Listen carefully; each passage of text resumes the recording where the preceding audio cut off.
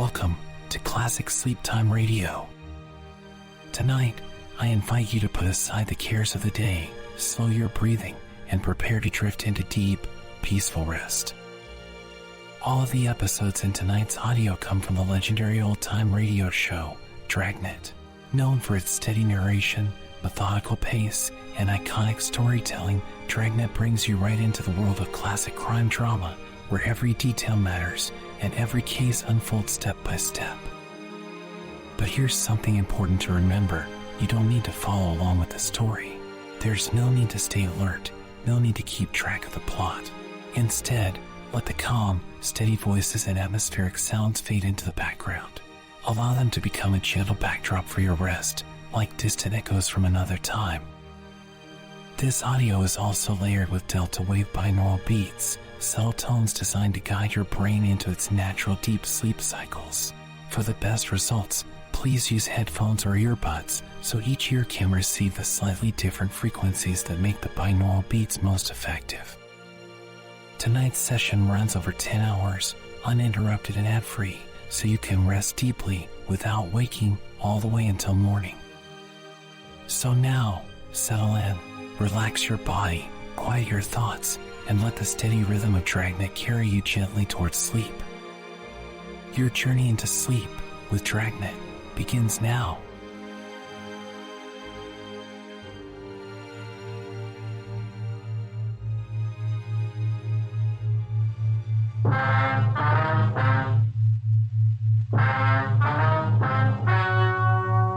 Ladies and gentlemen, the story you are about to hear is true. Only the names have been changed to protect the innocent. Fatima Cigarettes, best of all long cigarettes, brings you Dragnet.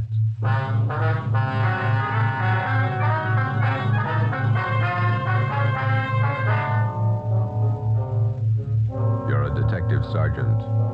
You're assigned to robbery detail. 2 armed bandits have robbed a large jewelry store in your city. One of the suspects escapes. One is apprehended. He's identified as a friend of yours. Your job, send him to prison.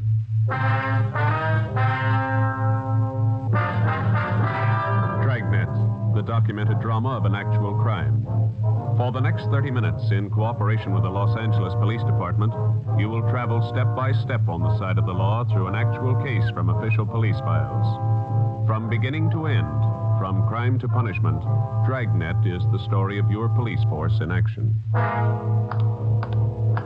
It was Tuesday, February 8th. It was cold in Los Angeles. We were working the night watch out of robbery detail. My partner's Ben Romero. The boss is Thad Brown, chief of detectives. My name's Friday. I was on the way over from the city hall, and it was 8:35 p.m. when I got to the second floor of the Georgia Street Receiving Hospital. Treatment room. Joe, hi. Hi, Doc. Ben, how's it going? Okay.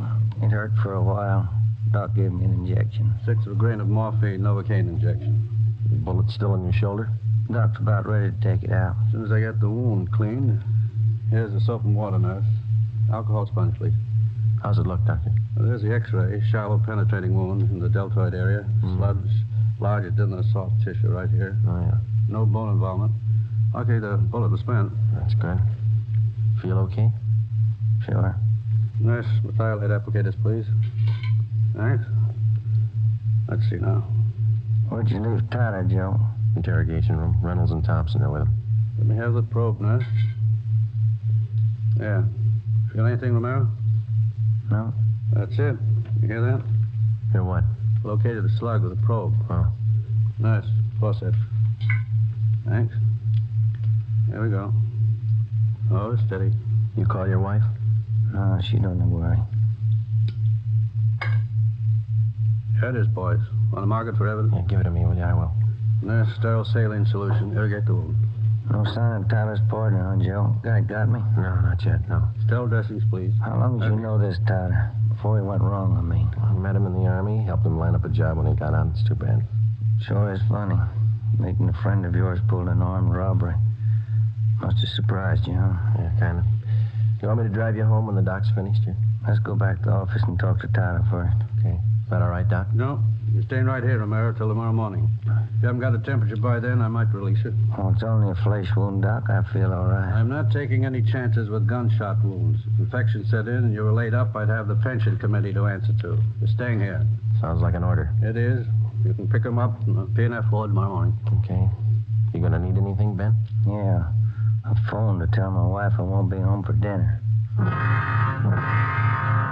His name was Max Tyler, white, male American, age 32. Dark hair, brown eyes, medium build, married, father of twin boys. He was a friend of mine. We served together in the Army overseas, and when the war finished, I came back to my job on the force, and Max went back to his old job. It didn't fit him anymore. He stopped working and started drinking. His wife didn't help much. Max started with small trouble, but it grew fast. On the afternoon of February the 8th, Tuesday, Ben and I surprised two men holding up a Main Street jewelry shop. Shots were exchanged, and Ben received a flesh wound in the shoulder. One of the hold-up men escaped. The other one was apprehended. His name was Max Tyler. Hi, Larry. Hi, Joe. Glad you got here. Tyler says he won't talk to anybody but you. Okay, boy. Thanks for standing by. Sure. I'll be outside. You need anything.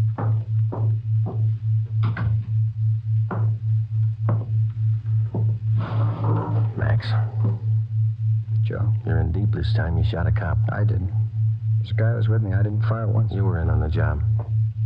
Yeah. Then don't expect presents. I don't expect anything, Joe. Glad you came back. I don't want to talk to those other cops. I work in the same department they do, same Well, job. it's easier to talk to you. What's your story? I was crazy to try it. No alibis, Joe, but I didn't know what I was doing. Believe me, I just didn't realize. I won't buy it, Max. You told me the same thing 14 months ago when they picked you up for those bum checks you were passing.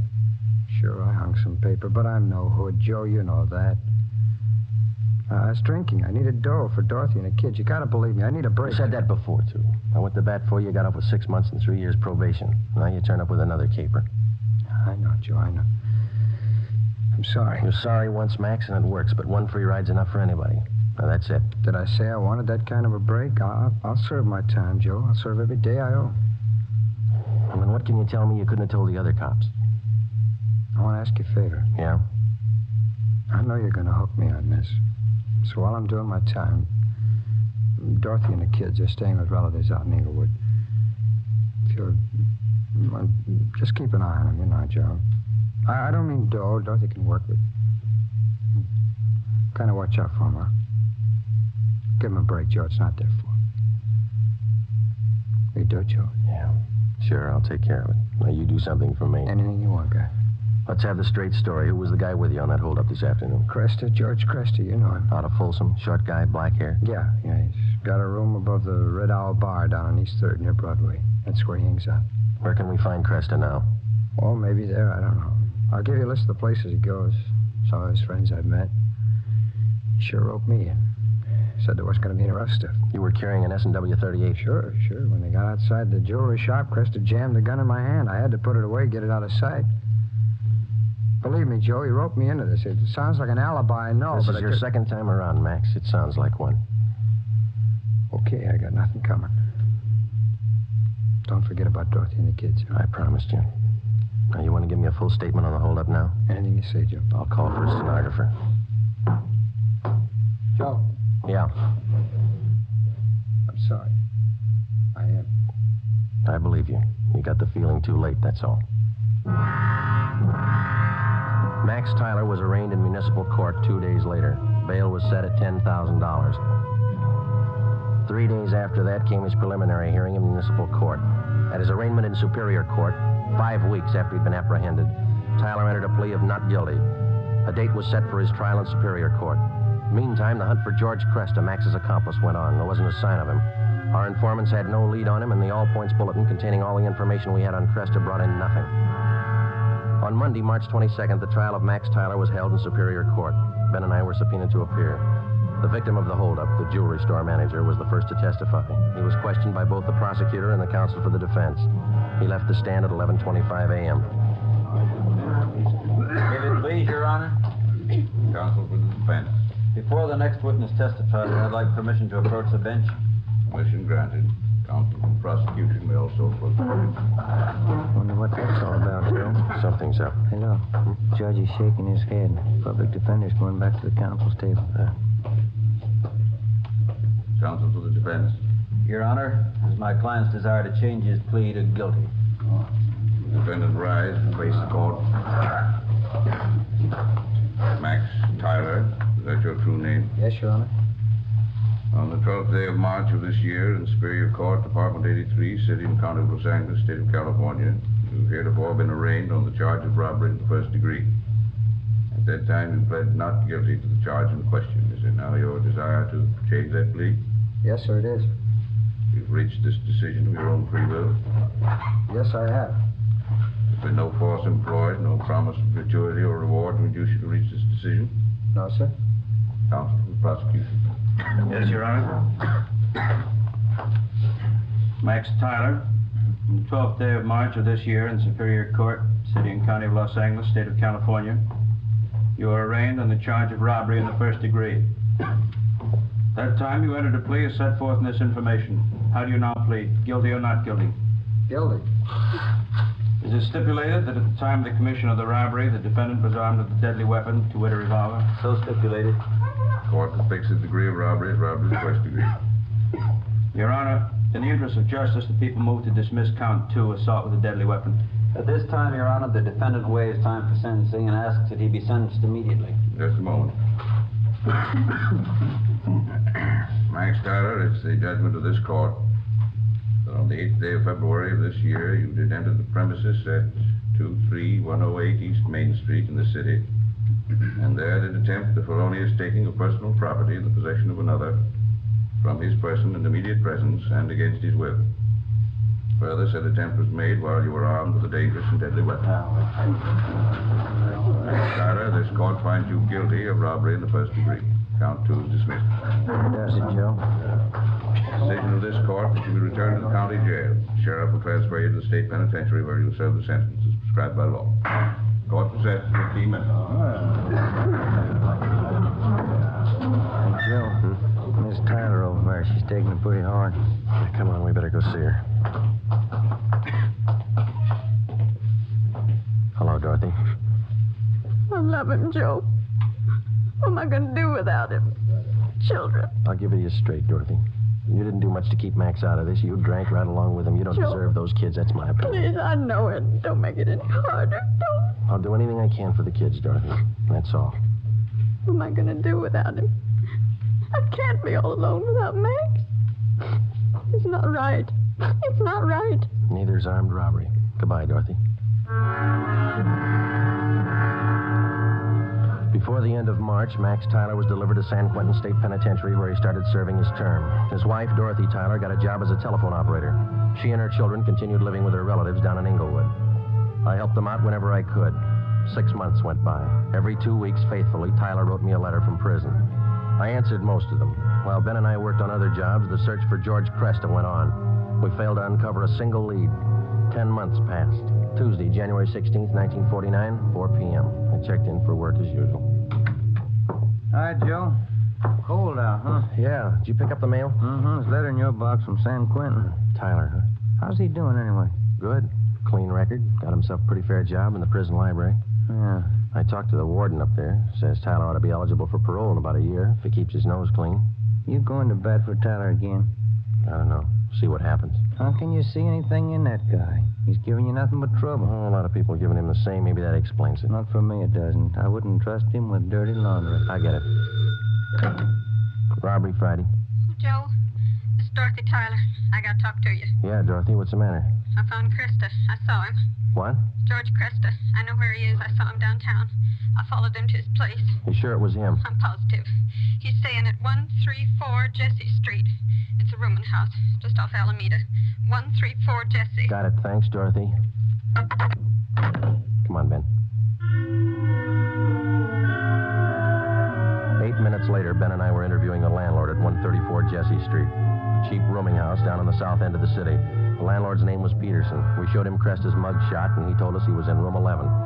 We went up a dark, narrow stairway to the second floor.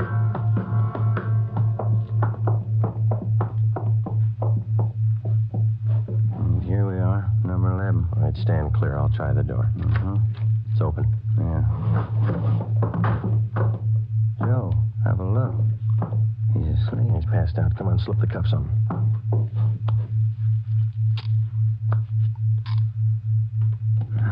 That was easy. Yeah. All right, I got his gun. He's been drinking, all right. He'll have a big hangover. He'll have a long time to get over it. George Cresta was booked at county jail on suspicion of robbery. 2 months and 3 weeks later in Superior Court, he was tried and convicted of assault with a deadly weapon and first-degree robbery and sentenced to the state penitentiary. The day after Cresta was sentenced, I was called to the office of Chief of Detectives Thad Brown. Friday, this Max Tyler is coming up for parole in a couple of months. He's a friend of yours, isn't he? That's right, in a way. You've been writing letters to the warden. You've talked to the parole board about him. Understand you're helping out his kids. A few presents. They haven't had much of a break. They're just youngsters. You're working hard to get Tyler's parole. You think he's worth it? Well, I was off both him and his wife, and then she gave us that tip about Cresta, and Tyler's got such a good record up at Q, I figured they'd earned another chance. You're sticking your chin out, Joe, helping a con to get a parole. I think you'll realize that. Well, I believe he's a good risk now, Chief. He's pretty weak in some things. He needs direction, that's all. His wife's getting better. She might help more than she did. I hope both of them are worth it. If anything happens, I know I'm going to get it from all sides. You really think some men deserve another chance, don't you? Yes, sir, I do. I wouldn't want you working for me if you didn't. 2 more weeks went by. Tuesday, April the 19th. Ben came down with a bad cold and had to lay off work. At the same time, a new gang started a hold-up campaign among the liquor stores out in the Wilshire district. A new rash of armed robberies broke out in the central area. There was an attempted bank robbery. It was a bad week. Ben got back to work on Saturday. Rough time, huh, Joe? Busy, yeah. Did you beat that cold all right? Sure, I feel much better. Doctor gave me some new medicine. Works good. That's fine. Maybe I'll knock off early tonight if nothing's doing. That's a good idea. Shouldn't be too much tonight. Teletype for you. Just came in. Oh, thanks, Larry. Sure. What's the matter, Joe? What is it? Max Tyler. He broke out of prison this morning.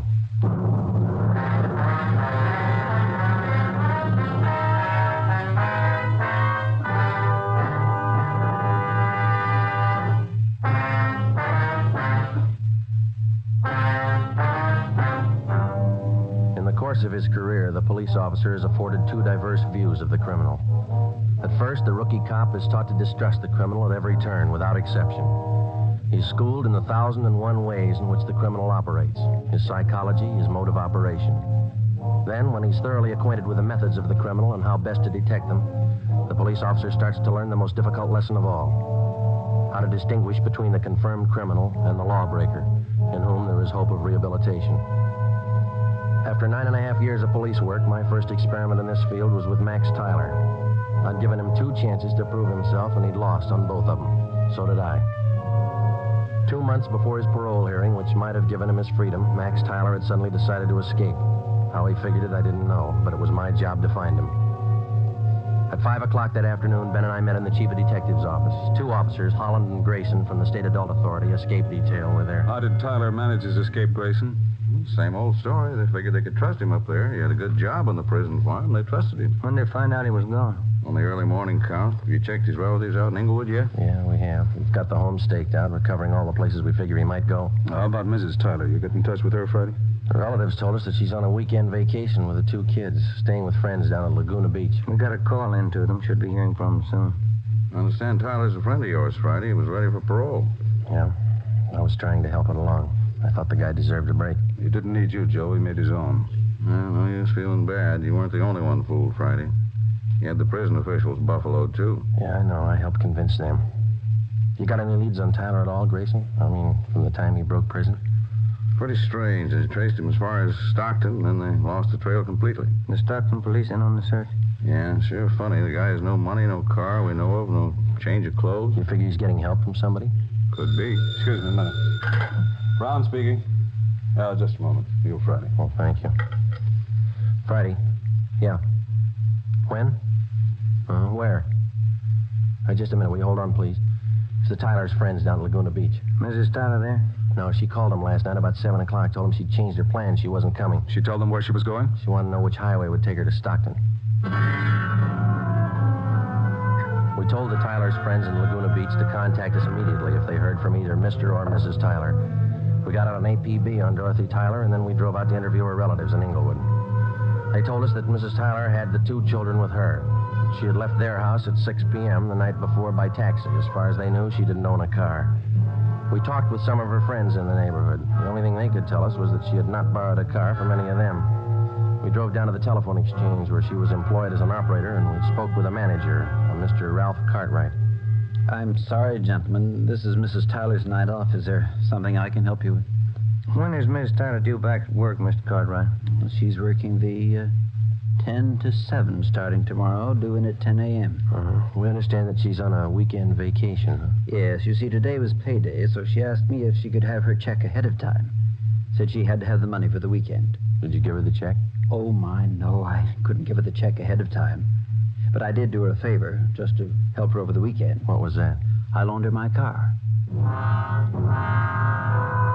We got a complete description of the car, together with a license number, and called the office. The information was broadcast to all units throughout the city and teletyped to all points in the state.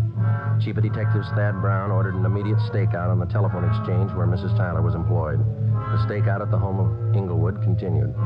Another day passed. We checked with the bank where Mrs. Tyler maintained her account. It was 10:25 a.m. when we got back to robbery detail.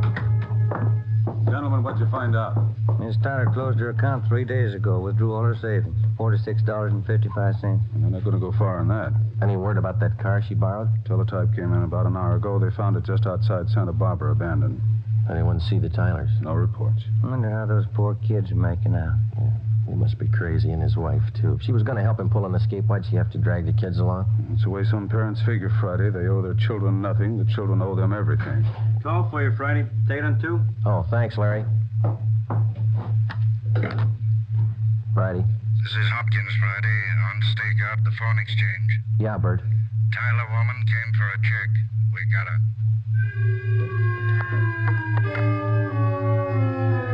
Dorothy Tyler was brought into the city hall. With her was one of her children. He was delivered to the juvenile authorities for the time being. Mrs. Tyler was brought to the interrogation room. She refused to admit anything to the officers from the adult authority. She said she wanted to talk to me. I went in. She threw her arms around me and started crying. Joe, you won't let him get Max, will you? You won't let him. I'm after him as much as they are, maybe more. Where is he? I can't tell you. Why'd you do it, Dorothy? Why? Oh, you know why, Joe. You know why. I had to see him. I had to be with Max. It's a bum deal. You traded days for years. They can't get him. If I don't tell them where he is, they won't find him. They'll find him. He's got to eat, so do you and the kids. He has to go to work, and working with a gun is all he knows. He'll leave a trail. We'll find him. Children? What have they done to the children? Where's Jimmy? They're taking care of him. That's more than you did. Where's your other boy, Vance? Max. Max has him. Oh, that's fine. You and Max ought to be real proud of yourselves. I had to see him. You know that. I had to see Max. Has he got a gun? Has he? Has he used it? No. He just thought he might need it. He hasn't hurt anyone. I swear it. You helped him escape, is that right? You helped him. He needed help. I met him at San Rafael. We drove all night. He didn't hurt anyone, Joe. He hasn't hurt anyone. Where is he now? Where is he? All right, Dorothy, we'll find him. Joe, if I tell you, will you go alone? I can show you the way. Will you go alone? Yeah. All right. I'll take you to him, Joe. I trust you. Yeah, I trusted him once, too. 5 p.m. Monday, April 25th. Dorothy, Tyler, Ben, and I got in the car and headed north for the coast town of Santa Maria. Acting under orders of Chief of Detectives Thad Brown, Larry Thompson from Robbery Detail followed in another car. Holland and Grayson from the State Adult Authority were with him. It was 10 minutes past 8 when we drove through the town of Santa Maria. Just outside the city, Dorothy Tyler directed us to turn off onto a dirt road. We drove about 2 miles. She told us to pull up. Across that field. Shack by those trees. It's lonely out here. I'll go with you, Joe. Maybe Max won't understand. You stay here. Joe, that car stopped here. It's cops, Dorothy. It had to be. They won't shoot unless Max does. You promised. You said you'd go alone. I'll go alone. Friday? Hello, Grayson. Where is he? She tell you? That shack over there across the field by that clump of trees. He's got one of the kids with him, that right? Yeah, he won't be any trouble. He's armed. The cons up at Quentin say he won't be taken alive. They say he'll shoot it out. They talk a lot. You better let us take him. You're not getting paid for this one. I'll take him alone. I made a promise. That guy in the shack's in the habit of breaking promises. I keep mine. Keep an eye on Miss Tyler, will you, Ben? Thompson's watching her. I'm coming with you. I told her I'd go alone. There's 2 doors, front and back. Which one you going in? Front. I'll be around back. Careful, Jim. Yeah. I'll be right back, Grayson. I started to cross the field. Shack was about 100 yards from the road. The field was uncultivated, and I wasn't sure of my footing. I stumbled over a tree stump. Halfway across the field, the lights in the shack went out. Who's that? Who is it? It's me, Max. Joe Friday.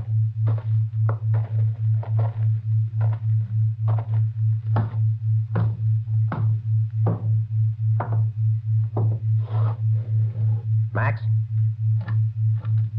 Come on, open up. All right, Max.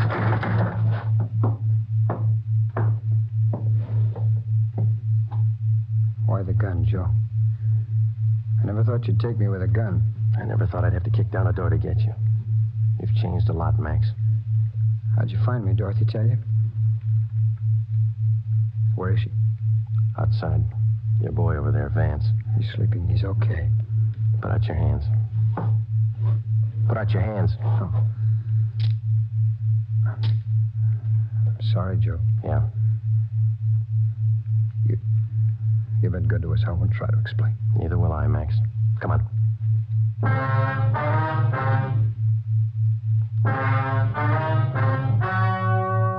The story you have just heard was true. Only the names were changed to protect the innocent. On June 2nd, trial was held in Superior Court, City and County of Marin, State of California.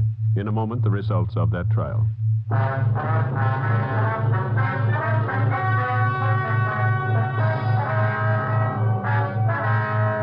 Max Tyler pleaded guilty to the charge of escape and was sentenced to the term as prescribed by law. He was returned to San Quentin and then transferred to Folsom Penitentiary, where he is now serving his sentence. You have just heard Dragnet, a new series of authentic cases from official files. Technical advice for Dragnet comes from the Office of Acting Chief of Police, W.A. Wharton, Los Angeles Police Department. Dragnet honors the state of California and the men of the California Highway Patrol, another of America's outstanding law enforcement agencies. One of these men, Highway Patrol Commissioner Clifford E. Peterson, outstanding administrator and educator in the field of law enforcement, dedicates his life to making yours more secure. Fatima Cigarettes, best of all long cigarettes, has brought you Dragnet from Los Angeles. Be sure to hear Mr. and Mrs. Ronald Coleman in the Halls of Ivy starting tomorrow on NBC.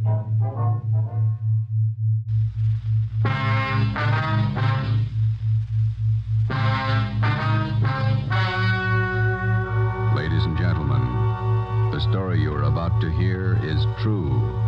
Only the names have been changed to protect the innocent. Fatima Cigarettes, best of all long cigarettes, brings you Dragnet.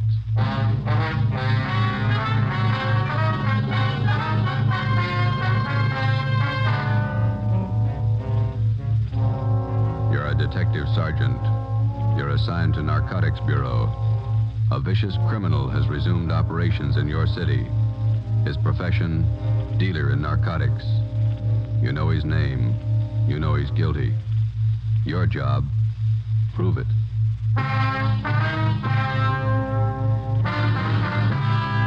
Dragnet, the documented drama of an actual crime. For the next 30 minutes, in cooperation with the Los Angeles Police Department, you will travel step by step on the side of the law through an actual case from official police files. From beginning to end, from crime to punishment, Dragnet is the story of your police force in action. It was Thursday, January 21st. It was cold in Los Angeles. We were working the night watch out of Narcotics Bureau. My partner's Ben Romero. The boss is Thad Brown, chief of detectives. My name's Friday.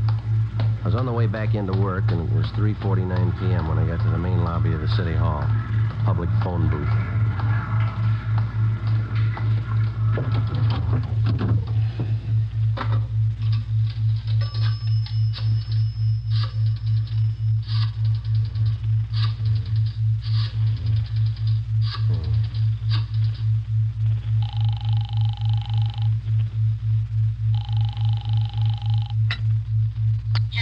Hello, Ma. This is Joe.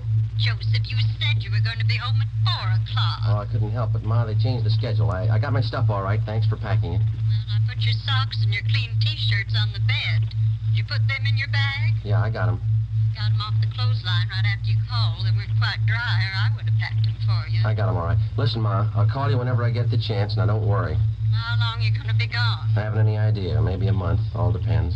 How can I get in touch with you? You can't. Call Ben. He'll get the message to me somehow.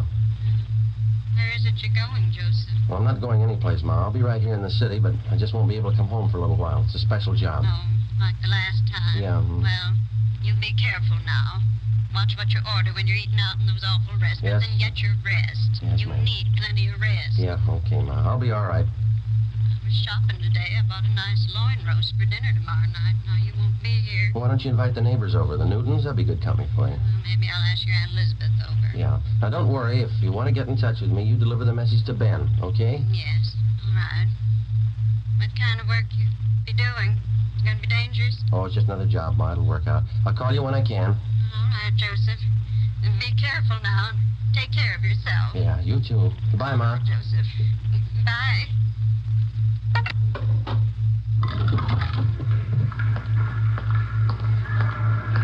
I left the phone booth and started down the corridor.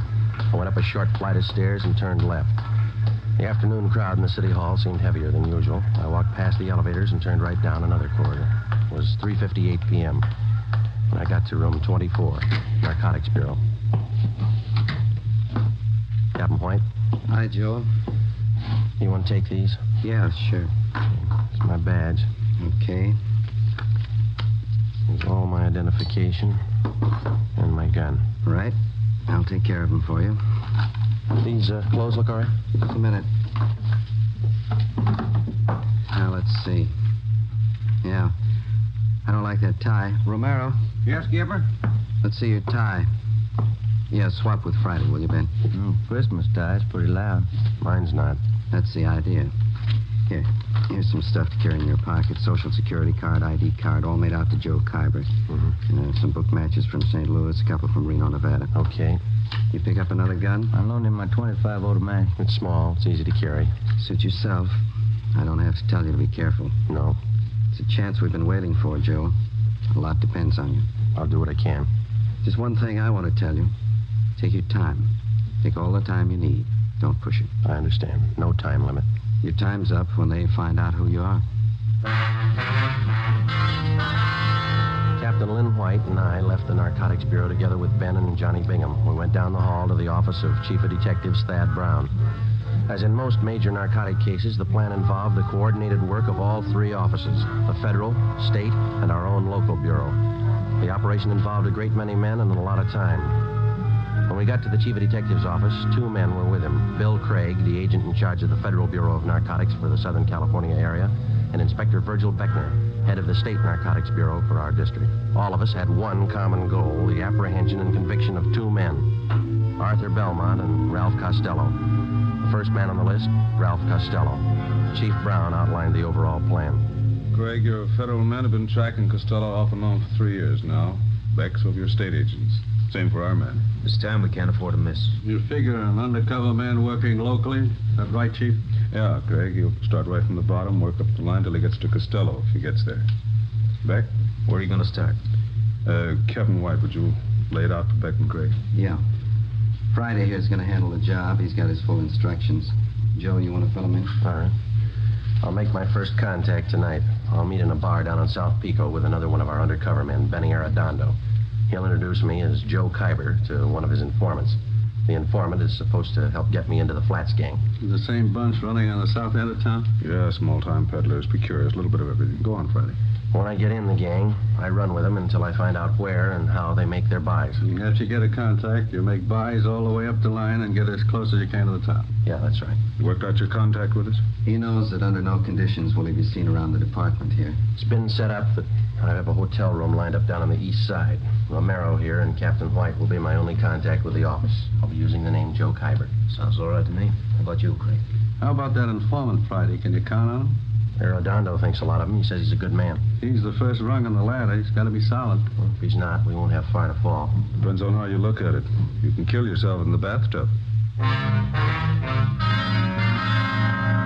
p.m. Thursday, January 21st. I checked in at the Casino Hotel on Terminal Street. I registered as Joe Kyber, Omaha, Nebraska. I was given the key for room 5. The rent was $7 a week. I unpacked a few things I had in my bag and went down the hall and took a shower. I went down to the lunchroom on the corner. I had an egg sandwich and a cup of coffee. It was 11:18 p.m. when I walked into Blue Wright's Bar and Grill. I ordered a beer and sat down. I watched the missing persons program on the television set above the bar. Lose somebody, Kyber? Hello, Benny. Been here long? I just got here. Where's your boy? Sitting over there with that fella in the blue suit. Name's Gene. Who is the guy in the blue suit? One of the Flats gang. Gene's lining up your introduction now. Guy's name is Ludwig. They call him Lud. He knows me as Steve. Right. What do we do? Sit tight till Gene gives us the word. The tie of yours looks like it's on fire. Look all right? I wouldn't wear it. Lud would. Get in the hotel okay? Yeah, all set. Room 5. Gene wants us. Let's go. Okay. Hi, Steve. So your boy got here? Yeah. Gene, meet Joe Kyber. Hi. This is Lud. Joe Kyber, Lud. Sit down. You like the fights, Kyber? Yeah. They got nothing out here in that line. I used to go to the Garden when I was east. I got some fine cards at the Legion. Where? Hollywood Legion, Friday night. Some classy-looking fighters out there. Where is that? Out in Hollywood. Nice little stadium. I'd like to go with you sometime. Tomorrow? I got a date. Maybe next week. Bring her along. A lot of women go. Not this one. Okay. Hey, you guys hungry? I could eat. Yeah. Joe? Sure. How about here? Nobody eats here.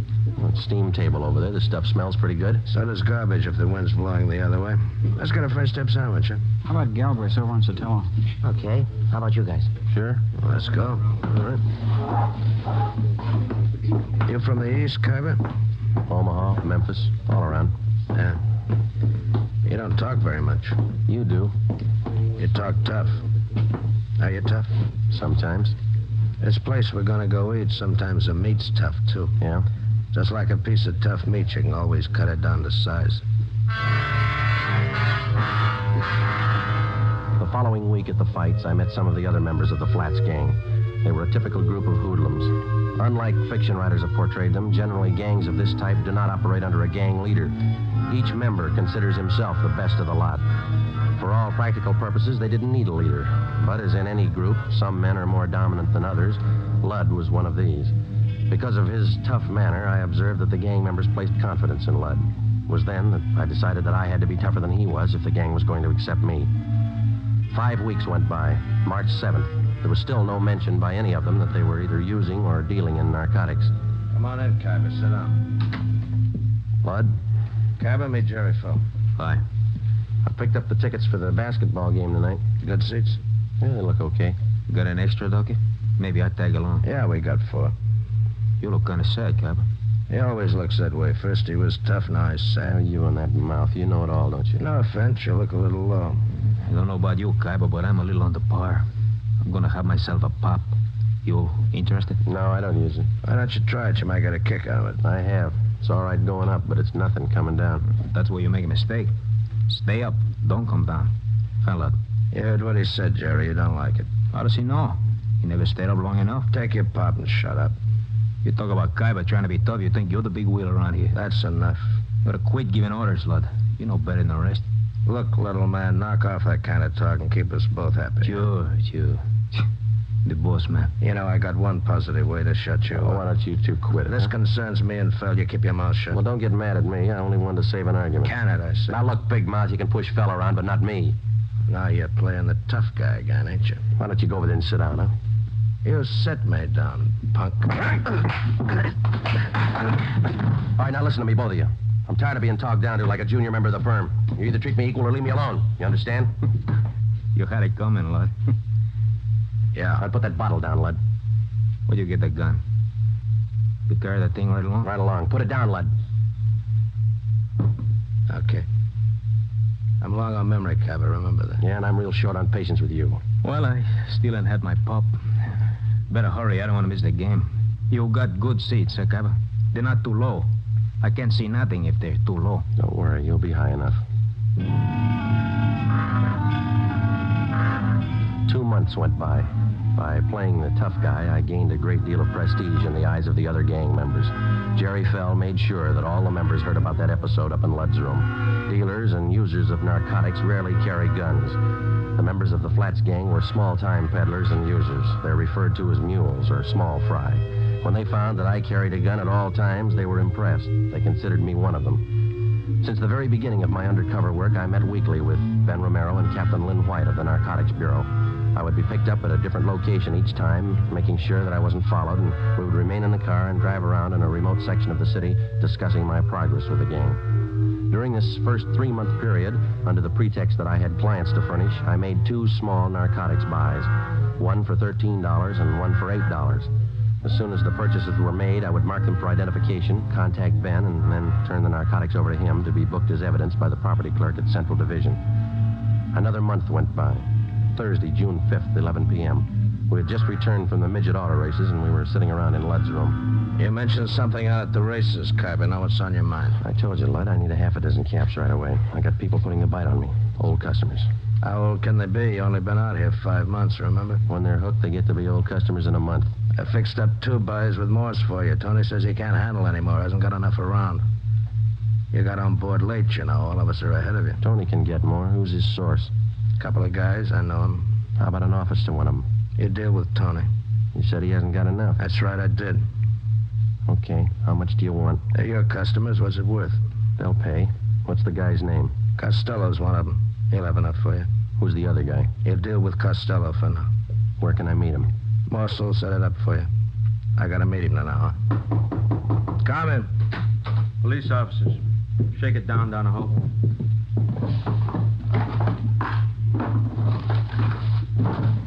What's the trouble? Checking for a robbery suspect. Find anything, George? Room's clean. We don't know anything about a heist. You'll have to come downtown and answer a few questions. What's the matter with you, fella? You look like we spoiled your party. Yeah, you spoiled it.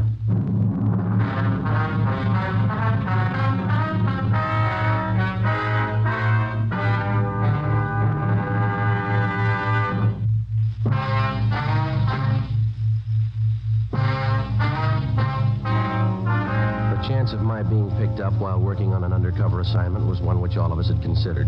Since only a handful of men out of some 5,000 working police officers in the department knew anything about our narcotics investigation, we knew that such an occurrence was not impossible. It's one of the chances we had to take. In this instance, we lost, and the critical meeting with one of the men we were after was forestalled. How long our detention at police headquarters would delay my meeting with Ralph Costello was anybody's guess. Could mean weeks or maybe months. I was booked on suspicion of 211 PC robbery. So was Lud.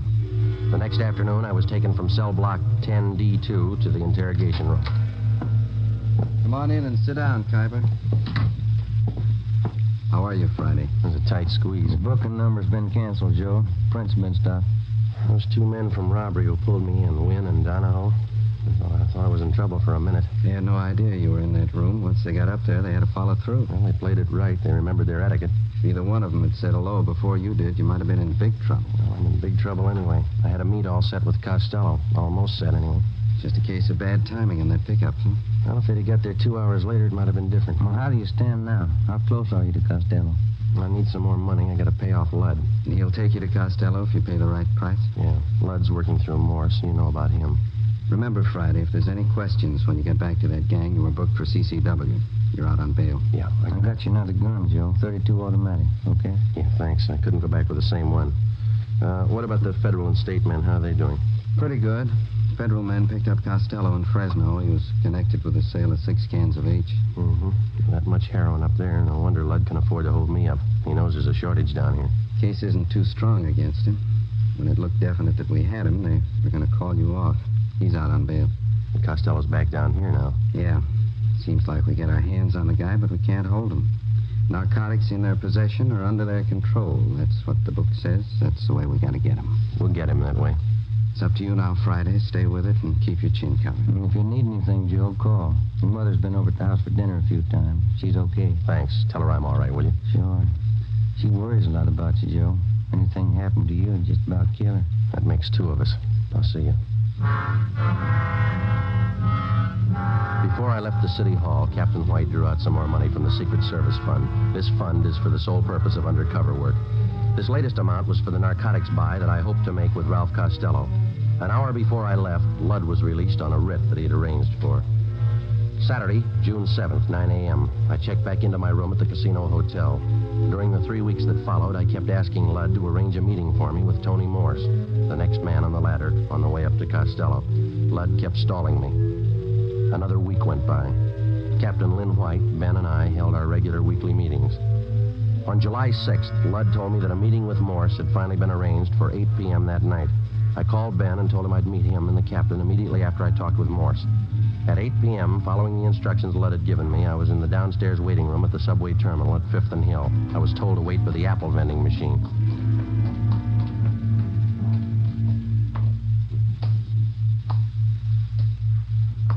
Excuse me, mister. Oh, yeah, sure.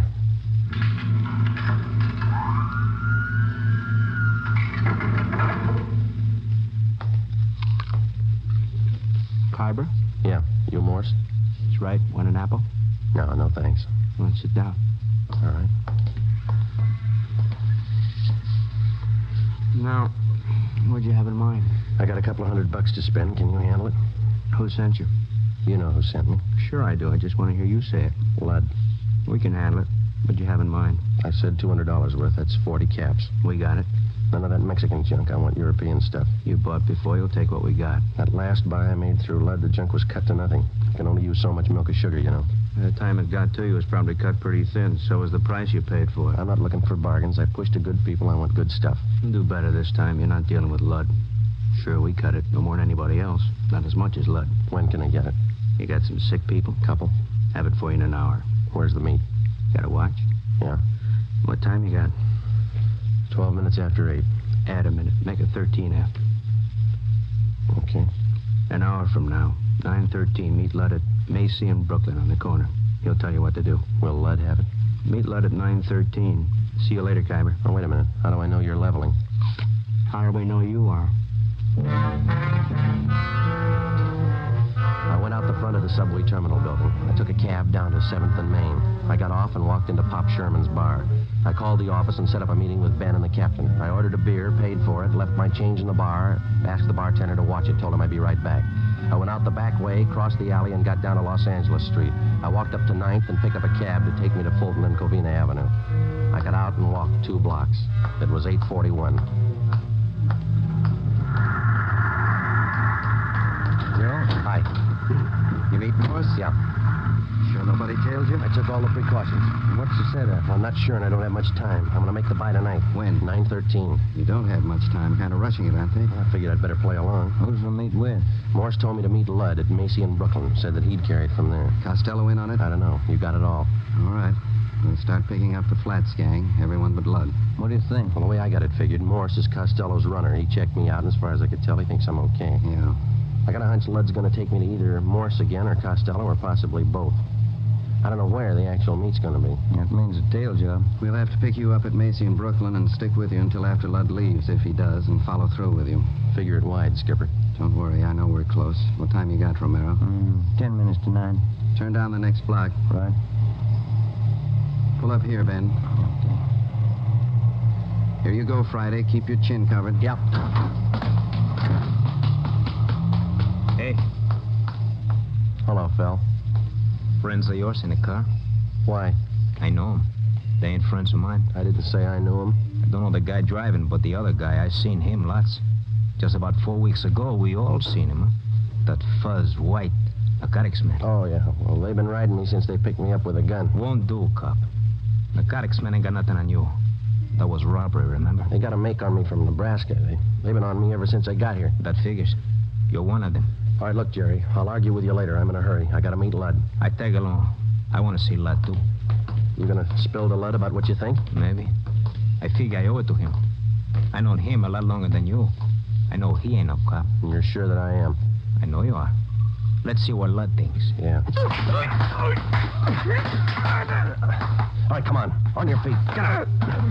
I looked at my watch. It was 2 minutes to 9. In 15 minutes, I had to meet Lud. I had to hit Jerry Fell. I couldn't take the chance of him getting to Lud before I did. I couldn't leave him. I couldn't take him with me. I pulled him to his feet and half dragged and half carried him 2 blocks before I spotted a patrolman. Hey, officer! Officer, over here! Yeah, what's the trouble? I'm Friday, Central Narcotics. Yeah. Take this man and get him downtown. Contact Chief Brown. He'll identify me. Serial number 2288. Friday, Narcotics. The suspect's name here is Jerry Fell. You got it? Yeah, you got some kind of identification? No, I haven't. Not a thing. It's a special duty. I'm sorry, I don't know you. I have to hold you till I call in. All right, but hurry, huh? Call box right here.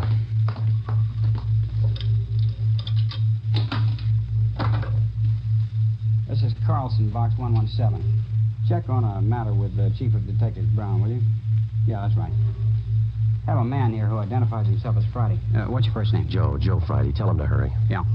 Joe Friday, Central Narcotics, serial number 2288. Says he's in a hurry, holding a suspect, Jerry Fell. I'll hold on. Yeah, my watch says 5 after 9. What time you got? I got 6 minutes after. It might be a little fast. Any cab stands around here? 4 blocks up the street. Which way? That way. Yeah. Okay, I will. Thank you.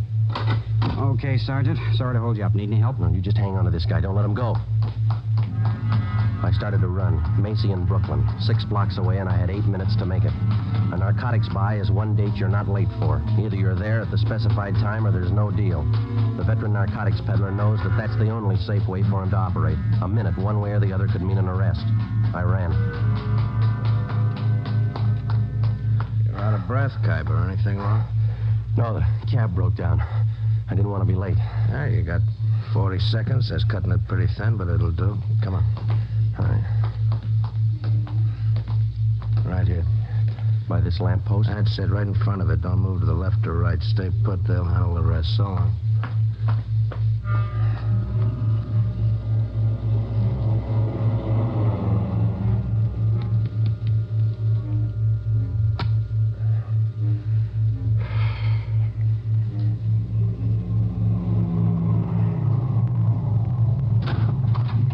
Get in, Khyber. Got the money? Right here. 50, 60. Yeah, 200. Here's your package. Okay. That's it. Joe Khyber, meet Ralph Costello. Hi. Hello. Out this side, Khyber. Okay. I'll see you.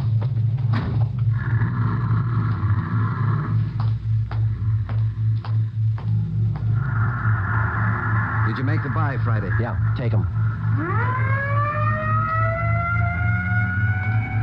Hi, Joe. Ben? Thought you were with the captain. They don't need me. That intersection's blocked off up there. They're pulling them over right now. See? Yeah. They got him. Costello in the car? Yeah. And that's half of the team. Now what? We go after the big man, Arthur Belmont. Took us 7 months and 4 days to get to Costello. Lots of time. Yeah. Always seems to work out that way, doesn't it? What's that? They always run out of time before we do.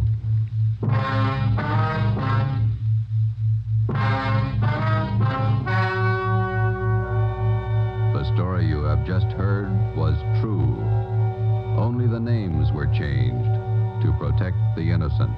On July 6th at 10:45 p.m., Ralph Costello was taken to the Narcotics Bureau, the interrogation room. In a moment, the results of that interrogation.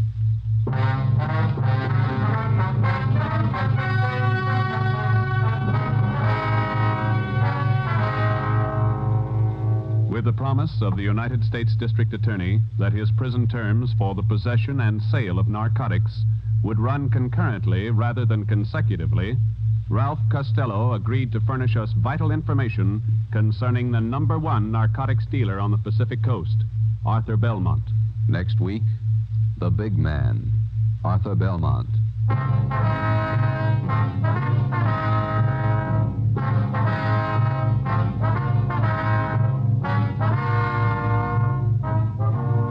You have just heard Dragnet, a new series of authentic cases from official files. Technical advice for Dragnet comes from the Office of Chief of Police W.A. Wharton, Los Angeles Police Department.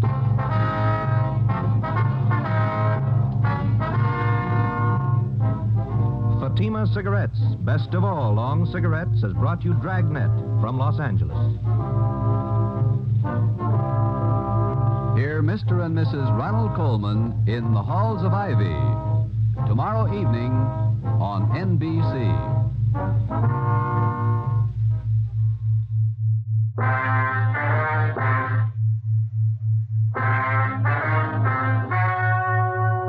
The story you are about to hear is true. Only the names have been changed to protect the innocent. Fatima Cigarettes, best of all long cigarettes, brings you Dragnet.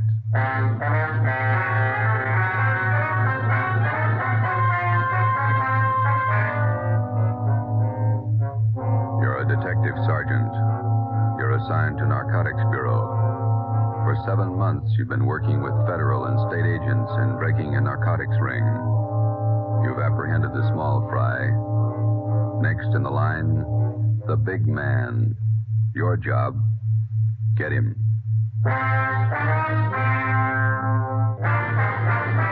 Dragnet, the documented drama of an actual crime. For the next 30 minutes, in cooperation with the Los Angeles Police Department, you will travel step by step on the side of the law through an actual case from official police files. From beginning to end, from crime to punishment, Dragnet is the story of your police force in action. It was Wednesday, July 9th. It was warm in Los Angeles. We were working the night watch out of Narcotics Bureau. My partner's Ben Romero. The boss is Thad Brown, Chief of Detectives. My name's Friday. I was on the way into work, and it was 3:58 p.m. when I got to room 24, Narcotics Bureau. Hi, Joe. Feel better? Oh, not quite as tired, Ben. That Costello thing was a long haul. Narcotics Romero. Okay, Bigham. I'll tell him. Meeting's in 5 minutes. Chief Brown drove in. Okay, I want to pick up my stuff from the captain first. Hi, Skipper. Come on in. You look a little better, Friday. Get some rest? Yeah, a couple of good meals. That's the trouble with the Flats gang. They never knew where to eat. Sit down, Joe. I want to talk to you. We got a couple of minutes before the meeting. You'll probably be getting this all up and down the line from here in. Just want to let you know that we think you and all the men in the operation did a fine job. My part wasn't much. You did more than I did. No, we all worked, but you had the dirty end of it. Good job. Here's your equipment. You'll need it now. Oh, yeah, thanks. Badge, your ID card, your gun, 6 shells, that's all of it. Mm-hmm. That's it, thank you. You're back at it. Yep.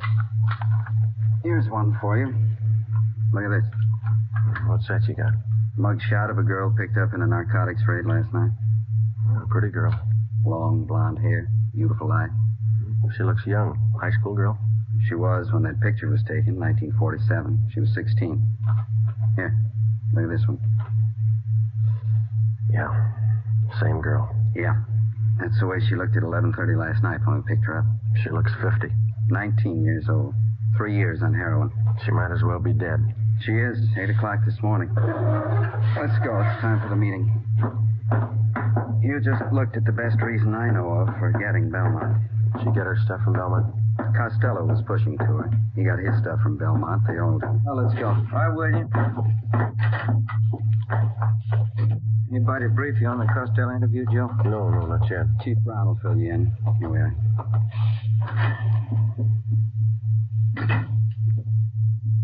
Chief? Gentlemen, come on in. You men all know each other. Sure. Yeah. Hi, Craig. Captain White, I think you and your men know policewoman Caswell. Yes, sir. How are you, Florence? Hello. Miss Caswell, Inspector Virgil Beckman, State Narcotics. How do you do? Oh, yeah. Bill Craig, Agent in Charge, Federal Narcotics. Hello. How do you do? Before we get into the Belmont procedure, let's see how we stand on the Costello case. White, you want to fill everybody in on the information we got from Ralph Costello? Yes, sir. After his arrest Monday night, we interrogated Costello for about 4 hours. We confronted him with the package he sold to Friday here. How'd the stuff test? Crime lab ran it through, about a third of an ounce of heroin, fair quality Mexican stuff. The man we picked up with Costello, Tony Morris, was questioned as well. He corroborated Costello's story. What'd you get from him? Well, he told us he had a great deal of information on the big man in the operation, Belmont. But he wouldn't tell us a thing unless we made a deal with him. What kind of a deal? He wanted everything. But we finally agreed that the only thing we might possibly work out was his prison term. We called in the U.S. District Attorney. We talked another 4 hours. How'd it work out? District Attorney told Costello the only thing he'd do for him was to have his prison terms run concurrently rather than consecutively. Not much to pay for what we got. Costello gave us enough to enable us to start moving on Belmont right away. We've had his MO confirmed. We've got a list of most of his pushers. Now we can get to him. Any definite plan, Chief? White and I have been talking it over here with Craig and Beck. We worked out what we think might be a pretty good plan. Craig, do you want to lay out how your men are going to handle it from the federal end? We'll work from out of town to the center here. We'll check his contacts across the state lines. We've already traced his connections to the east, New York syndicate. We'll keep working that in. Beck, how about your state narcotics man? We work inside the state line here. We've already checked out part of his operations. We've located sources in San Francisco, Bakersfield, Fresno, as far south as San Diego, Lower California. We'll draw all those ends up tight. Keep moving. You fellows will both give us a hand if we need assistance. You bet. That's right. Fine. White, what are we going to do locally? Oh, it's going to be a case of taking what we know and finding out what we don't know, putting the two together. Seems to me to be a case of watching the man at all times. Belmont shouldn't be able to blow his nose without one of our men knowing it. It's going to be a tremendous undertaking. You all know the tough job it is shadowing narcotics men. They're fidgety, hypersensitive. They recognize anything out of the ordinary at once. For that reason, it can't be a one-man operation. Everybody's got to work. Our undercover won't work this time. They're no doubt alerted. So we'll work it from another angle. When do we start? We've already started. Belmont lives in Manhattan Beach. His house is under surveillance. Has been since yesterday. Well, I can't impress upon all of you the importance of not letting Belmont out of your sight for an instant. A narcotics buy could be made in 30 seconds. If we're not there at the instant, we lose him. Do we have anything at all as to when he might be ready to deal again? Nothing. Nobody seems to know Belmont's exact operating time. Could be any time. And in order to prosecute him, we've got to be there when the narcotics are in his possession or under his control. So we start to live with him and stay as close as we can without being tapped until there's a buy. That's it. Captain White has all the assignments for our local men. Okay. We'll watch him. And stay close to him. If he makes a move, be there. The meeting lasted 4 hours. During that 4 hours, a plan was formulated which we hoped would end in the successful apprehension of the #1 man in Pacific Coast narcotics traffic, Arthur Z. Belmont. How do you watch a man, his every move, for 24 hours, day in, day out, without his knowing it? How do you watch a man whose very existence depends upon not being watched, who is expertly schooled in every trick and device of police surveillance, whose method of operation will change with the slightest disturbance of his daily routine, and if that M.O. changes, you've lost him? Thursday, July 10th, in the small Los Angeles suburb of Manhattan Beach, population 10,172. 3 very ordinary events took place. A public nurse began a house-to-house survey. She asked the simple question, have you ever been vaccinated for smallpox? She started canvassing 27 blocks from the home of Belmont. Policewoman Florence Caswell. 2 Japanese gardeners new to the city of Manhattan Beach began soliciting work. They started asking for jobs 38 blocks from the home of Belmont. Sergeant Ten Fujikuni and Patrolman John Kagawa. A team of surveyors driving a station wagon marked with the seal of Los Angeles County began taking linear measurements for the proposed enlargement of storm drains in the area. They started 14 blocks from the home of Belmont. Lieutenant John Bigham, Central Narcotics, Sergeant Ben Romero, and myself. Okay, Ben, bring in the rod. Let's knock off for lunch. What do you want to eat, John? In the wagon? Better take the transfer with us. Kids might pick it up. Okay. I got it. I can't keep the sand out of my shoes. Might as well get used to it. We're a long ways from home. Yeah. 9 years on the job. It's the first time I ever brought my lunch in a paper sack. Who knows, Joe? This might change your whole way of living. You bet. Want to sit in the front? No, I'm getting back. Fellas, have a look at the local paper? No, why? Manhattan Beach Sentinel, down the bottom of page 1 in the box. Read it. Yeah, let me see. Well, it's good. What is it, Joe? Read it out loud. Well, it says preliminary work on storm drains started. Surveyors. Well, it goes on to say that surveyors have started taking measurements for the new drains. Captain Whiteside, they had the story planted, even got a release from the Planning Commission. Won't hurt us a bit. Well, you said lunchtime. I've got enough here for the whole department. 4 hard-boiled eggs. See what kind of sandwiches I drew. Deviled eggs. Look here. She even put them on egg bread. I hate eggs. Looks like the captain driving up the street. Mm-hmm. No, that's him. Driving a city car. Chief engineer. How's it going, Bigham? Fine. Slow. Had your lunch? What do you got? Deviled egg sandwiches. Got plenty. Can't stand them. How about ham and cheese? Yeah, thanks. There you go. How's everybody else doing? Very slow. It takes time. Got to keep taking our time. If we tip it before we got close enough, Belmont's on his way. Mm-hmm. How long are we going to have to keep our distance? Not much longer. We can't take the chance of starting everybody out right on top of Belmont. It might look funny to him. Anybody else would be okay. The average person, your operations might look normal, but we can't afford to try to get it by Belmont that way. Well, with a hop cutter, you never know. It's not so much that we don't know, we just can't take any kind of a chance. That's what I mean. He might have started right on Belmont's front lawn, and he's never got wise. But we wouldn't want to risk it. Belmont been out of his house today? On the go quite a bit. Left his house at 9:13 a.m., went down to the ShopRite market, bought a half-pound of bacon, 2 dozen eggs, loaf of bread, whole wheat. Sergeant Hodges waited on him. He's clerking in the grocery department. Yeah. Then he drove over to his neighborhood gas station, got a full tank of ethyl and 2 quarts of oil, 30 weight, drove home, got back at 9:42. Are you still there? Yeah. About time you guys were back at it, huh? Right. Okay, Ben. You want to grab some of the gear? Yeah. Hey, Joe, give me a leftover bread crust, will you? I'll give him to Seagull. Yeah, sure. Here you go. Well, foot by foot, we're getting closer to Belmont. Hope nobody tips it. Nobody should, unless you don't trust those gulls. We surveyed the city of Manhattan Beach for 5 weeks. Policewoman Caswell, posing as a nurse, continued canvassing. Everybody concerned with the job of standing watch over Arthur Z. Belmont carried out their routine day by day. Daily reports came in from everyone in the operation. These reports would be sifted at Central Narcotics and progress reports compiled for the use of those in the field on the Belmont case. All police cars, as well as city cars, such as we were employing, were equipped with 3-way radio communication. All personnel were in constant contact with one another. Wednesday, August 12th, it was the decision of Captain Lynn White that the idea of our posing as city surveyors had been exhausted. Further use of this could possibly arouse suspicion. Belmont lived at 1227 Ocean Avenue. 2 days before we were called off the surveying job, the city leased the private residence at 1216 Ocean Avenue. A van load of furniture was moved in. Drapes and curtains were hung. Regular deliveries of daily newspapers and milk were made to the house. To all outward appearances, the house was occupied by an average family. Actually, it provided another blind from which we could continue to observe Belmont. Shortwave radio equipment was installed in an upstairs room. Ben and I were assigned the night watch.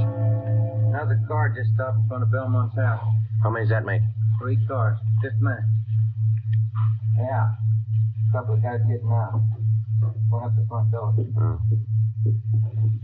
Where? Let me see, huh? Hey, look. Watch Kurt. Uh-huh. Yeah, Belmont answered the door. He's letting him in. Something's doing. What do you think? I don't know. You called Captain White, didn't you? Oh, an hour ago. Just after the first car pulled up. He'll park in the alley and come up the back way. I better check with everybody again. This portable seemed to warm up slower than our car radio. About the same. Here we go. Unit 140K to Unit 145K. 145K, go ahead. Just checking. Your location the same? That's right, Ocean and Clever. We got 3 cars to cover now. Stand by. Roger. Unit 140K to 143K. 143K, we got it. Standing by. Location still good? Same. Be talking to you. Stand by. 140K to 149K. 149K, go ahead. Stay put. We got 3 cars now. Yeah, we heard. Still the same spot. Standing by. Roger. Captain just pulled into the alley, Joe. Good. Belmont's porch light just went out. Mm-hmm. Let's see. 3 guys came in the first car, 2 in the second, 2 in the third. Is that right? Yeah, 7 all told. 8 counting Belmont. Maybe he's running for office. Joe, Ben, any changes since you called me? Another car. Mm-hmm. Anybody you know? Too dark to see their faces. Uh-huh. Dodge Coupe, gray, black package sedan, green Chevy. Well, that might be for me. I told the office they could reach me, yeah. White. Yeah, Bigham. You must be wrong. You sure he's not lying? All right, thanks. Yeah. You sure Belmont hasn't left his house since you came on duty? Couldn't possibly. Not without somebody in the detail spotting him. He got out somehow. He made a buy. Captain White called the office and talked to Benny Arredondo, our narcotics undercover man. He confirmed the fact that somehow Belmont had a meet and successfully completed a narcotics transaction. None of us could figure how, and we didn't know when the meet took place. Arredondo told us that the buy had been made sometime in the past 10 hours. The arresting officers had recovered a portion of the narcotics, 2 bundles of heroin. They were found in the possession of one of Belmont's runners, Archie Scott. I can't figure it. What do we do now, Skipper? Sit tight and watch those 3 cars in front of Belmont's house over there. Maybe he didn't have to leave the house to make a buy. That's the way I got it pegged. Those cars down there, those are the first visitors he's had in the past 24 hours? As far as anybody knows, we watched it close. Sometimes it's like that. Well, looks like somebody's coming out over there. 2 guys. How many in there? 8, counting Belmont. All right, Friday. Get to the cars. Yeah. They started to move out yet? No. 5, 6, 7. That's all of them. They're heading for the car. Yeah. Looks like a 3-way switch. We'll see when they start to move out. Attention, all units and special details. Stand by. Here's the license numbers, Joe. Oh, good. I need those things. Green Chevy's headed south. Black package going north. So's a Dodge Coupe. Uh-huh. Dodge turned left at the corner. It's headed east now. Got it. 140K to all units and special detail. Unit 149K. 149K, go ahead. 1946 green Chevrolet sedan, license 61 William 852, headed south on Ocean. Roger. Unit 145K. 145K, go ahead. 1947 gray Dodge Coupe, license 1X-Ray 1898, headed east on Clipper Street. Roger. 143K, come in. 143K, yep. 1939 black Packard sedan, license 6 Mary 6778, headed north on Ocean. Roger. Got him spotted. Could be a dry run. He couldn't afford to chance it either way. Nothing to do now but wait it out. That's right, and pray for rain. It was 8 minutes past 8 p.m. We sat back and waited for the reports to come in from the cars. At 8:25 p.m., 17 minutes after the alert was broadcast, Unit 149K reported in on the gray Chevrolet sedan. The car and its occupants were thoroughly searched. No trace of narcotics was found. 8:42 p.m., 34 minutes after the alert. Unit 143K to 140K. 143K, go ahead. On that 1939 Packard sedan, license 6 Mary 6778. Shook them down. Nothing. They're clean.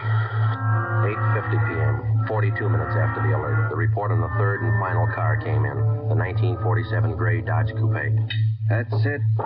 Not a trace of narcotics in any of those 3 cars. Belmont beat us. Tough luck. It's going to be tougher. Now he knows we're after him.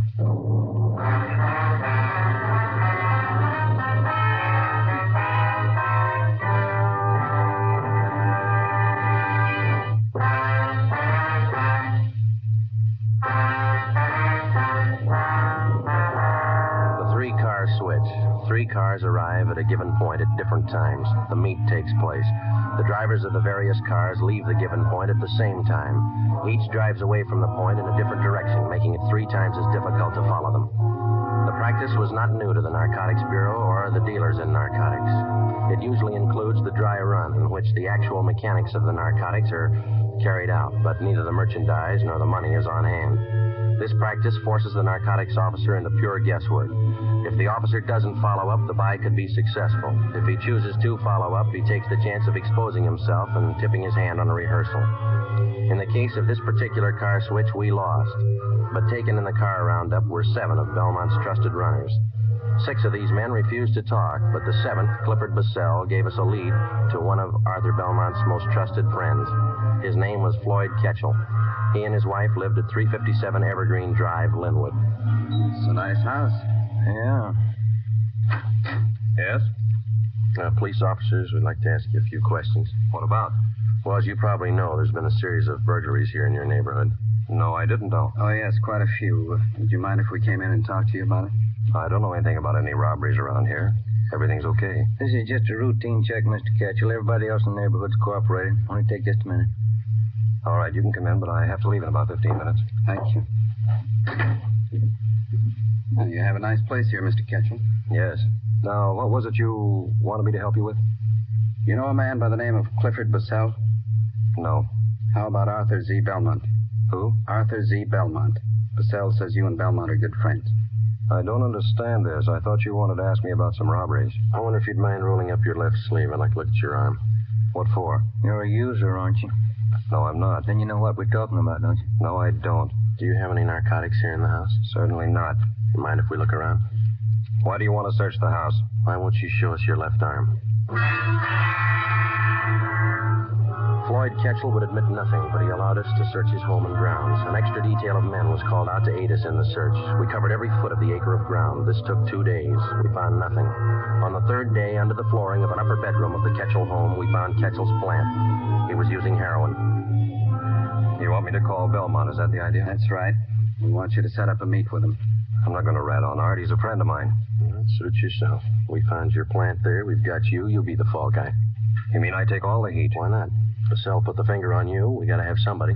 Why pick on me? We just told you. We found the stuff here. Bassell fingered you. You're it. All you have to do is make a phone call. You won't have a clean slate, but it's going to sound a lot better in court. All right. It makes sense. You know what to tell him. We've already been over all that. Call him now. Friday, listen in on the extension. If Ketchel changes his mind in the middle of the conversation, I'll see that he hangs up. Yeah.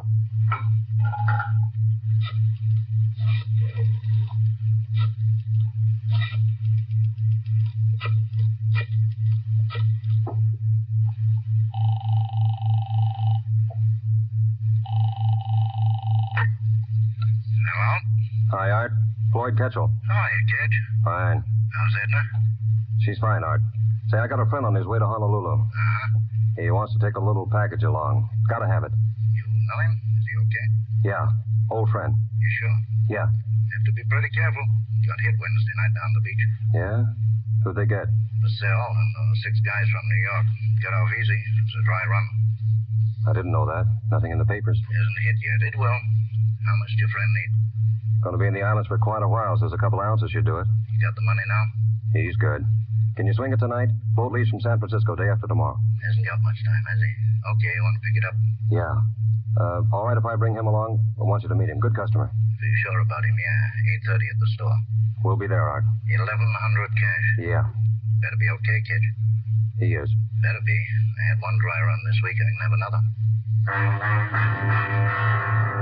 3:22 p.m. We took Mr. and Mrs. Floyd Ketchel back to Central Division, where they were booked on suspicion of violation of the State Narcotics Act. 4 p.m. We met in the office of Chief of Detectives Thad Brown.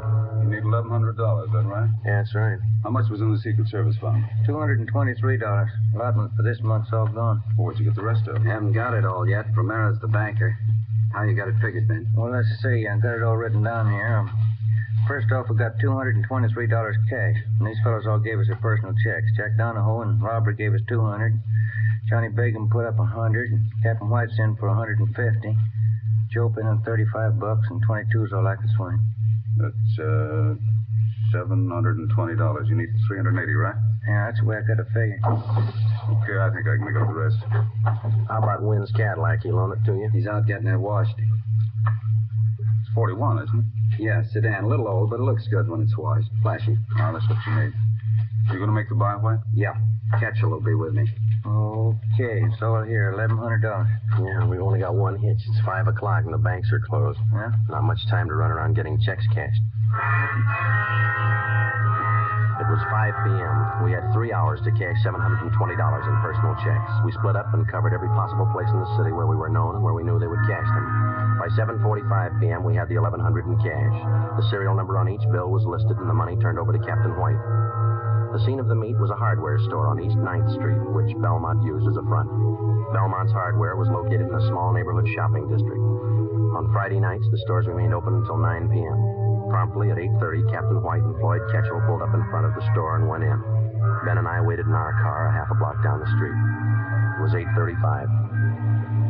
There they are. They're coming out. Must have made the buy. Starting the car. Here they come. Watch for the skipper's signal, huh? Yeah. There it is. Let's go. Okay, pull over here. Come on.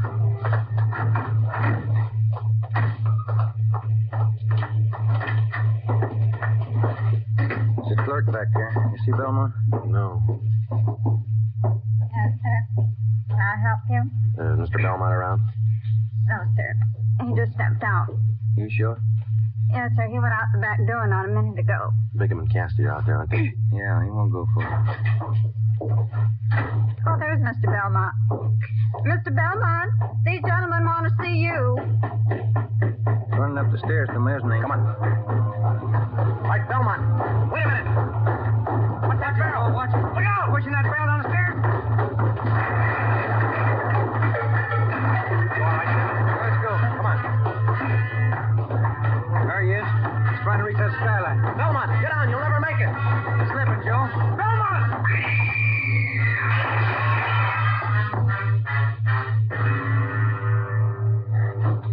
Come on. He didn't do that showcase any good. Yeah, he's through. Piece of that glass. Right through him. Yeah, it's a rough way to go, and Yeah. At least narcotics didn't kill him. didn't it?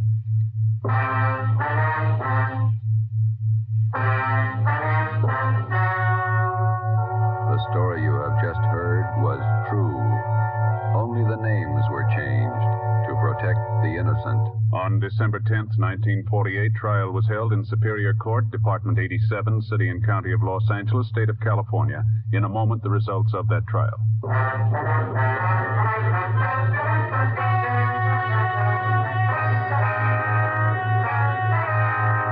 12 members of Arthur Z. Belmont's narcotics gang were finally rounded up by federal, state, and local authorities. All 12 were tried and convicted of violating the Harrison Act and the State Narcotics Act. They received sentences as prescribed by law and are now serving their terms in state and federal penitentiaries. You have just heard Dragnet, a series of authentic cases from official files. Technical advice for Dragnet comes from the Office of Chief of Police W.A. Wharton, Los Angeles Police Department. Fatima Cigarettes, best of all lawn cigarettes, has brought you Dragnet from Los Angeles. Ladies and gentlemen, this program is for you, not your children. The subject is of vital importance to you as parents. This is the story of a vicious man.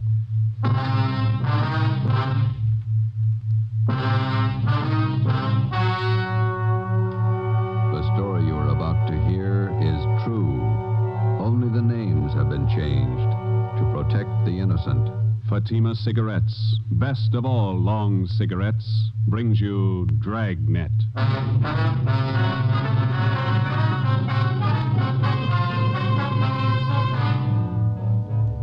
You're a detective sergeant. You're assigned to homicide detail. 2 small girls are reported missing. Somewhere between their homes and a neighborhood grocery store, they dropped from sight. Your job, find them.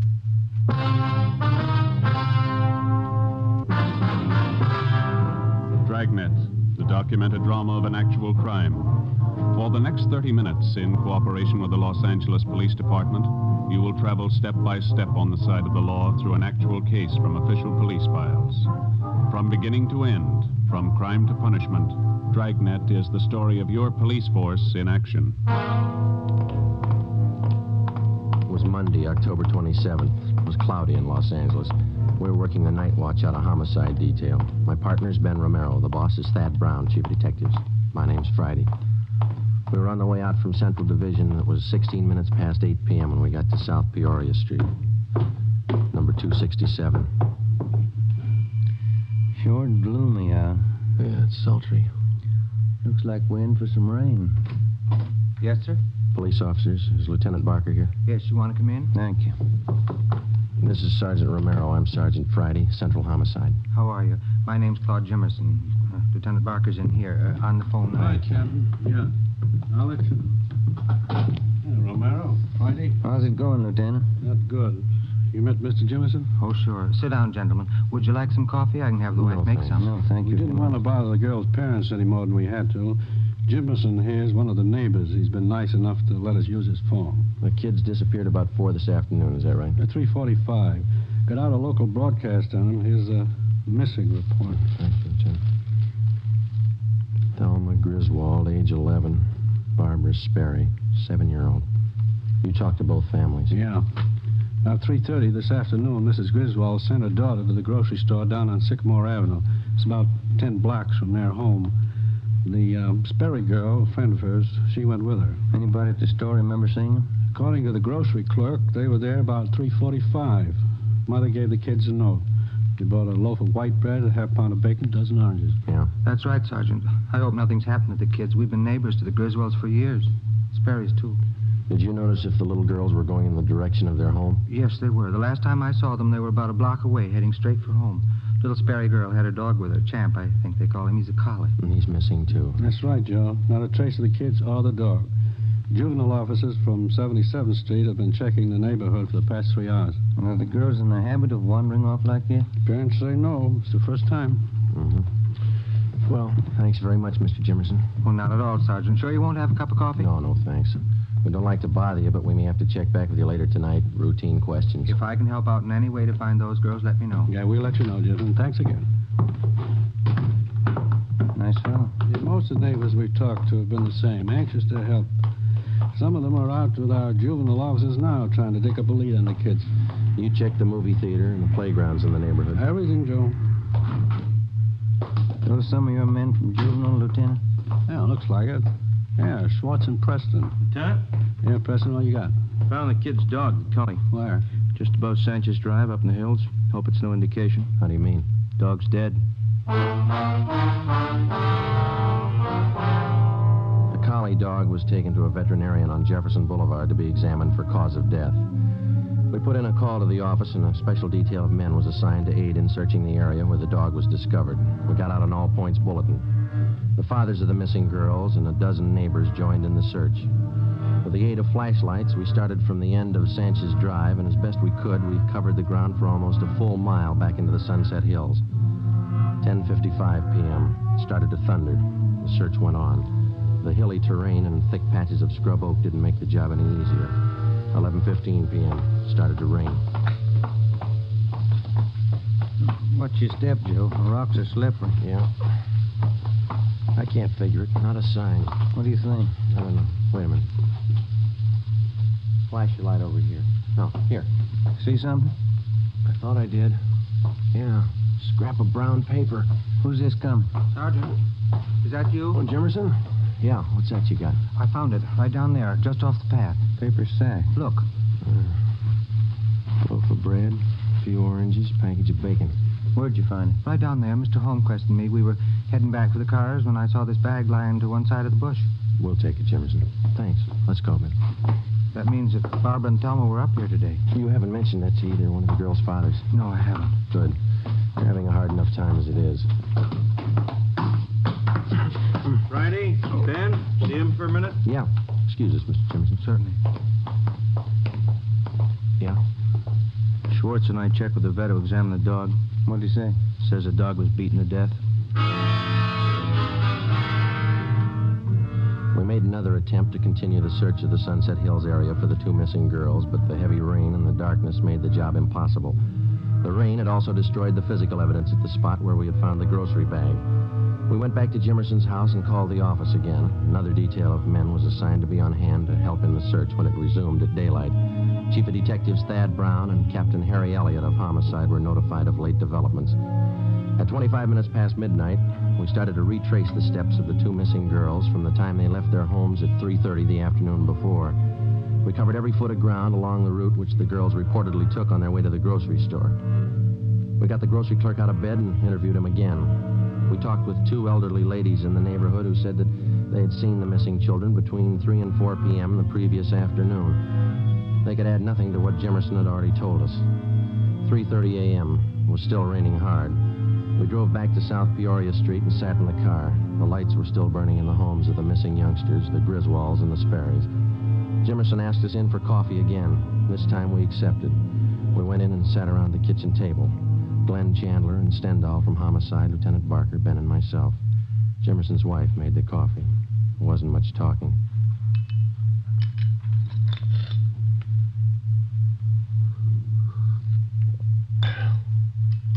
You want more coffee? Oh, yeah. Thank you, Miss Jimmerson. Thank you. You want some more? No, thanks. It's fine.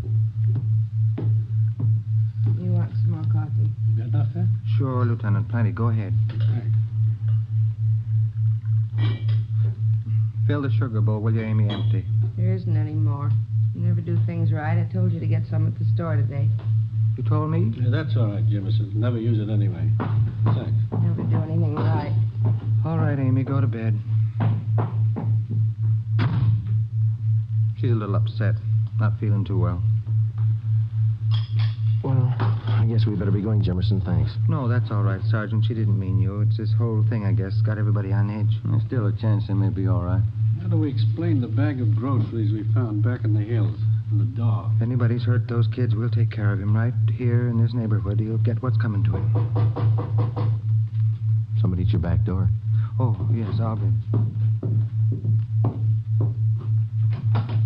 Sergeant Friday here? Yes, he's here. Come on in. Sergeant. Hi, Tom. Hi. What do you got? Mr. Griswold, Joe. Says he'd like to have you come over and talk to him. Figures it'll make his wife feel better, all broken up. Sure. Come on, Ben. We'll be over at the Griswolds, Lieutenant. All right. Thank you for the coffee, Jimmerson. Not at all. If you get a chance, tell Griswold how sorry everybody is. We'll help all we can. Sure.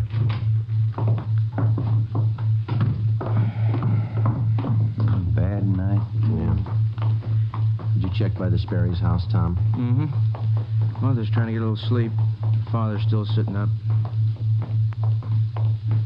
There he is, by the window. Yeah. This is the Griswold home. Go ahead, Tom.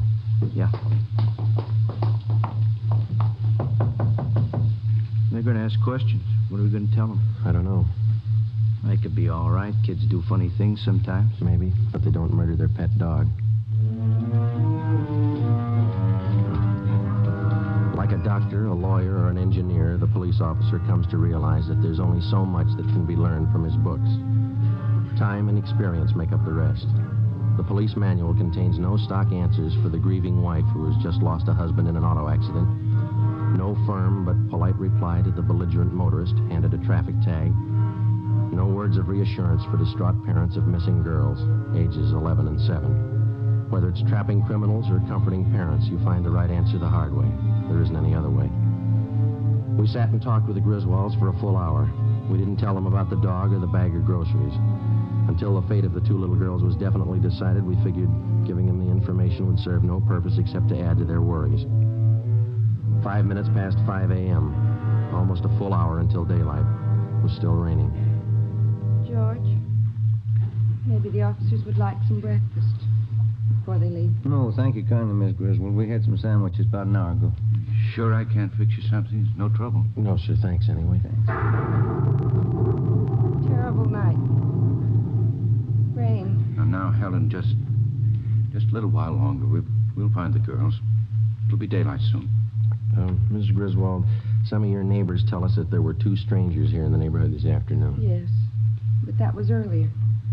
Mrs. Nelson next door and I were talking about it. One was a gardener looking for work.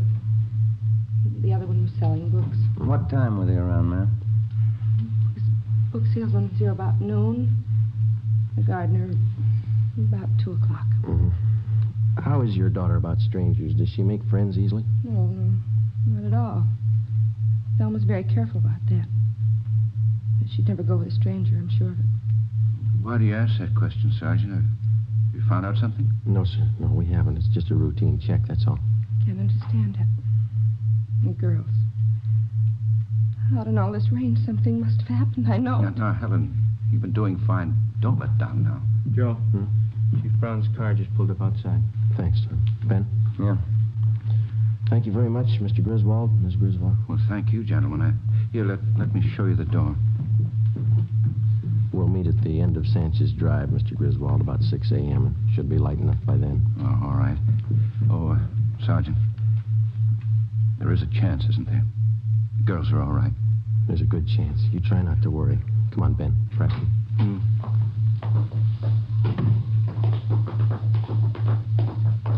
Tom, you want to check with Barker again and see if any of his men have a line on the 2 men here in the neighborhood yet? Right. If you want us, we'll be in Thad Brown's car. All right, Sergeant. What time you got, Joe? 20 to 6. It's getting light now. Yeah. Let's get out of this rain. Gentlemen, you look a little wet. I could stand a dry pair of shoes. Still no trace of the kids? You heard about the dog and the bag of groceries? Yeah. Nothing else since then? No. It'll be light in a couple of minutes, and we can start searching the hills again. I ordered up another detail of men to help. They're parked up on Sanchez Drive. Captain Elliott's with them. Good. We can use all the help we can get. That's rough terrain. There's a lot of ground to cover up there. Guess you talked to everybody in the neighborhood. Yeah, parents, too. They help you much? Well, they told us there were 2 strangers in the neighborhood before the girls disappeared. We're having them checked out. Yeah. Griswold thinks the kids would be safe on that count. Says his daughter's afraid of strangers, never goes near them. Mm-hmm.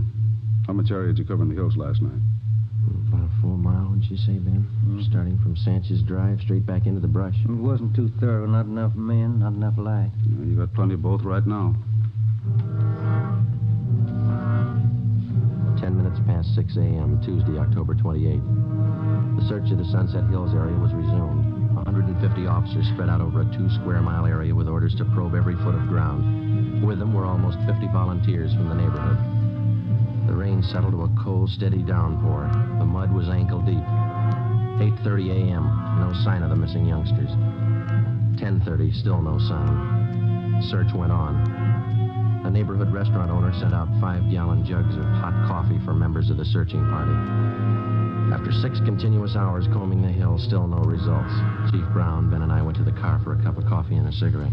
It's got me beat. Those kids wandered off. They had to come in this direction. Well, they couldn't have headed toward town. Somebody would have noticed them, sure. Yeah. No leads at all on that APB you sent out? 2. They both fizzled. The youngsters up in those hills someplace. Gotta be. Are you 2 ready? Yeah. Let's go. Sure doesn't figure. 2 square miles. We've been over it twice. We'll go over it again. Find them. Thelma Griswold, age 11. Barbara Sperry, age 7. Tuesday, October 28th, 2 p.m. They were still missing. Another detail of men from Metropolitan Division were dispatched to aid in the hunt. The daily newspapers played the story across the front page. Wire services bulletined the news across the country. Radio newscasters covered the story at the scene. On South Peoria Street, the 2 mothers sat in their homes and waited. The search went on. It stopped raining. Did you cover that patch of underbrush over there, Joe? Yeah. Watch it. Yeah. I'm tired. Oh, yeah. Let's swing up this way. Right. Anything? No, nothing. All right, come on. Almost 2:30. Yeah. Too much coffee, sour stomach. Me too. You got a cigarette? I'm out. Oh, here. Thanks. Friday! Romero! Come on down! Rustin! What do you got? What is it? They found him! They found the kid! Come on. Watch it, Ben. Bad spot here. Yeah, it's slippery.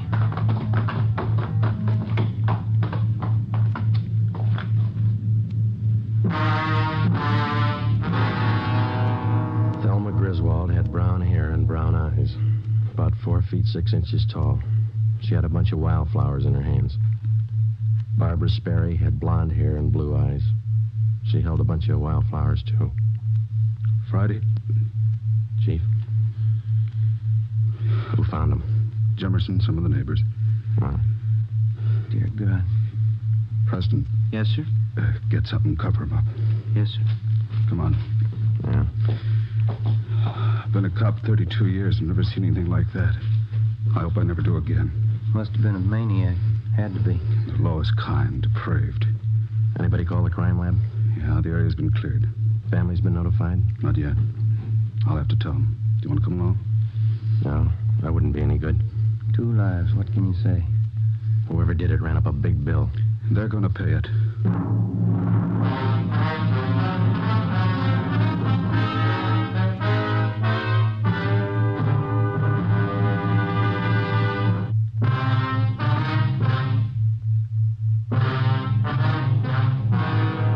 5 minutes after the bodies were discovered, the hunt for the psychopathic killer was underway.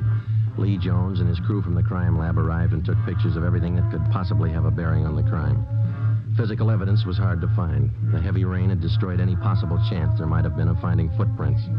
When the crew from the crime lab was finished, the coroner arrived and took the bodies to the county morgue for autopsy. An immediate roundup of all known sexual psychopaths in the area was ordered. They were taken into homicide for questioning. So were the people from the South Peoria Street neighborhood whom we had talked with previously. The questioning went on all through the night. Together with a half a dozen officers from homicide detail, we narrowed down the field. Wednesday, October 29th, 7 a.m. We checked in with Chief of Detectives Thad Brown. Gentlemen, you must be tired. Got a few hours sleep last night. Could use a few more. Sorry, we have to keep moving on this. Did you see the papers this morning? Yeah, they're like everybody else, crying too late. Someday people are going to learn you don't fool with these degenerates. You take precautions or you get the consequences. There's no in between. There's usual talk going around town. It's supposed to be all our fault, letting the psychos run loose. No, we don't make the laws, we enforce them. Until we get something to work with, laws with teeth in them, these atrocities are going to go on. Nobody seems to care. We pick them up, they serve a few days, pay a fine, and they waltz out of here. Nobody cares. Sure, pity them, don't cure them. Nature played a trick on them. Feel sorry for them until they kill a kid. It's not a firm law to cover them as they are. We have to wait till they murder somebody. We got a better law for mad dogs. We don't let them run loose till they bite somebody. Those 2 little girls ought to prove something. How are the parents making out? What you might expect. Shocked, hysterical. Excuse me. Brown speaking. Who? Send him in. Chandler, they finished questioning that bunch we brought in yesterday. Oh, Chief. Ben, Joe. How many possibles, Glenn? None. 4 we had left established airtight alibis. We checked their registrations, gave them their releases. Where does that leave us? We start from scratch. I don't think so, Chief. You got a hunch? A little better than that, Joe. I'm sold. What do you mean? You said the parents told you the little girls were afraid of strangers, wouldn't go near them. Yeah, try. We got the same reactions from some of the neighbors we talked to day before yesterday. Yeah? Now we find out that all the known psychos in the area are clear, perfect alibis. When you figure the killer couldn't have been a stranger to the little girls. That's right. There were only 2 strangers in the whole neighborhood the day the girls disappeared, the gardener and the salesman, and both of them have been checked and cleared. Mm-hmm. As far as we know, the little girls wouldn't have gone that far up in the hills alone of their own accord, and they wouldn't have gone with a stranger. They had to be lured there and by someone they knew. Any ideas? Could have been one of the neighbors. No, we checked every possible out there, Glenn. We questioned them a half a dozen times. So have I. There's one that might fit. Who's that? Claude Jimmerson. Glenn Chandler had been a veteran homicide officer before Ben or I joined the department. He was tall, quiet, and reserved. He had a good reason for everything he did, for everything he thought. The 3 of us sat down and tried to put the pieces together. Number 1, Chandler uncovered a point that Ben and I had missed completely. Jimmerson and his wife were not close friends of either the Sperry family or the Griswolds.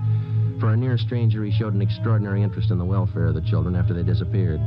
Number 2, Ben and I discovered that Jimmerson's wife had an 8-year-old boy by a previous marriage. The child did not live with them. Mrs. Jimmerson told Chandler that her husband had been cruel to the boy. She refused to elaborate. Number 3, Jimmerson was the last person to see the children alive. Number 4, the bodies of the children had been well hidden in the underbrush. Jimmerson found them. Number 5, Jimmerson had bent over backwards to make friends with the investigating officers right from the start. As any veteran officer can tell you, that's not the usual attitude. At 8:30 a.m., Chandler, Ben, and I left the office. We spent the day digging back 15 years into Jimmerson's life. We got back to the office just after midnight. Thursday, October 30th, 10 a.m. We checked in. Okay, Joe, all ready. Thanks. Come on, Ben. Yeah.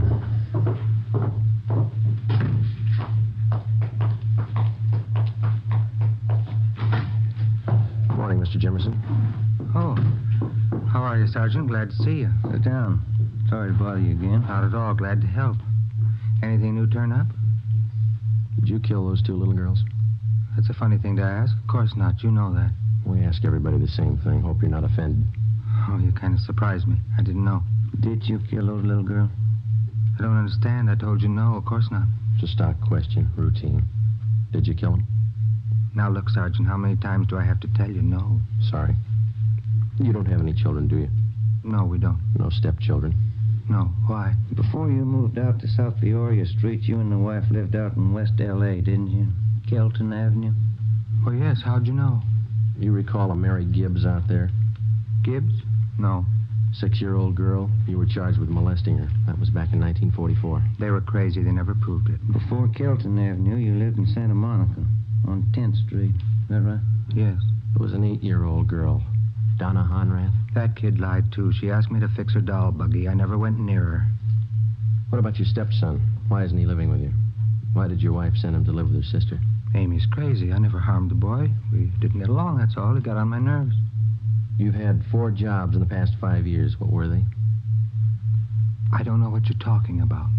You were a janitor at a grammar school down the south end of town, then a gardener at a children's playground, then you were a shoe salesman, children's shoes, then you worked at another grammar school. What does all this mean, anyway? What are you getting at? Have you ever been in jail? Once. 6 months. There was some trouble. What kind of trouble? I didn't know what I was doing. I was drinking. I didn't mean to bother the kid. Well? That's all, Jimmerson. Routine questioning. You can go now. Oh, thanks. I hope you haven't got the wrong idea about me. I like children, that's all. Sure. Thanks for coming in. Well, not at all, Sergeant. Anything I can do to help. Well, goodbye. Say, Jimmerson, I almost forgot. There is one thing. Oh? Since you're the one who found the little girls, we'll have to have you identify the bodies. It won't take long. Morgue's just across the street, up the block. Well, I'd like to help you, but I got an appointment. All you have to do is look at them. Won't take you long. Come on, let's go. I'd like to help, Sergeant, but I don't take these things well. I get sick. We'll make it fast. Out this way.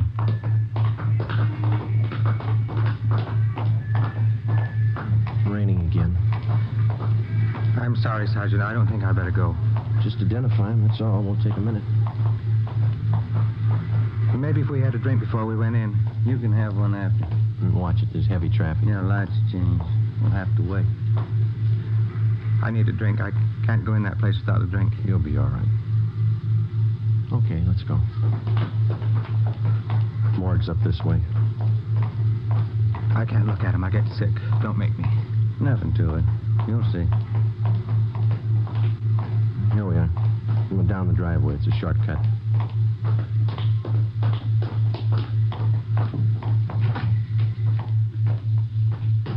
This way. Hi, Joe. Can I help you? Yeah, Archie. Those little girls. Thelma Griswold. Barbara Sperry. Oh, yeah. This way. Please. Right here, Joe. Yeah, Thelma Griswold. Uncover.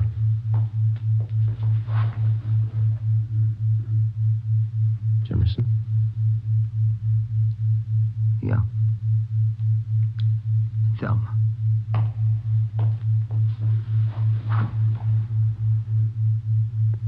This one.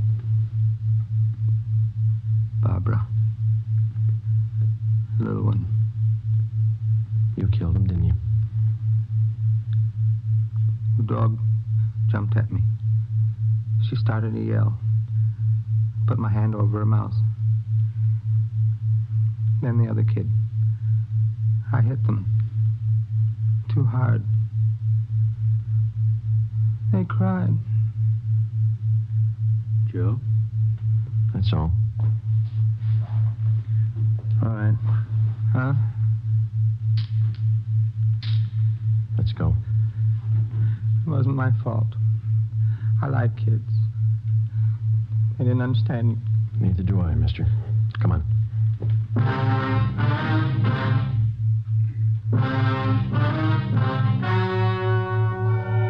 The story you have just heard was true. Only the names were changed to protect the innocent. On March 18th, trial was held in Superior Court, Department 87, City and County of Los Angeles, State of California. In a moment, the results of that trial.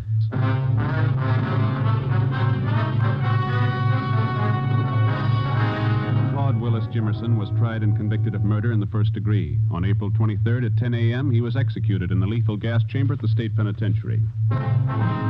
You have just heard Dragnet, a series of authentic cases from official files. Technical advice for Dragnet comes from the Office of Chief of Police W.A. Wharton. You're tuned for the stars on NBC.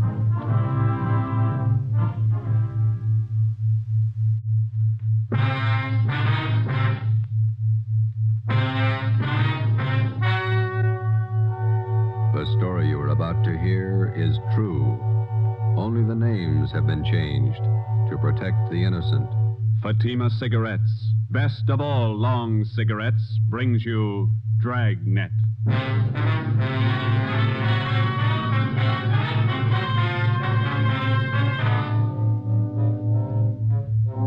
You're a detective sergeant. You're assigned to robbery detail. 16 persons have been robbed and beaten senseless. The victims describe the assailant as a tall, beautiful woman. Your job, stop her.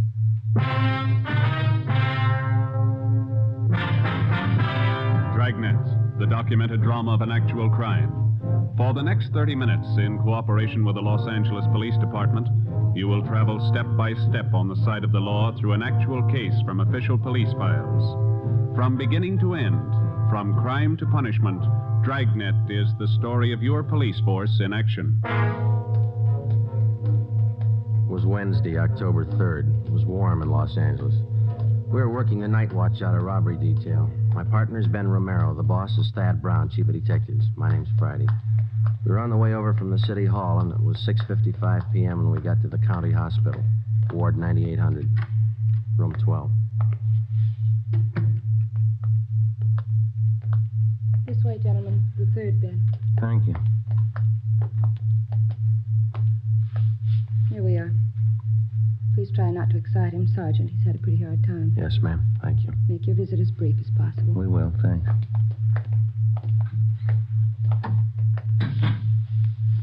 Mr. Maloney, how you feeling? Not so good. You fellas doctors? No, sir. Police officers. This is Sergeant Romero. My name's Friday. Robbery detail. Oh. Find out anything yet? Still checking, Mr. Maloney. We'd like to have you tell us exactly what happened the night before last. Well, she sure had me fooled. That's all I can say. You're not the first one. 15 others ahead of you. Would you tell us what happened? Well, I left the shop a little after midnight, and I started to drive home on Central Avenue. You work at Maloney's Steakhouse down on South Commercial, isn't that right? Yes, sir. My uncle owns the place. His name's J. Brown Maloney. He knows a lot of cops. You know him? We met him this afternoon.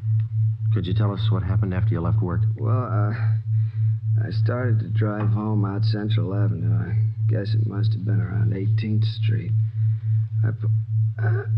Would you push it, Bill, up a little bit? Yes, sir. I'll get it here. How's that? Thanks. I pulled up for the arterial, and I saw this gal standing on the corner. She was hitchhiking. Do you remember what she looked like, how she was dressed? Well, you know, kind of flashy, but nice clothes. Good-looking dame. Tall, long blonde hair. Beautiful eyes. You're sure about the color of her hair? Yeah, it was blonde. And you offered her a ride? I didn't think there was anything wrong in it. I'm a married man, you know. I didn't think there was anything wrong. What happened then? Well, she got in the car and we drove off. We talked a while and then she pulled a gun on me. Told me to drive up an alley. Where was that? Do you remember? Around 32nd Street, 32nd and Central. And then what? She took my wallet, watch, car keys, everything I had. Mm-hmm. And she made me get out of the car, lay down on the street.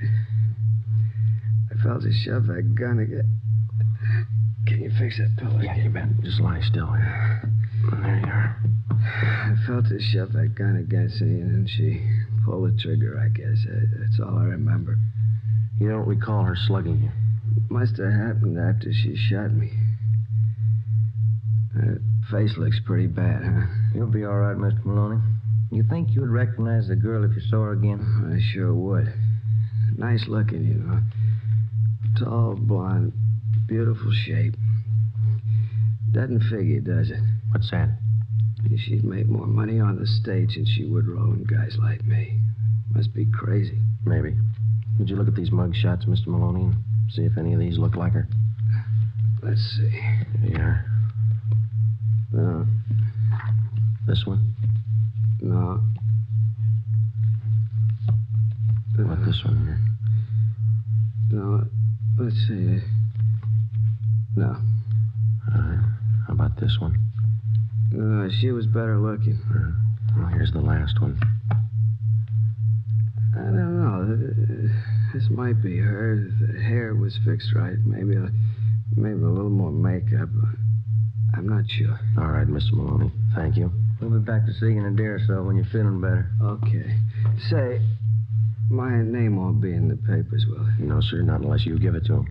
I was just wondering, a wife might not understand giving a girl a ride, you know? Yes, sir, we know. Well, thank you, Mr. Maloney. We'll be checking back with you later on. Okay, officers. I hope you get a line on that dame. We're going to try. Goodbye.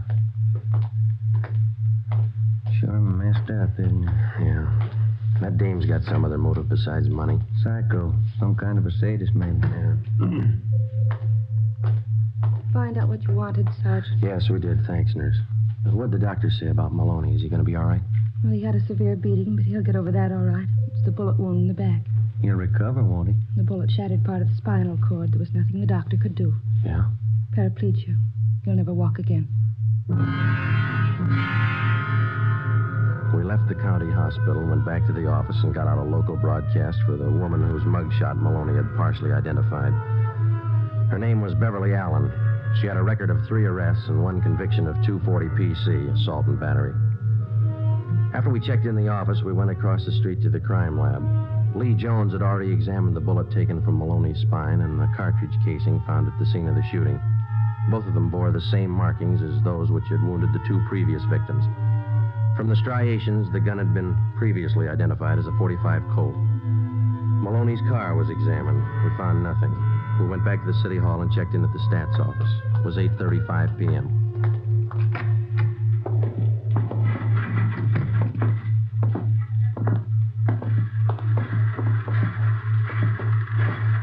Hi, Ethel. Make that run for us yet? Just a minute, Sergeant.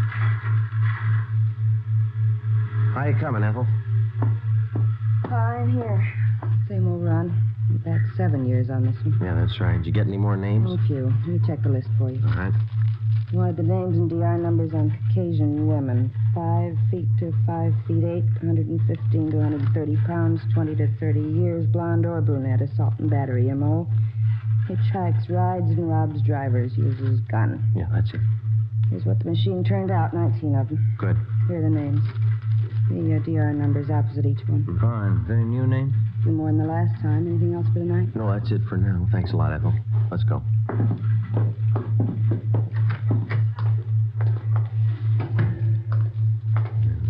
Bad start. How's that? Well, 17 of these names we checked and cleared already. And the other 2? Well, one's Catherine Collins. The other one's Beverly Allen. She might tie in. We got nothing else to go on. You want to get to the record bureau and pull the packages on these 2 names? Yeah, okay. I'll check robbery and see if we have any calls, huh? All right, Joe. Okay.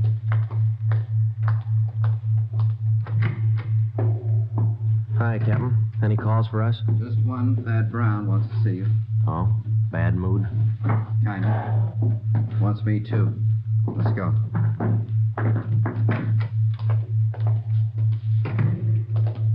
That fella Maloney tell you anything? Nothing that helped much. Same old story.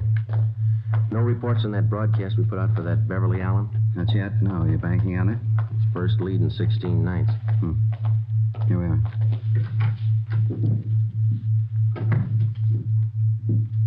Walker, Friday, come in. How are you, boss? Sit down. Thank Take you. a look. Woman bandit gets 16th victim.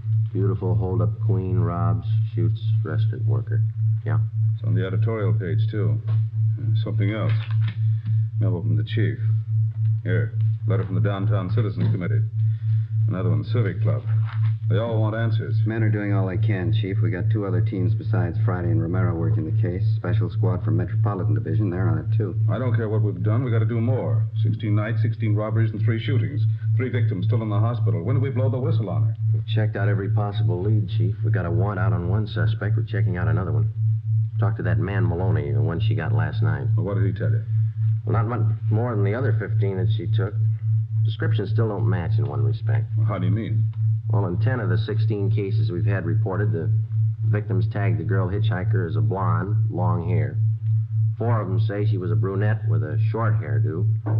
2 of them tell us the girl had red hair, long. She's using wigs, that's what we figured.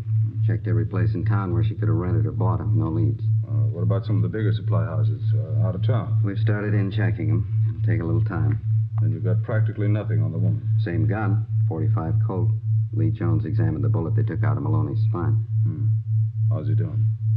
Not good. The bullet smashed his spinal cord. His legs are paralyzed. When do we stop her? Yeah? Romero? Hi, Chief. Captain. What have you got? Pulled the packages on 2 possibles in this woman holdup thing. It's no good, Joe. Why not? What about that Allen dame? Jail in Kansas City? I called him. Been in for a month. And the other one? Catherine Collins. I checked Seattle. Been in the hospital up there for the past 3 months in TB ward. Where does that leave you, Friday? Right back where we started. No leads and no suspects. All right, Walker. Starting tonight, we cover every street and alley in the central area until we get that woman. We'll order up more men and more detectives from the Metropolitan Division. Right, Chief. Get out more decoy cars. Have the area covered from sundown till sunrise until further notice. Get that woman. Right. Come on, Joe. Hot shot. I get it. At 211 and shooting at Gatewood and Cameron. At 211 shooting at Gatewood and Cameron. Let's go. The name on his driver's license said William Gillespie.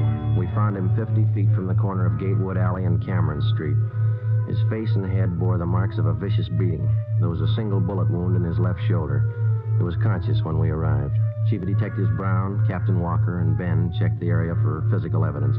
I spoke briefly with the victim before he was placed on a stretcher and carried to the ambulance. On the way, he lapsed into unconsciousness. I went over to where Ben was standing with Chief Brown and Captain Walker. Take a look, Joe. Captain found over there near the lamppost. Yeah. 45 shell casing, same as the others. How's Gillespie, Friday? Doc says he'll be all right. Badly beaten. Tough dame. She really works him over. Wonder what makes a woman do things like this. What makes a man do it? William Gillespie was taken to Georgia Street Receiving Hospital. The shell casing, which we had found at the scene, was taken to Lee Jones at the crime lab for examination. It compared with the others. Jones confirmed that the markings on the bullet, which had wounded Gillespie, matched those on the bullet which had been taken from Maloney's back. Both bullets had been fired from the same gun. The Dragnet operation for the woman bandit went on. The men in the special detail covered every street and alley in the central area from 8 p.m. to 6 a.m. the following morning. During the next 5 days, 11 suspects were picked up and brought in for questioning and then released after the victims failed to identify any of them. Well, at least we got her stopped temporarily. She hasn't pulled a caper for almost a week. Yeah, that doesn't bring us any closer to her. I don't know about you, but it's got me beat. 17 jobs, and she's as free today as she was before she started. Joe, Ben, what'd you find? Nothing.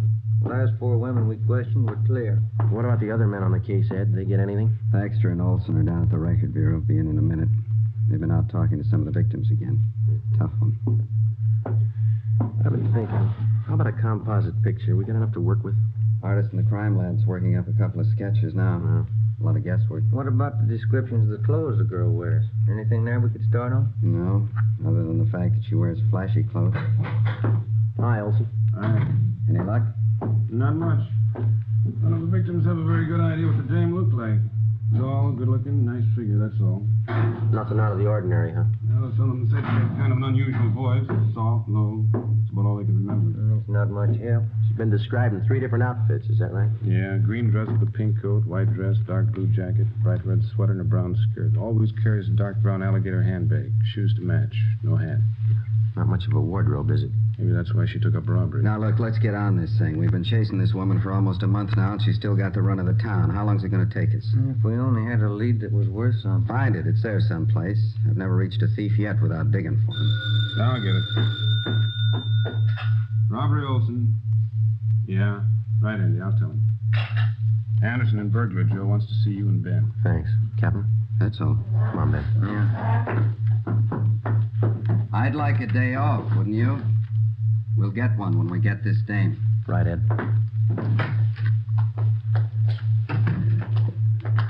This thing isn't doing much for the skipper. It's not doing much for our time off either, is it? That fire department's got the racket 24 hours on, 24 off. Mm-hmm. Sometimes they get 3 days off in a row. That's what you keep telling me. Here we are. Joe, Ben? Andy, what you got? Checking back on a job out in Hollywood. Heard you were having troubles, came across this thing, thought it might help you out. What's that, Ann? One of the picture studios had a burglary about a month ago. Thief got in the wardrobe department, then next door in the makeup. Mm-hmm. Yeah, let's see. Here's some of the stuff taken. Dress, coat. Oh, here, you can read it. Okay, thanks. Mm-hmm. Red sweater, brown skirt. Hey, look down here, Joe. Where? Right here. Oh, yeah. Took 2 makeup kits and 4 wigs. 2 blondes, 1 redhead, 1 brunette. That's it. Any leads on this job? Not so far, no. We got one thing to go on, a single footprint, size 9. Pretty large size for a woman. I didn't say it was a woman. Print was made by a man's shoe.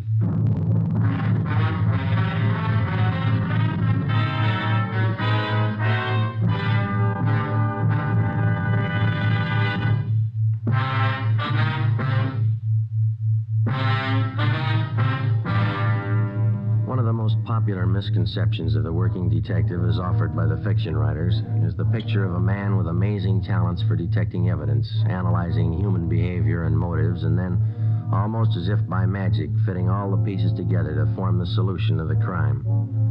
The real-life picture is a little different. The working detective has a job. In a sense, it's a practical and down-to-earth job as baking bread or practicing law. It's his job to protect citizens and apprehend criminals, and it's a job he doesn't do alone. To assist him in collecting and analyzing evidence, he has the aid of the crime laboratory.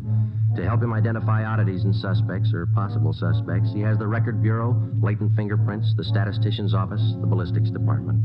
A battery of men and machines to aid him in reaching conclusions based on fact. Tuesday, October 9th, 9 p.m.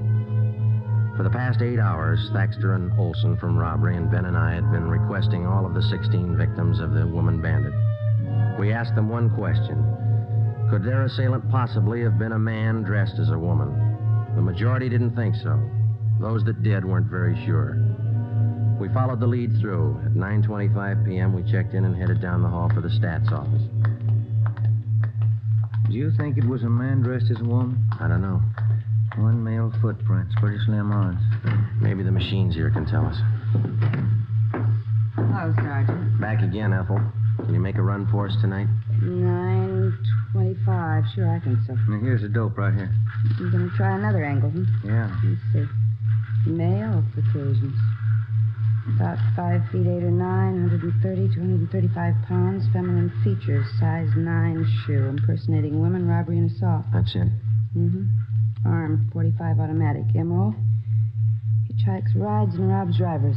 How soon do you think you can have it for us? Well, we'll make the run on the collator. Have to punch up the master first with all this information and let the machine work the cards. I don't think I'll have it for you much before 11. That all right? Fine, yeah. We'll check back a little before 11 then, huh? They'll be ready. Good. Come on, Ben. Did you call your wife after dinner? Yeah. Wish I hadn't. She's mad as a hornet. What's the matter? Kid's having a birthday party tomorrow, and I forgot to order the cake. What's she going to do to the party? Bake one? She have to. And she pulled this gun on me and told me to stop the car. Well, I'm telling you, Captain, I just grabbed that gun and slapped that kid just as hard as I could. Hold it just a minute, will you, please, Collins? This man's name is Emil Collins. Mr. Collins is Sergeant Friday, Sergeant Romero. Oh, yeah. How do you do? Oh, yeah. I was just telling the captain here, I'm down here on a vacation. I'm from Sacramento, South Sacramento. I was driving down your Figueroa Street about half an hour ago and picked up this girl hitching a ride, and she tried to rob me. Collins took the gun away from her, subdued the girl, and brought her in. Where is she now? Interrogation room. Thaxter and Olson are with her. The description match? Not too close. Sounds like you didn't have too much trouble with her, Mr. Collins. Well, now that I come to think of it, maybe I didn't. When she pointed that gun, I just grabbed for it and slapped her as hard as I could. Sure took the starch out of her. Who is the girl? Any identification? None. Thaxter and Olson haven't been able to get anything out of her. You want to try? Sure. What do you think, Skipper? You tell me. See if you can make her talk. I'll have a stenographer take Mr. Collins' report. Okay. Glad to meet you, Mr. Collins. It's a pleasure. I'm only down here for a vacation, but if you need me, just call. You bet we will, thanks. How do you figure that one? I don't know. See what the girl has to say. Olson? Joe, I want to talk to you before you go in. Sure. Did you finally get her to talk? Well, Thaxter did. Pretty sure she's not the one we're after. What's her story? Said she read about this woman bandit in the paper, decided to try her hand at it, needed money. Yeah? Claims her husband left her. She's pregnant, needs the dough for a hospital. She live here? Up the coast, Monterey. Got in town 4 days ago, staying at the YWCA. We checked there. She's not lying. You call Monterey? Yeah, they confirmed it. She left there last Wednesday night. She's not the one. Where do we go from here? You'll take care of having her booked, huh, Olson? Yeah, as soon as we get to station. Okay, fine. Friday, Ben, this way. Hustle it. You too, Olson. What do you got, Ed? 4th and Lucas, 211 shooting. Let's go. Any detail? Yeah. A tall blonde with a gun. Come on. The woman bandit's 18th victim was a truck driver. His name, Harry Reese. His story differed a little from that of the first victim. The woman was hitchhiking near Alvarado and 3rd Street. He gave her a ride. She robbed him at gunpoint, slugged him, and then shot him through the left shoulder. He described her as tall, blonde, attractive, and well-dressed. Guess I should have known better. Remember reading about the dame in the papers. You're sure that the person who held you up was a woman? I don't get you. What he means is you don't think it could have been a man dressed like a woman. Oh, no, I'm sure of that. No guy ever looked that good to me. All right, Mr. Reese. We'll check with you later at the hospital. Okay. What time? Let's get through, will you? We're keeping that truck cleared? Yeah, Olson's got a couple of men watching it. He's going over it. Same old story. Just another version. Don't you think she's spreading it pretty thin? Her luck can't last forever. It's got me beat, how she always manages to disappear without a trace. Yeah. No, Ben, this way, over here. Yeah, okay. What do you got? Better hustle it. 4 blocks down on coal factory shooting. Just came in on the car radio. Let's go. Slide over, Jim. Yeah. Okay, hit the sign, Ben. The crowd, watch him. Right, Skipper. That all that came over, Ben, a shooting? That's all they said. See the cab driver, ambulance shooting. She's working real fast. What's the address for now? 3rd and East Flower Hotel. Hold on. This is it coming up. Should be to the right here. Yeah, take a right. That must be it up ahead. I can't see. What's that sign say? Edgemar Hotel for young women. Here's a cab driver. Office is right over here. Hey, looks like blood stains to me here all over the sidewalk. Yeah, I guess it couldn't have happened any more than 5 or 10 minutes ago. I had this fare. See, picked her up at 4th and Bixel, and I drove her here. She paid the fare and got out. Yeah, go on. I was about halfway down the block when I heard a shot. At least it sounded like one. And when I looked back, this dame was down on one knee near the door to the hotel here, and by the time I backed up there, she was gone. And you noticed the blood, huh? That's right, yeah. I figured I better call somebody. Can you tell us what the girl looked like? No, not bad at all. Blonde, tall, pretty girl, nervous. But you didn't see where she went? No, but I didn't. I'll get the driver's name and address. Joe, you and Ben, see if you can follow that trail. Stuff's all over the place. Right. Over this way, Ben. Yeah. It's not hard to follow. Down this alley between the buildings. How does this figure? I don't know. Let's find out.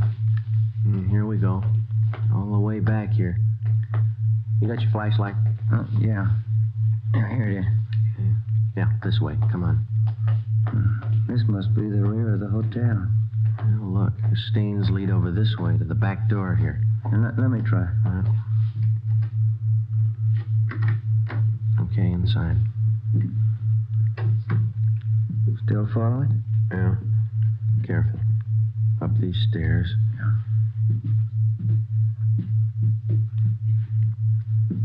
Second floor. What's the matter? Did you lose him? No. Just a minute. See anything? Yeah. Stains lead on up the stairs here. Let's go. I just happened to think. This is a woman's hotel. And they ought to keep the back door closed. Come on. 3rd floor. Let's hold it. What is it? Thought I saw a door open down the hall. See anybody? No. Let's go. This way. It's an easy trail to follow. Now, this is it. They stop here at this door. That doesn't sound like a woman. Yeah, you ready?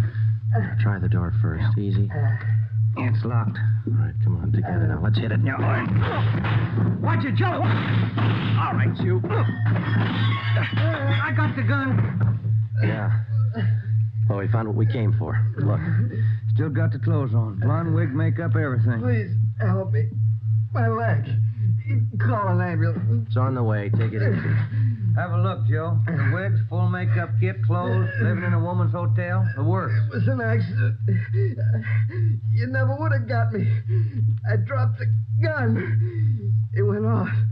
You never would have got me. Yeah, that's right, mister. It was an accident. You better get the boss in here. I'll stay with Glamour Boy. Yeah, okay. And Ben. Yeah? Leave the door open, will you? House rules.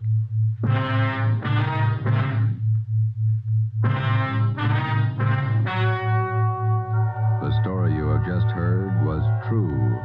Only the names were changed to protect the innocent.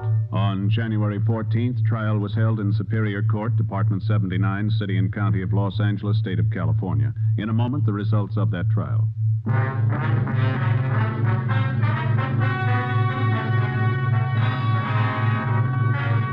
James Harold Sutter, alias the Bandit Queen, was tried and convicted on several counts of assault with attempt to commit murder and robbery of the first degree. He was sentenced to the term prescribed by law. While serving his time in the state penitentiary, he was stabbed to death by another inmate. You have just heard Dragnet, a series of authentic cases from official files. Technical advice for Dragnet comes from the Office of Chief of Police W.A. Wharton, Los Angeles Police Department. Fatima Cigarettes, the best of all long cigarettes, has brought you Dragnet from Los Angeles. Hear Morton Downey tonight on NBC.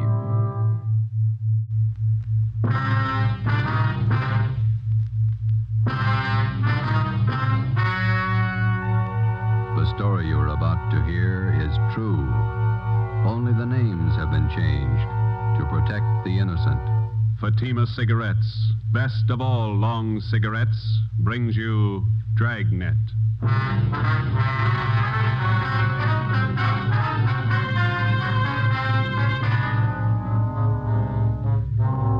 You're a detective sergeant. You're assigned to bunco detail. An expert confidence man has resumed operations in your city. His criminal record dates back 35 years. He's a master in the art of the gentle swindle.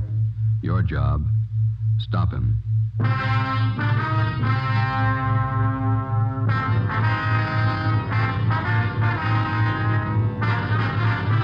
Dragnet, the documented drama of an actual crime. For the next 30 minutes, in cooperation with the Los Angeles Police Department, you will travel step by step on the side of the law through an actual case from official police files. From beginning to end, from crime to punishment, Dragnet is the story of your police force in action. It was Tuesday, July 28th. It was warm in Los Angeles. We were working the day watch out of bunco detail. My partner's Ben Romero. The boss is Thad Brown, chief of detectives. My name's Friday. I was on the way back from the record bureau, and it was 10:45 a.m. when I got to room 38, bunco fugitive detail. Friday? Captain, they're bringing him in now. Sit down. Thanks. There's the mama sheet on him. Oh, Gentleman Wallace. I thought he was out of our hair for good. So did I till this turned up. I heard he was working in New York. Look at the package on this guy. Feels like a good-sized dictionary. Yeah. Check the date of his first arrest there. June 2nd, 1913. He's been in and out of jail all over the country. Look, Lane County, Oregon, forgery. Bum check beef, San Francisco, 1914. Embezzlement, Santa Ana. Parole violation, Seattle, Portland. More checks, Reno. Billings, Montana, forgery, 1920. Dayton, Ohio, Pittsburgh, New York, grand larceny. Bunco Raps, Las Vegas, Cleveland, Chicago. That's only the first page. There's a couple more there. Yeah, it reads like a novel. Just about as long. What's the story on Wallace this time? What have we got? He reached a couple of used car dealers Saturday. Took them for $2,000 each, and we can't touch him. Why not? How'd he work it? Well, Saturday afternoon, he went to a car lot on the corner of South 3rd and Washington, and he bought a 1948 Lincoln sedan. Showed him his identification, wrote a check for $1,500 for a down payment, and drove away. Another bum check deal. It's a little more than that. About 45 minutes after he left, he drove into another used car lot 2 blocks away from the place where he bought the Lincoln. Yeah. Told the salesman there that he didn't like the car and he wanted to trade it in on another one. Mm-hmm. The salesman offered him $900 less than he paid for it. Wallace accepted and offered them a personal check to cover the balance. And the salesman went for it? Almost. Wallace seemed so anxious to get rid of the car that the clerk got suspicious, but it was late Saturday and he couldn't call the bank on Wallace's check. So he called the place where Wallace bought the car? That's right. We found out that the sale was made less than an hour before and that Wallace had given them his personal check for it. Mm-hmm. And then the 2 used car dealers got on the phone, decided that Wallace was pulling a fast hustle, called a cop and had him jailed. Mm-hmm. Hold that light a minute, will you? Mm-hmm. Thanks. Yeah, then what? Well, when the banks opened Monday morning, they called about Wallace's account. He had enough money in to cover both checks. Wallace got a lawyer and threatened suit against the 2 car dealers. He had both of them cold. They settled out of court for $2,000 apiece. Quick deal. Sounds like a master. He's been grifting for 35 years. Knows the con game any way they want to play it. We can't even book him on a vag charge. He's got a job. Who's he working for? Plastic outfit out in Pasadena. Salesman. Is he registered under 5238? He is. No, just a minute. Yeah? All right, send him in. Romero, he's got Wallace with him. Captain? Ben? Wallace, this is Captain Bryce. Captain, I'm very happy to know you. I've heard a lot about you. Yeah. Sergeant Friday, how are you? We'd like to talk to you, Wallace. Sit down. Oh, well, thanks. It's warm out today. Mm-hmm. Perspiring. Now, what is it I can help you gentlemen with? Always glad to cooperate. You don't have to give us a build-up, Wallace. We're not buying. You know me better than that, Sergeant. No point in making this visit an unpleasant one. Cordiality, that's a secret. My mother always used to tell me that. She used to say... Look, mister, you're not here to get the keys to the city hall. You're here for investigation. I'm here out of courtesy, Captain. My lawyer informed me I didn't have to come. I don't believe in making enemies, that's all. For a guy that's not trying, you've done pretty well, haven't you? Now, how long do you plan to stay here in town? Los Angeles is my home. It's my place of business. That's fine with us, Wallace, just as long as it's honest. Now, let me hand you a piece of advice. You try copping any more jobs in this town, and we're going to lean on you, understand? I don't think I do understand, Captain. The incident with the used car dealers, I hope that isn't what upset you. You guessed it, and it better be the last caper you try around here for a long time. I had every right to take action against those car dealers. False arrest. They humiliated me. They damaged my reputation. Here's your reputation, Wallace. 35 years of it. 10 jail terms, larceny, bunco, forgery. Have you ever heard of rehabilitation, Sergeant? Oh, yeah. I did my time. I don't owe them a day. I got an honest job. I've been off the grift for years now. And take a hint, Wallace. Stay off. You'll do better. That's all, Wallace. Just remember, the next time we tag you, you're going to fall hard. You got it straight? Captain, I've been square since I got to town. I'm not switching. Is that it? That's all. Well, that wasn't so bad. Would you gentlemen care to have some lunch with me at the club? Just a snack? No, thanks. Sure, I can't persuade you. Club's just up the street. Fine food. Some other time, Wallace. Goodbye. Well, goodbye, Sergeant. Goodbye to you, Captain. Yeah. Well, we gave him the word. We don't know how much good it's going to do. What do you think, Skipper? 2 things about grifters. They never retire and they never change. Watch him. For the next 4 months, Charles Wallace was kept under surveillance. From his daily actions, there was nothing to indicate that he'd returned to his former profession of confidence man. From experience, we knew it was too good to be true. For a man who had worked the con game from every conceivable angle for as long as Wallace had, chances of his going straight amounted to less than 1 in 1,000. Just as a dope addict is a slave to drugs, the full-fledged con man or grifter is obsessed with the idea of swindling for a living. He loves his work and he takes pride in it, just as much as a doctor, a lawyer, or any legitimate professional man. He has a life and a code of ethics all his own, even has his own language. The grifter's victims are wealthy, middle class, and poor, and many more than the average citizen imagines. Wednesday, December 1st, 1 p.m., Ben and I had lunch and checked back in at the office. Food's getting better at the cafeteria, don't you think? Beef stew is pretty good. You got an extra coat hanger in your locker? Oh, yeah. Yeah, here you are. Yeah, thanks. Hi, Connor. Joe, do you see this report the post office detail sent over? You mean that Lonely Hearts ad? No, this is a different one. Real twist. How do you mean, Harry? Let me look, huh? Here. Barney Grant, that's the name he uses anyway. A couple of weeks ago, he planted a small want ad in the newspapers around town. Been cleaning up ever since. How'd he work you? Here, take a look at the ad he was running. Remember, tomorrow is the last day to send your dollar to Box 565, Main Post Office, Los Angeles. Was that all? That's all it took. Last couple of days, been getting about 40 letters a day from people in the city. With $1 in each one. Ad doesn't promise a thing. Just send your dollar. People send them. They picked the guy up, Harry? He called for the last batch of letters 2 days ago. Probably pulled out. Postal inspectors checked the address he gave when he applied for the box. They never heard of him there. Barney Grant. That sound familiar to you, Ben? Little, yeah. Maybe R&I has a package on it. Friday, see you a minute? Right, Captain. Ben, you and Conlon want to check that name through R&I? I'll be in with the skipper. Yeah, okay, Jack. Well, Friday, close the door, will you? Sure. This is Mr. Sawyer. He's with the Western Central Railroad, Sergeant Friday. Sergeant? How are you? It's about Wallace, Friday. Mr. Sawyer has a complaint against him. We've got the crime report. Gentleman Wallace? Yeah. You want to fill him in, Mr. Sawyer? Well, Sergeant, I'm employed as a standards engineer for the Western Central Railroad. Wallace first approached me about a month ago. He said he was an inventor and he was working on plans of a new type of air brake for use on railroad cars. Go ahead. He said he'd conceived the idea, but that he needed more time and money to perfect his invention. He told me I'd share in half of the profits he got from his idea. It sounded more than fair. How much money did you give him? All I had in my savings account, $3,000. I talked it over with the wife, and the idea looked real good on paper. Yeah. I didn't expect to make too much money for myself out of this, but I thought that if I could get a hold of this braking system, it would certainly help the company out. He took your money, and you haven't heard from him since. Well, I presented the plans to the chief specifications engineer in our eastern office. Yeah? I got an answer yesterday, airmail. Our New York office has been working for 2 years on exactly the same set of brake plans. And how do you get a hold of them? From the Patent Bureau in Washington. The company has a patent pending on the new device. It's all legal, isn't it? Yes.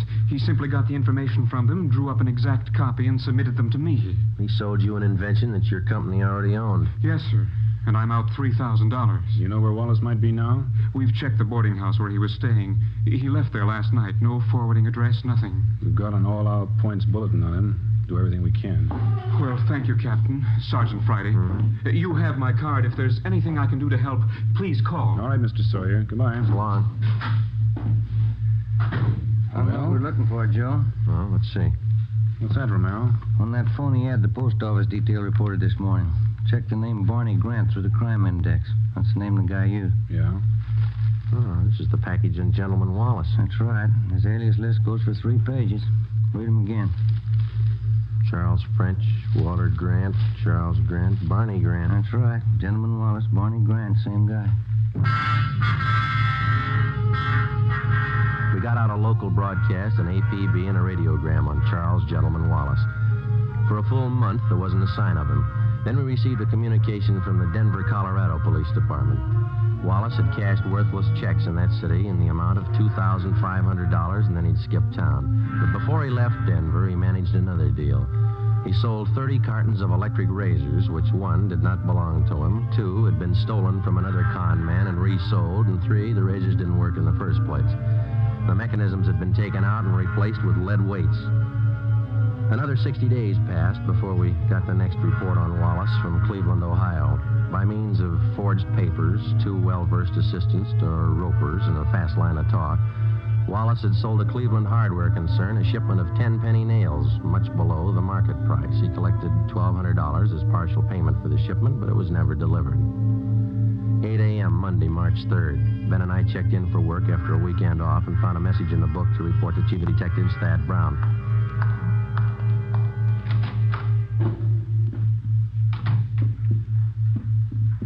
Chief, you wanted to see us? Come in. Yes, sir?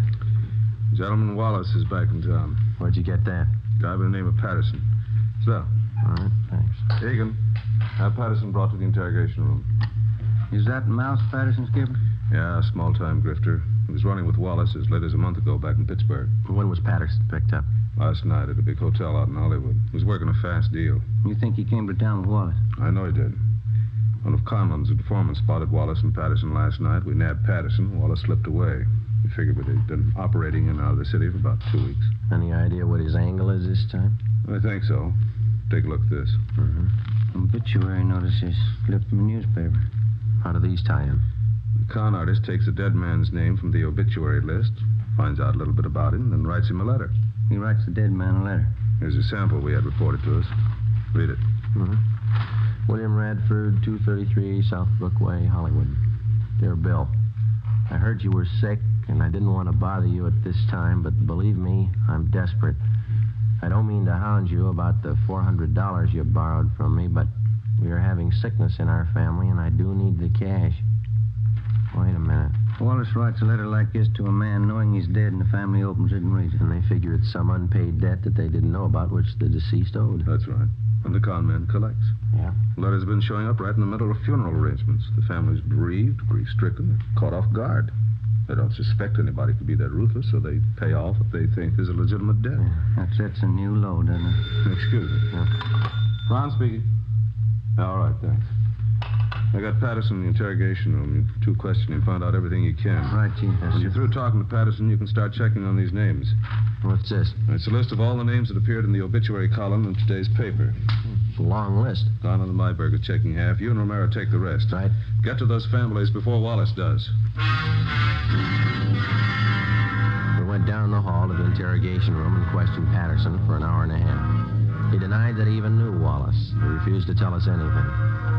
We had Patterson return to his cell in the county jail, and Ben and I started out to check with the relatives of the deceased who appeared in the daily obituary list. Adams, Connolly, Craig, Denberg, Donzetti, Edmonds, Fowler. None of them had received letters claiming payment of secret debts owed by the deceased. Well, there are more pleasant jobs than bothering families with an investigation in the middle of their sorrow. It wasn't easy, but it was necessary. The eighth name on the obituary list was Foreman, Carl J. He was survived by his wife, Jean. She lived at 5821 Santiago Street out in the valley. We're sorry to intrude at a time like this, Miss Foreman. We know how you must feel, but it's an important matter. That's all right, Sergeant. Carl was sick for so long. Probably better this way. What did you want to know? Since your husband passed away, have you received any letters asking for payments on a debt that he might have owed to somebody? It's funny you should ask. Yes, I have. I got it yesterday. Yesterday, huh? Do you know the man who wrote the letter? No, I didn't. I took it for granted that it was someone Carl knew in the Army. Someone he'd borrowed from. And how much money was it he said your husband owed him? $400. There's a letter over the mantel. I'll get it for you. Fine. Here it is. Thank you. Signs his name Howard Michaels. Has this man contacted you since? Why, yes, he has. He called me last night and said that he'd just heard about Carl. He apologized for writing the letter. Mm-hmm. Said he had some medical bills of his own to pay. I went to the bank this morning and got the money for him. Is there anything wrong? And he's supposed to come here and get the money? He already has about 2 hours ago. He seemed to be a very good friend of Carl's. Ben, you got that mug shot on? Yeah. Yeah, here it is. I don't understand, Sergeant. Is, this the man who picked up the money this morning? Yes, that's Mr. Michaels. Mm-hmm. Don't you think he was Carl's friend? I don't think so, Miss Foreman. But no one would do that. Who could be that low? You're looking at his picture, Miss Foreman. His name's Wallace.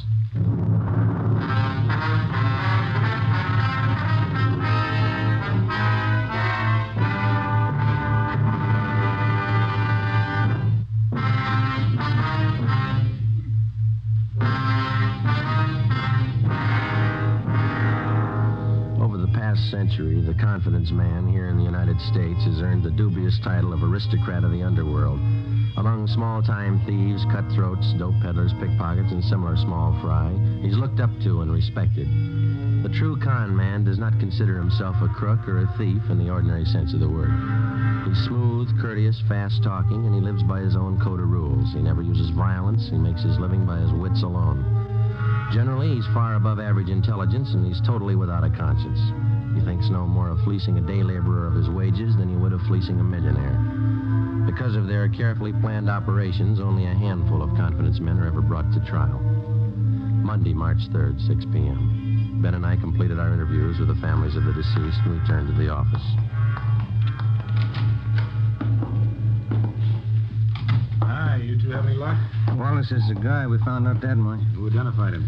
Woman out in the valley, a Mrs. Foreman. Wallace posed as an old friend of her husband's, took her for $400. How about Connell and Myberg, Captain? They get anything? They haven't checked in yet. I'm waiting for him. How does Mrs. Foreman make a payoff to Wallace? Through the mails? No, sir. He came out and picked up the dough in person. Yeah, then there's no chance of tracing him through the post office. Seems like he comes up with a new ammo every day. We checked out the rest of the families of the deceased on the list. The chief gave us no leads. Don Myers in handwriting checked the letter Mrs. Foreman got. The writing matches with the others. It's Wallace. Hi. No, Conlon. Myberg with you? Down the hall in handwriting. Checking a couple letters with Myers. You do any good today, Harry? Some. We found 2 families got phony letters through the mail. Same deal, Wallace. They pay off to him yet? Neither one. Told him to sit tight and call us if the guy should contact him again. Explain the setup. Who are the people, Harry? Let's see. One's an old fellow. Oscar Dunn. Lives over in Highland Park. Other's a pretty wealthy family, Bel Air. Here it is. Elizabeth Secor. She's the wife. Husband's name, Burton James Secor. Investment broker. Died day before yesterday. How much of a debt is he supposed to have owed? The guy in the letter claims $1,200. Signed himself William Kilbright. The letters mention anything about how the payoff's supposed to be made? The guy wrote he'd contact him by phone first, then make arrangements to meet him. Both families will call as soon as they hear from him. Now, if he doesn't change his M.O., we're set. Conlon, you and Myberg stick with the family in Highland Park. Make sure they understand perfectly what the setup is. If Wallach makes a contact, be there. Okay, Cap. Joe, you and Ben cover the family out in Bel Air. Okay, you got Secor's address, Harry? Well, here's a crime report. It's got all the dope. Good. Now, I'll grab it. Bunko, fugitive, Conlon. Yes, ma'am? When? All right, thanks. We'll take care of it. Secors. Wallace just called him. What's the pitch? Wants to pay his respects. He's going to visit him tonight. 7:35 p.m. Monday, March 3rd. Ben and I drove out to Bel Air to the Secor place. It was an English-type mansion with a circular driveway out in front. The wake for Mr. Secor was being held in the living room. The butler showed us into the library where Mrs. Secor was waiting. She told us everything that had transpired since she first received the letter from Wallace following her husband's death. She said Wallace had promised to be at her home promptly at 9 p.m. We waited. 9 p.m. came and went. We told her that if the suspect should call, to make any concessions, to agree to anything in order to set up a meeting with him. At 10 minutes past 10, the phone in the library rang. Mrs. Secor answered it. I listened in on the extension. I'm terribly sorry, Mrs. Secor. I did want to get out to pay my last respects, but I'm afraid that will be impossible. Oh, I'm sorry you won't be able to come. I'd like to settle up that debt, the money that Burton owed you. I do hope you understand, Mrs. Secor. It's very difficult for me to bring up such a subject at this time of your bereavement, but I do have need of the money. You see, it's my wife. She's quite ill, and, well, there are medical expenses to be met. Oh, I understand. When would you like to come for the money? Well, would tomorrow be all right? My husband's funeral is tomorrow. Oh, I see. Well, where will that be? At the cathedral on Sunset Boulevard. A requiem mass at St. Mary's at 9 o'clock. Well, since I don't want to bother you personally anymore, I wonder if it would be possible for you to leave the cash with the head usher there at the church. Well, yes, all right. I think that would be the best way. All right, then. Good night, and thank you. Yes, good night. I'm sorry. I know that's not easy for you. That's all right, Sergeant. It's strange, isn't it? What's that? One man burns out his whole life making money. The next man spends his time trying to steal it. What does it all mean? I don't know. We got 2,600 men down in the county jail. They all think they've got the right answer.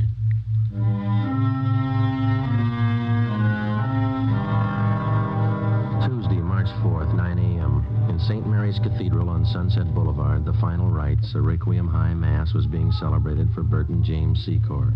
Ben and I were stationed at the rear of the church. Conlon and Myberg, together with 2 other men from Bunko Detail, covered the side exits. An extra detail of men were placed at strategic points around the cathedral. The head usher stood a few feet from the main entrance. With him, he carried a plain manila envelope filled with pieces of newspaper cut to resemble the size of currency, along with a single dollar bill. He had instructions to hand over the envelope without question to the person who asked for it. 15 minutes past 9, Joe. Yeah. You see that head usher all right? Yeah, I got him spotted. All right. Pretty good-sized crowd here. Secor must have had lots of friends, huh? Yeah. Nice choir. Just wondering, Joe. What's that? Suppose he doesn't show up? Well, that's possible. He might have gotten suspicious. Could be. What time you got now? It's 9:20.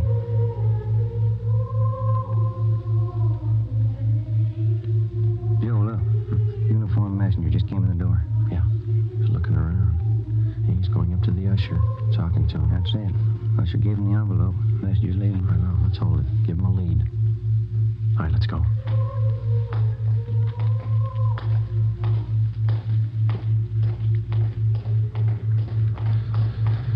Let's go, Ben. Don't lose him. He's getting into that cab. Come on.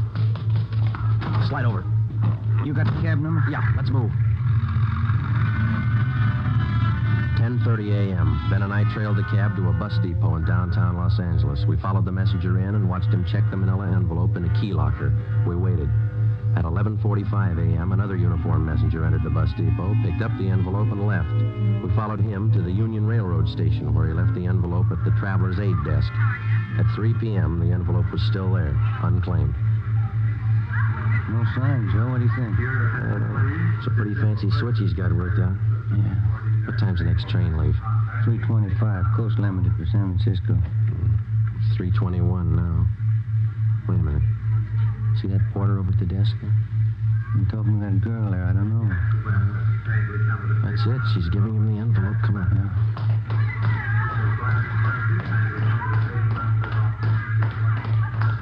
He's heading up the ramp. Yeah, let's hustle.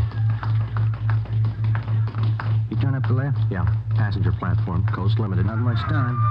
Come on, run. Yep. Come on, Ben. Where'd the porter get on? Next car. Come on, run. Let's jump. This way. Through here. That the same porter? Yeah. He's knocking at the door to that compartment, handing in the envelope. That's it. Let's go. Yeah, it's locked. Knock.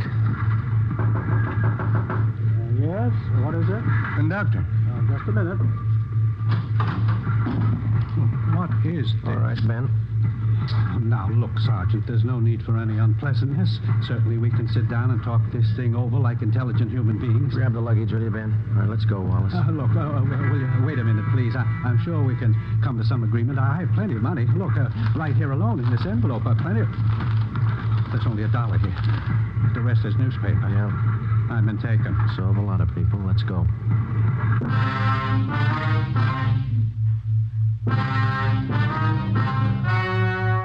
The story you have just heard was true. Only the names were changed to protect the innocent. On June 23rd, trial was held in Superior Court, Department 87, City and County of Los Angeles, State of California. In a moment, the results of that trial.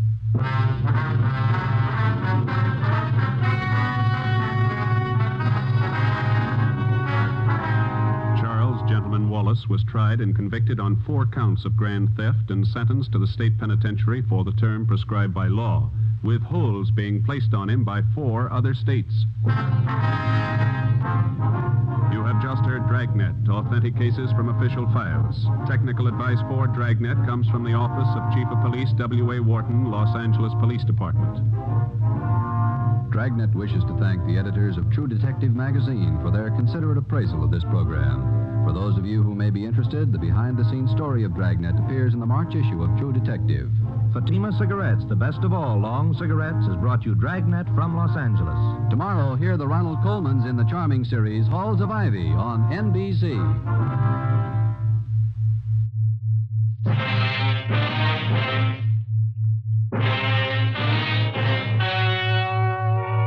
The story you are about to hear is true. Only the names have been changed to protect the innocent. Fatima Cigarettes, best of all long cigarettes, brings you Dragnet.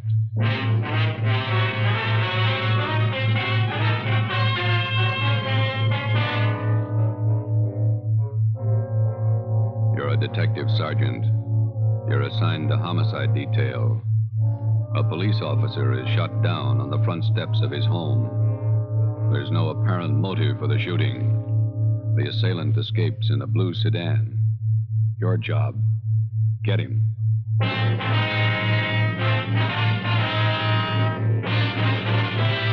Dragnet, the documented drama of an actual crime.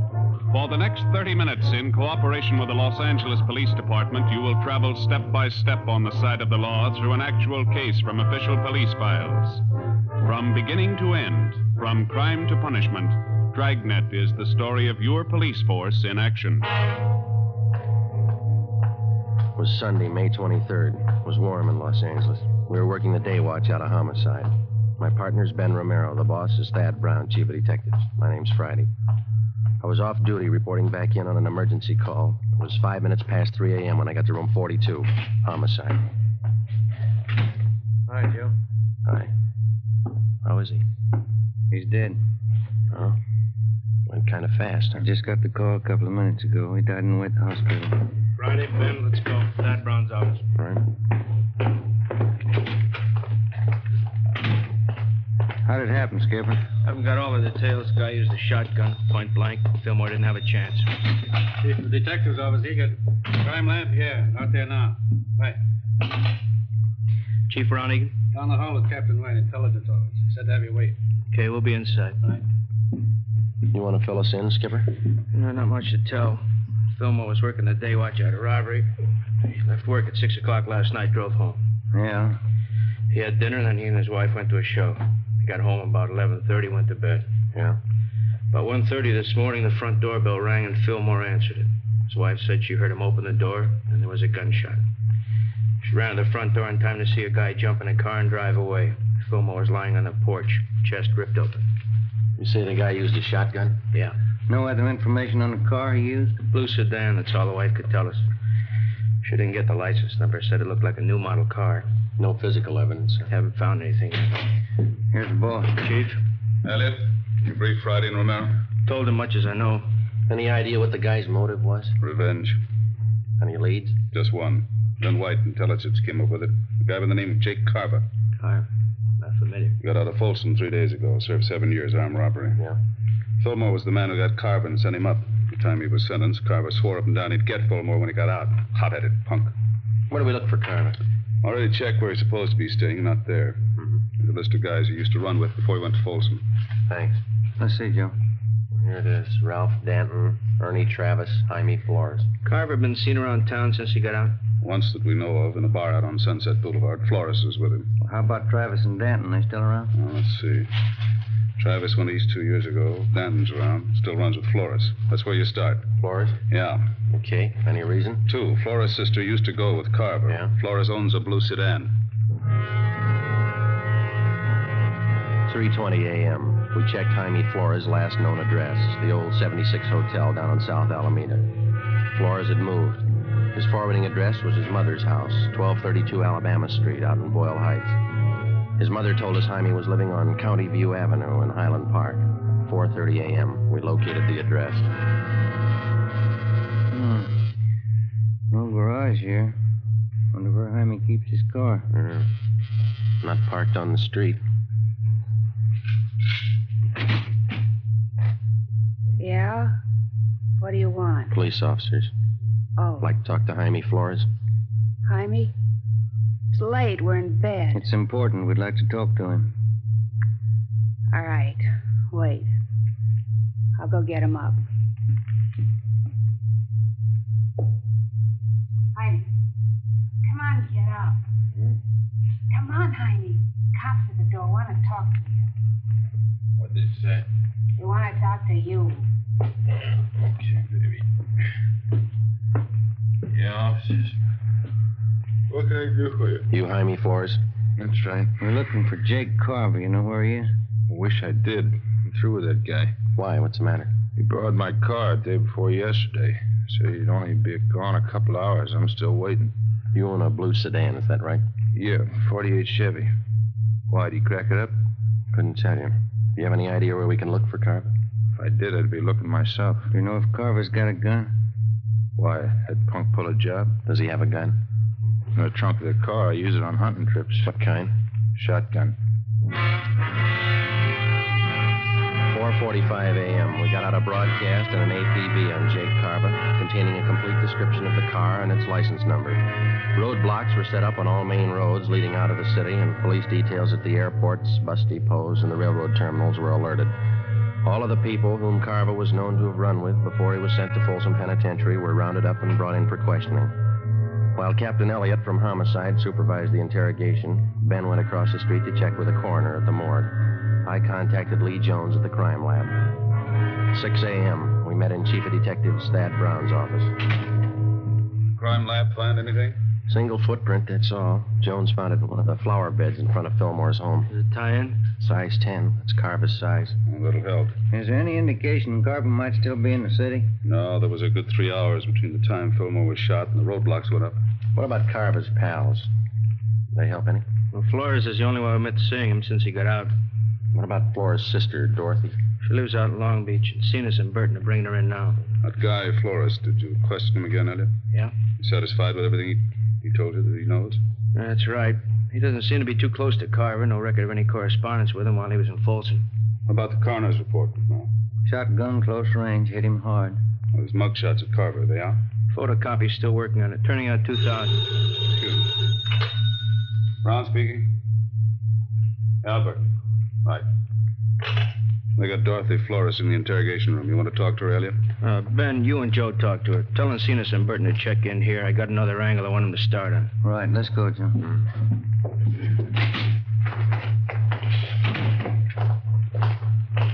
He must be as mad as a hatter. 3 days out of Folsom and he kills a cop. Yeah, if it was him.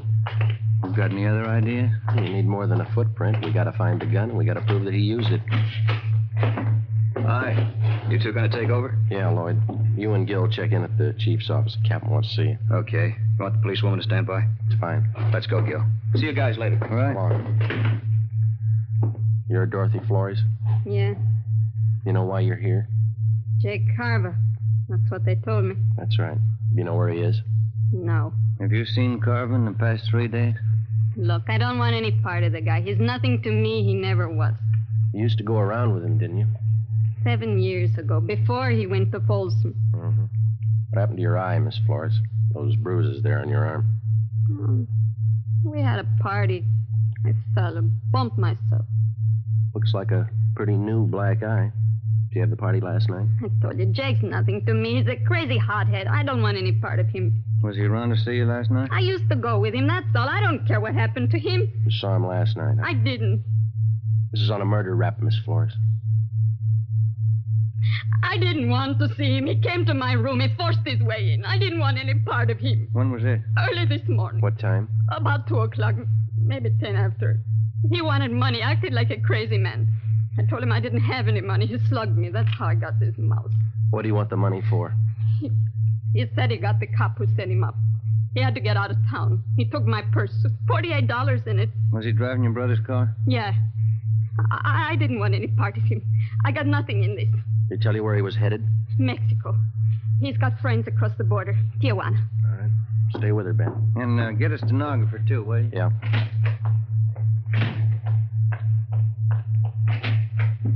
Righty. The Flores girl, Skipper. Carver saw her this morning. Admitted shooting Fillmore. She says he's headed south for Tijuana. Maybe he stopped off on the way. How do you mean? The drugstore in San Pedro just held up. Owner was shot and killed. Yeah? The guy was driving a blue sedan.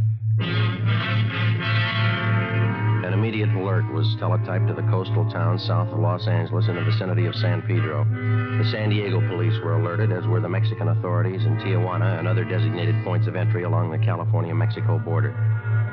7:50 a.m. Ben and I, together with Lloyd Barton and Al Shambra of Homicide, drove down to San Pedro and checked in with Lieutenant Maxwell at San Pedro Homicide. What kind of a gun did the guy use, Lieutenant? I checked the body. Looks like it could have been a .45. No chance it might have been a shotgun? No, not that kind of a wound. Who saw the guy make his getaway? My wife did. We live right across the street from the drugstore. Wife heard the shooting, ran to the window. She says it was a blue sedan. She didn't see the license plate? No. I got a look at the car before it disappeared. It looked like a Chevy to me. There's been no sign of it since the roadblocks went up? Not yet. It's pretty hard to understand. How do you mean? Take a look at the map here. Here's Palos Verdes and Clifton to the west. Roadblocks there. Yeah, uh-huh. Here's the roadblock to the north, just this side of Harbor City. Another one northeast, near Wilmington. Yeah? This one here, outside of Long Beach. Had 4 roads to pick from. They're all blocked off, huh? No turnoffs, no detours. All the roads are under patrol. You think he got south beyond Long Beach before the roadblocks went up? Not a chance. It's hard to figure. He could be hiding out somewhere along the way. Excuse me, man. This is Lieutenant Maxwell. Where? Okay, be right there. Anything? I found the car off the Coast Highway, blue Chevy sedan. How about Carver? Bloodstains in the front seat. That's all they found.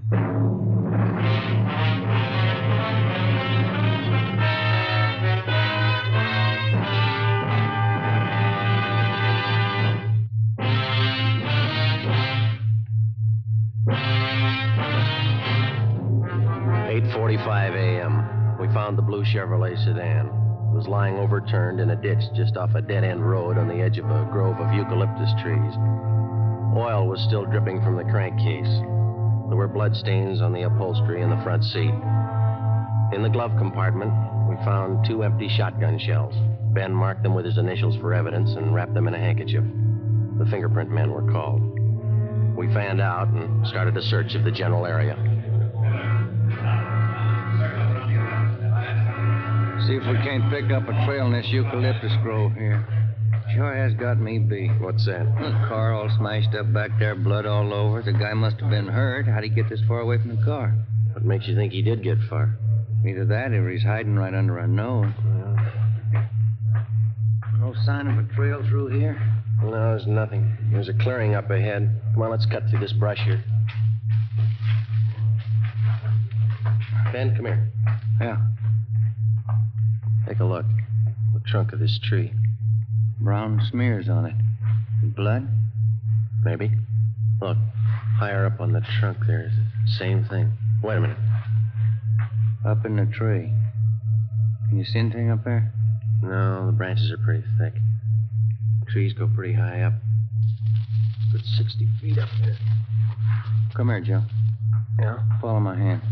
Oh, no, just over at the left where I'm pointing. Oh, yeah. Cover, Ben. You all right, Joe? Yeah. Can you see him? Yeah, up near the top. Right. What? Stay off, Burton. Don't come in the clearing. He's up in one of the trees. Throw that gun down, then come down yourself. All right, Ben. Get it, Joe. Keep falling.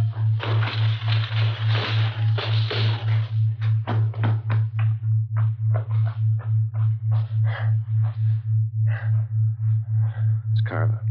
Shotgun's over there. You alive? Yeah. It's a hard tree to climb. Wonder how he got up there. I don't know. But this was the only way to get him down. We called an ambulance and had Jake Carver taken back to Los Angeles to the county hospital, the prison ward.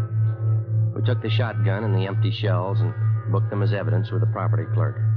The wrecked blue sedan was impounded. 2 counts of murder were filed against Carver with the district attorney. There was still one important piece of evidence missing, the .45 pistol used in the robbery and murder of the San Pedro druggist. A month passed. While Carver recuperated in the prison ward of the county hospital, we were busy building a case for his conviction. We still had only enough evidence to convict him for one of the murders. Another 2 months went by. On August 30th, Jake Carver was brought to trial for the shotgun murder of police officer Robert Fillmore. 10 days later, the jury found him guilty of first-degree murder. He was sentenced to a life term in Folsom Penitentiary. Knowing that we didn't have enough evidence to convict his client for the murder of the druggist, Carver's lawyer demanded an immediate trial on the second charge. Wednesday, September 12th, 10 a.m. I was called at the chief of detective's office. Righty. Sit down. Thank you. Elliot and I have been talking about this Jake Carver thing. They set the trial date yet? Starts next Tuesday. Bringing Carver down from Folsom tomorrow. It's bum luck. We're not going to convict him on the evidence we've got. We don't even have the gun. We've got to get a conviction. He beat the death rap for killing Fillmore. If he gets over this one, it means he's still eligible for parole. Yeah. So he serves 10 years, maybe. Good behavior. He gets out and he's ready to start in all over again. Yeah, if we could just sew him up for killing that druggist, we could put him away for good. I don't know how, Skipper. It's a pretty good bet that no jury will convict him unless we find that gun. We got another out. Just one. What's that? If we can get Carver to admit he killed that druggist. It's a neat trick. When you and Ben got him last May, did he see you at all? You think he could recognize you again? Well, couldn't have gotten a very good look from where he was up in that tree. Ben did all the testifying at the trial. I wasn't even there. Now, he wouldn't know me. Why? When they bring Carver down from Folsom tomorrow, they'll put him in county jail while he's waiting trial. Yeah. Chief figures if we could plant you in the same cell with him, there's a chance he might talk, if you play it right. No, I don't know. He's no beginner. Neither are you. You carve enough of the right bait at the right time, and there's a chance he'll put his foot in it. Maybe. All right, will you set it up with the county jail? Yeah, and remember, he's a killer. Don't take any chances. Suppose he gets wise. Then we'll know you tried. The following day at 2 p.m., I was booked at Central Jail as Joe Ramos, a robbery suspect. Ramos was the actual name of an Eastern thief whom we knew was not acquainted with Jake Carver. After being mugged and fingerprinted, transportation officers took me to the 12th floor of the Hall of Justice, where I was booked into the county jail. After that, I was taken down to a cell block on the 10th floor known as the High Power Tank, where prisoners charged with major crimes are held. During the day, the individual cells are left open, and the prisoners are allowed to visit with one another. I was taken back and shown the cell I was assigned to. Jake Carver was already there. He was playing two-handed poker with another inmate on the lower bunk. Here you are, Ramos. This cell here. You can take the top bunk. All right. How many cards you want? Make it 2, Jake. Hey, move, will you? I want to get in my bunk. Come on, make your bet. Says 2 cigarettes. You're 2, bunk you 6. I said I'd like to get in my bunk. Go on, Sam, play the game. Okay, we'll see you. Maybe you didn't hear me, Sam. I said I want to get in my bunk. I heard you, Mac. I don't like shoving around like this. All right, now, sit down. What's your complaint? Didn't they tell you when you came through the door? They bury you in the hole for beefing in here. Then as long as I'm in here with you, let's get it straight right now.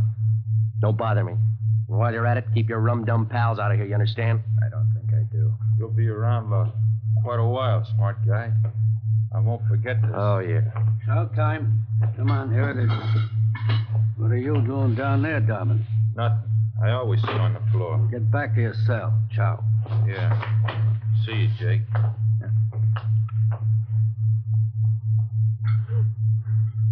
What's this junk they feed you?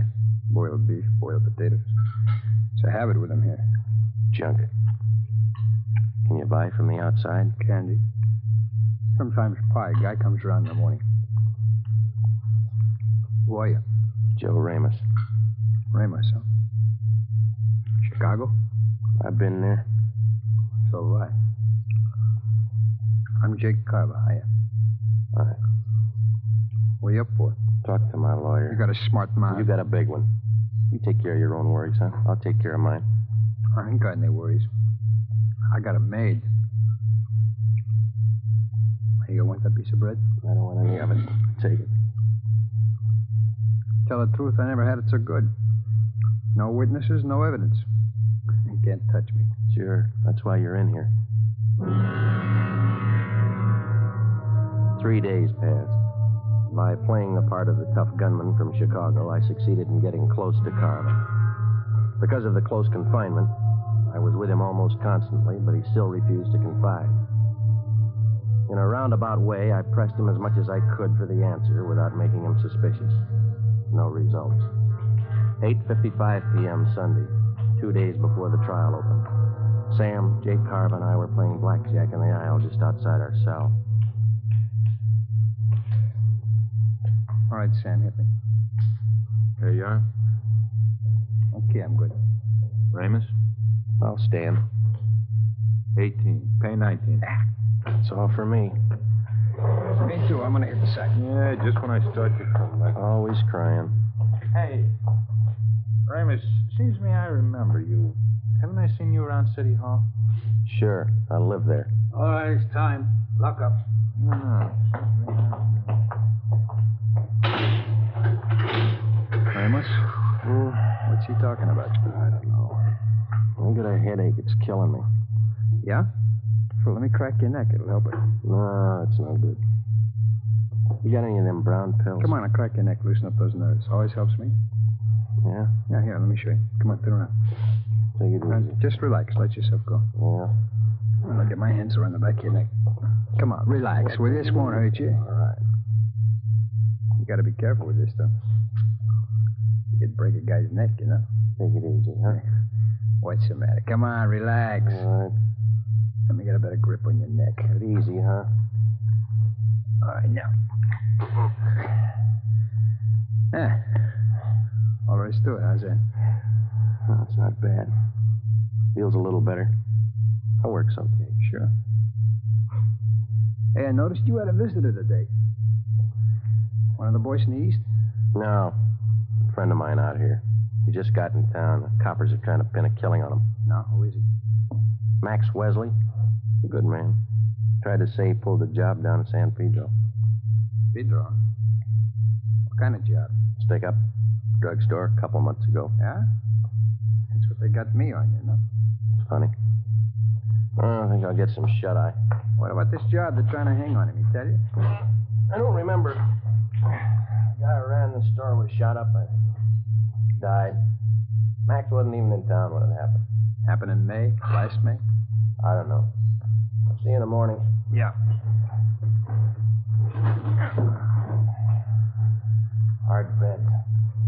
They didn't have nothing on Max, son. They let him go. Oh, not yet. He's out on bail. I mean, no evidence on him, no gun, huh? Yeah, they got a gun. I think that's what Max said. Where'd they find it, he say? I don't know where they found it. Go to sleep, will you? You mention anything else about Pedro, like San Pedro Hills? Yeah. Maybe that's where they found it. I think Max said that. That couldn't be. All right. Understand that.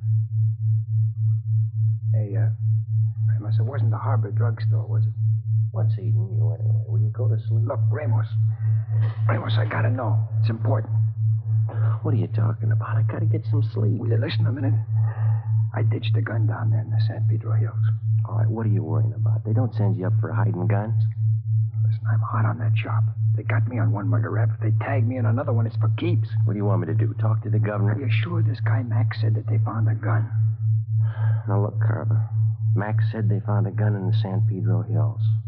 Now, you get on down in your bunk and let's talk about it in the morning, huh? What kind? Did he say what kind? I don't know. I don't remember. Was it a 45? Something like that, yeah. 45, I guess that was it. Now, listen. Got that jailer barking down here. Quiet down in there. All right. You go to sleep now? Can't be. It's not the same one. They couldn't have found it. They haven't talked to me. Ramos. Huh? When did they find the gun? Did Max tell you that? Oh. When did they find the gun? Where? I don't know. He didn't say where? San Pedro Hills. Ramos, I gotta know. Wasn't by a covert, was it? On the hill road? I don't know. I'll ask Max the next time I see him. Is that where you ditched yours? They couldn't have found it. Nobody could have. This covert, see, back on the road. Yeah. There was a piece of cement broken off the bottom edge of the covert, kind of a hollowed out space inside. I pushed the dirt all around it. You gotta ask Max. Mm-hmm. Ask him where they found that gun. Yeah, I'll see him Wednesday. I'll ask him. You gotta find out. They could put me away for good. What are you worrying about? They haven't paired you up yet with the gun they found. Yeah. Yeah, that's right. Maybe they didn't figure it. Maybe they forgot. Maybe. Yeah. Cops are dumb. They forget. That's what everybody says, isn't it? Yeah, that's what everybody says.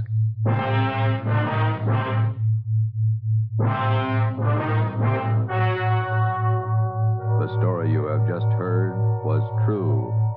Only the names were changed to protect the innocent. On September 18th, trial was held in Superior Court, Department 91, City and County of Los Angeles, State of California. In a moment, the results of that trial.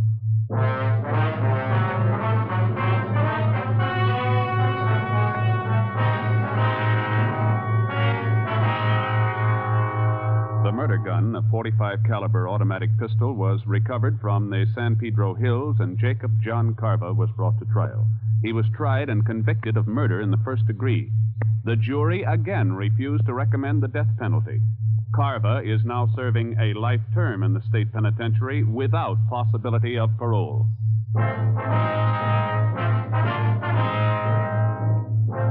You have just heard Dragnet, authentic cases from official files. Technical advice for Dragnet comes from the Office of Chief of Police, W.A. Wharton, Los Angeles Police Department.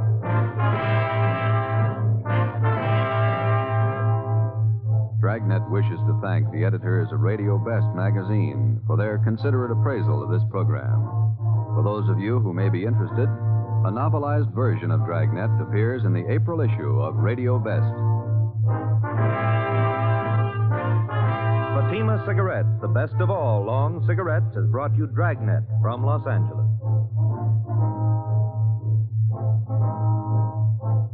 Tomorrow, hear Mr. and Mrs. Ronald Coleman in the Halls of Ivy on NBC.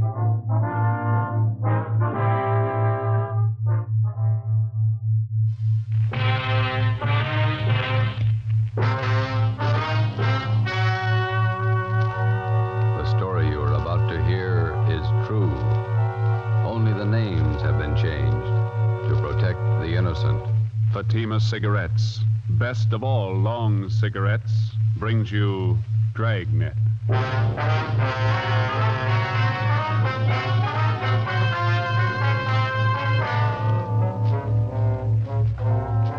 You're a detective sergeant. You're assigned to homicide detail. A confessed murderess is paroled from the state prison for women. After 7 months, the parole office loses contact with her. Your job, find her.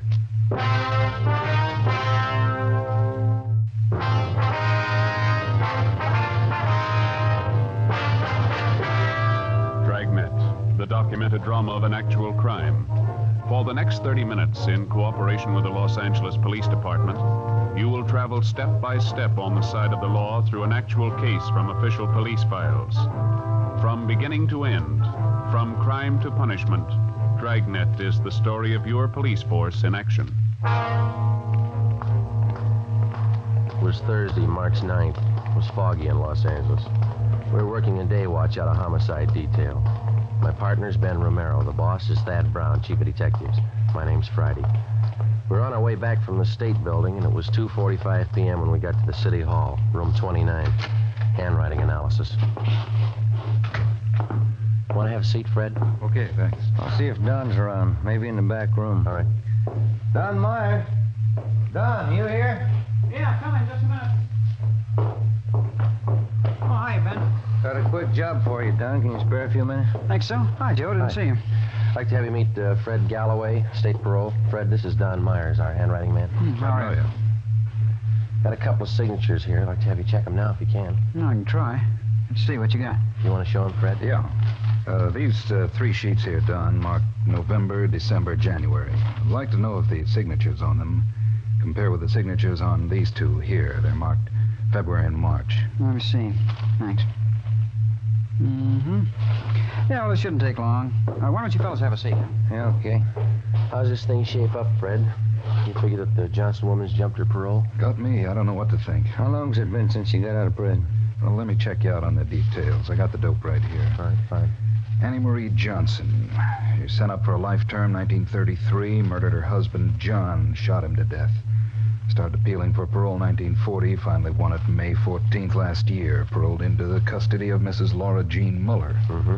Where does this Mrs. Muller live? On Wilmington. Old friend of the Johnson woman. She fought for 10 years to get her released from Tehachapi. Have you been in touch with Mrs. Muller lately, Fred? Only by mail. We've been sending her monthly report forms all along. She's the person that Annie Johnson was paroled to, so the form has to be filled out and then signed by Mrs. Muller and mailed back to me. Yeah, I know. And that's where you figured that something was wrong. Well, we got the February and March reports back from her on time, all the usual questions answered properly, and it was the signature.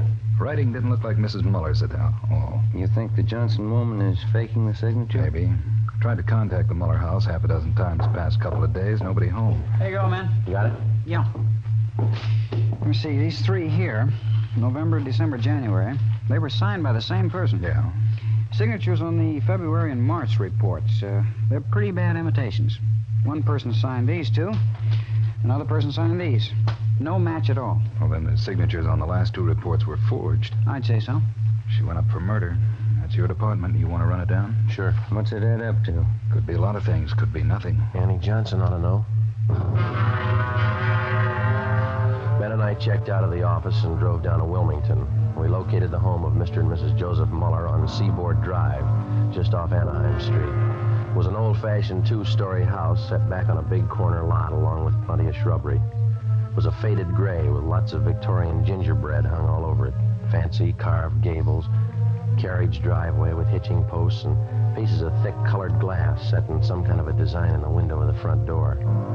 Out in the harbor beyond Terminal Island, you could hear the foghorns.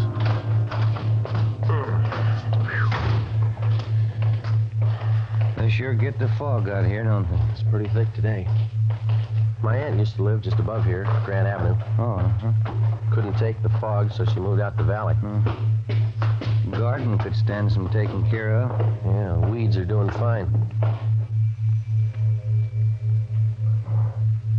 Want to try it again?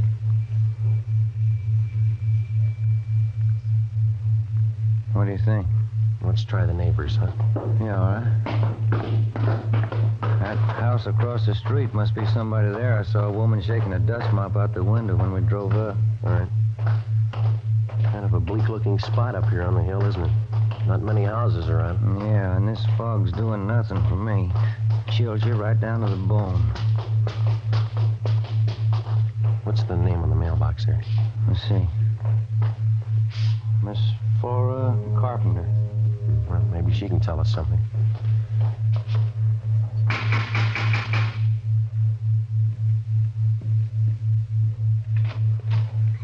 Are you the sewing machine man? No, ma'am. We're police officers. Like to ask you a few questions. Oh, I'm sorry. I thought you came about my singer. No, ma'am. I can't do any more work on my peasant skirt until the machine's fixed. And it has to be done by Saturday. Our folk dancing group's having a big jamboree Saturday night. Will you step inside? Thank you. This is Sergeant Romero. My name's Friday. Oh, how do you do? Oh, fog's so refreshing, isn't it? Very vitalizing. Yes, ma'am. Are you acquainted with Mr. and Mrs. Muller across the street, Miss Carpenter? The Muellers? Yes, I've known them for years. And they have an Annie Johnson living with them? Yes, one of my very good friends. She's employed as a housemaid for the Mullers, is that right? Well, I guess you could call it that. Actually, she's more of a companion to Mrs. Mueller since poor Mr. Mueller got sick. What's his trouble? His mind. Poor man just lost his senses. He's at the state hospital at Norwalk. Mm-hmm. When did they send him there? Let me see. This is March. It must have been last November. Yes, became violent. Do you know where Mrs. Muller is now? In the sanitarium out near Pasadena. Not well at all. And Annie Johnson, is she still living at the Muller's house across the street? Oh, yes. She went downtown to do some shopping today. Did she say when she'd be back? Well, no, she didn't, but we have a meeting of our book appreciation club at 8:30 tonight here at my house, and I certainly don't think she'd miss the meeting. I see. Miss Carpenter, do you happen to know the name of the sanitarium where Miss Muller's staying? Garraway's. That's what Annie told me. Garraway's Rest Home out by Pasadena. Mm-hmm. Have any of the neighbors been out to visit her? Well, no, we haven't. Annie said the doctors there thought it'd be better if Mrs. Mueller didn't have visitors. I see. I wonder if you'd tell us where we could find a public telephone in the neighborhood. Oh, you can use my phone, Sergeant. It's right back there in the hall. Fine, thank you. I'll call him, Joe. All right. I'll have the operator charge it to our office. You sure you can find your way back there, Sergeant? It's right under General Pershing's picture. Yes, ma'am. No trouble. I was just thinking, Sergeant Friday. Yes, ma'am. Would you know anything about repairing sewing machines? No, I'm afraid not. Oh. Well, Fluffy, there you are. This is Annie Johnson's cat, Sergeant. Isn't he simply gorgeous? Look at that fur. Yes, ma'am. It's nice, Genuine Persian. Annie brought him with her when she came to live with the Muellers. Did Mrs. Johnson and Mrs. Muller always seem to get along fairly well together to you? I mean, no arguments? Oh, my, no. Annie's the easiest person in the world to get along with. All us girls in the neighborhood just adore her. Joe. Did you talk to sanitarium? Yeah, I double-checked the name. Yeah. Mrs. Muller's not there. They never heard of her. Ben and I left and interviewed some of the other people in the neighborhood. They all had the same high opinion of Annie Johnson as Miss Carpenter did. They all had the impression that Mrs. Muller was under doctor's care at the Garraway Rest Home in Pasadena. Annie Johnson told them so. We found out that Mrs. Muller had one other living relative besides her husband, a niece, Lorraine Muller. She lived out on Norwich Drive in Beverly Hills. 5:30 p.m., Ben and I drove back to the office and made a spot check of every private rest home and sanitarium listed in the Los Angeles area. Mrs. Muller wasn't at any of them. We called the state hospital at Norwalk, and they informed us that Joseph Muller was there, having been committed the 2nd of November the previous year. He was critically ill. We put in another call to the Muller home.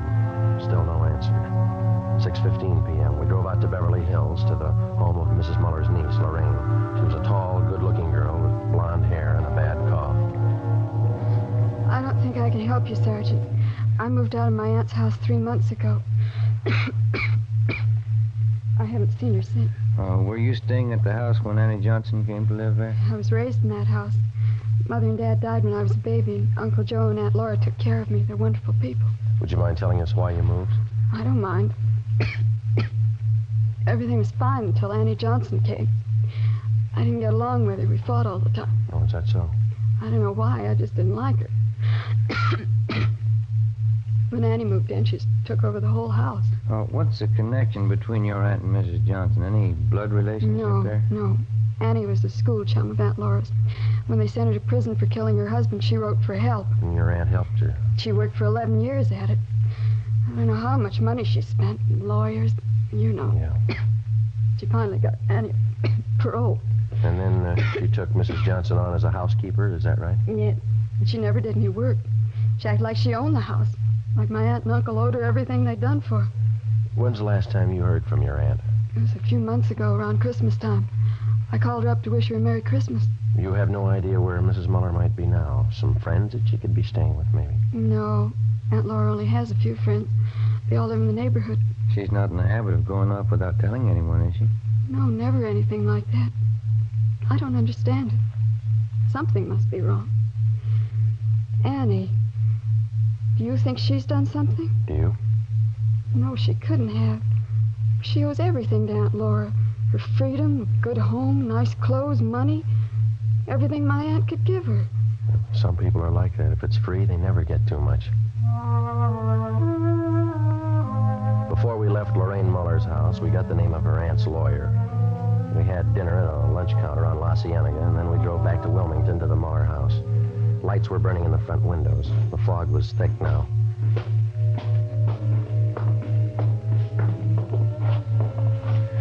Guess that's her singing. Yeah. You want to ring the bell? Mm-hmm. Can you see in through the curtains, Joe? Yeah, she didn't hear it. Let's ring it again.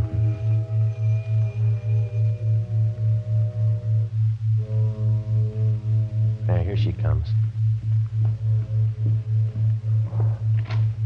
Yes?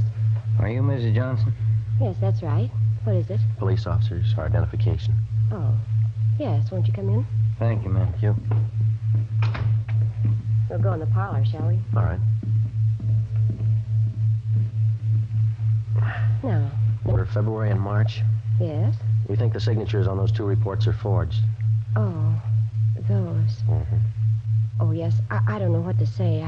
I really didn't think it was that serious. I knew the reports had to be sent in. Did you sign Mrs. Muller's name on them? Well, yes, I did. You see, Laura Muller's at a sanitarium now, resting up. Mm-hmm. I didn't want to bother her with all this business, so I signed them and put them in the mail. But forgery, I didn't think it was that serious. Mm-hmm. Which sanitarium is Mrs. Muller staying at? Garraway's. A very nice place. It's near Pasadena. She's been there about 2 months now. Have you been out to visit her yet? No, I haven't. I'm a little ashamed of myself. I've just been too busy keeping up the house here. It's lots of work. Yes, I understand. I suppose you drove Mrs. Muller to the sanitarium. As a matter of fact, I didn't. You see, we don't have a car, so she took a taxi cab. Have you telephoned Mrs. Muller at the sanitarium? Yes, just once, the day she went in. She's there for a good rest. I don't feel that anyone should bother her. Not even myself. Does she have any other relatives? Besides her husband, that is. None at all. Poor Mr. Muller. We had to send him away, you know, to Warwick State Hospital. Yes, ma'am. It got out of hand. Just terrible. He almost murdered poor Laura once, and those were awful days. He's much better off where he is. Yeah, it's too bad. Well, that's about all, Miss Johnson. Oh, here. Let me show you to the door. Thanks. You'd better contact your parole officer the first thing in the morning and clear up this matter of the reports. I'll do that. Thank you. Good night, Miss Johnson. Thanks again. All right. Good night.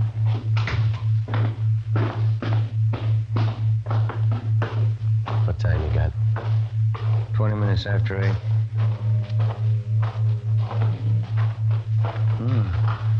Light just went on in the attic. Yeah. What do you think? We better go take a look around. What do you think we'll find?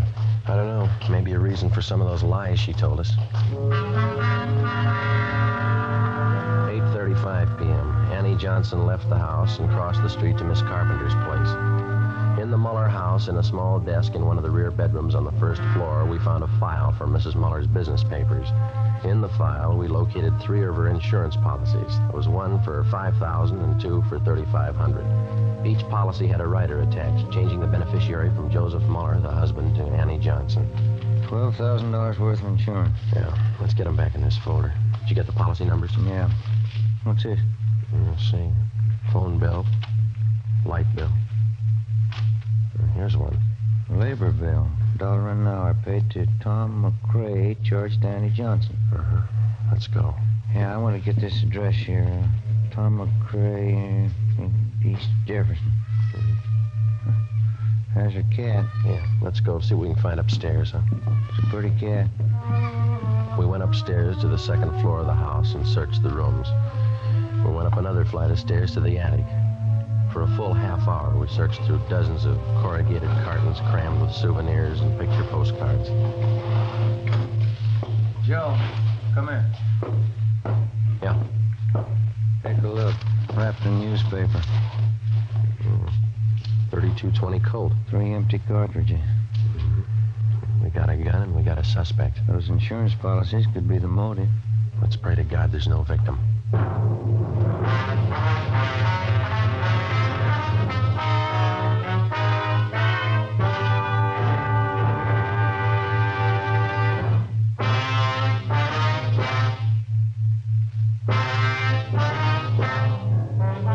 10 p.m. An immediate stakeout was placed on the Muller residence in case Annie Johnson made an attempt to leave during the night. Ben and I took the gun that we'd found to the crime lab for analysis. The next morning, we checked with the Muller's family attorney.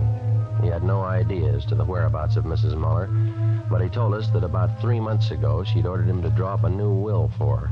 Under the new provisions, Annie Johnson was to be the sole heir of the Muller house and property, plus an additional $1,500 in bonds. Friday, March 10th, 11 a.m. While Ben checked with the insurance company, I met with Captain Elliott of Homicide. You got everything but a victim, huh? Where are you looking? We'd like to shake down the Muller house again before we look anyplace else. Didn't have a chance to give it a thorough going over last night. You're sold on the idea it's a Johnson woman? Looks like it. Sure it couldn't be a freak disappearance? No, sir, not in my book. Annie Johnson's got some big reasons for lying to us. I'd like to find them. How do you figure on doing that?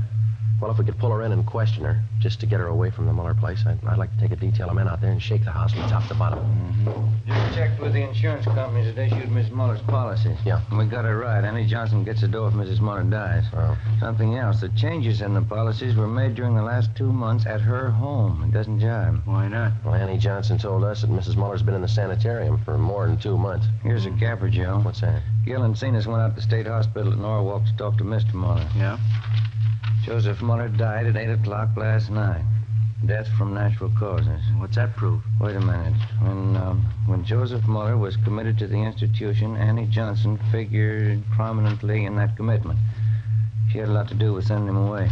Didn't take any chances, did she? Annie Johnson is left with the house, the bonds, and the insurance money. She had all the answers. Yeah, all but the right one. While Captain Elliott called in Annie Johnson and questioned her, Ben and I, together with a detail of men from Homicide and Lieutenant Lee Jones from the crime lab, drove out to Wilmington and started a thorough search of the Muller house. We took it floor by floor, starting with the attic. By 4 o'clock that afternoon, we had searched the attic and the second floor completely without finding any additional physical evidence. 5:30 p.m., still nothing. The fog was coming in thick now. Captain Elliott called and said the Johnson woman was on her way home. The search went on. Anyone checked the cellar yet? Let's give it a look, huh? Okay. Joe, come on down.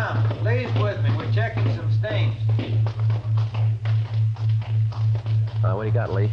Picked up this line of stains here, Joe. They run down from the top of the stairs. Pretty faint. Let me see. Mm-hmm. Try a few drops of benzodine, see what happens. Okay. Let's have a look around, Gil, see what we can find. There's no lights down here. You'll have to use your flash. I got one.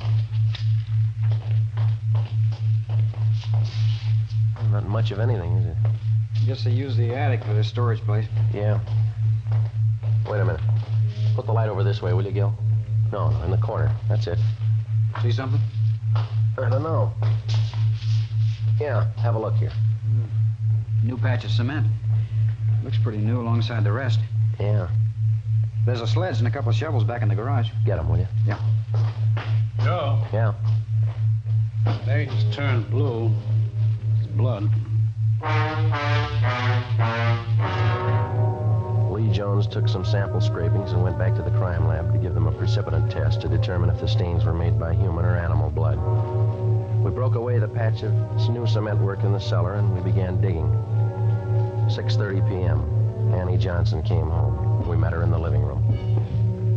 Sergeant, I wonder if you'd mind explaining this intrusion. No, not at all. Will you sit down? I believe I'm the one to offer hospitality here. It's my house. Is it, Miss Johnson? Well, it's in my charge. It's my responsibility. Yes, ma'am, it is. We'd just like to clear up a few things, that's all. I think the police department's taken up enough of my time.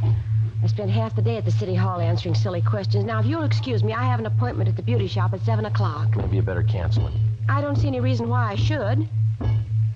What is that noise? Coming from the cellar.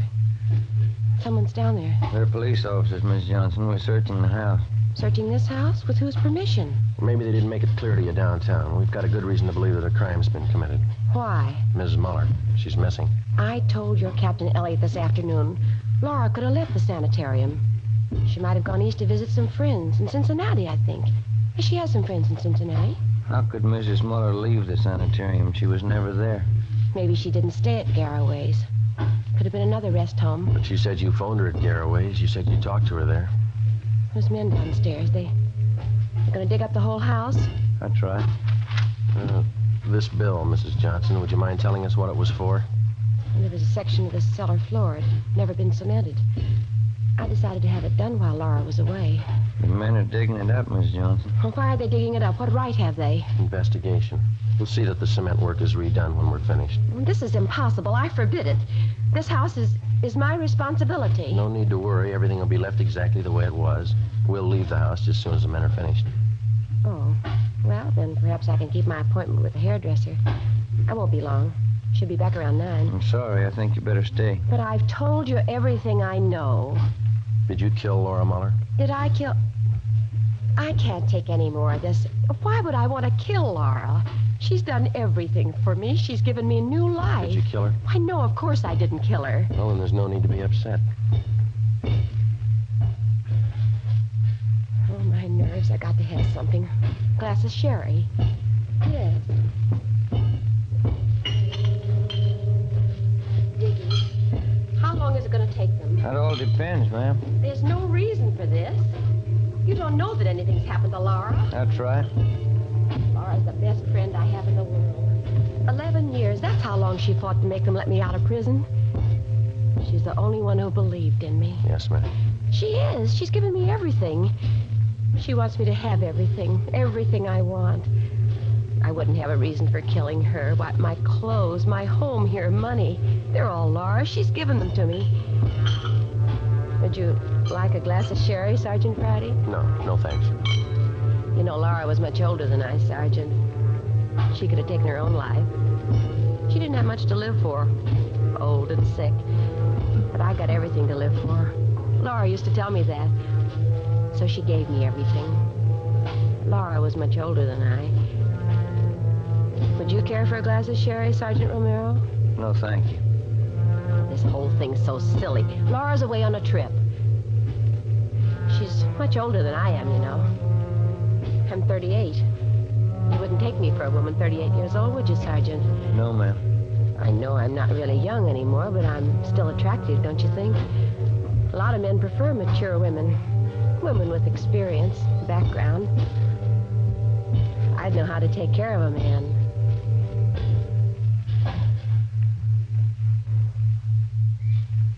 Joe? Yeah.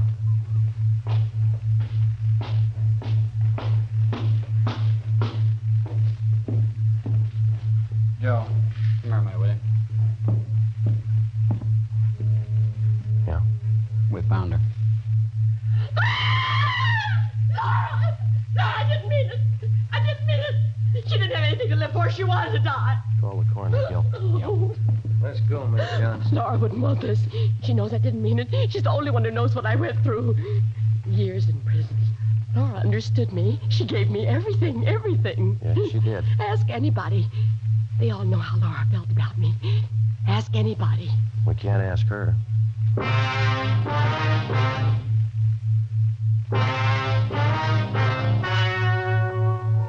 The story you have just heard was true. Only the names were changed to protect the innocent. On July 14th, trial was held in Superior Court, City and County of Los Angeles, State of California. In a moment, the results of that trial.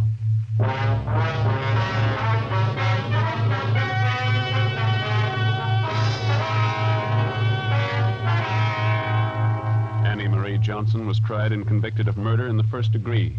She was executed in the lethal gas chamber at the state penitentiary, San Quentin, California.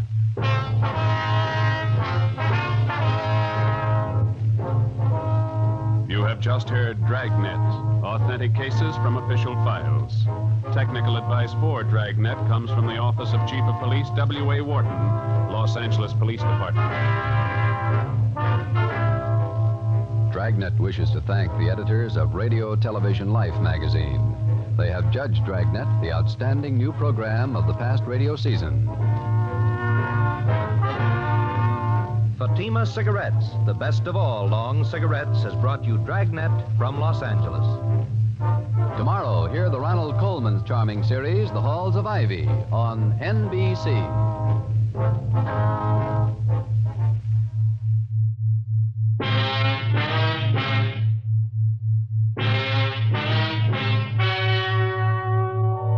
The story you are about to hear is true. Only the names have been changed to protect the innocent. Fatima Cigarettes, best of all long cigarettes, brings you Dragnet.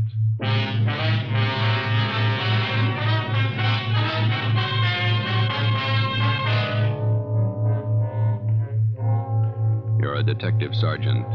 You're assigned to robbery detail. 4 young hoodlums wanted for a series of robberies are headed for your city.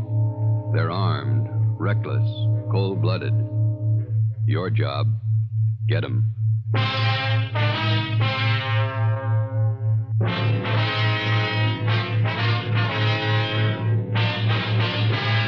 Dragnet, the documented drama of an actual crime. For the next 30 minutes, in cooperation with the Los Angeles Police Department, you will travel step by step on the side of the law through an actual case from official police files. From beginning to end, from crime to punishment, Dragnet is the story of your police force in action. It was Friday, December 10th. It was cold in Los Angeles. We were working the day watch out of robbery detail. My partner's Ben Romero. The boss is Thad Brown, chief of detectives. My name's Friday. It was 7:55 a.m. when I got to room 27A, robbery detail. Morning. Hi, Joe. Morning. Hi, Joe. Cold out, isn't it? Frank, what are you doing here this early? Can't you sleep? I'm waiting for something. Special delivery letter from my brother. Went up in Frisco with the police department? Yeah. Only up there, they don't like it when you call it Frisco. Yeah. He's in robbery detail. Called him last night. All 3 kids had their tonsils out the same day. Thought it'd be nice to call, see how they were. All 3 at once. Yeah. Tonsils are nothing these days. How'd they make out? Good. Home already. What's the letter got to do with it? Oh, well, my brother told me he was sending down some dope on 4 pretty rough characters. Thinks they're headed our way. Sending mugshots, too. You and your brother running a detective agency on the side? It's a little irregular. The official correspondence will come a little later. What do you know about the guys? Almost killed a man. I didn't get any details. It's all in the letter. Ought to be here any minute. Mailed it at noon yesterday. How come you moved down here with your family, Frank? Don't you like it up north? I like L.A. better. More elbow room. Here you live in a house and lot, not just an apartment. I get it. Robbery, Friday. This is Wilson. Tony Shop is there, Joe? Yeah, I think so. Hold it, will you? Tony here? Huh? Oh, I didn't see you behind that paper. For me? Yeah, he's here. Well, if he's not busy, ask him to come over to auto theft. Questioning a couple of Mexican girls. Can't speak English. I guess we can spare him for a while. I'll tell him. What's up? Well, that's Wilson in auto detail. He'd like you to go over and act as interpreter for a couple of Mexican girls. Are they pretty? You're not going down there to marry him. I'll bet you wow I'm at parties. Yes. Nothing much doing. Slow day. They don't come often enough for me. If they did, we'd be out of a job. It was one of those rare, slow days. I killed a couple of hours going over the daily reports, cleaned out the top drawer of my desk, sharpened a few pencils. At 10:15 a.m., the special delivery letter came for Frank. He slit the top open with his pocket knife and shook out 4 mug shots. Here it is. Following 4 men wanted for robberies, auto thefts, and safe burglaries in San Francisco Bay Area. Cliff Small, 19. George Shum, 20. Both escaped from Preston. Julius Carver, 18. Fred Malik, 20. Both Army deserters. Well, that checks out with that APB from SF last week. What do the records look like? Small shot an Army captain during an argument at a bar. On 2 capers, these men shot it out with us and escaped. Information shows all 4 left for Los Angeles several days ago. Driving stolen car, blue Chevrolet, probably using cold plates. Let me see those mug shots. Here. Well, now we know who we're looking for. Brother, tell us where? Just a couple of nice girls that got mixed up with the wrong guys. You take a look at these pictures, will you, Tony? Oh, the mugs from San Francisco. Yeah. Says they're in a stolen car, cold plates. That's how these girls were picked up, in a hot car. Huh? They went for a ride with a couple of guys they met at a movie. When the car ran out of gas, the boys dug, the girls got picked up. Do they have a lead on the guys? No, not a thing. The young guys? Around 20.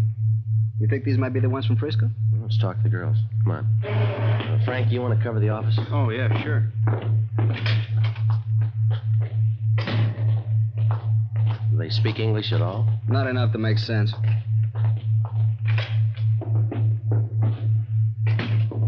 That's Dolores, and this one is Marie. Wednesday. Señoritas, estos señores son empleados del robbery detail. Desean hacer a ustedes algunas preguntas. Nosotras no hicimos nada. Nada. She says they didn't do anything. I suppose they told you all they know already, huh? They're not much help. They say they don't know anything about the fellows they were with. Show them these. Ask them if they've ever seen them before. Yeah. ¿Conocen ustedes a estos individuos? Sí. Estos son los muchachos. Sí. Sí. These are the guys that took them out last night? Ask them. ¿Quieren decir que estos dos son los que las llevaron anoche? Sí, ellos son. Carver and Malik, the Army deserters. Ask them to describe them, will you? ¿Cómo eran los muchachos? Ya les dijimos. Estuvimos en el carro todo el tiempo. Estaba oscuro. Pero parecían muy guapos. Y hablaban bien. She says they sat in the car all the time. It was dark. But they looked very handsome and they talked nice. Where did the fellas pick them up? They told me in front of the Jubilee Theater, 2nd and Broadway. Yeah. And then what? The girls couldn't understand English, but they understood when the boys motioned them to hop in. ¿Han aceptado ustedes paseos con extraños antes? Por supuesto que no. María creo haberlos visto en la iglesia el domingo. She says no. Marie thought she recognized them from church Sunday. Pero estaba equivocada. But she was mistaken. Must have been some date. The boys couldn't talk Spanish and the girls couldn't talk English. Where'd they go on this ride, Tony? They don't know the streets. They just know they got to the beach, and then they turned around and were about halfway back when the car ran out of gas. Ask them again. See if you can get Marie here to talk. María. Sí. ¿Qué camino tomaron para ir a la playa? Yo no sé. Ay, María. Primero, paramos cerca de un hotelito. Esperamos mientras los muchachos llevaron a un perrito y lo dejaron en su cuarto. She doesn't know, but she remembers they stopped near a little hotel. The girls waited while the boys took a little puppy out of their car and put it in their room. A puppy? Well, if they don't know where the hotel was, maybe they can tell us what it was near. ¿Qué edificios había cerca del hotel? En la esquina había una estación de gasolina. Yeah, she says there was a gas station on the corner. What else? ¿Qué más? Del otro lado de los rieles había 2 o 3 garajes. 2 o 3. Creo que sí, 2 o 3. She says across the car tracks there were 2 or 3 big garages. Yeah. Well, could be in the Westlake district. Lots of garages and second-rate hotels around there. East 1st Street? Maybe Grand Avenue and Pico. Pico, ahora me acuerdo. Esta calle era Pico. We took the girls with us and drove out to Grand and Pico, and then up and down Pico slow until the girls pointed out a hotel just south of Flower. They weren't sure. Ben and I got out. We walked up to the hotel desk. The clerk was just starting to vacuum. We're looking for Julius Carver and Fred Malik. Are they staying here? What's the names? Can't hear you over the vacuum. Julius Carver and Fred Malik? Nope, not here. Police officers. You take a look at these pictures? Well, could have been 2 of the boys who checked out this morning, but they didn't look as tough as this. How many were there? 4. Here are 2 more pictures. You have a look, please? Could be. About the right age. How long did they stay? Just 2 nights. Did they have a pup with them? What? I said they have a pup with them. Puppy dog? Yes, they did. Yes, sir. A little collie pup. Did they pay up? No, they skipped out, owing me 2 days. Can we see how they registered, please? Shut off this dang vacuum. Person can't hardly hear himself think over that racket. Now, you want to see the register. We use cards here. All right, sir. Let me see. Now, here they are. Bob Reynolds, Jack Sharp, Jim Smith, and William Grant, Las Vegas, Nevada. I must have picked those names out of a hat. They say where they were going? Nope, no forwarding address. Do they write these cards out themselves? You bet they did. That's the law. You mind if we borrow them for a while? We'll have them photostated and returned to you. We're supposed to keep them, you know. You'll get them back. I like to do everything legal. Those boys in some kind of trouble? They leave anything in their room? They did. It's all in the vacuum. If they happen to come back, give us a ring, will you? Here's our card. Robbery detail. Who'd they rob? They took you for 2 days' rent. It was 2 p.m. when Tony Chavez picked us up. He had Frank O'Donnell with him. We stopped at a dairy lunch, and I called the office, and we split up into 2 teams. While Tony and Frank checked parking lots in the neighborhood for stolen cars, Ben and I ran down the other hotels. In the next 3 hours, we talked to a dozen desk clerks and rooming house managers. Always the same answer, no. 5:30 p.m., we tried the Achilles Hotel on Grand Avenue. We walked into an overheated lobby crowded with modern furniture. There were a couple of canary cages in front of the faded wall tapestries. The desk clerk was a woman in her early 40s. Good afternoon, ma'am. Police officer. Police officers. Walter, will you see what these policemen want? We'll just take a minute. We'd like to know if you recognize these pictures here. No. This one? No. No, we only take in honest, hard-working men. Sure. Don't like anybody lazing around in the rooms all day. Keeps me from cleaning up. If your room has got a collie pup. A dog? I'd die before I'd allow a dog in this house. Well, if these fellows with a dog try to rent a room, would you please phone us? Here's the number. Millie. Now, get on back in there, honey, where it's nice and warm. Go on, Millie. Go on. Millie's on the nest now. Yes, ma'am. We'd appreciate you watching for these men. For your own protection, too. No, I'll let you know. Thank you, ma'am. Let's go back. Oh, say, before you go, would you gentlemen do me a favor, seeing as how you're policemen? Yes, ma'am. Mr. Marinelli up in room 14's a week behind in his rent. Would you do me a favor and go up and talk to him? I'm sorry, lady. We can't handle that. That's a civil matter. I'd advise you to go to room 260 down at the city hall. See the city attorney. They'll help you. Walter, what'd I tell you? They won't do it. That's the way it went. It was dark out now and getting cold again. We walked back to Pico and Flower to pick up Frank and Tony. Tony was there waiting for us. Hi. Come on up to the next corner. Frank's up there. We got a hot car staked out. Yeah? Just half a block from the hotel where the guys checked out. You had any luck? No. Did you find anything in the car? Key's still in it, nothing else. Well, they could have stolen it last night after they left the girls, huh? I called in and checked. It was taken in front of 1192 Doheny Drive between 2 and 4 this morning. We got out of code 4. Mm-hmm. That's about 6 blocks from where they ditched the car with the girls in it. They were out of gas. It's all downhill. Would have been the natural way for them to go. Could be the right car. Better keep the stake out. Yeah. Oh, hi, Frank. Hi. You do any good? No. Frank, if you and Tony want to go eat, and Ben and I'll cover the car. When you get back, we'll go for chow. Good deal. Swell. So long. Well, let's sit in the car, huh? Yeah, all right. Go ahead. Mm-hmm. Get the radio on. Want a cigarette? No.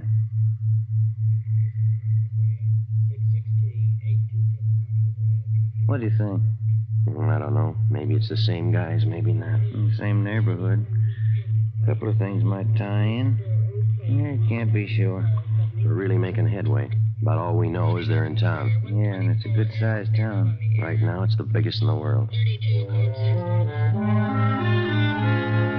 7 p.m. We knew the 4 gunmen were in town. We knew they'd been seen. We figured there was no reason for them to skip town until they pulled a job or heard that we were looking for them. Time was in their favor. Time to rob, time to kill, time to get away. The check on the hotels continued. We left Frank O'Donnell and Tony Chavez on the stakeout, and Ben and I picked up the hotel routine. One place after another. 8:30 p.m. We walked down a long, narrow lobby to a little bald-headed man at the desk. He was wearing glasses and reading a magazine called Astrology. When we walked in, he tried to hide the bottle. Police officer. Oh, would you take a look at these pictures, please? What for? See if you can identify them. No, they don't look familiar to me. They may be carrying a collie pup. Collie pup? Let me see those pictures again. All right. They look familiar now? They had a pup with them, all right. Yes, I think so. I study faces. Yes, the same. Are they here? I don't know. Mean they're out for the evening? I don't know. Are they registered here? Yes, they are. What room? Are they expecting you? Now listen. This is important. Just answer the questions. What did they do? What's their room number? Second floor, room 22. You have the key? Just a sec. Here. Thank you. Come on, Ben.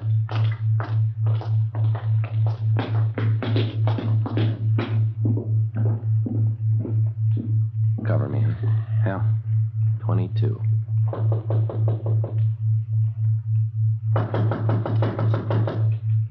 Give me the key. Watch it. Well, maybe we're home. Clothes, shoes, all her stuff's here. They'll be back.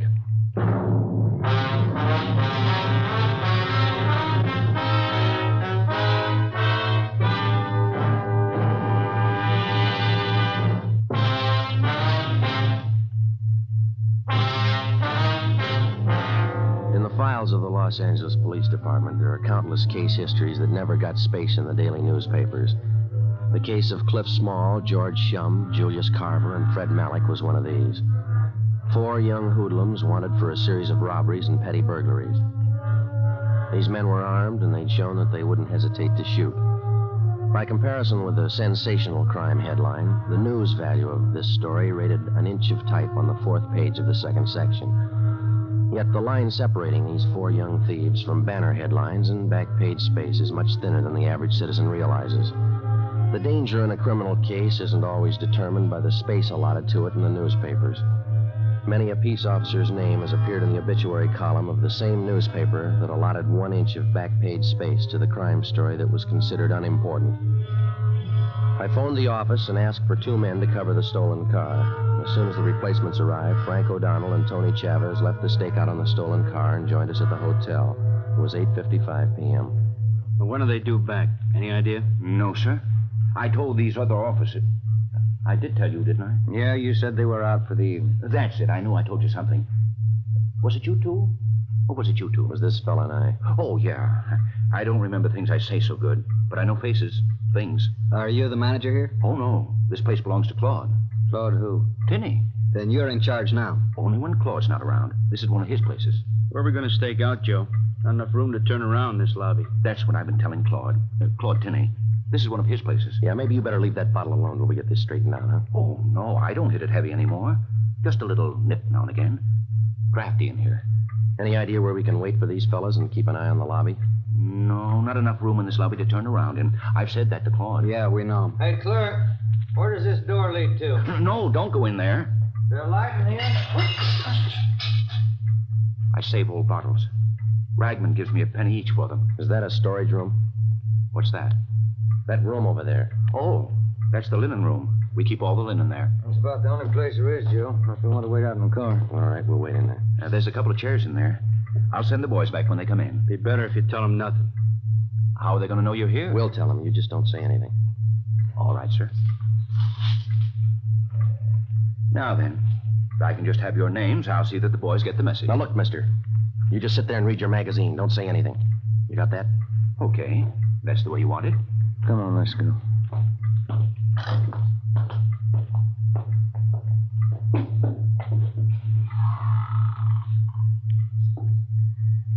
What's that smell in here? Bleach, I think. Strong. Oh. What time is it? Can't see. Frank, you got a luminous watch. 9:28.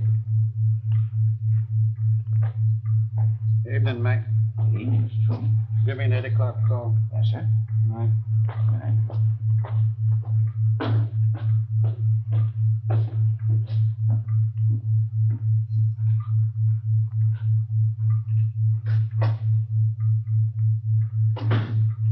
It smells giving me a headache. Air's bad in here. Yeah.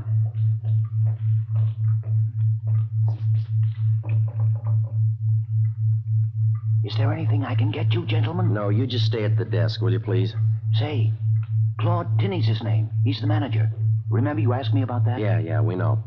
What do you want him for? Look, you're going to have to stay away from this door. We don't want him to know we're here. Okay. That's the way you want it. I could use a cigarette. Yeah. All we need in here now. Smoke. What time is it, Frank? Oh, never mind.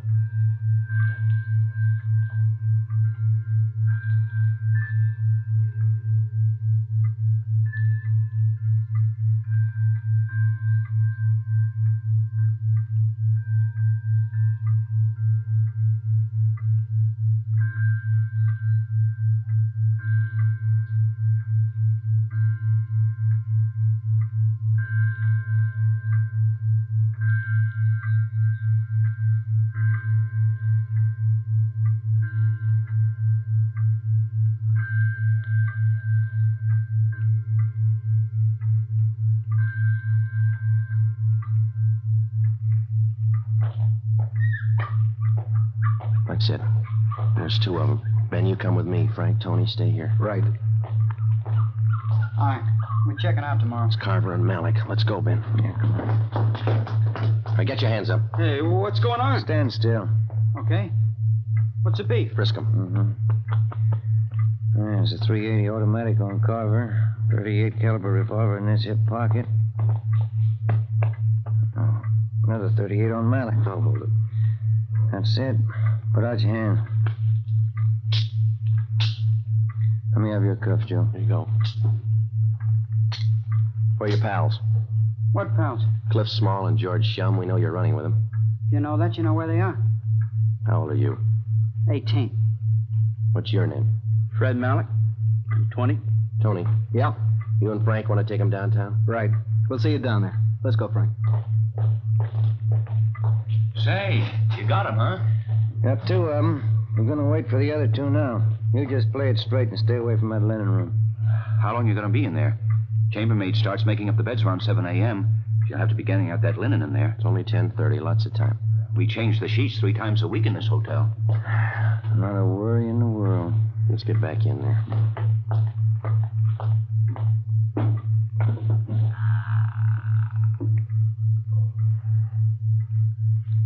I know what that smell is in here.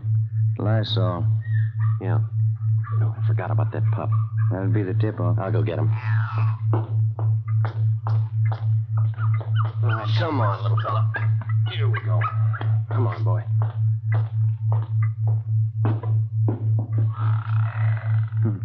He's hungry, Joe. Yeah. Look, I'll put him down on the floor. Don't step on him.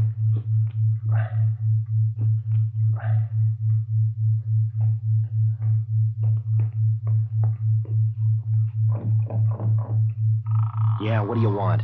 Are you going to wait for the other 2 boys? Yeah, will you get away from the door? Say, I want to help you all I can. Yeah. That fuzzy little pup of theirs, he's running all around the lobby. Yeah, we've got him in here. Yeah, you better go out there and get him. He's barking. It'll tip him off. Yeah, all right. Now go on back to the desk. All right, then you stay in here. I'll see if I can catch him. He comes around here again, he'll have to wait in here. Can you see your watch? No. Must be around 11. Yeah, must be.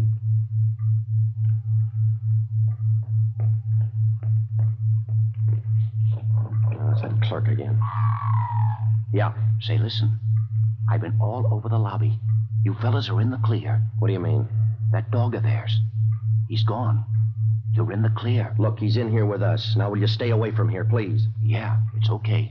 The dog's gone.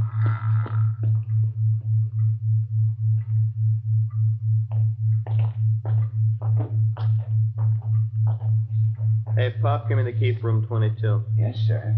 That's their room. Come on. Yeah. Get your hands up. Watch him, Joe. Wait a minute, you. You hold it. Get your hands Come off on, me. Get All your right. hands up. No. Oh. You didn't have to slap me. You didn't have to pull that gun. All right, now over here. Stand still. 38 revolver on this one. Here it is, 45 Colt. What's your names? I'm Cliff Small. He's George Shum. How old are you? 19. Cops? We weren't. You'd be in a lot more trouble than you are. That's all of them. Yeah. Now let's feed that pup. 12:15 a.m. We took the prisoners down to the city hall to the interrogation room. Tony Chavez and Frank O'Donnell were there with the other two, Carver and Malik. While Ben helped question the suspects and made out the necessary reports, I went across the street to the Federal Cafe. I picked up 2 10-cent bottles of milk and a few slices of bread. Look at him go. He was hungry. Yeah. How'd you come out? Well, I got it all here. Let's see. 4 stolen cars, 8 known robberies in San Francisco they copped out to. 3 jobs in Portland they admitted. You remember that Bakersfield liquor store holdup about 4 weeks ago? A Watson job? They pull that? Yeah, probably a lot more. They haven't told us all of it yet. Got out an APB. We'll probably get a lot more wants on them. Well, that's it. None of them are even old enough to vote yet, but they've committed practically every crime in the book. Just one thing more left to work out. What do we do with the pup? How about the SPCA? They'll find a home for him. No, not this little guy. Why don't you take him, Tony? You got kids. You got a deal. Aquí, Felipe. Tu madre era collie, pero de hoy en adelante eres perro policía. Translation. Your mother was a collie, but from now on you're a police dog.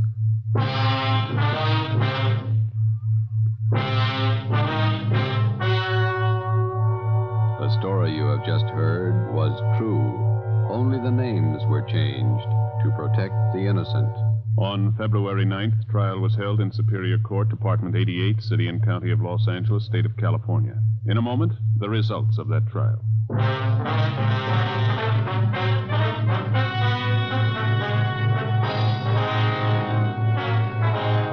Clifford Small, George Shum, Julius Carver, and Fred Malik were released to San Francisco authorities, where they were tried and convicted on 8 counts of robbery in the first degree. A hold was placed on them by the state of Oregon. They are now serving their terms in the state penitentiary. You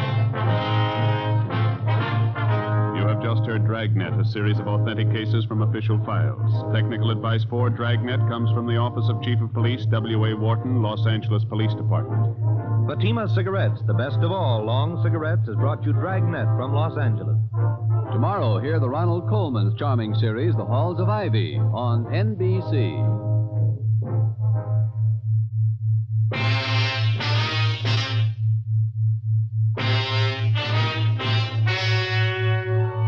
The story you're about to hear is true. Only the names have been changed to protect the innocent. Fatima Cigarettes, best of all long cigarettes, brings you Dragnet.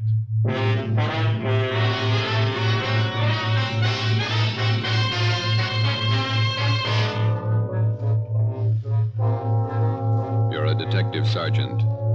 You're assigned to homicide detail. Attempts have been made on the life of a notorious hoodlum in your city. His death could mean an open gang war. Your job, stop it.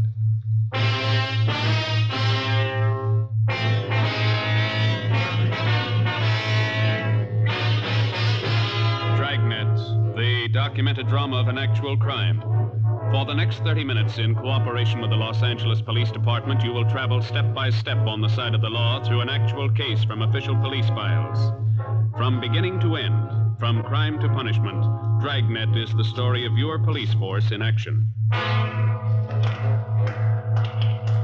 was Tuesday, July 18th. It was hot in Los Angeles. We were working the night watch out of homicide detail. My partner's Ben Romero. The boss is Thad Brown, chief of detectives. My name's Friday. It was 5:35 p.m. when we got out of the car at Sunset Boulevard and Paris Avenue and walked down the street to the scene of the machine gunning, Lupo's Cafe.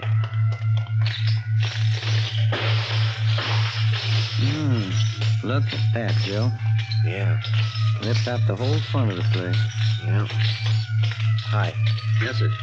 Romero and Friday, homicide. Oh, I'm Sheldon from Hollywood Division. Taylor and I picked up the call in our car. Nobody hurt. What's the story? Just a second. It's Captain Elliott. Hold it a minute, will you, Sheldon? Hi. Hi, Captain. Not much of it left. Sheldon here was in the cruiser car. He'll fill us in. All right. The intended victim was Gus Valentine. He's over there with Taylor, my partner. Yeah. According to Valentine, he stopped in the restaurant here for a drink. He was in there about 15 minutes, came out to hail a cab, and this car came around the corner. Down there, Sunset and Clayton. They whipped by close to the curb and opened up. I've got the laundry there on one side of the place and a dry cleaning joint on the other side. Yes, sir. Miracle, but nobody was hit. You get anything on the car? Nothing so far. Happened so fast, nobody got a good look at it. How about Valentine? Does he have any ideas? I don't know. Taylor's getting the information. Nobody saw anything? Any witnesses? Yes, sir. A couple. Newsboy Tim Benson, the lady in the dry cleaning place, Agnes Rebard. Neither of them got a license number. Okay. Like to talk to Valentine. Sheldon, keep the area clear, will you? Lab men are on their way out. Yes, sir. Come on.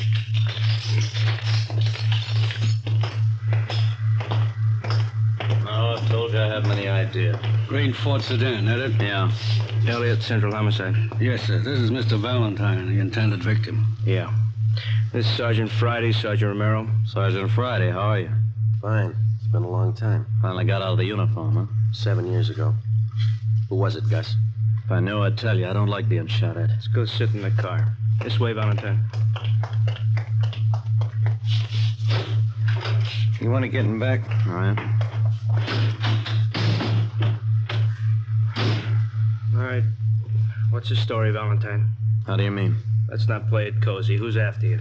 You suppose this would have happened if I knew? Who's carrying the beef? Somebody's unhappy with you. You must know who. I don't. You know what kind of a car it was? I told the other cop over there. Sedan, green Ford. We're not going to press you, Valentine. You might as well know how we peg this kind of thing. Yeah? We got your number, had it for a long time. You're all up and down the blotter from Lincoln Heights to the county jail. You got a record everybody in this town knows about. Aren't you a little mixed up? I'm the guy that got shot at. We know that. I pay my taxes for protection, not a lecture on my past. Let me give you the word, Valentine. I've known you for a long time, and I've read about you in the newspapers. I've watched your so-called climb from two-bit penny ante rackets all the way up. Now, you've been told more than once about keeping your nose clean. This is a switch, isn't it? Man got shot at, cops read riot act, innocent victim. Look, we know you and we know that crowd you run with. If you want to start a war, run a battlefield. Don't pick the streets of Los Angeles to fight it out. I think I asked for it the way you men talk. You did somewhere up and down the line. We know your operation. You walk the sideline marker all the way. Always got 1 foot inside the law. When you make yourself a target for some punk's machine gun, that's where you step outside. Oh, what are you going to do, eat me out and let the man with a machine gun get away? We'll get him, whether you want to help us or not. We just don't have the time to run around jamming a cork in the barrel of every gun in town. Before you get out of this car, let this sink in. There's not going to be any innocent people cut down by bullets that were meant for you. Oh, I get it. My tax money's no good, huh? I pay a bigger chunk than most of the clouds in this town. You haven't got a clear title to the city yet, and until you do, don't set up a shooting gallery. Now, what do I do, dig a foxhole till you get ready to tab whoever's taking pot shots at me? You can tell us who it is. You got all I know. Don't you think I'd want him picked up? I think you're a liar. I think you better square your beef and knock off this gangster stuff. There's not going to be any more of this kind of thing, understand? That's the trouble with civil service. It makes a big man out of you $200 a month. I've never passed an exam, but I keep in step. You missed the first one, from the gutter to the sidewalk. Almost without exception, every city in the United States has its Gus Valentine. These men remain out of custody, not because of any lack of law enforcement, but because of their ability to hide behind the laws which are designed to protect the innocent and use them to their own advantage. They operate allowing only the thinnest margin possible between themselves and the state penitentiary. We drove back to Central Division. At 6:18 p.m., we were called to the chief of detective's office. He wouldn't give you anything, huh? Not a thing. Usual line of smart talk. Who's ever after him meant business. Those storefronts were a mess. Yeah, they won't quit now. Just a minute. What's that intelligence number? 2821. Oh, yeah.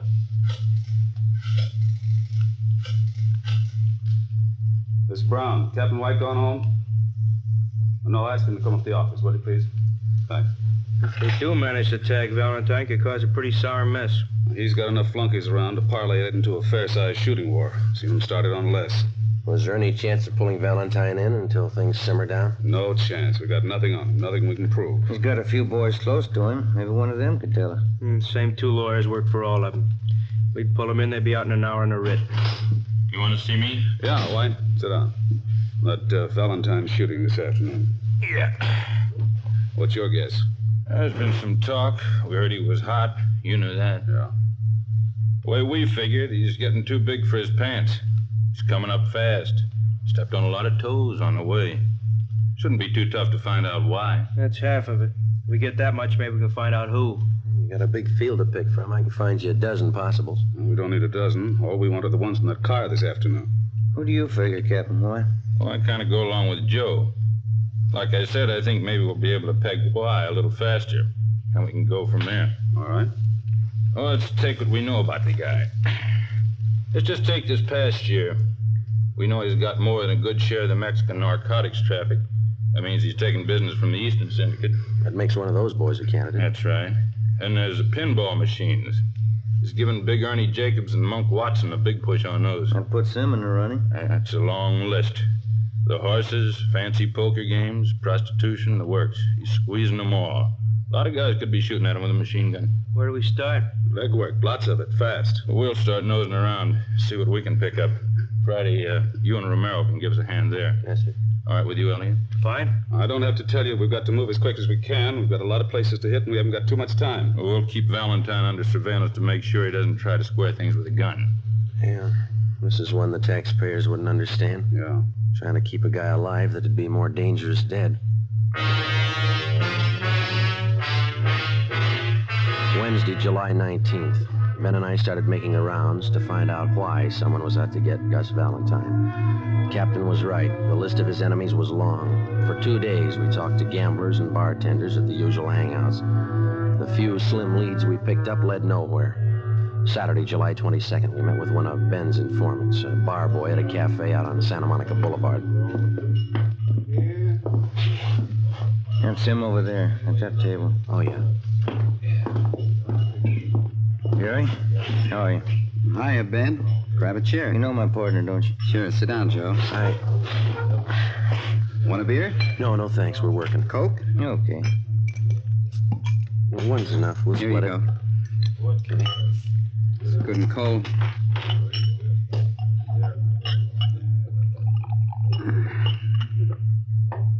Doctor cut me down 1 beer a day. It's a spot on a hot day, don't it? Yeah. What about Valentine? What about him? You hear anything since I phoned you? A couple of things. Word's getting around he's a welcher. Horses? I don't know. Big money. Hasn't paid off yet. Who does he owe? I can give you the name of one of them. Sal Tapper. I don't know him. Meatpacking business, wholesaler. Got a big plant down at 54th and Commercial. Owns a little neighborhood bar. That's where he spends most of his time. Where's that? Gardena. Calls it the Mile High. Now, what about this Salt Tapper? What do you mean? How close is he to Valentine? You mean one of his boys? Yeah. Nah. Valentine's his book, that's all. Supposing Valentine owed him a wad of dough, would he push his point? How do you mean? Would he use pressure to collect? Maybe a meat cleaver, not a machine gun. I don't figure him in on that Tuesday caper. Sure you don't want this other Coke? No, thank you. What time you go to work? Plenty of time.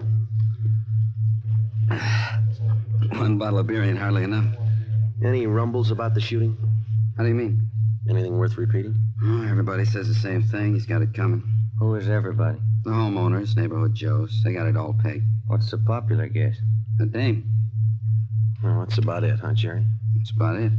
What's your guess? Fresh out, I don't know. How come you guys are so worried about Gus Valentine? I didn't think you cared whether he lived or died. Either way, we're in trouble. We left the cafe on Santa Monica Boulevard and drove out to Gardena to the Mile High Bar. It was a typical neighborhood tavern with the windows painted in black except for 2 small ovals in the center of each window. They were filled with beer signs and red neon. A cloth sign advertised shuffleboard and life-size television. Inside, the walls were covered with alpine mountain climbers trying to fight their way up a mountain that looked twice as steep as the Matterhorn. Give me 10 nickels, will you, Leonard? Can you tell us where we can find Sal Tapper? Yeah, I'm him. Thanks, Len. What do you want? Police officers. I'd like to talk to you. Sure, what about? Gus Valentine. Yeah? He owes me money. Is that all you've got against him? As much as he owes me, that's enough. It's a real tough machine to me. How much money does he owe you? Enough. How long's he been booking for you? I didn't say he was booking for me. No, we did. About 2 years.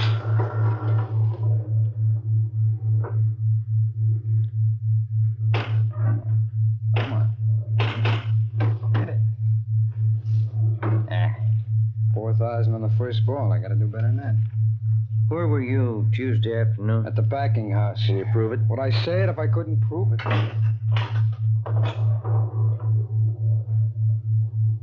When that little gate up there turns green and you go through it, you get an extra ball. If it's red, it doubles your score, but it's real tough to get in there. How long has Valentine owed you money?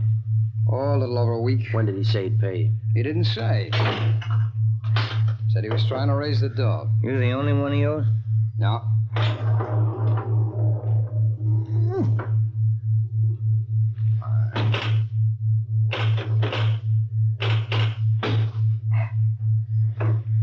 There's a couple of more guys in town. You know who they are? No. How do you know he owes somebody besides you? I heard. Did he say why he hasn't paid up?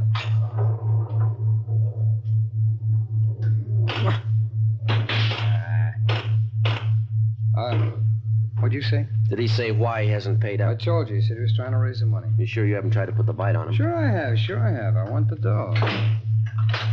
But I didn't gun him. Somebody did. Yeah, I know. No, it wasn't me. You had a reason. It's a lot of people. Yeah. We're looking for the one with the machine gun. Well, I can't help you there. Come on. Oh. Get in there. Hey, look at that. Free ball. 26,000. That's a real tough machine to beat.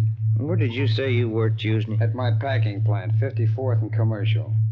Okay. How long have you known Gus Valentine? About 4 years. I met him at a party out in Hollywood. It's the first time I've ever known him to welch. Mm-hmm.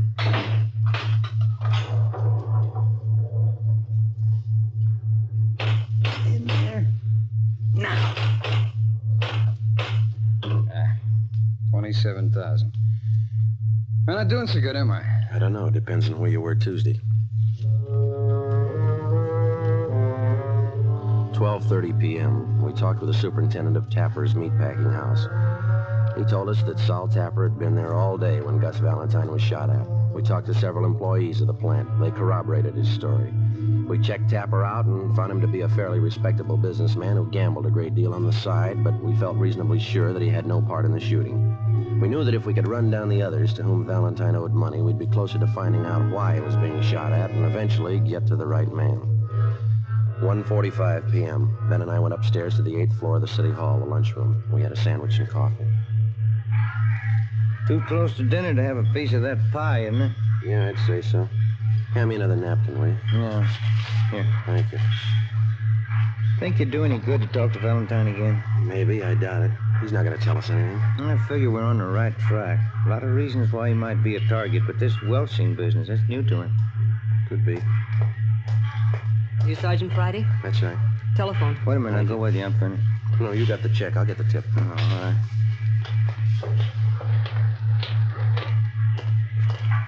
Slide that phone over, will you? Oh, yeah. Thank you. Friday.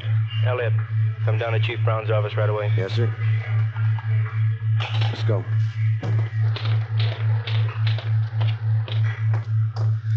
Pie sure did look good. Come on, let's get that elevator. Yeah. Hey, who called? The skipper. He wants us to go to Chief Brown's office. Temple Street floor, please. What's up? I don't know. We make the runs again tonight? Yeah, a couple of places we can hit in the south end of town. I called Charlie Flint's place this afternoon. Maybe he'll have something for us. Yeah, I hope so. Come on. Wish now I'd had that pie. I'm still hungry. I got a candy bar in my desk. You can have that. I can't eat those chewy bars inlays. Oh, it's some kind of a fudge bar. Okay. Come in. Yes, sir. Get over to Georgia Street right away. Why? Gus Valentine. They did it again. Yeah? This time they didn't miss.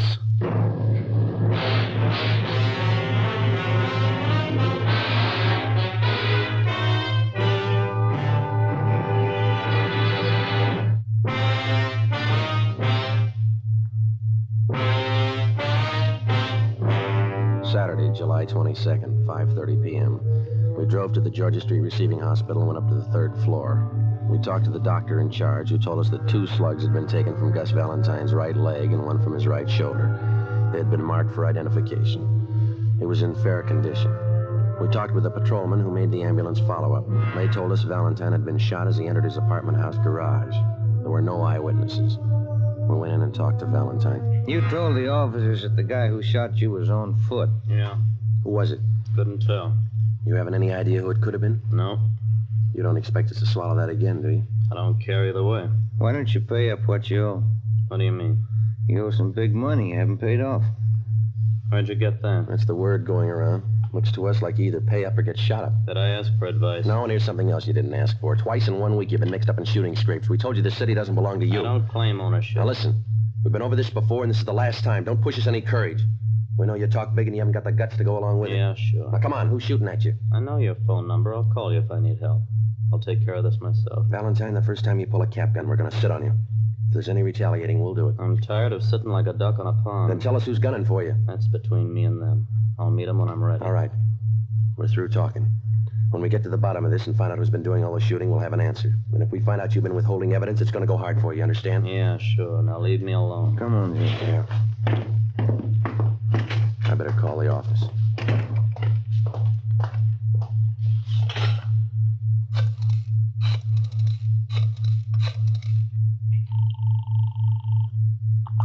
Homicide, Graham. Captain Elliott there? I'll see. Captain, will you take 2? Elliot, This is Friday, checking in on the Valentine thing. what's the story? Couldn't get anything out of him. He isn't hurt bad. Right leg and shoulder. All right. Here's something you can run down. Yeah? Got a tip from White in Intelligence. He's got a man out at Freddy's Fish and Chips on Slauson. Says a couple of guys in there blowing off about Valentine. Who are they? Billy Keel and Tony Farrar. They're not on Valentine's team. That's right. White's man says the party's getting rough out there. You, Romero, better follow up on it. Right? Another thing, if it looks like anything, you better bring him in for questioning. Okay. Check me when you get in. Right. Let's go. What is it? Keel and Farrar. Skipper wants us to pick him up and bring him in for questioning. What do they know about the shooting? They know enough to talk about it. 7 p.m. We located Freddy's Fish and Chips place on Slauson near Montgomery Street.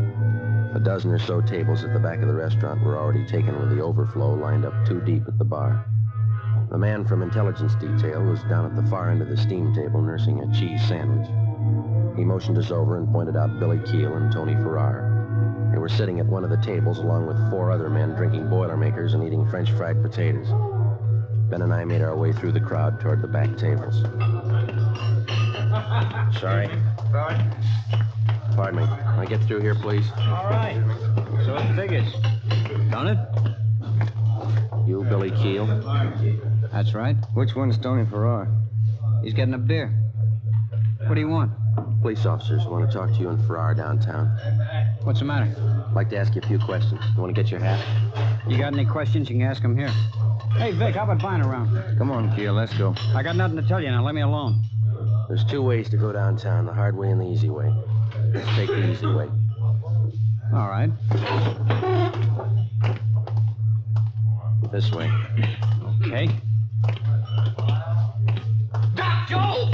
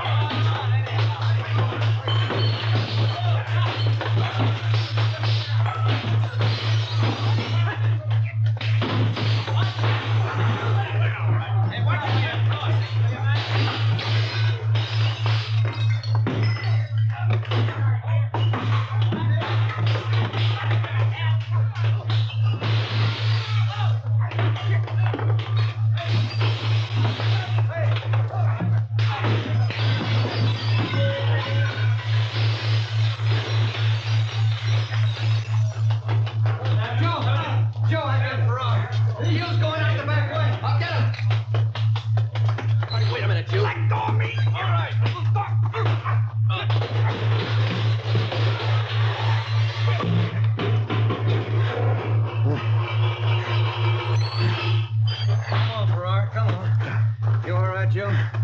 Yeah. You're bleeding pretty bad. Yeah, I know. Let's get him to the car. Look at your suit. It's ripped to pieces. My wife's gonna kill me.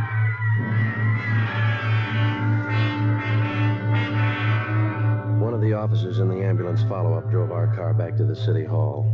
Tony Farrar and Billy Keel were taken to Georgia Street Receiving Hospital for emergency treatment. We went in the same ambulance. Ben had a broken index finger, a 2-inch cut in his scalp, and a deep gash in his right thigh. I had 5 stitches taken in my upper right arm and 3 above my left eye. My right eye was swollen shut. The man from intelligence detail was taken to the P&F ward to be treated for a minor concussion. It was 9:15 p.m. when we got back to the city hall, the interrogation room. How about it, Keel? What? What do you know about the Valentine shooting? I don't know anything about it. You're worried. About what? You tell us. You started that fight out there. I didn't see any reason to go downtown. Does Valentine owe you any money? No. You've been talking a lot. Any law against that? Why'd you shoot Gus Valentine? I didn't shoot him. Can you account for your time Tuesday afternoon? I don't have to answer that. Where were you this afternoon? My lawyer's coming in. Ask him. How much money does Valentine owe you? Keel, ever see this before? I don't even know what it is. We found that machine gun in your apartment. Doesn't belong to me. We got your car downstairs. Green Ford sedan. Doesn't belong to me.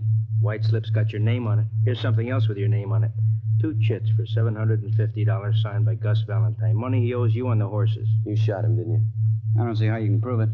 I'll tell you how. We ran this Tommy gun through the crime lab. We dug the same slugs out of the front of those stores where you tried to kill Valentine. Your prints are all over the gun. How much more do you want? It's not my gun. All we gotta do is find the .45 you used this afternoon and match it up with the slugs we dug out of Valentine's leg, and mister, you'll be away for a long time. All right. We used the Tommy gun. We didn't hit him. Didn't try. Only wanted to scare him. I got tired of waiting for my dough. I got no use for a welcher. What about this afternoon? No, sir. Me and Farrar didn't have nothing to do with that. I'll take the machine gun rap, but it wasn't us this afternoon. Elliot, Friday, step outside a minute. Yeah.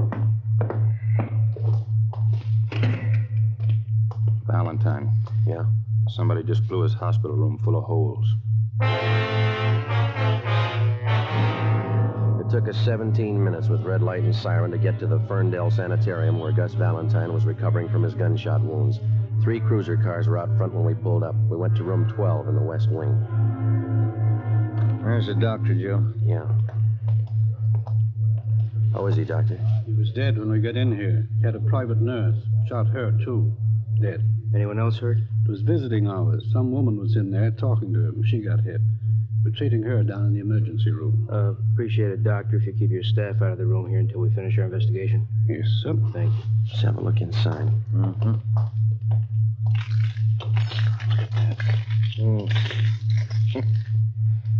He didn't fool this time. Too bad he wouldn't give us more help. Yeah. We're no worse off than we were. We still have to find out who it was without him. Hope we can get to him before Valentine's crowd starts shooting back. We got to. Anyway, this cancels out his debts. You know his record. Yeah. He owed a lot more than he could ever pay.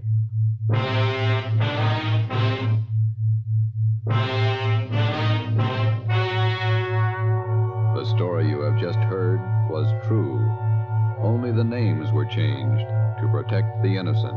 On October 26th, trial was held in Superior Court, Department 97, City and County of Los Angeles, State of California. In a moment, the results of that trial.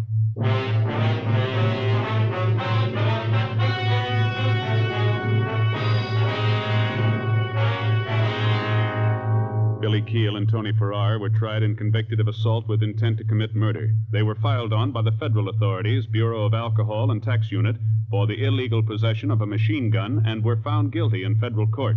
Because they were both in custody at the time of Gus Valentine's murder, they were cleared of any complicity of the crime. Valentine's killer was still at large. Next week, The Big Gangster, Part 2.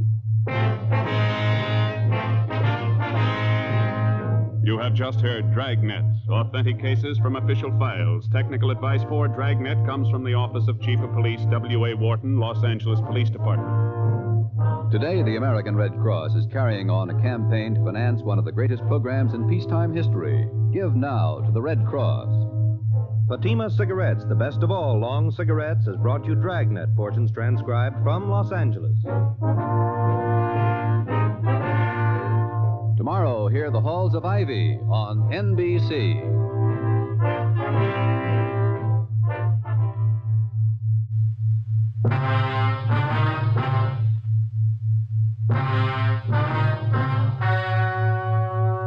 The story you're about to hear is true. Only the names have been changed to protect the innocent. Fatima Cigarettes, best of all long cigarettes, brings you Dragnet.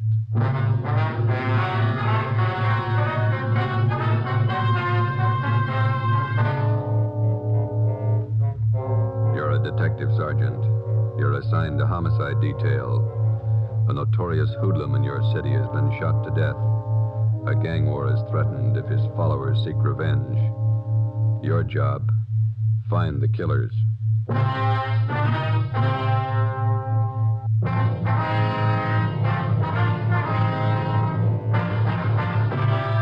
Dragnet, the documented drama of an actual crime.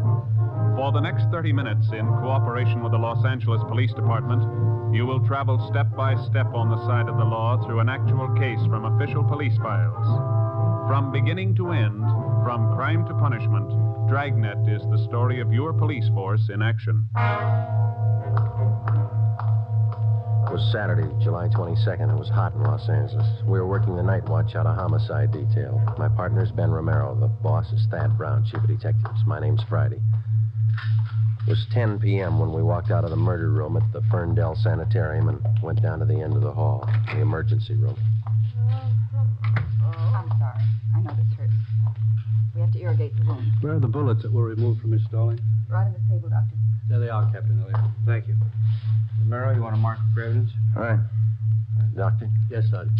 Wonder if it'd be all right if we asked Miss Stallings a few questions. I think so. She's still in a bad state of shock. It'll be as brief as possible. Yes, sir. Miss Stallings, these men are police officers. This is Captain Elliott. This is Sergeant Friday, is that right? That's right. It's my partner, Sergeant Romero. Yes. You were in the room when Gus Valentine was shot? Yes. Do you feel up to telling us what happened? No. Excuse me, please. Surely. I have to paint this. Get a compress on it. You were visiting Valentine? You better wait until the nurse finishes up there. All right, sorry. She got hit twice, just flesh wounds, but they're very painful. Yeah. Excuse me. Surely. You're all right. I can reach it.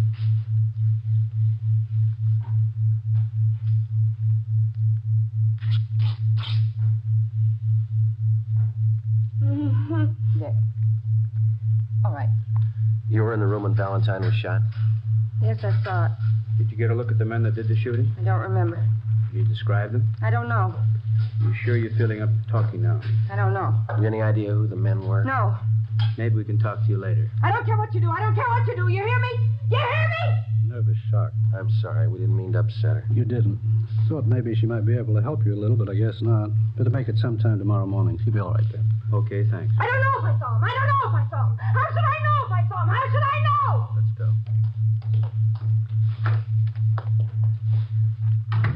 Well, it's too bad. Better have an ambulance move her up to county hospital. I don't think you should try to move her tonight. She needs a rest. All right, we'll have a detail of men stand watch here till she's moved. What time tomorrow could we see her? If you can make it close to noon, it'd be better. Good rest, she'll be all right. Better let me give you a ring. Right. Could you give us her full name and address? Yes, I have it right here. It's Ida Mae Stallings, 837 Downhill Street, Linwood. All right, thank you. Anybody else here in the sanitarium see the shooting? Well, I saw the men. I couldn't describe them, just their backs as they ran down the hall after the shooting. How were they built? Do you remember? About average, I'd say. Hard to tell. How are they dressed? Well, one of them was wearing a hat, looked like some kind of summer hat. Straw? No, it was one of those, what am I trying to say? You know the kind. Was it an open weave hat? Oh, you know, very common in the summer. You mean a Panama? Panama, sure, that was it. White. What kind of suits did they have on? I couldn't tell you. I was in my office when I heard the shots. I came out in the corridor. They were just making to the back door. Anyone else see it? Sylvia Proctor, the nurse who was in the room at the time. Why'd they kill her? I don't know. Any of the patients? Is it possible one of them might have seen him? Yes, one of them did see something. Bert Anderson. Like to talk with him? Yes, we would. And down this way, he's in room 38, just down the hall from the shooting. I should tell you, Mr. Anderson lost his speech about 9 years ago. He uses a child's slate to write on. Why is he here in the sanitarium? He's old, 73, lives on a pension. Except for losing his speech, he's as sharp as a high school boy. Hello, Bert. Sorry to bother you after all the excitement. Yeah, all right. We won't keep you up long. It's after your bedtime. Would you hand me that box of chalk over there? Oh, yeah. Bert, these men are police officers. I want you to tell them what you know about the shooting tonight. I thought you might have seen it. This is Captain Elliott from the Homicide Department. How you do, Mr. Anderson? And this is Sergeant Friday, that right? Yes, sir. How are you, sir? And this is Sergeant Romero. How do you do, sir? Well, where were you at the time of the shooting, Mr. Anderson? Sitting in here with the door open. Huh? Did you get a good look at the men? What'd they look like? Question mark. I don't think he understands what you want to know. Yes, that's a tough one. Let's put it this way, Mr. Anderson. How many men were there? Let's take one of these two men. Can you describe one of them? That's the way, Captain. That slate's rather small, and he can only get so much on it at a time. He's like all of us. He wants to talk fast, and this is the only way he knows, so we have to make it easy for him. I understand. Built like the captain. Your bill, Skipper. Same man had a thin mustache. That's all I can tell you about him. How about the other man, Mr. Anderson? Can you describe him? Please. What's that second word? I can't make it out. Understand. They were running very fast. Thanks. Yes, we understand. Did you see the other man at all? Fine. What can you tell us about him? All he could see was... man was wearing a hat. A white Panama hat, Mr. Anderson? He says yes. Was there anything peculiar about the way they walked or ran? Did one of them have a limp, for instance? Didn't notice anything. Says he didn't notice anything. Could you tell us anything about the men's faces? They passed by so quickly. I was worried about the gunshots. Yes, we can understand that, but do you think you could identify them if you ever saw them again? He says he could try. Could Mr. Anderson come downtown if we ever show up? I don't see why not. Bert gets around fine. Well, he wants to know why they killed Miss Parker, the nurse. He says she was one of his best friends. We don't know, Mr. Anderson. Says he wishes he could talk. Maybe he could help you more. It's all right, Bert. You talk loud enough.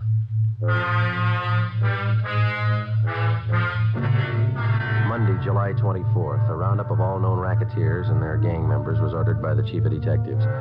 3 show-ups were scheduled, one at 10 a.m., one at 2, and another one at 3 p.m. The witnesses that we had were unable to identify any of the men. The incomplete descriptions we had of the suspects was not enough to help the artist in the crime lab to build a composite picture of the killers. No matter what approach we took, it seemed that we were getting nowhere. The immediate apprehension of the killers was not only important because of their danger to the private citizen, but because of the ever-present threat of an open shooting war between Gus Valentine's followers and members of the murder gang, whoever they were. 3:15 p.m. I got it. Homicide, Romero. Oyale. All right, thank you. Crime lab. They make a run on those slugs you got at the hospital? Yeah, no match. Oh, that's great. How fouled up can it get? Yeah. Hi. Come on, Slow-Mo. I'm with you. Hi, Rambo. Cromwell's message here to call you wife. Well, yeah, I better do it right away. Just so the skipper told Starmy and me to work with you guys on the Valentine thing. We can use all the help we can get. Joe, you slide the phone over? Oh, yeah, here you go.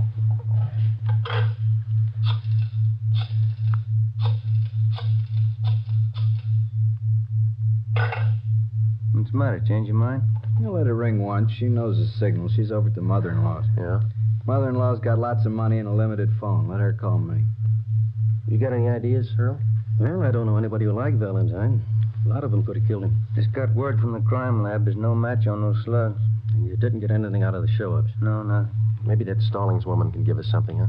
You haven't been out there yet? No, not yet. We've been sweating out the show-ups. Stormy and I read your reports. Rough go. We had an idea. Yeah? One of Valentine's boys you didn't get around to yet. Who's that? Benny Davis. He was pretty close to him. Thought a lot of him. If anybody figures to take over his interest, it's probably Davis. You think advancement could have been the motive for him? No, he wouldn't kill him. Anyway, he couldn't have. Just got in from Florida this morning. That doesn't mean he couldn't have engineered it. Possible, but I doubt it. Stormy and I know his operation pretty well. Pulled him in on that Patterson killing 6 months ago. Check back to his record. Never picked up carrying a gun. Well, it doesn't mean he couldn't get one in a hurry. I'm not going to guarantee, Davis, but I don't think he's your man, Joe. You got a line on him? Lives at the Churchill Arms out in Wilshire, near UCLA. All right, we'll talk to him. What was the name of that girl who was wounded, the one at the sanitarium? Ida Mae Stallings. We'll go out and talk to her if you like. Fine. Who's going to see the Stallings woman at the sanitarium? We are. The doctor just called in from out there. Oh, yeah? Says she got something important to tell us. What do you think? She ran with Valentine. She knew his friends. Yeah? Maybe she knows his enemies. As we planned, Detectives Rombo and Stromwall went out to the Ferndale Sanitarium to talk to Ida Mae Stallings. Ben and I drove out to the Churchill Arms apartments to see Benny Davis, one of Gus Valentine's close friends. He left a message with the desk clerk that he would be at his tailor's most of the day. The clerk gave us the address. It was an exclusive custom shop on Crescent Drive in the heart of Beverly Hills. Franklin Smith Limited was one of those places that featured imported Scotch tweeds and fine English woolens.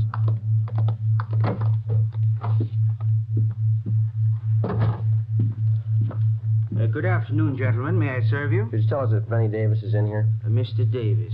Yes, sir. Third fitting room. To the rear, on your left. Thank you. Come on. Look at that brown cloth over there, Joe. Yeah, it's Donegal tweed. It's nice fabric. I had me one of them once. Wears like iron. Oh, yes. This blue pinstripe certainly fits a great deal better than the brown one. You turn round. Yes, excellent fit. Yeah, looks fine.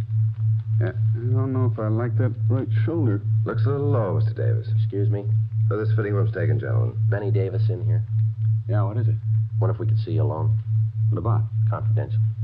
No, Cedric, not like that. Pull the shoulder up. More padding, maybe. Oh, do you think so? I don't know if I agree, Mr. Davis. Well, you can see how it slopes off there.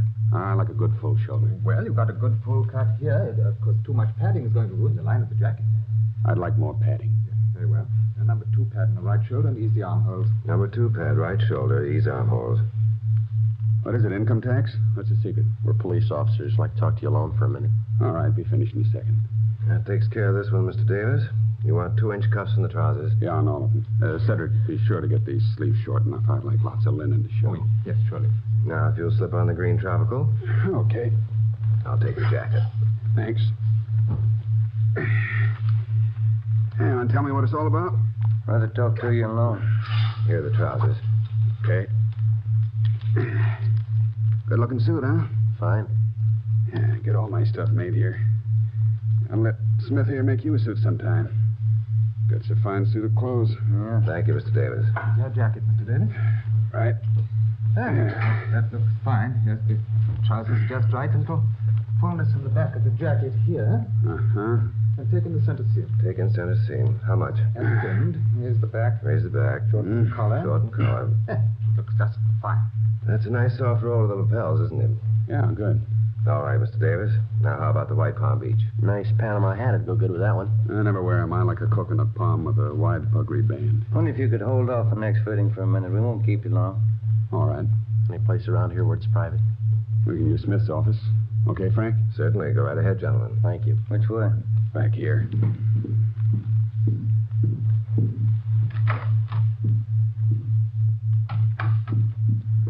Okay, what's on your mind? Gus Valentine. Yeah, that's a tough one to lose. You got any idea who killed him? We're working on it. How do you mean? Just that. Well, that makes us even. There's only one difference. Yeah? We get paid for it. You don't.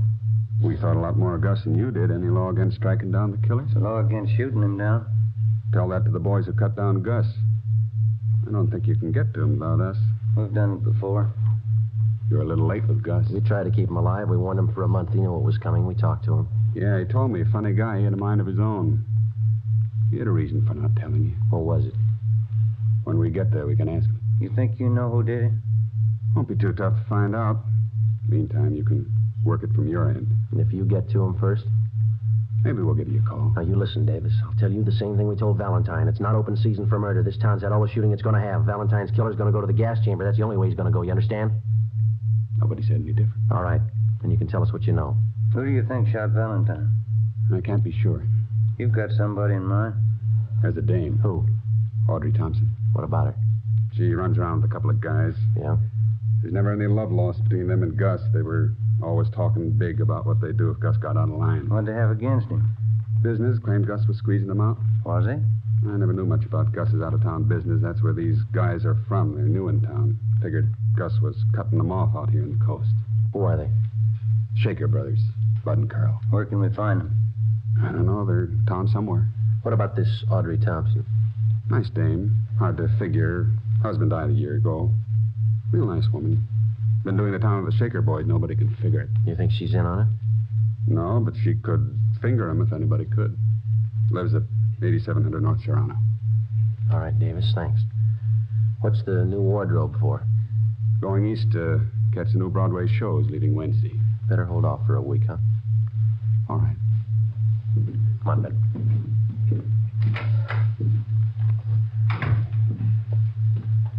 Think he's got anything? Could be. We'll run it down. Now, wait a minute. Yeah. Sure do like that brown cloth. It's nice. Sullivan, can I help you? How long does it take you to make up a suit? Anywhere from 3 days to a week. Uh-huh. You interested in having us make one up for you? Yeah. Yeah, how do they run? Prices start from $175 and up. This Donegal tweed here makes up for $250. Oh. Well, I guess not, thank you. Wears like iron.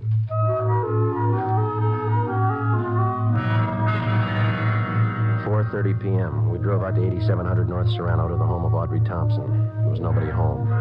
We went back to the office to check with Rombo and Stromwall. We drove in the Spring Street entrance of the City Hall garage.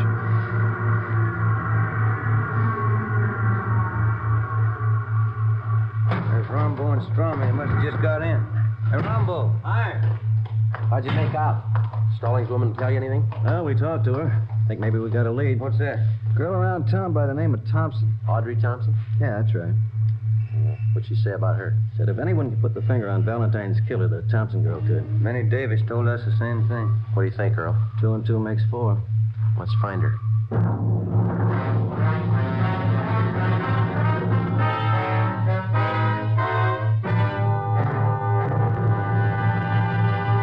You are listening to Dragnet for the step-by-step solution to an actual police case.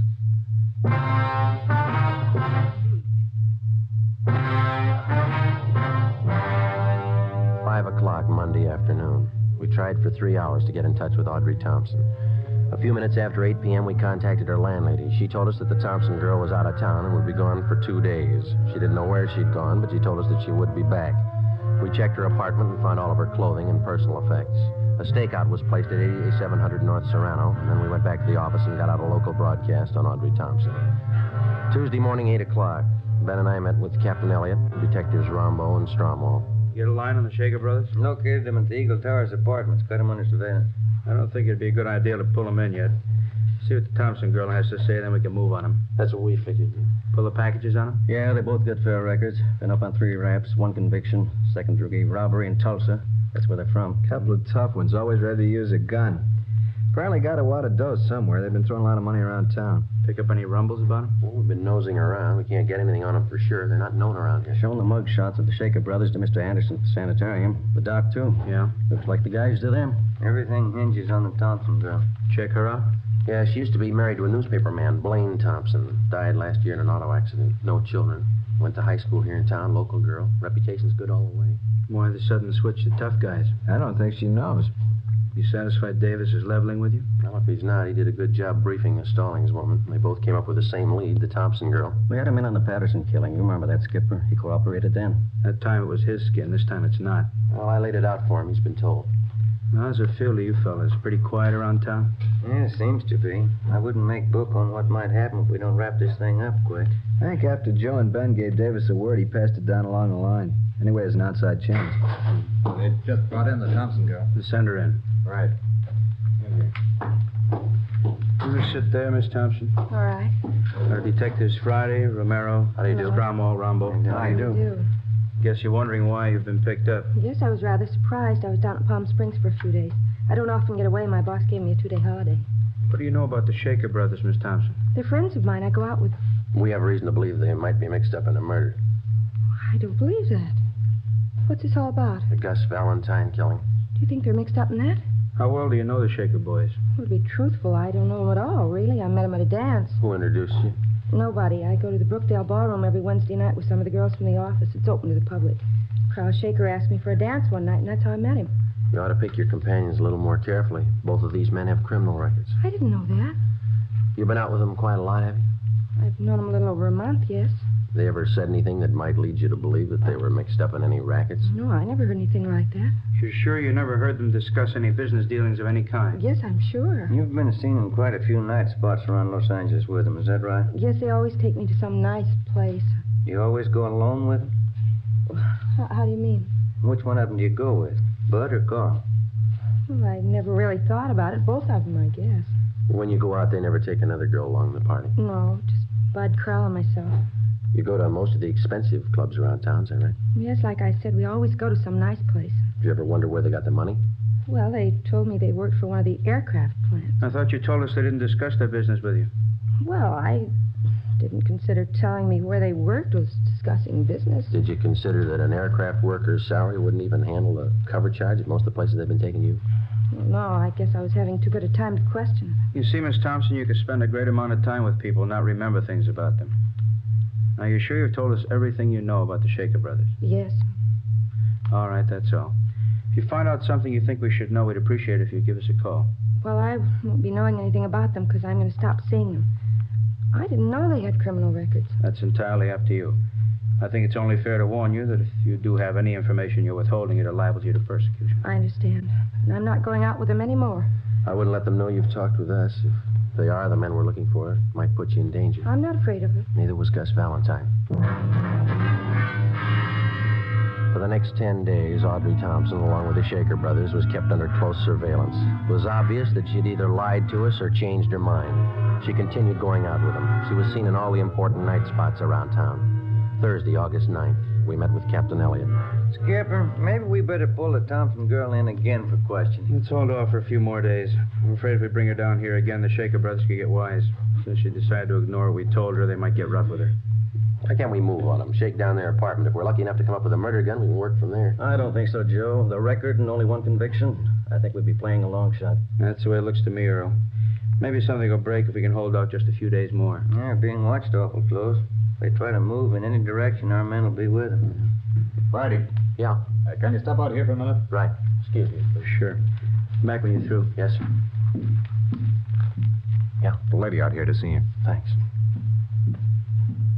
Mr. Friday. Hello, Miss Thompson. I didn't stop seeing the Shaker boys. Yes, we know. What you men told me a couple of weeks ago just made me sick. To think I'd been going out with these men, been seeing with them. I've never done anything like that in my life. Yes, ma'am. I decided to try and find out what you wanted to know. You didn't ask him any leading questions. Oh, no, I knew better than that. Last night we were out and they had a little too much to drink and they got to talking. Yeah? I didn't say anything. I let them talk and acted interested. Yeah? I confess now, I'm terribly frightened. I spent the night with my sister-in-law.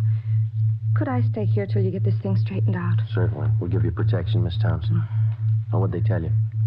First, they got to talking about some girl called Ida May. I didn't catch the last name. Said they wondered if she saw them at the sanitarium. Yeah? Said they wished they'd finished the job that night, whatever that meant. Then Bud said, I don't think she saw us or we'd have heard. Anything else? Yes, Carl said, did you see the look on Gus's face when we opened up? Then what? They laughed. I had a stenographer take Audrey Thompson's statement, and I filled in Captain Elliott, Rombo, Stromwall, and Ben. We checked the stakeout on the Shaker brothers' apartment. Suspects hadn't been seen since early that morning when they'd gone in. Detectives Rombo and Stromwall, together with Ben and I, drove to the Eagle Towers apartments. It was 4:35 p.m. Strommy and I'll go up the back way. We'll notify the men on stakeout to keep a sharp eye all around. Right. Let's go.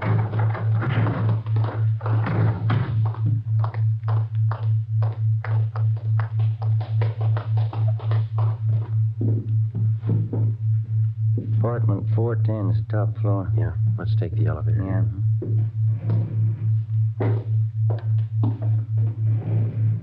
Push 4. Right.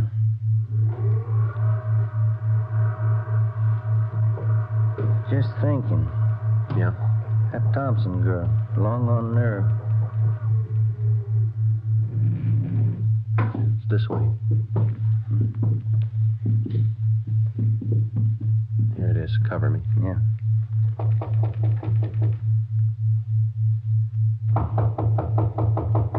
Yeah. Police officers. You all right? Yeah. Hit the door. Come on. Windows open so far, escape. Come on.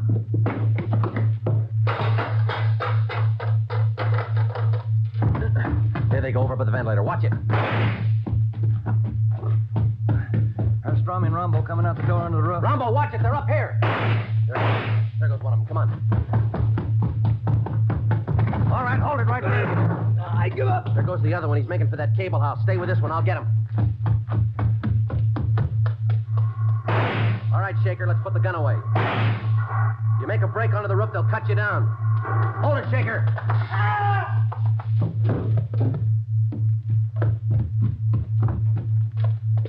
You all right, Joe? Yeah. Did you shoot him? No. He's trying to make it to the roof. He grabbed that hot terminal over there, knocked him cold. Oh, yeah. Move your foot, will you? Yeah. What's that? White Panama hat.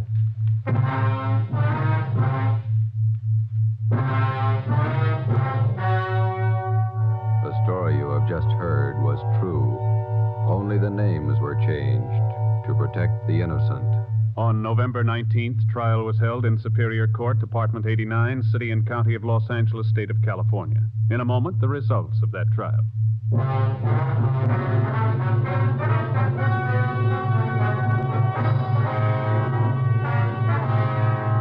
Adolph Bud Shaker and his brother Carl Shaker were tried and convicted of murder in the first degree. On recommendation of the jury, they received life sentences. They are now serving their terms in the state penitentiary. You have just heard Dragnet, authentic cases from official police files. Technical advice for Dragnet comes from the Office of Chief of Police W.A. Wharton, Los Angeles Police Department. Fatima Cigarettes, best of all long cigarettes, has brought you Dragnet from Los Angeles. Tomorrow, hear the Ronald Colemans in the Halls of Ivy on NBC.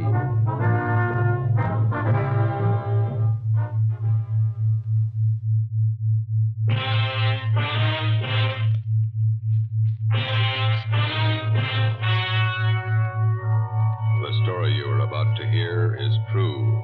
Only the names have been changed to protect the innocent. Fatima Cigarettes, best of all long cigarettes, brings you Dragnet.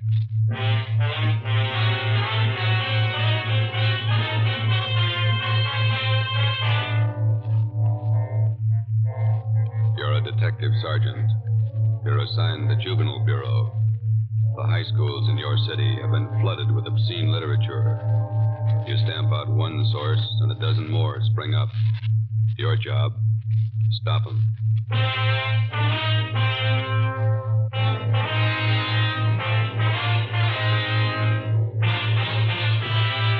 Dragnet, the documented drama of an actual crime. For the next 30 minutes, in cooperation with the Los Angeles Police Department, you will travel step by step on the side of the law through an actual case from official police files. From beginning to end, from crime to punishment, Dragnet is the story of your police force in action. It was Monday, October 21st. It was cool in Los Angeles. We were working the day watch out of Juvenile Bureau. My partner's Ben Romero. The boss is Inspector Lester, commander of the Juvenile Bureau. My name's Friday. It was 10 a.m. when we got to the auditorium of Canfield High School. Stage door. Guess we go right out onto the stage. Yeah, we better wait till we're called, though. You're the man from the police department? Yes, sir. This is Sergeant Romero. My name's Friday. How do you do? How do you do? I'm Paul Fisher, the principal here. Come right out onto the stage and get the meeting started. All right. Yes, sir. Just have a chair there. Thank you. Is the microphone on? Ladies and gentlemen of the Coordinating Council, members of the Parent Teachers Association. As you know, this meeting has been called for the purpose of discussing ways and means to bring about an end to the distribution of the filthy and obscene books and pamphlets that have been littering every high school campus in the city of Los Angeles. We've tried every means at our disposal to clean this matter up, and they all seem to fail. On the advice of the Coordinating Council and Mrs. Randall to the PTA, we have called in the authorities. Here to discuss the matter with us this morning are two officers connected with the Juvenile Bureau of our police department, Sergeant Romero and Sergeant Friday. And now, may I turn the meeting over to Sergeant Friday of the Los Angeles Police Department. Thank you. Ladies and gentlemen, the only way we're going to get to the bottom of this thing and put a stop to it is to get all the information we can on where this lascivious material is coming from. Now, you people, as parents and teachers of the children who are buying and reading this stuff, might be able to give us some help.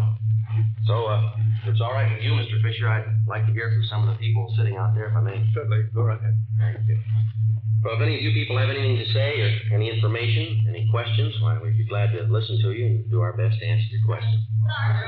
Yes, the lady out there, go right ahead. I'm Mrs. Stein. I know of a place in our neighborhood that has dirty books. I feel sure that that's one of the places where the children are getting this trash. Complaints have been made to the police department, but the man who runs the place has never been arrested. Can you tell me why?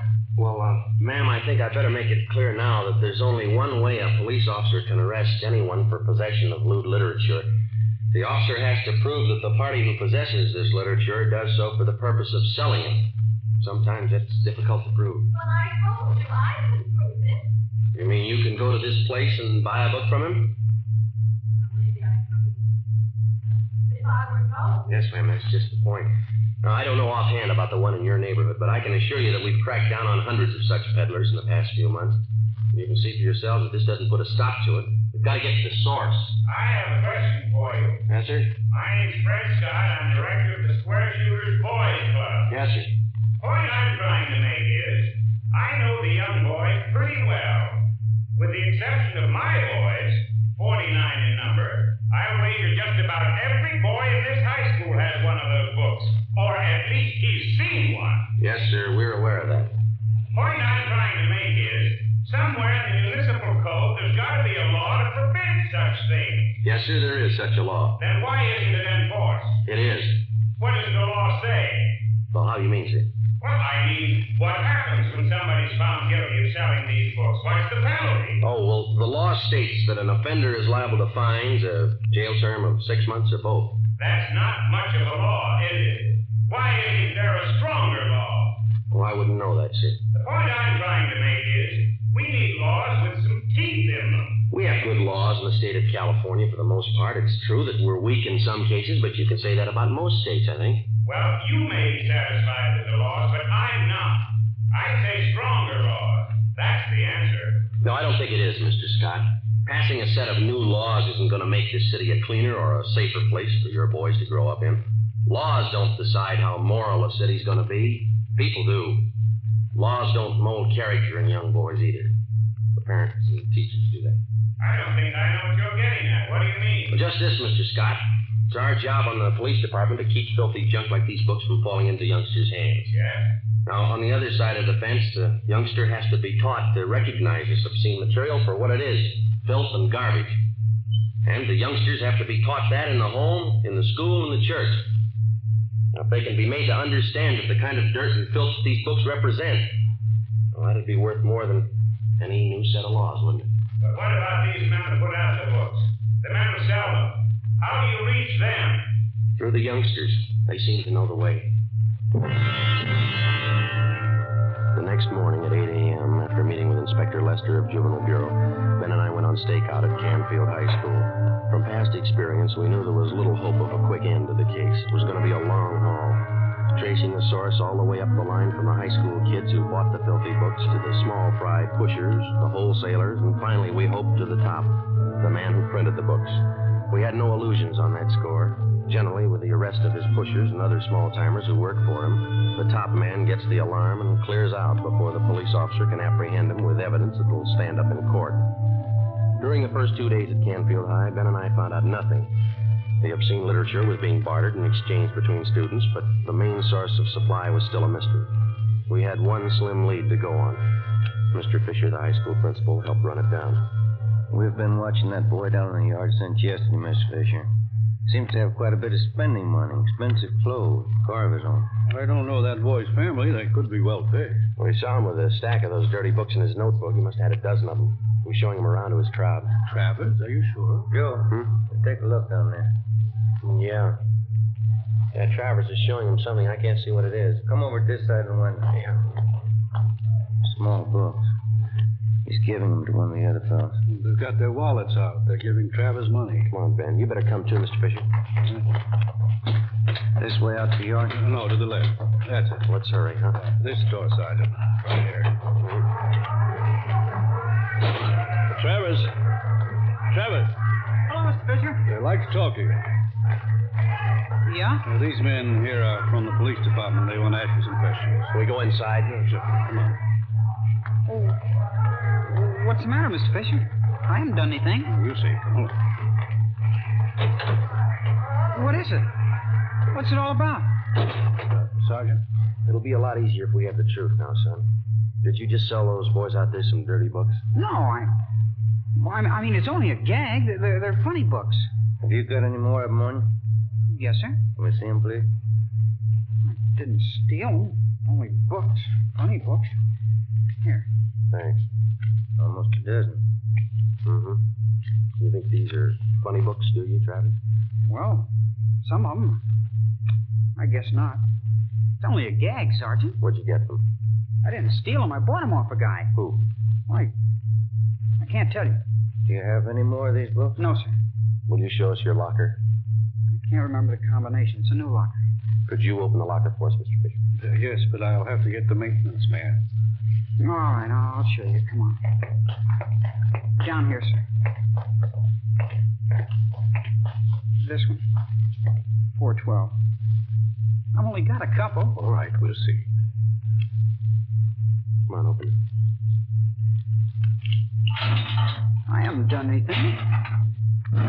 Here's a sample, Joe. Locker's loaded down with them. Rotten filth. You can't arrest me. I don't sell the books, I only rent them. Somebody's been briefing you. Who? You're only making it hard on yourself, boy. You can't prove anything. These are my books. I don't sell them. Where do you get them? Who sold them to you? Nobody. I got them, that's all. All right. We'll have to talk to your folks. You can't. They're away. No, you can't. Don't. Afraid we'll have to, son. Oh, please don't tell them. Please don't let them know I'll do anything. All right, let's have the truth then. Who are you selling the books for? His name's Barney. That's all I know. I meet him at a cigar store downtown, 5th and Harrison. Does he sell you the books? He gives them to me. I sell them and then give him the money. I get 10 cents for every one I sell. How much do you sell them for? 25 cents. Some are $1. I get 30 cents for those. The boys in this school have been paying that kind of money for this filth? Yes, sir.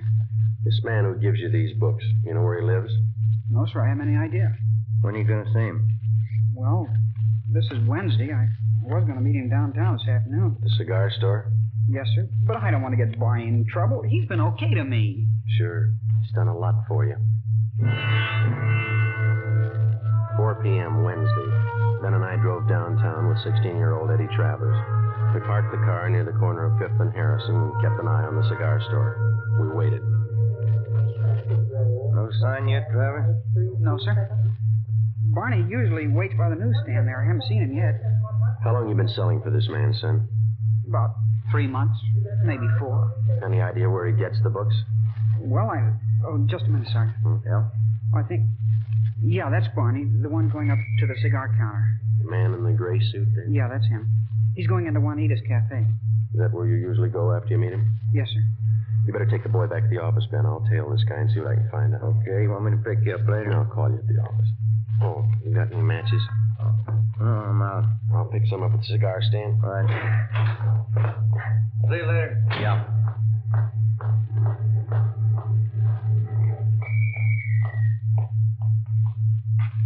Box of matches. Oh, yeah? And pack of spearmint, too. All right, sir.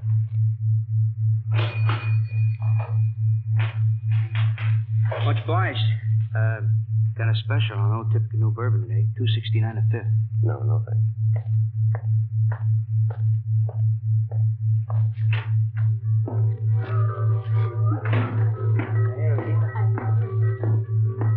Hey, Rosie.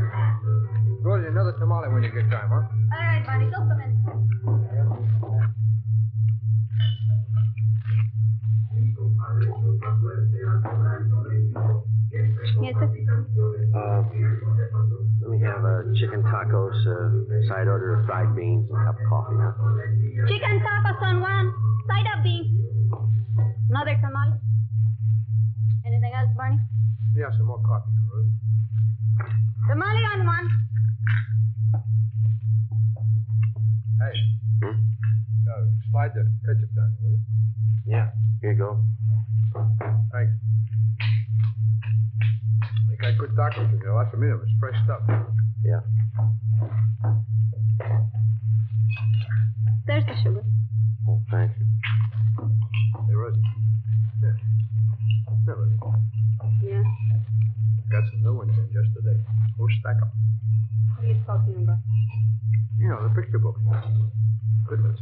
You can make some money on the side. They'd sell good around here. Listen, Barney, I told you once, no. Oh, come on, here. Look them over. Is it good? I said no, that lousy junk. The next time you bring that stuff in here, I tell the boss, understand? Now eat and get out. Well, that's a real funny thing. Looks great, but boy, what a cold potato. Yeah? Come on, eat and get out and take that junk with you. I like the chow anyway. Well, coffee's certainly cold. Yeah. Yep. You probably get a big boot out of it. Take a look. Yeah, it's pretty good. Yeah, that's good quality stuff. Yeah. Give me that little book there. Let me show you one. Wait a minute. Yeah. I'm gonna kill you. Man. How about sell me one of them? Okay. 4 bits for the small ones, $1 for the big one. Wait a minute. Let's see, I got 14 of them out there. Here's what I'll do. I'll make you a deal. You can have the whole works for $10. Okay. You got any more? I hear you going in business for yourself. No, I got a newsstand out in Riverside. Looks like this ought to go fast. I think I can probably handle another $25 for it. Ah. I'll get the rest of them back at the hotel. Some will bring color. Yeah? You want to meet me there tonight? Around 7? Where's the hotel? Well, you go straight up 6th Street from here. It's just 1 block on your left. Call the Denver House. I'm in room 337. You going up there now? Well, I was supposed to meet some guy, but... Yeah, we can go now. How about a check, Rosie, huh? Yeah. Hey, you're probably wanting more of these. I can put you on my mailing list. Okay. The prices are right. I don't want to pay retail. Nah, we can work out a deal. Come on, let's go. Okay. Hey, that Rosie, she's really put together. Yeah? Too bad. A real cold potato, though. Some are like that. Yeah. No sense of humor.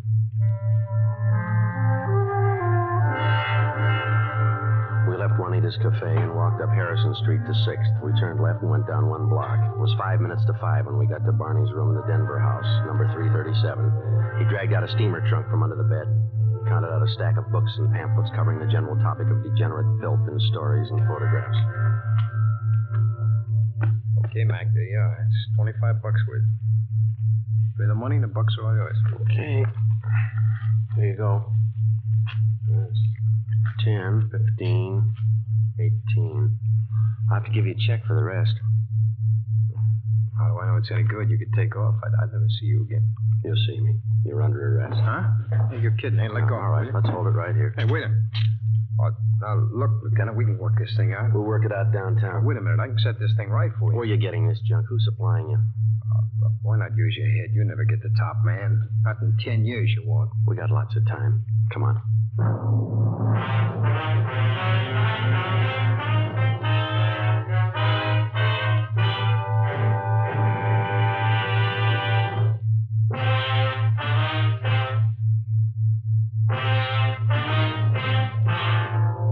Filthy literature racket feeds on the curiosity of youngsters and the stupidity and ignorance of adults.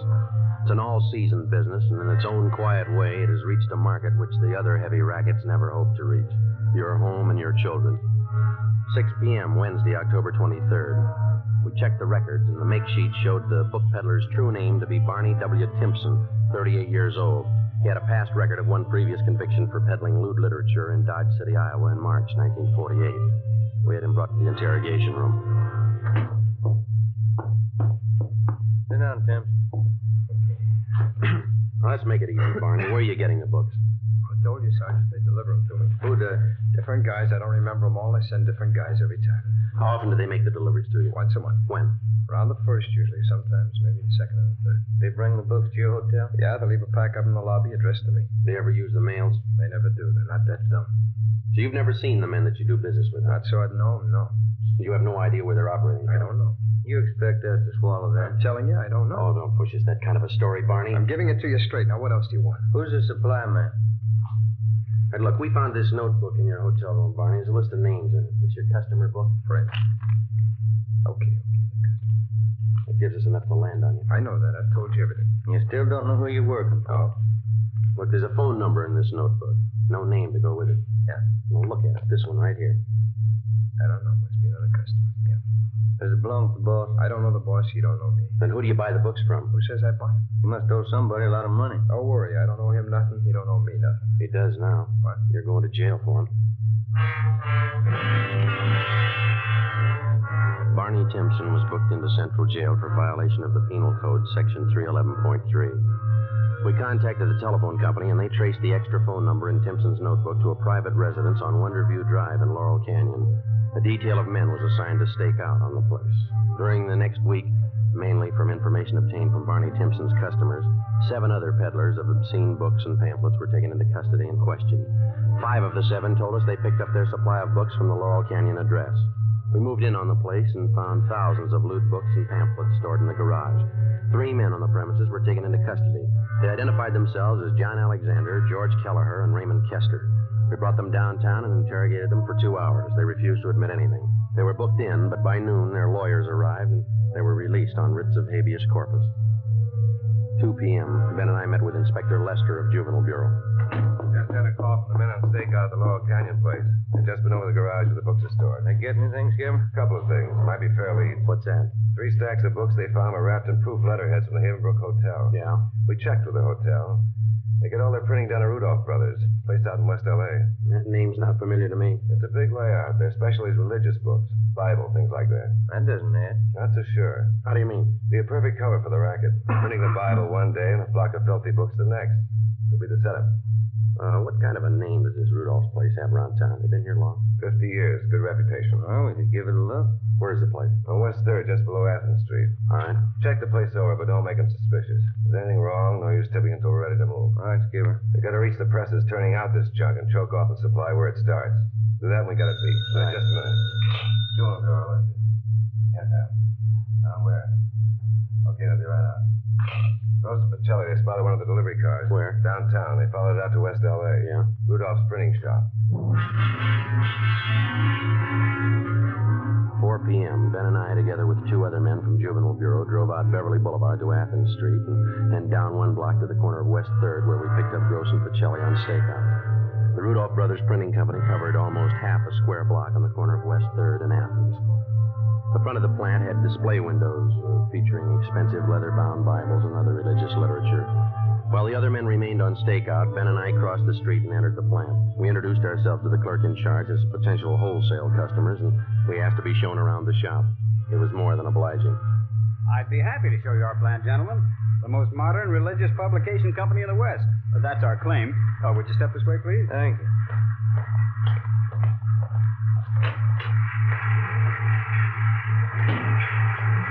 On your left there, those are 3 of our new Ludlow machines. Excellent mechanisms, needless to say. Mm-hmm. You must employ quite a few men in here. 65 full-time. Enough to meet any emergency rush jobs you might want done. Now, over here are Bush Emerson hand presses. Oh. You handle only religious books then, nothing else? That's right, sir. We specialize exclusively in that. You don't take in any small contracts, school journals, things like that? No, our steady customers take up all of our time.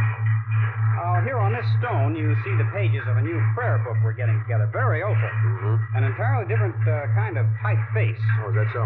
Yes, and back there, along the wall, are new linotypes. The very latest, monotypes. Then the proof presses. Next to them are proof readers. And the flatbed trusslow press beyond that.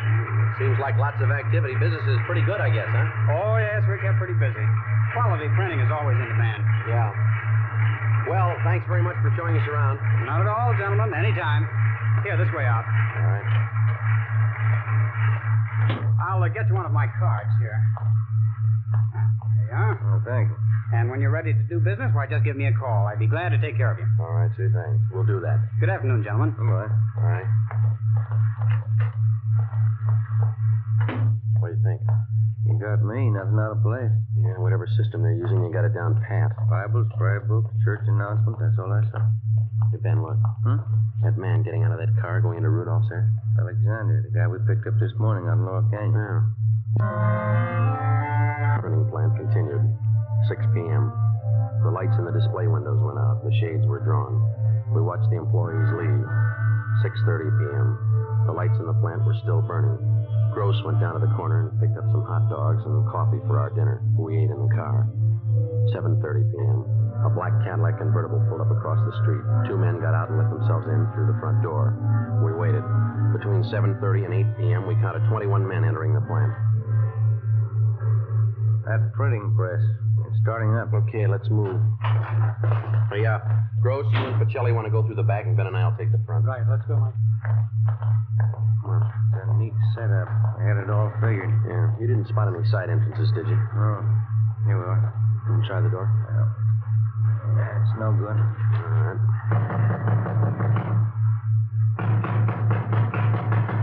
Who is it? Police officers, open up. All right, come on, open up. The press is up. All right, let's hit it quick. Come on, again. There we go. There they are, Joe. They're trying to smash the plates. Come on. Pacelli, save those plates! Watch it, Ben. All right, come on. All right, you, all right, hold it. Pull against the wall. Hey, Gross, get those plates off the press, will you? All right, hold it, you two.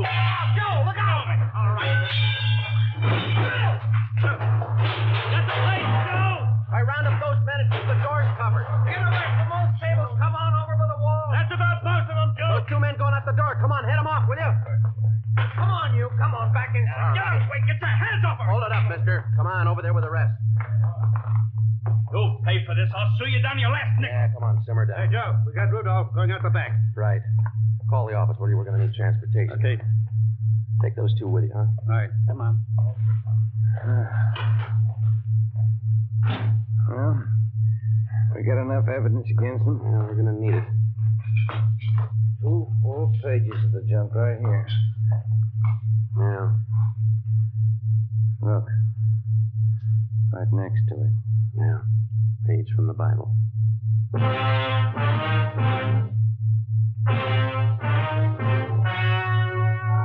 The story you have just heard was true.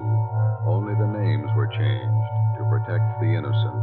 On January 9th, trial was held in Superior Court, Department 94, City and County of Los Angeles, State of California. In a moment, the results of that trial.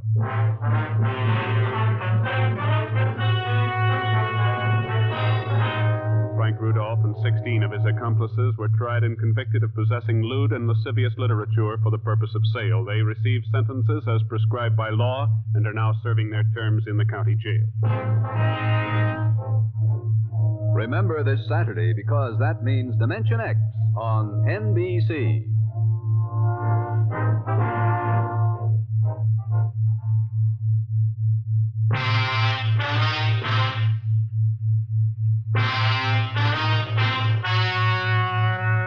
The story you are about to hear is true. Only the names have been changed to protect the innocent. Fatima Cigarettes, best of all long cigarettes, brings you Dragnet.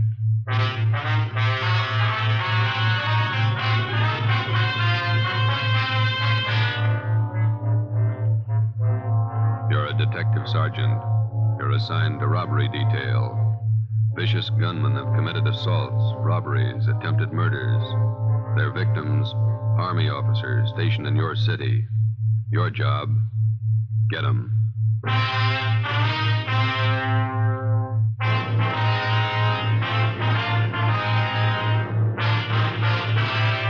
Dragnet, the documented drama of an actual crime. For the next 30 minutes, in cooperation with the Los Angeles Police Department, You will travel step by step on the side of the law through an actual case from official police files. From beginning to end, from crime to punishment, Dragnet is the story of your police force in action. It was Wednesday, February 3rd. It was cold in Los Angeles. We were working the night watch out of robbery detail. My partner's Ben Romero. The boss is Thad Brown, chief of detectives. My name's Friday. It was 1:45 a.m. when we got to Highland Park Division. Booking desk. Hi, Shepard. Oh, hi, Friday, Ben. Hi. Brings you out here. We got one to book, Shep. You want to do the honor? Okay. Just a minute. I sharpen this pencil. Right. All right, Jackson. Take it easy. Yeah. Relax, huh? Jerks. Okay. Yeah, let me get a new form in the machine. All right, what's your name? Roy Jackson. Address? 414 Alabama Street. Age? 23. Location of arrest? 1730 West Hill, the old Ranger Tavern. Time of arrest? 11:25 p.m. Charge? Suspicion 211 PC. PC. Come on, let's get this over with. Hey, you got lots of time. Let's check your property. All right, Jackson, everything out of your pockets. Put them on the desk.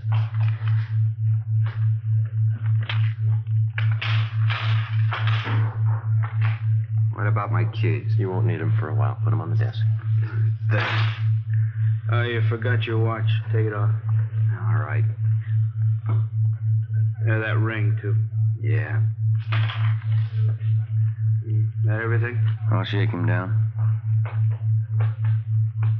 Yeah, that's everything. Okay, let me list it here. 1 brown man's wallet. Contents. I'll call them off to you, huh? Okay.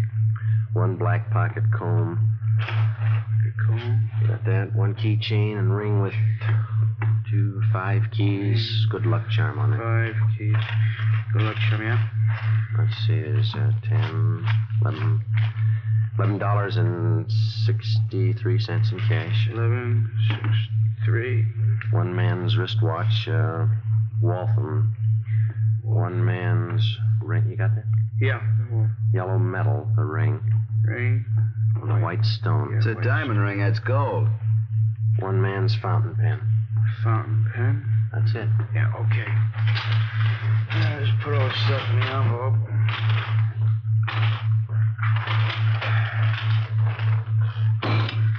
Okay.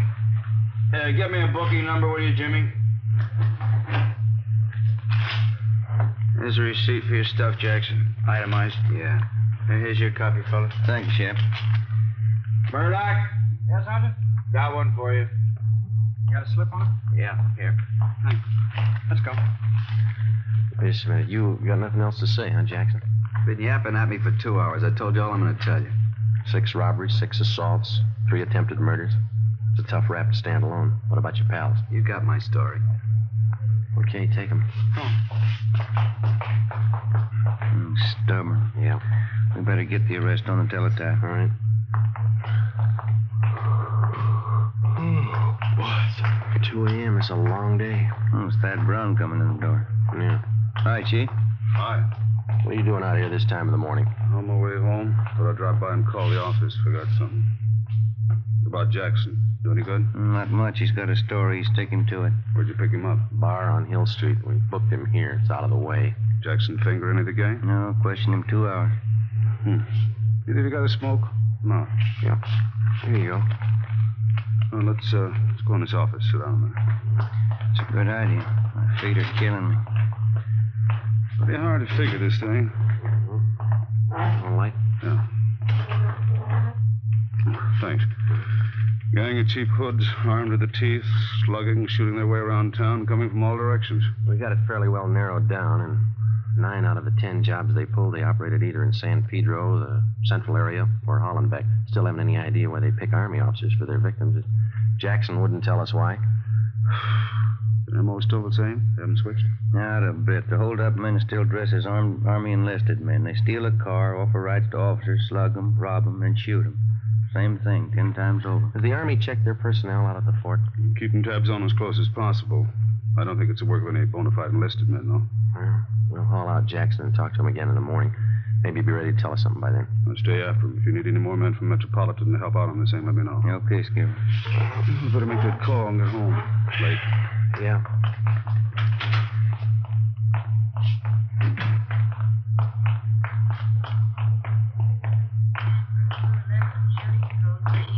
Attention, all units, code 3. What was it, code 3, Shep? 31st and Stafford, 211 and shooting. Chief Brown, Ben, and I got to the scene at 2:20 a.m. An ambulance was already there, along with 2 cruiser cars and a half a dozen curious onlookers. Lying face down on the dirt road about 15 feet off Stanford Avenue was a man dressed in an Army officer's uniform. He wore first lieutenant bars. His blouse had been half ripped off, and the side of his face was bruised and swollen. The back of his head showed the results of a vicious beating. There were 2 bullet wounds in his left shoulder. A few feet away, sprawled out on his back, was a major. He'd been brutally beaten, but he was still conscious. While the ambulance attendants gave first aid, we questioned him briefly. Both bodies were lying 30 feet from the interurban railway tracks. Feel up for telling us how it happened? Hit me on the mouth with the gun. Can't talk too well. No, don't try to get up, Major. How's Lieutenant Kelly? He was with me. He'll be okay. They're getting him in the ambulance. We were hitchhiking downtown, Kelly and me. 2 men in a gray sedan picked us up. So they were going back to the fort. How were the men dressed? Do you remember? Too much noise. What do you say? Just a minute. What was that? The PE train going by. Now, can you tell us about it? Enlisted men. One is a tech sergeant, the other one a private. He said they'd drive us back to the fort in a gray sedan Pontiac. Excuse me, Sergeant. Oh, sure. I'll have to take care of those face wounds. You can go ahead. Okay. Did you see the license number on their car? Too dark now. Gray sedan. Pull guns, stop the car here. Took our money, everything. This'll sting a little. Yeah, it's good. You think you'd recognize the men if you saw them again? One was tall, 6'2", I guess. Think I know. They shot Kelly. He tried to run. They shot him. How is he? He's okay. Is there anything else you can tell us about the man? Ambulance is ready. I'll take him. We can talk to him later. All right, Rob. Yeah.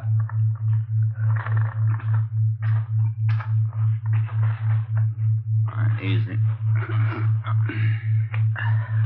Okay, let's go. It's not getting any better. I'd sure like to cut him up, don't they? Pretty good set of footprints over there. Tire impressions. Better call the crime lab. Yeah. 2 men in a gray sedan. How does that match up? Same MO, Army officers. So one of the gunmen was tall. Mean anything to you? Well, most of the other victims gave us that description. Either the same tall guy works most of the jobs, or he's got a twin brother. The stats office make a run on the description for you? 4 different times. Nothing yet. I better get this new information on the air right away. Yeah. We steal a different car for every job, and the morning after we find the car, usually clean, no prints. This thing doesn't add up in my book. Army officers aren't loaded with... I said Army officers aren't loaded with dough. These punks are after something else besides money. What do you mean? Well, for every dollar they steal, they break a bone. How does that shape up to you? You think they like to draw blood? I think so. I think they're pointing for murder. What's the motive, Chief? Oh, forget the motives. I don't care what their reason is. Somebody's robbing and shooting. It's our job to stop them. What's the trouble with motives? How you mean? They always show up after the murder. 2:40 a.m. Crime lab crew arrived and went to work searching the area for evidence and taking casts of the footprints and tire impressions. The chief of detectives, Ben, and I drove back to Georgia Street Receiving Hospital in time to watch the doctor remove 2 .38 caliber slugs from the shoulder of one of the victims. From his ID bracelet, he was identified as Harold Kelly, 1st Lieutenant Signal Corps, U.S. Army. The other victim was Major Richard Farmer, Signal Corps. I initialed the slugs for evidence, and then we drove back to the crime lab and dropped them off. The next morning, before they were transferred to a military hospital for further treatment, we talked with Lieutenant Kelly and Major Farmer. We filled out a robbery report and one for crime against person. At 5 minutes past 10, we checked back into robbery detail. Better see if we can get a stenographer in here. There's a lot of paperwork to catch up on. Yeah, I'm going to have to learn shorthand. Romero, Joe? Yeah, Ed? Come in a minute, will you? Right. They picked up the gray sedan using that job last night. Where? Out on Laguna, about a block from Echo Park. They find anything? Nothing. The boys from Leighton Fingerprints called just before you came in. They dusted the car inside out. No luck. That Roy Jackson we picked up last night. Has homicide got the stakeout on his apartment? Yeah, Fremont and Tetrick. Nothing yet. What'd you find out at the hospital this morning? Well, we talked to Lieutenant Kelly and that Major Farmer again. They're still in bad shape. You have anything to add? No. We got their crime reports and a list of the property taken, gave it to a pawn shop detail to put on the stolen property list. What are the hold-up men doing with all the stuff they grabbed? Watches, cigarette cases, men's jewelry? It's all on the stolen property list. Pawn shops have been alerted. It's not showing up. Robbery, Walker. Yeah, just a minute. You, Joe. Oh, thank you. Friday. Yeah, Lee. Yeah. We'll meet it. Bye. Lee Jones. Just ran a make on the 2 slugs they took out of the lieutenant's shoulder. Yeah? They came from the same gun that wounded 4 of the other victims. Figures. How about the footprint cast they took out there last night? No, it didn't work out. Lee said he tried matching him up with that set of prints we came across on that job Sunday. There's no match. All right, G. Bad. Sit down. Thanks. Fellow man yet, Walker? Not yet. Just going over last night's case. What do you got? Walker and I were talking over this morning before you 2 checked in about these hitchhike bandit jobs. Yeah. We tried everything short of a blockade to grab the hold-up men. It's obvious it's not working. How about the Army brass? They're doing all they can already. It's up to us. We're going to need more men and better coverage. What are you figuring on? System decoys planted around the city and every area these hitchhike bandits have been operating in. Gonna take a lot of men, isn't it? Be worth it if it pays off. About 50 or 60 men should do it. They'll be dressed as second lieutenants all the way up to colonels. They'll travel in pairs. They're going to bunk out at the fort? If we can arrange it, yeah. They'll be instructed to hitchhike their way around town. Bulk of them will operate between 8 p.m. and 6 a.m. What kind of support are they going to have? You men in robbery and homicide. I'll have a special detail of cars from Metropolitan Unit to help cover the unprotected spots. When does it start? Tonight. No use waiting. You fellas might as well pass the word down the line. No time off till the gang's locked up. Okay. We got to get those punks and get them fast. We got the men and the machinery, so there's no reason for not stopping them. No excuses. Understood? Yes, sir. Excuse me. Robbery, Walker. Oh, hello, dear. Yeah, I know, but I can't make that. Let's go, Joe. We'll have to. You just go right ahead. We'll have to explain things I did. Here. What's that? A nickel. Call yours. 8 p.m., Thursday. With the permission of the commanding general, 6th Army, a total of 55 men dressed as Army officers spread out over the city to serve as decoys for the hitchhike bandits. They were well armed, and they traveled in pairs. For the first night, it was the plan to concentrate in the central area, Hollenbeck and San Pedro. We started cruising the central area at 8 o'clock along with the rest of the detail. The time went slow. Midnight came. Still no sign. We waited out the rest of the night and the early morning. Nothing happened. We figured on some action on the weekend. Friday, Saturday, Sunday, nothing happened. Seemed like the hold-up men somehow had sensed the decoys and were staying under cover. Monday night, February the 8th, same thing all over again. 3 a.m. came and went. No sign. I'm kind of hungry. You want a hot dog? We can eat them in the car. No, you go ahead. Maybe a bag of potato chips. You want to see if I got them? Okay. I'll be right back. Yes, sir. Want hot dog? One. And give me a bag of those potato chips there, too. Okay. You want everything on that hot dog? Everything but relish. What's the matter? You don't like relish? No. Okay. Joe, come on. Hustle. You can skip that hot dog, Mac. What is it? Just came in. Catch the repeat. Attention all units. Attention all units. The vicinity of Washington and Figueroa. A shooting. Code 3. Ambulance dispatch. Okay, hit the siren. Let's move.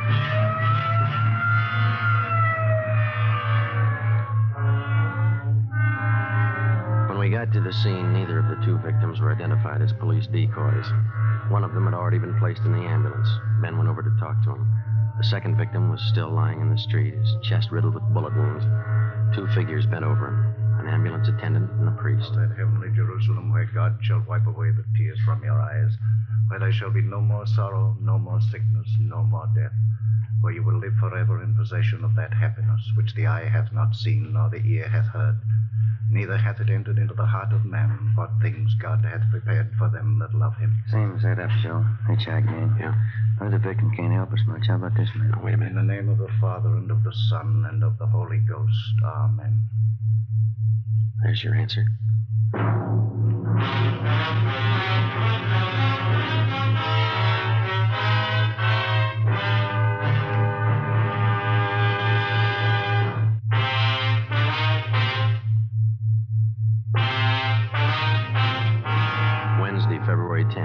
inquest, the murder victim was identified as Marine Corps Lieutenant Robert Paul Lawrence, age 24. The bullets removed from the body at autopsy were taken to the crime lab where the ballistics men ran them through. They were fired from the same gun used in the previous hold-up shootings by the hitchhike bandits. The companion of the victim at the time of his murder could add little to what we already knew as far as the descriptions of the gunmen were concerned. The following morning, Ben and I drove out to the home of the murdered man to interview his father, a colonel, Marine Corps, retired. Black wreath on the door. Yeah. Big house, isn't it?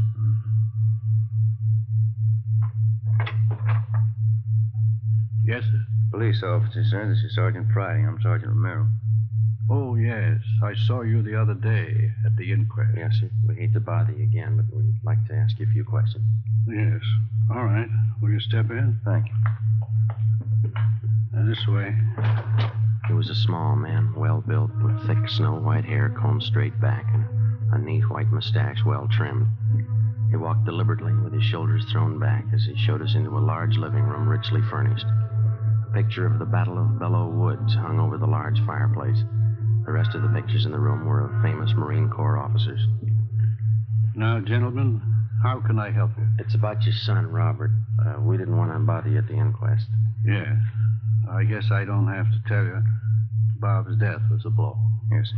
He's been staying here with me from time to time since my wife died last year. House this big needs people. Just myself, the wife gone. Yes, sir. We'll only take a minute. You see, everything had been taken from your son, and we'd like to find out if you know what personal property he was carrying at the time he was... Well, I don't know. I guess he had the usual things, a few dollars, his wallet, St. Christopher medal, silver, his watch. Was the St. Christopher medal valuable? Oh, not too much, no, not monetarily. And that watch? Well, yes, that was worth something, a pocket watch. I gave it to Robert when he was commissioned at Quantico. That's his graduation picture on the mantel. Here. This is Robert. Yes, sir. Fine boy, Sergeant. Robert was a good Marine. You think you could describe the watch for us?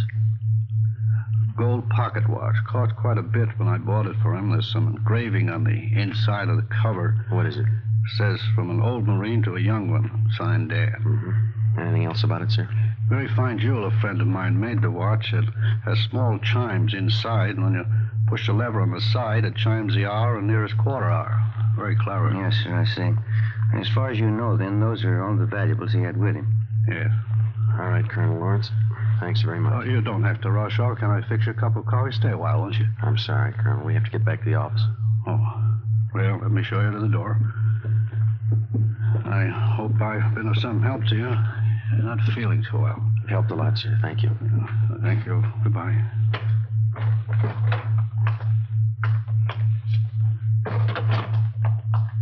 Nice home. Yeah. Beautiful furniture. Everything a man could want. Except the sun.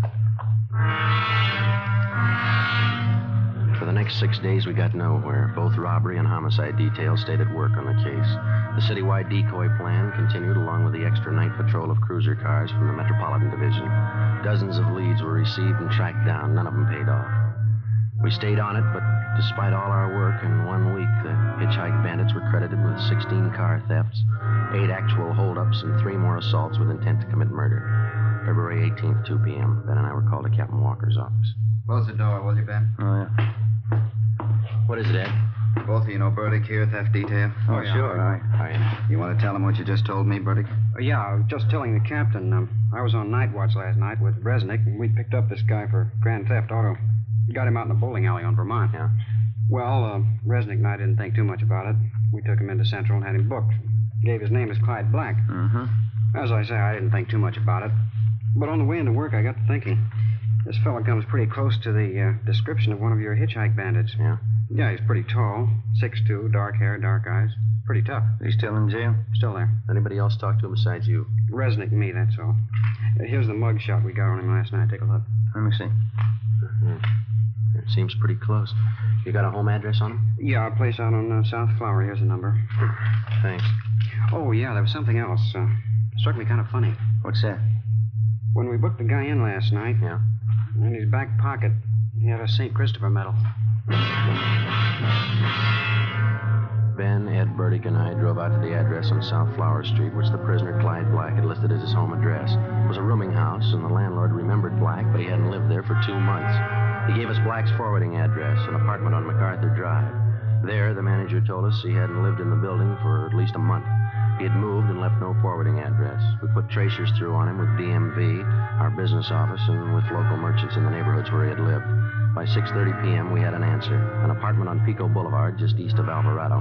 At 7 o'clock, we were on our way up in the elevator to the 3rd floor of the apartment house.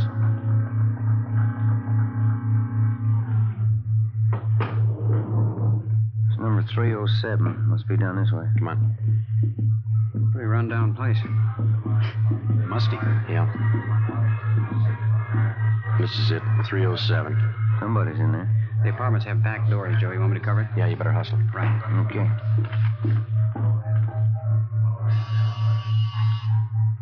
Stop talking. Yeah, what is it? Mailman, registered letter. Okay. Gimme. Police officers. Move your guys, pop! Up, Joe. Yep. Hey, they're going out the back, Ben. Watch it.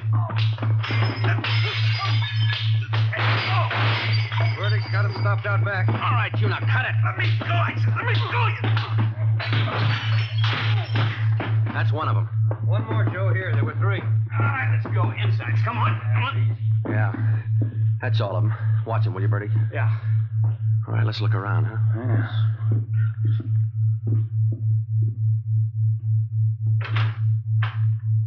Take a look. Yeah, enough uniforms for an army. Before we left the apartment, we searched it thoroughly and found dozens of personal valuables, watches, rings, and wallets. There was also a .38 caliber Colt. We took the 3 men downtown and booked them at Central Jail. Then we dropped off the gun that we found at the crime lab for a ballistics check. 8:35 p.m., we brought suspect Clyde Black to the interrogation room. Captain Walker, Ben, and I confronted him with the evidence. Here you are, Black. Take a look at these.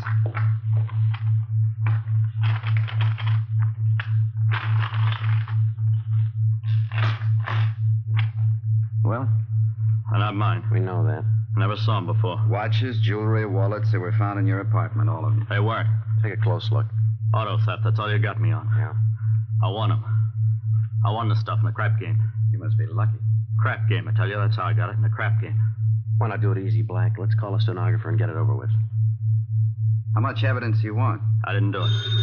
I get it. Interrogation room Friday. Yeah. All of them? Fine. Thank you.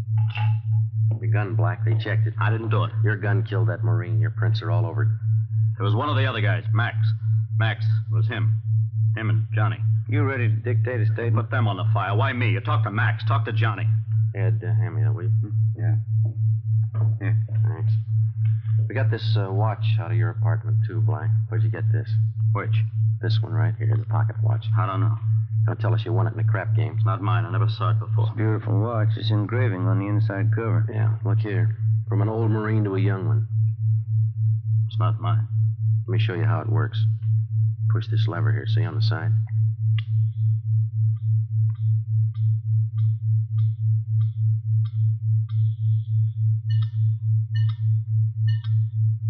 Now, how about it? I hated them. I hated all of them.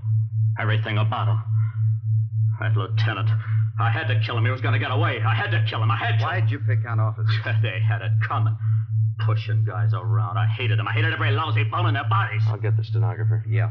Then knock off and go home. You too, Ben. I had to kill him. I hated him. I'll tell them that. I'll tell them like I told you, just like I told you. Yeah, they'll believe you, mister.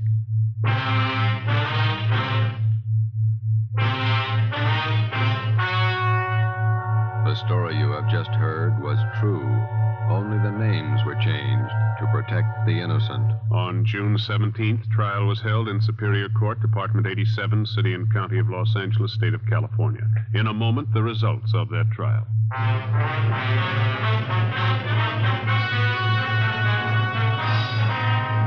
Clyde Black and the other 4 members of the Hitchhike Bandit gang were tried and convicted in Superior Court on 1 count of murder and several counts of robbery and assault with intent to commit murder. All 5 are now serving life terms in the state penitentiary. You have just heard Dragnet, a series of authentic cases from official files. Technical advice for Dragnet comes from the Office of Chief of Police W.A. Wharton, Los Angeles Police Department. Fatima Cigarettes, the best of all long cigarettes, has brought you Dragnet from Los Angeles. You're tuned for the stars on NBC.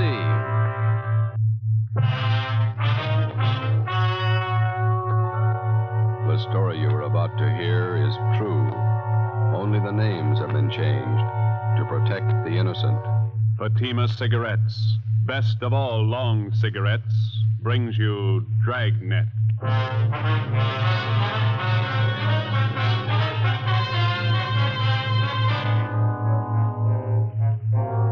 You're a detective sergeant. You're assigned to accident investigation, felony detail. In the early hours of the morning, a woman pedestrian is struck down by a hit-and-run driver. Your job, find him.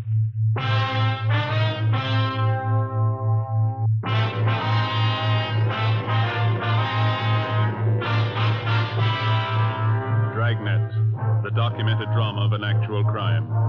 For the next 30 minutes, in cooperation with the Los Angeles, traveled step by step on the side of the law through an actual case from official police files. From beginning to end, from crime to punishment, Dragnet is the story of your police force in action. It was Monday, September 4th. It was hot in Los Angeles. We were working the night watch out of traffic division. My partner's Ben Romero. The boss is Captain Sullivan, Commander AID. My name's Friday. It was 12:45 a.m. when I got to the second floor at 123 South Figueroa Street. Accident investigation. The Record Bureau. Hi, Wanda. Hi. Sergeant Romero come back with you? I got a phone message for him. So he's over at Georgia Street. He'll be back in a couple of minutes. You got time to take a 15-7? Sure. I got some additional information on a hit-and-run felony. All right. Pretty warm up here, isn't it? Mm-hmm. Coffee over there if you want it. No, thanks.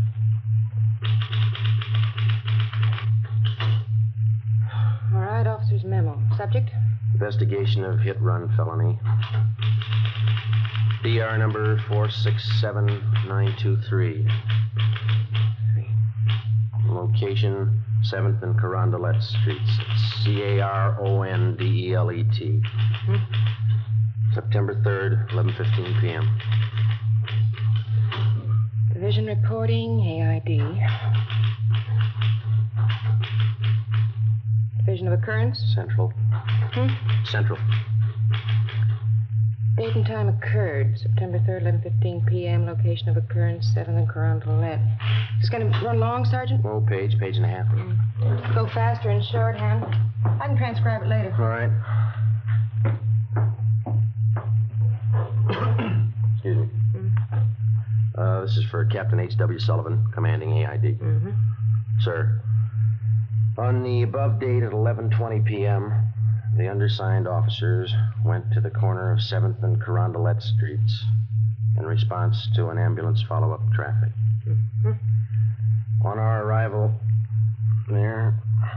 You got any matches, Wanda? Yeah, here. Okay, thanks. On our arrival there, we were met by 11T. We witnessed ambulance attendants placing an unconscious woman in an ambulance. She appeared to be critically injured. The victim was removed to Georgia Street Receiving Hospital. All right. We then interviewed a man who identified himself as Chester J. Crawford, 540 Green Oak Drive. He stated that he was acquainted with the injured woman and that her name was Sheila Gordon, Gordon, 7832.5 7th Street. Crawford told us that he was taking her home from a dance. They arrived at the intersection of 7th and Carondelet Streets at approximately 11:15 p.m. Okay? Yeah. Crawford further stated that while he and Sheila Gordon attempted to cross the intersection, an automobile headed west on 7th Street went through the red traffic light. Right. Did you read that last part back? Attempted to cross the intersection. An automobile headed west on 7th Street went through the red traffic light. Okay. Crawford told us that he jumped out of the path of the car and tried to pull Miss Gordon with him. He said that the car struck her down without slowing down, continued out 7th Street, and disappeared. Well, wait a minute. Oh, I'm sorry. And disappeared. Okay. Crawford stated the hit-and-run car was either a Dodge or a Plymouth, but it could have been either last year's model or this year's. He described the car... That's too fast, boy. That's all right. He described the car as either light blue in color or bluish green. Said that he failed to get the entire license number, but that the last 3 numbers on the rear plate were either 804 or 304. 804 or 304. That's right. Okay. Fine. Crawford said he made an attempt to follow the hit-run car, but that he was unable to obtain transportation. He stated he then ran to a phone at the Corsev Bar and Grill. Spell that? What? Corsev. Oh, Corsev. That's at 7th and Carondelet, and called the police. And the undersigned officers then obtained Crawford's full name, address, phone number, and proceeded to question residents in the neighborhood and were unable to locate any other witnesses besides Crawford. Okay. Hi. How'd you do? Oh, so that's about all. Doctor says we won't be able to talk to her for at least a couple of days, maybe not at all. What's your chances? 50-50 if she's heavy on luck. 3 broken ribs, brain concussion, internal injury. What'd Lee Jones have to say? Is that all the report, Sergeant? Oh, yeah, Wanda. We'll have the rest for you a little later. Thank you. Okay. I'll type this much up as soon as I can. Thanks. Sure. What'd Lee Jones have to say? Nothing. He and Fincher went over the area for an hour. No broken glass from headlights at the PI. No tire impressions worth anything. No physical evidence. Where does it leave us? With a half-dead girl and no suspects. What do you think, Joe? I don't know. It's a sour one. Any kickback on the teletype yet? No. That guy she was with, Crawford, not too much help. Looked a little nearsighted to me. He saw well enough to get out of the way of that car. You got the notes. How much to give us? Let me see. I got it here in the book. The car was either a Dodge or a Plymouth, late model. Color, either light blue or blue-green. The last 3 numbers on the license plate were 804 or 304. It's a big field to pick from. That's the only lead we own. You can call it that, yeah. Well, I guess we better talk to DMV, get the dope on all cars fitting that description that Crawford gave us, huh? It's going to be a hard trip. At least 3,000 cars to track down. Probably closer to 4. What do we do for help? We can ask the captain in the morning. I'll get him. Racket Bureau, Romero. Yeah, we'll bring him right over. Yeah, bye. Lee Jones again. Yeah. Says he wants the clothes Sheila Gordon was wearing at the time of the accident. He figures when she got hit, her clothes must have left fabric marks on the front of the car. Well, it might work. There's only one trouble. What's that? You can paint off fabric marks. Well, it's a long list. Let's take it from the top. Yeah. Find the car.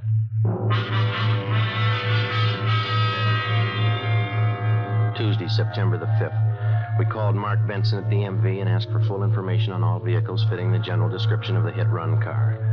We went back and talked to the only witness to the hit-and-run, the victim's boyfriend, Chester Crawford. He could add nothing to what he had already told us. There was no response to the local teletype and the all points that were sent out the night before. Garages, auto repair, and paint shops throughout the city were also alerted. Meantime, at General Hospital, the victim, Sheila Gordon, was still close to death. The search for the hit-run car went on. 2 days passed. Thursday, September 7th. The information we requested from DMV was being checked out and compiled. Ben and I met with Captain Sullivan. That's the last of them, Skipper. All the cars in this area that fit the general description of the one we're after. You just get it? Yeah. How many cars did they list? 4,620. Even more than you expected, eh? Yeah. No chance at all of narrowing it down? None that we can see, no.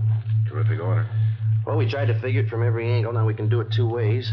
Yeah? We keep the alert on for the hit-run car around the divisions, all the garages in town, the auto repair shops. In other words, we can wait it out. Maybe we'll get the guy, maybe not. Yeah?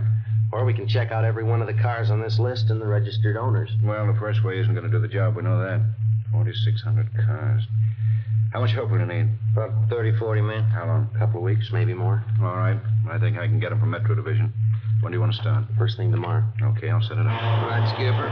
Thanks. Excuse me, Joe. There's a lady out here to see you. Okay, thanks. We'll check you in the morning, Skipper. Right.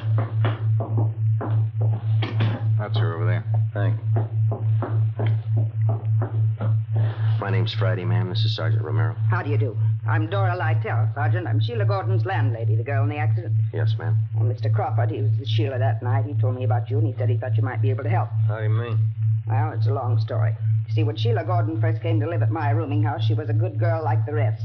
Lately, well, her being sick now and all, I don't like to say it. Yeah? Well, frankly, last few months before the accident, Sheila just went bad completely. I don't think I follow you, ma'am. Oh, you know, carousing, all kinds of men, visitors, had a different man in her apartment every night. Well, we're investigating a hit-run case, ma'am. Sheila gets out of the hospital. Hate to talk about her when she's sick like this, but when she's all right, I don't want her back in my rooming house. I'm afraid that's none of our business either, ma'am. But if you could talk to Sheila, persuade her to move from my house, I don't want any wrangle with the rental board again. Couldn't you talk to her?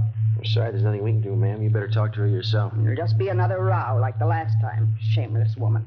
I don't want Sheila Gordon back in my house. I'll go to that hospital myself and tell her. She's a pretty sick girl. It's not my fault. Go right over to that hospital and tell her what I think of her. She's hurt pretty bad. So am I. She's hurt me. What's the difference? You haven't been run over by a car.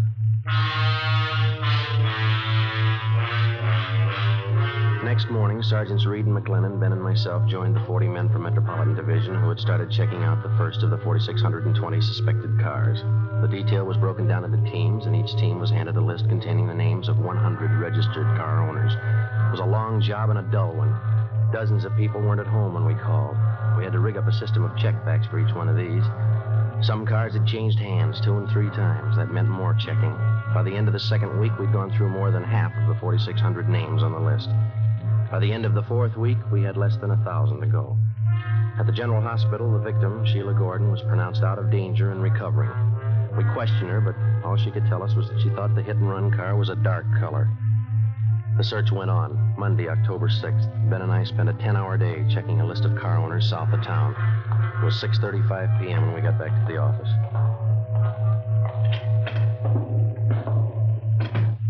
Hi. Hi, Reed. How'd you do today? Fair. Looks like we got one. What do you mean? Guy's name is Ralph Angelo. Let's see. 8690 Backerley Road. Checked him out early this morning. First call. What'd you get? One's a late model Plymouth, light blue. License number, there it is, 17 Arthur 2804. Wasn't home, talked to his wife. Yeah? She said the car's been sitting home in the garage for the past month. Husband won't drive it. What's the story? Told her there was something wrong with it. He was going to trade it in. McLennan and I tried it. Car's in first-class shape. What about the front end of the car? Pretty clean. One of the bars in the radiator grill slightly bent. Soft crease on the hood, another one in the right fender. Did you bring the car in? Yeah. Crown has been working on it since lunch down in the garage. Anything else? Found a gas receipt in the glove compartment, dated September 3rd, night of the accident. Where's Angelo now? Santa Barbara, business trip. Due home tonight about 10. McLennan and I'll pick him up then. See what he's got to say. That sounds good. How many possibilities does that make, Joe? Well, let me see. Out of 3,700 we've checked, about 4 good. I'll get that. Accident investigation, Friday. Hi, Joe. This is Lee Jones. Yeah, Lee. Just finished checking the Plymouth Reed and McLennan brought in. Did you find anything? Fabric prints on front bumper and the hood. Yeah? Indentation of soft object on hood and right front fender. Something else on that fender. What's that? Set of lip impressions. What's it mean? We found the car. Only one job left. Yeah? Find the driver.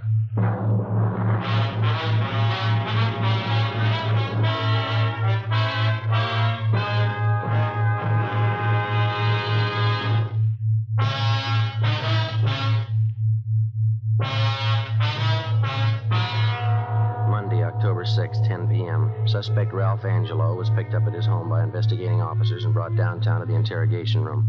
Sergeants Reed and McLennan, Ben and myself questioned him for 3 hours.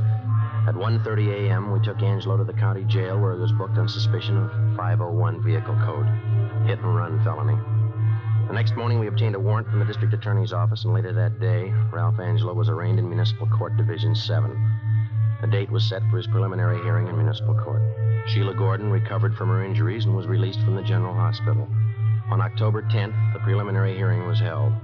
Sheila Gordon was on the stand most of the morning. After the noon recess, I was called to testify. Raise your right hand. You solemnly swear that the testimony you're about to give handing in this case be the truth, the whole truth, nothing but the truth, so help you God. I do. State your name. Joe Friday. Be seated.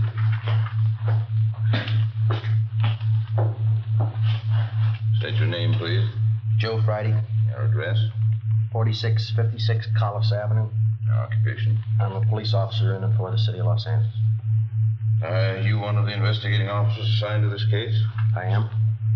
Did you have a conversation with the defendant regarding this case? I did. Where? In the traffic division at 123 South Figueroa Street. Who's present? the defendant, Sergeants McLennan, Reed, Romero, and myself. Were the statements made by the defendant free and voluntary? They were. Are there any promise of immunity or reward or the use of force or violence inducing to make the statement? No, there was none. You tell the court the extent of the conversation at that time. Well, first of all, I asked him if he was the registered owner of a 1948 Plymouth automobile, California license number 17 Arthur 2804. He admitted that he was. And then I asked him if he was driving that car on the night of September 3rd. He said he was, but that he did not drive anywhere near the location of the hit-and-run felony that night at 7th and Carondelet Street. Did the defendant tell you where he drove his car that night? No, sir. You asked the defendant where he drove his car that night of September 3rd? Yes, I did. And what did he answer? Well, he said, it's none of your business. Did you persist in this line of questioning? Yes, I did. The defendant continued to refuse to give you the information? That's right. Did the defendant state where he was on the night of September 3rd, between 10 p.m. and midnight? He refused to tell us. You advised the defendant at that time that his car had been impounded for investigation? That's right. Did you advise him that several points of incriminating evidence had been found in the car? Yes, we did. And what did he say in answer? Well, he said, you can't prove a thing. I wasn't near the place. You can't prove a thing. Was that the extent of the conversation between you and the defendant? It was. Thank you, that's all. Counsel for defense? No questions, Your Honor. Leland Jones, come to stand.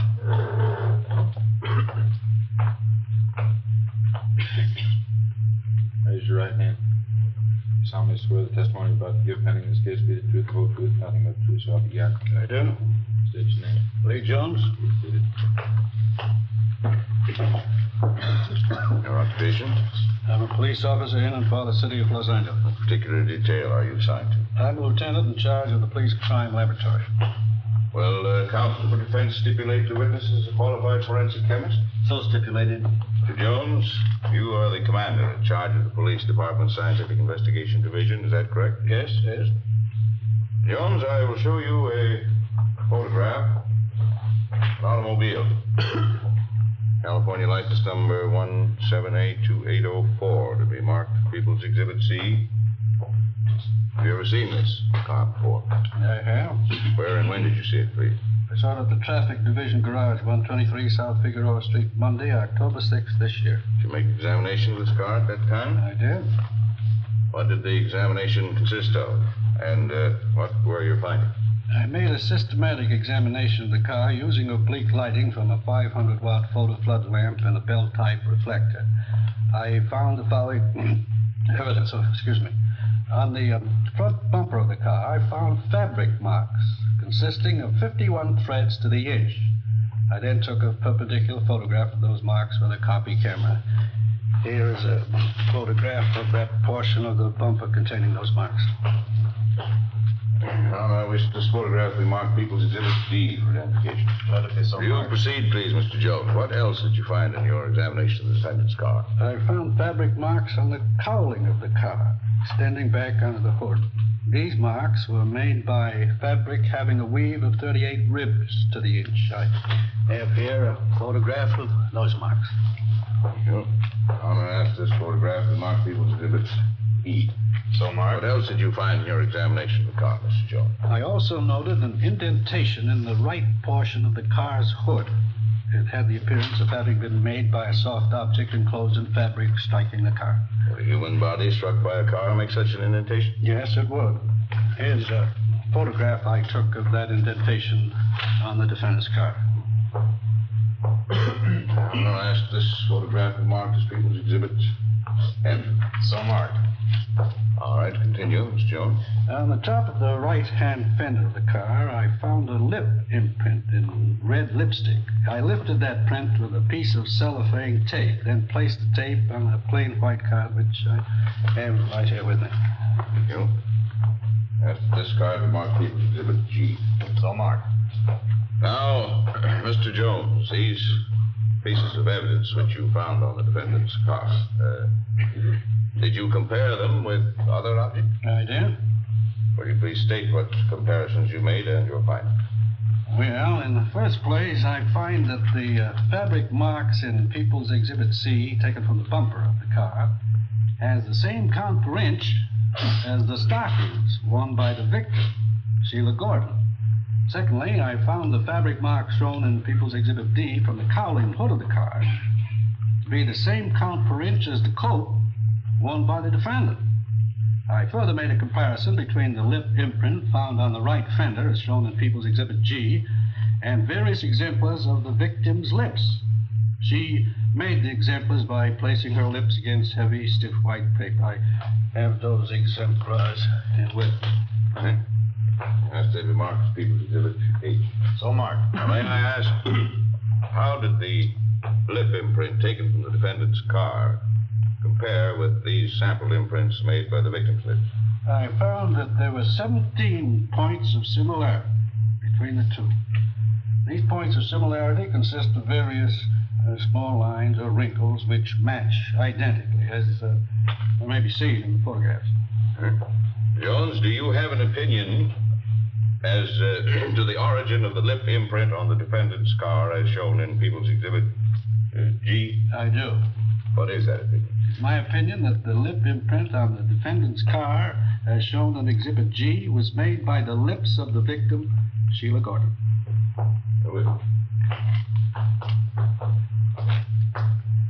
Now, Mr. Jones, we recognize, of course, that you're a qualified forensic chemist.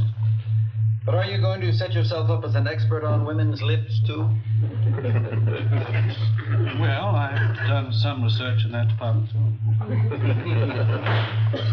Mr. Jones, isn't it possible that any number of lip imprints made by different people would look exactly alike? No, it is not possible. There are no two things in the world exactly alike. There are no two sets of lip imprints alike. Well, anyone who's been around at all would know that. That's all, Mr. Jones. Thank you. Repeat his case, Your Honor. Counsel for the defense? We will not offer any defense at this time, Your Honor. It appears to me that a felony has been committed and reasonable cause to believe that the defendant committed it. The defendant will be held to answer in Superior Court. Tuesday, November 4th. Suspect Ralph Angelo was arraigned in Superior Court, Department 88, and the date of his trial was set for December 1st. During the weeks preceding the set of the trial, we worked with Lee Jones and the District Attorney's Office preparing the case against Ralph Angelo. 2 days before the trial opened, we had a visit from one of the men from the DA's office, a process server. Hi, Bert. Hi. We got trouble. Yeah? Sheila Gordon's disappeared.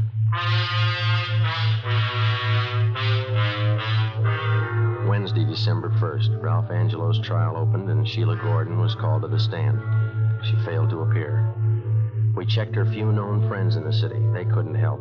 She had disappeared from her new address and taken everything with her.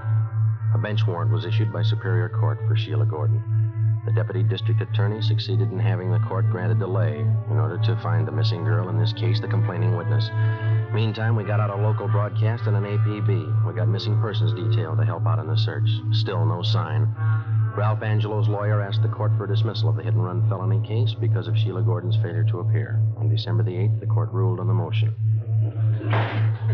Regarding the motion by the defense for dismissal of hit-and-run felony charges against Ralph C. Angelo, because of the prosecution's failure to produce the complaining witness, to wit, Sheila R. Gordon, the court feels it would not serve the interests of justice to continue the case. Case dismissed. The search for Sheila Gordon went on. Behind us, we had logged 3 solid months of police work, checking and running down more than 4,000 cars. Hours of labor in the crime lab. More hours pounding the pavement, questioning people, checking, rechecking. Without a trial and a conviction, it didn't mean a thing. 3 days before Christmas, we received information that the missing girl was living in a small town south of Los Angeles. Ben and I checked the address. What was the apartment number? 7A1. Oh, yeah. Again.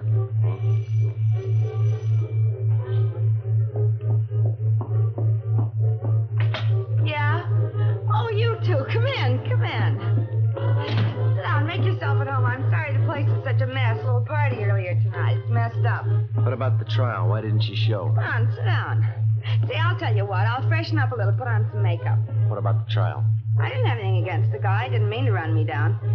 You wouldn't happen to have a drink on you, would you? You know better than that. Why didn't you show up at the trial? I told you, I didn't have anything against the guy. What was it, a payoff? Look, why don't we go out and get something, then we can come back and have a party? How much did he give you? $50. He was awful nice. You agreed not to show in court. I didn't have anything against the guy, that's all. Better get your coat. Why? That's what the court wants to know. You're taking me in. Why? Is there any law against forgiving? Yeah, when you get paid for it.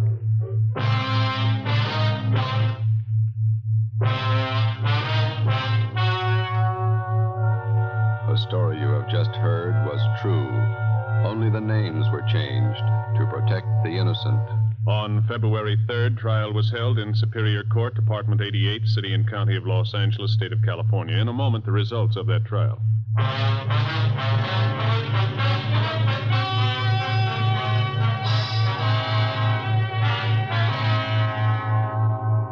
Sheila Gordon was returned to Los Angeles, and a new date was set for the trial of Ralph Angelo. Subsequently, he was tried and found guilty as charged. Angelo was also tried, along with Sheila Gordon, for compounding a felony. They were both convicted and received the sentence as prescribed by law. They are now serving their terms in the state penitentiary.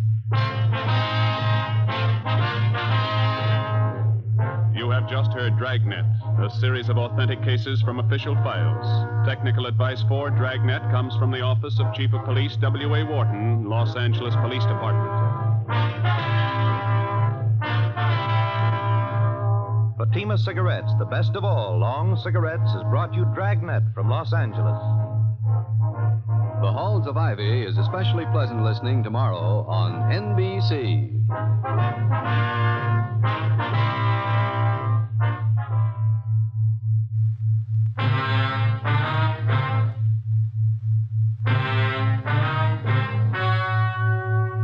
The story you are about to hear is true. Only the names have been changed to protect the innocent. Fatima Cigarettes, best of all long cigarettes, brings you Dragnet.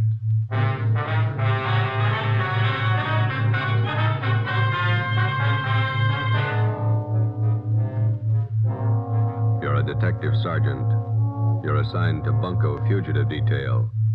You receive information an escaped criminal is hiding out in your city.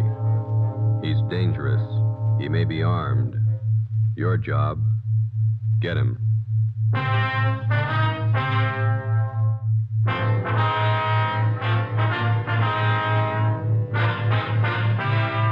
Dragnet, the documented drama of an actual crime. For the next 30 minutes, in cooperation with the Los Angeles Police Department, you will travel step by step on the side of the law through an actual case from official police files. From beginning to end, from crime to punishment, Dragnet is the story of your police force in action. It was Thursday, April 27th. It was warm in Los Angeles. We were working a night watch out of Bunko Fugitive Detail. My partner's Ben Romero. The boss is Blaine Steed, captain of Bunko Fugitive. My name's Friday. I was on the way back from communications, and it was 6:45 p.m. when I got to room 38, the squad room. Hi. How are you? How about some dinner? Well, we got one to check out first. Here's the teletype. Skipper just brought it in. Thanks. From San Rafael, huh? Pick up and hold for this department one Alfred Garvey. Wanted for suspicion, forgery, robbery.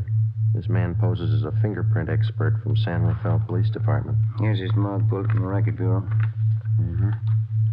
We're informed Garvey is registered at the Fair Deal Hotel, your city. Where's that? Over near First and Broadway. Yeah.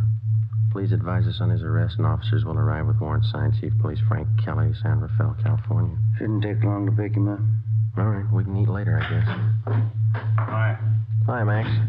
What are you doing around? I thought you took off on vacation. I just came back to pick up some stuff in my locker. Soft touch? Sure. Listen, the wife's got the car there. Are you guys going anywhere near North Main and Daly? Yeah, we're going to leave right now. Oh, okay. Let me grab my coat. All right. You live out near Highland Park, don't you, Mac? Yeah. Mike took the kids shopping in the car this afternoon. Had to get them shoes for our vacation. You'd sure scuff up the toes in a hurry. All right, you all set? Let's go. Where you going on your vacation? Big Bear. Gonna stay the whole 3 weeks. The in-laws own a cabin up there. They even pay the utilities for us. It's pretty nice. Only one trouble. What's that? They're coming with us. Oh. Where'd you park? In the captain's stall. All right.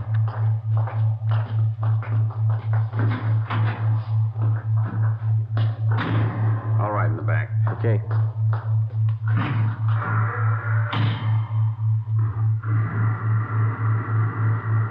You two still working on that Valley case? No, we washed it up Monday. What's this one? Teletype from San Rafael. What some guy picked up. Here's a mugshot. Who's Richards going to work with while he's gone, Mac? I don't know. What's the crowd up ahead? Oh, yeah. Shriners Convention. I forgot they were having a parade tonight. You better stay over to one side. I think we can get through all right. Watch those kids there. Yeah, there we go. That's the place up ahead, isn't it? Fair deal, yeah. We gotta stop by this hotel a minute, Max. You want to wait here? I'll come in.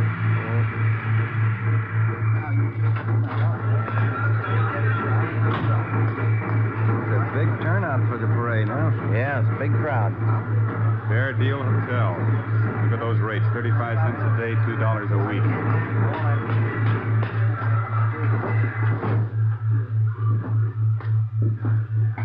Yes, sir. Can I help you? Police officers, would you look at this picture, please? All right.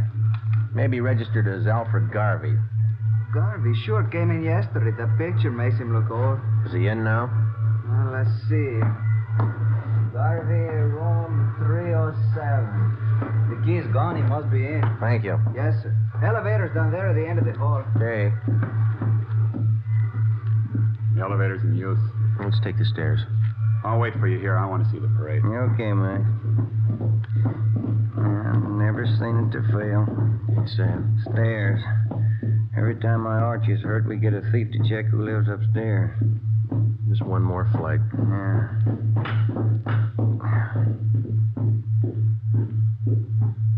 305, 307. Door's open. Let's have a look. Come on. It's empty. Nothing in the closet, huh? Yeah, pretty fast checkout. Came from downstairs. The lobby. Come on. Yep. Come on, hurry up. Yep. Hey, stop him! Stop that guy, police! Police! It's Maxwell. Max, are you all right? He went out the door, blue suit. It was Garvey. He shot your friend. Call an ambulance. He ran out the door and shot your friend. Come on, Ben. Call that ambulance, will you? Hey, you. Did you see a man come out of this hotel? What'd you say? Did you just see a man come out of this hotel? I don't know. All right, Ben, you go that way. I'll check up this way. Yeah, right. What's the matter? Watch where you're going, huh? Did you see a man running up this way just now, about my height, blue suit? Huh? No, I didn't see anybody. Did you see anybody? Hey, boy. Yeah, you want a paper, mister? No, listen, did you see a man running by here a minute ago in a blue suit? Oh, maybe. I didn't notice it. You want a paper? I'm sorry. Sorry, lady. Ben, over here. Yeah. Did you spot him? No, we're gonna need help. All right, come on.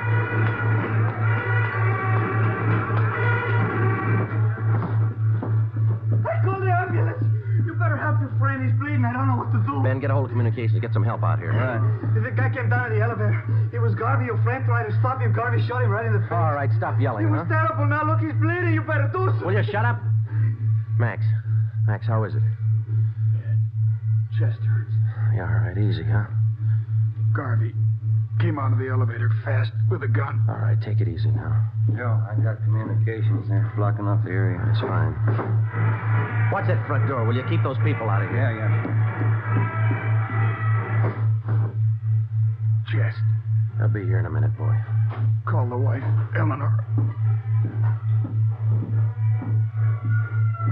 Ambulance is here. Yeah. He looks bad. Well, he's not going to get any worse. Huh? He's dead.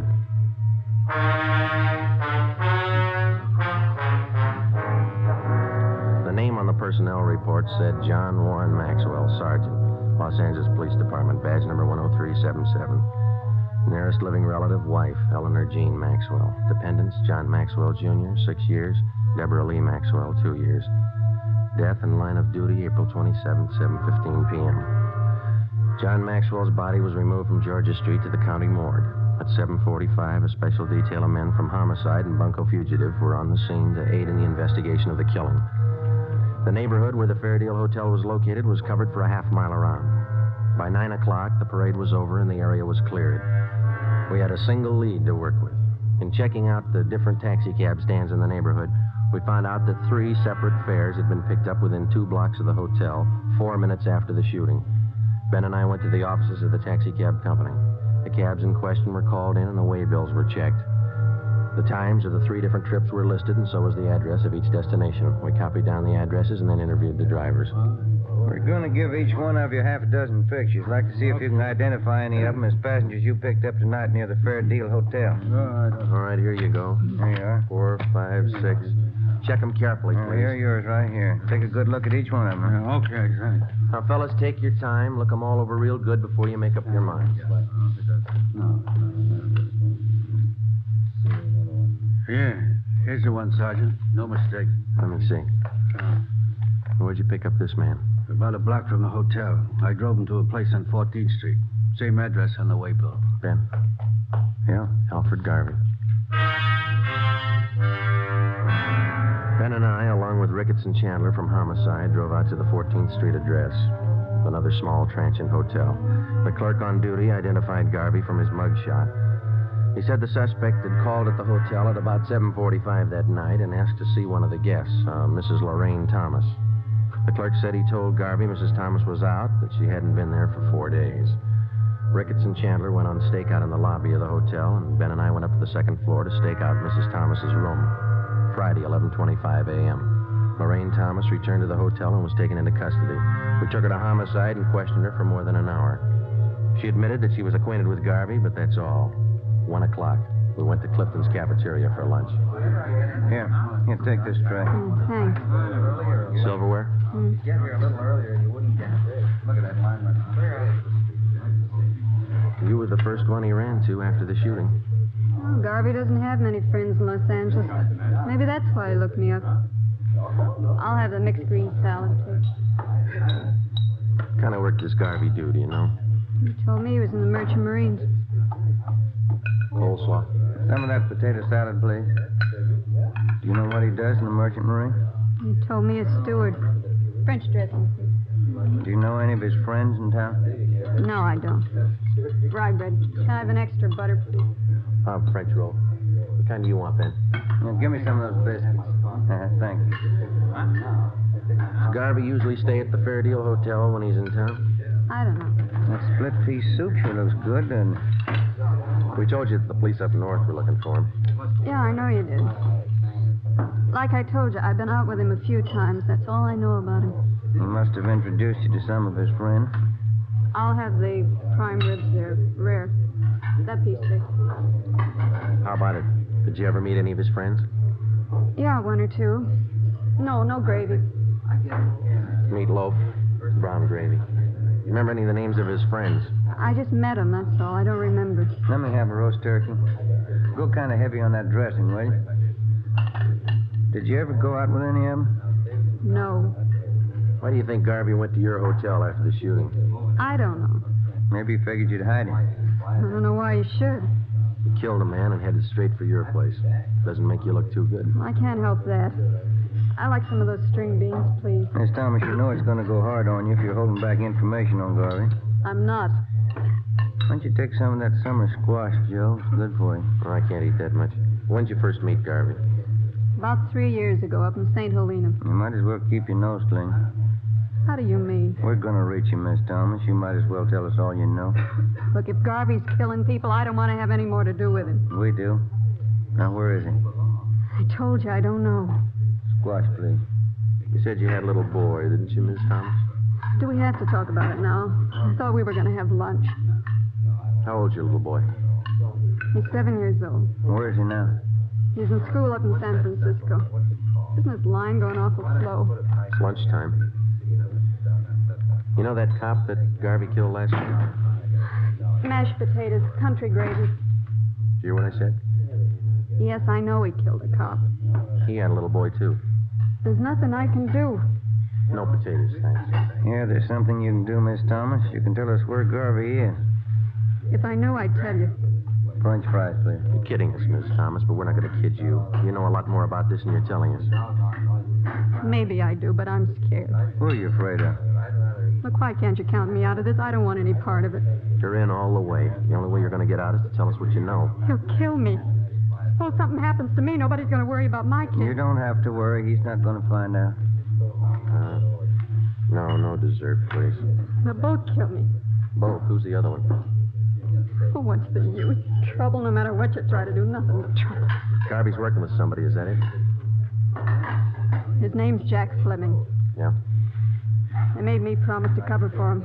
Give him a place to hide out whenever the heat was on. Then you know where they are. No, I don't, and that's the truth. Why do they need a place to hide out?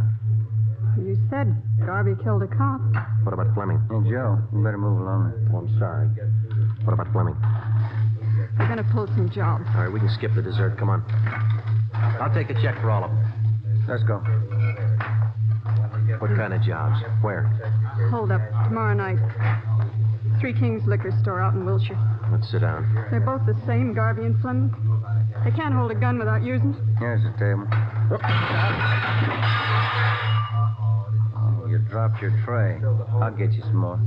Don't bother. I'm not hungry anymore.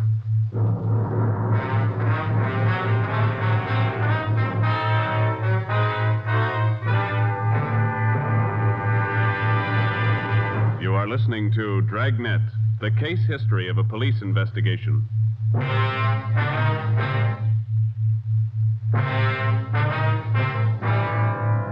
Saturday, April 29th. Last rites were held for Sergeant John Maxwell, and he was buried at Holy Cross Cemetery. A guard of honor from the police department was present, along with most of the men Maxwell had worked with in Bunko Fugitive Detail. The chief of detectives delivered a short eulogy, and one of the men from the department band sounded taps over the grave. We got back to the office at noon, checked in at the record bureau. The photocopy room had taken negatives of Garvey's and Fleming's coming out mugs and made duplicates that were distributed to all officers. The stakeouts continued at the Fair Deal and the 14th Street Hotel where Lorraine Thomas was staying. She was put under protective custody. Ben and I, Ricketts and Chandler, went on stakeout at the Three Kings Liquor Store on Wilshire Boulevard. It was a large, modern place, and it did a volume business, especially on Saturday night. Ricketts and Chandler covered the store from the outside. Ben and I were stationed in the supply room at the rear of the place, where we had the main counter and most of the store in full view. We set up a prearranged signal with the clerk on duty, and if and when Garvey and Fleming showed up, the clerk was to accidentally knock an empty bottle off the counter. We waited until midnight. Nothing happened. It's the first customer in half an hour. It's kind of slow. Yeah. Wait a minute. Here comes another one. No sale. It's a woman.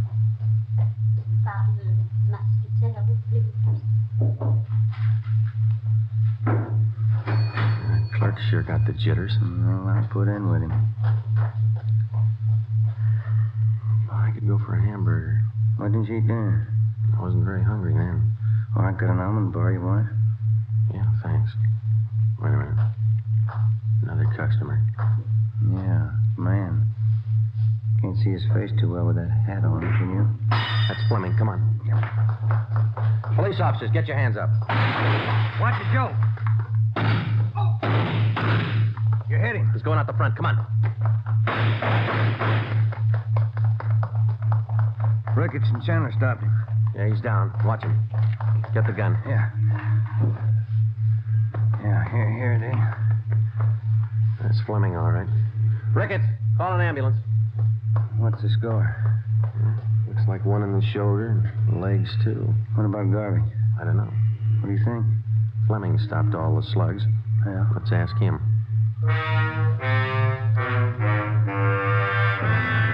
The wounded suspect was treated at Georgia Street Receiving Hospital and then booked into the prison ward at the General Hospital. At 11 a.m. the next day, we questioned him, but he refused to admit that he even knew Alfred Garvey. We re-questioned Fleming for the next 3 days with no results. The stakeouts continued. The search went on. There was no response to our APB. Garvey was still at large. As far as we were concerned, there was only one way to get directly to Garvey, and that was through Fleming. We called on Lorraine Thomas again and asked her that if she'd try to get some information on Fleming, try to get him to talk and to tell her where Garvey was. I'm not even sure if he knows where Garvey's hiding. You must have a good idea. Even if he has, he's not going to tell me. He wouldn't trust me that far. He'll go further with you than he will with us. He won't even give us his name. I'm afraid it's up to you, Miss Thomas. Why can't you let me out of this? Hey, look, figure it this way. You knew about Fleming and Garvey. You knew they were in town. You knew what they were up to. You didn't break your back to save that dead cop's life. Garvey shot him. I didn't. You knew he was a killer. You knew he had a gun. What do you want me to do? Get close to Fleming. Visit him every day till he talks. He doesn't trust me, I told you. Then get him to trust you, will you?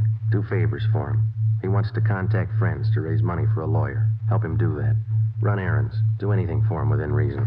Suppose he finds out about the holdup. That I told you about it. He's got a long stretch ahead of him. He won't bother you. They'll kill me if they find out. They wouldn't wait a minute. They won't find out. All right. Won't be my fault. Al did the shooting. He killed the cop, let him square it up. He'll square it with the court. There's only one trouble. Yeah? Maxwell's wife and kids. How does Al square it with them? On the morning of May 8th, suspect Jack Fleming was removed from his private room and wheeled down to the X-ray lab on the pretext of treatment. While he was absent, a dictaphone was placed in his room by a sound crew from the crime lab. Fleming was then returned. That afternoon, while Ben and I listened in on earphones in the next room, Lorraine Thomas paid her first visit to Fleming. We had briefed her on how to proceed in getting a suspect to talk, in particular, to reveal Garvey's hideout. It was a slow process. For the next 15 days, between the hours of 2 and 4 in the afternoon, Mrs. Thomas visited Fleming while Ben and I monitored their conversation in the adjoining room. For 15 days, despite all her shows of confidence, Fleming refused to confide. He was sullen and close-mouthed.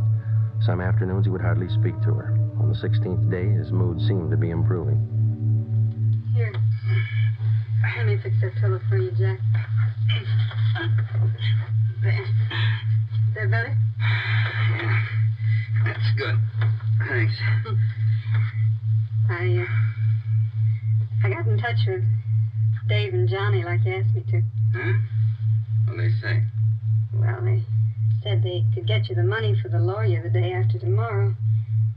And Dave said he might be over to see you tonight. Yeah, that's fine. Once I get a lawyer, I'll stop worrying. I stopped by Danelli's place, too. Pop Royce wasn't there. I'm going back tomorrow to see him. He ought to be able to help. You've been okay, Larry. I won't forget it. Oh, that's what friends are for. Jim, sure sorry you had to get it this way. Forget it. I can give it back where it came from. Say, I brought you some new magazines, a couple of candy bars. Swell. Put them over here near the bed, will you? Yeah, sure. Let me get them for you. There, Jack. See, I'll put them right here on this table. I'll bring you some more tomorrow. Oh, that's fine.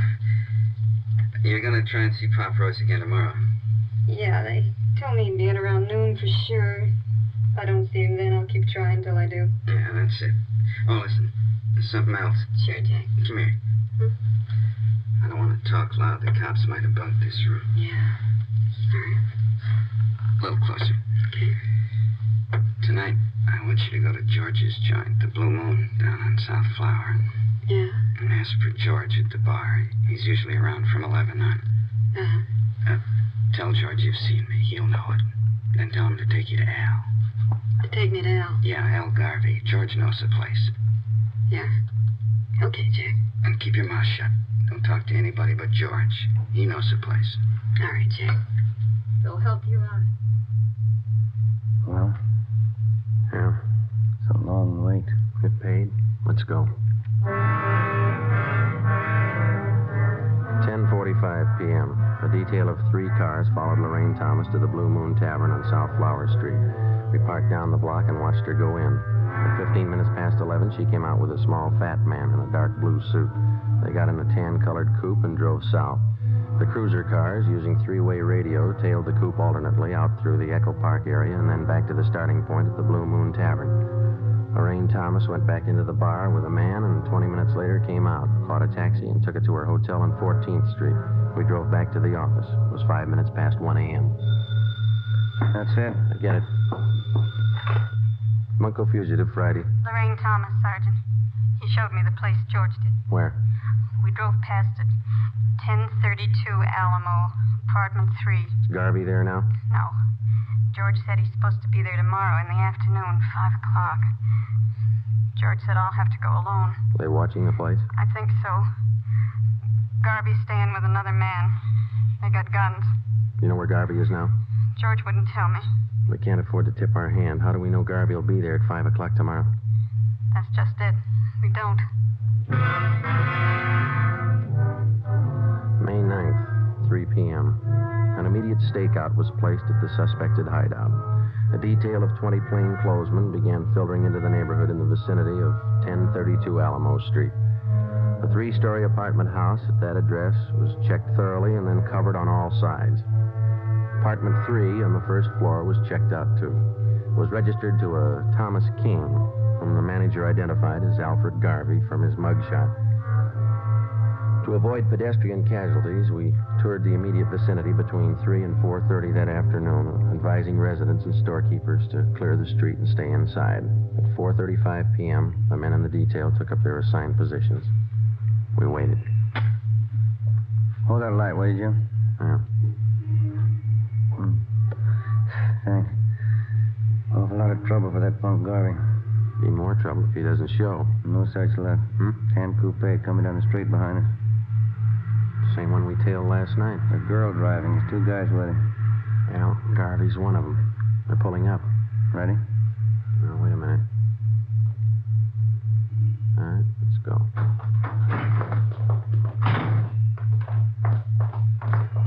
Police officers, hold it right there. Al, cops! Don't get out. They're behind the car. Throw him in, Garvey. You haven't got a chance. Al, break for the house! All right, hold it, Ben. That's it. Both of them. Come on.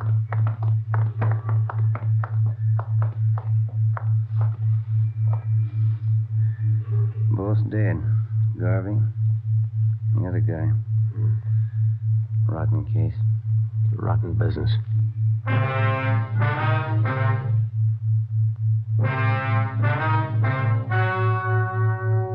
The story you have just heard was true. Only the names were changed to protect the innocent. On August 2nd, trial was held in Superior Court, Department 93, City and County of Los Angeles, State of California. In a moment, the results of that trial.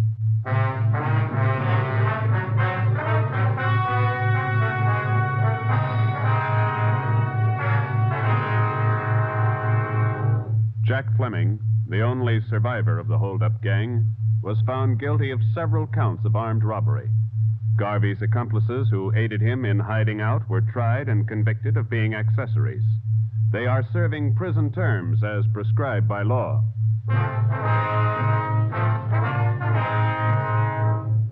You have just heard Dragnet, a series of authentic cases from official files. Technical advice for Dragnet comes from the Office of Chief of Police W.A. Wharton, Los Angeles Police Department. Fatima Cigarettes, the best of all long cigarettes, has brought you Dragnet from Los Angeles.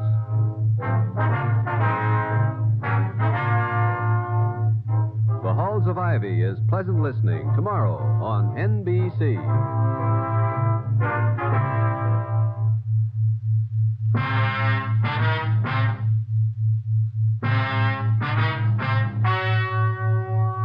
The story you are about to hear is true. Only the names have been changed to protect the innocent. Fatima Cigarettes, best of all long cigarettes, brings you Dragnet.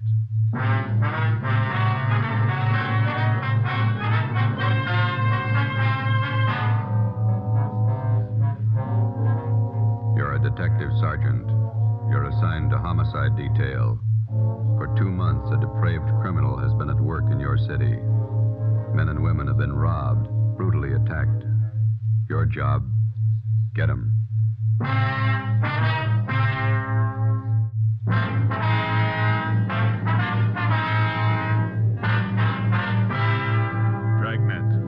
documented drama of an actual crime.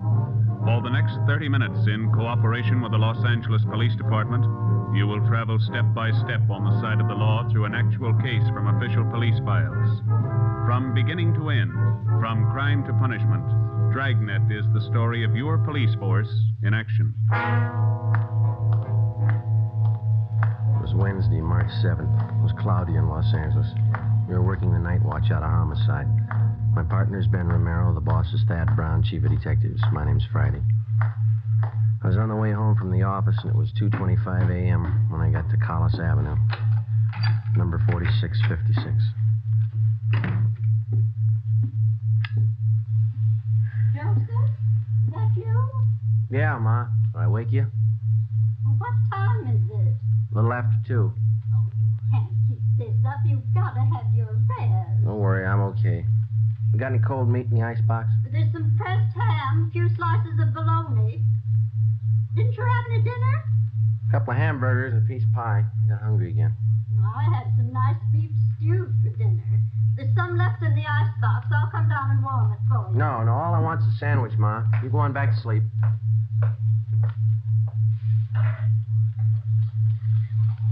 You can't live on pie and sandwiches and keep up your strength. Working all hours, first thing you know, you'll be getting sick. You need your food and you need your rest. Nobody cares when you're sick. You didn't have to get up, Ma. All I want's a sandwich. I can fix it. You better have a bowl full of stew. Here, it'll take a minute to warm it up. Nice new potatoes in it. Some of those onions you like, too. White Bermudas. Okay, not too much now. I'll get the milk. Goodness, 2:30 in the morning.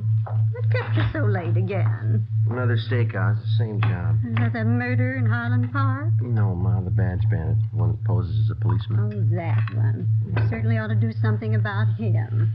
Yeah, well, we're trying to. We can't find him. Now, there was a piece in the paper about it tonight. They say it's just terrible the way he beats up people and robs them. Yeah. Badge bandit. The way he treats women ought to be ashamed. They ought to put him away. Yeah. You got some more rye bread? Mm-hmm. Are you going to have tomorrow off, Joseph? Thanks. No. The captain says we work straight through till we get the guy. Oh. I thought you were going to have tomorrow off. Mm. Oh, you ought to tell the captain. You need your rest. You can't go on like this working all hours. You'll be coming down sick one of these days. 15 robberies, 15 assaults, all in 2 months. Somebody's got to stop them. You ready? Oh, yeah, I think so. Well, can't they warn the people? They wouldn't be getting robbed and beaten up if they weren't parked in those lonely places. Spooning, so silly. Yeah. I'm afraid we can't do anything about that, Ma. It's a public place. They got a right to park if they want. Yeah, I suppose. Well, let me have your plate. Okay, here. No, hold it. That's fine. Another spoonful. You can't work if you don't eat. It's good stew. Yeah, sure it is. Butcher down at ShopRite's nice. His stewing beef's just wonderful. Mm-hmm. Yeah. Ben work late with you? Yeah, his wife's sore, too. He hasn't been home much since we started on this. It's a tough one. My. Well, times certainly have changed since I was a girl. All this robbing, beating up. Crazy people. Yeah. Any mail today? No, there's a couple of bills. Well, you set the alarm. I got to check back in at 8 in the morning. 8 o'clock? Why so early? Badge bandit got 2 more victims tonight. They're college kids. Oh. Doctor says he didn't think we should talk to him tonight, so we'll have to see him tomorrow morning at the hospital. Were they badly injured? Well, pretty bad. The boy took a terrible beating. The girl was attacked, same as the others. My. Well, it's very good, Ma. I better get to bed. Yes, well, your face looks so thin. You need all the rest you can get. I'll get it. Now, who can that be? It's almost 3 in the morning. Hello? This is Lorman down homicide, Joe. Sorry to bother you. Yeah, Lorman. What is it? Captain wants you and Romero to meet him at Hollywood and Laurel right away. What's the matter now? Attack and hold up in Laurel Canyon 20 minutes ago. Yeah? Got the area blocked off. Figure they got the man trapped. The victims get a look at the guy? Same description, the badge bandit. I left the house, went over and picked up Ben. We drove out to the edge of the Santa Monica Mountains where Hollywood Boulevard ends and Laurel Canyon begins. We headed back into the canyon to the blockaded area. Captain Steed from Homicide was there waiting for us.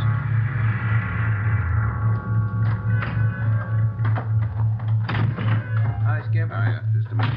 Taylor, call communications again. Have them tell the men out on Ventura to start moving in. Right, Captain. Sorry to call you back. Couldn't be helped. Okay. How's it shaping Control up? 3 to Wait a Commander minute. of Search Detail in vicinity of Laurel Canyon. Unit 62K reports that they are at Mulholland Drive and Oakstone Avenue. Nothing further to report. Okay, what'd you say, Joe? So how's it shaping up? Well, here's a sketch of the area. Covers just about all the Laurel Canyon district.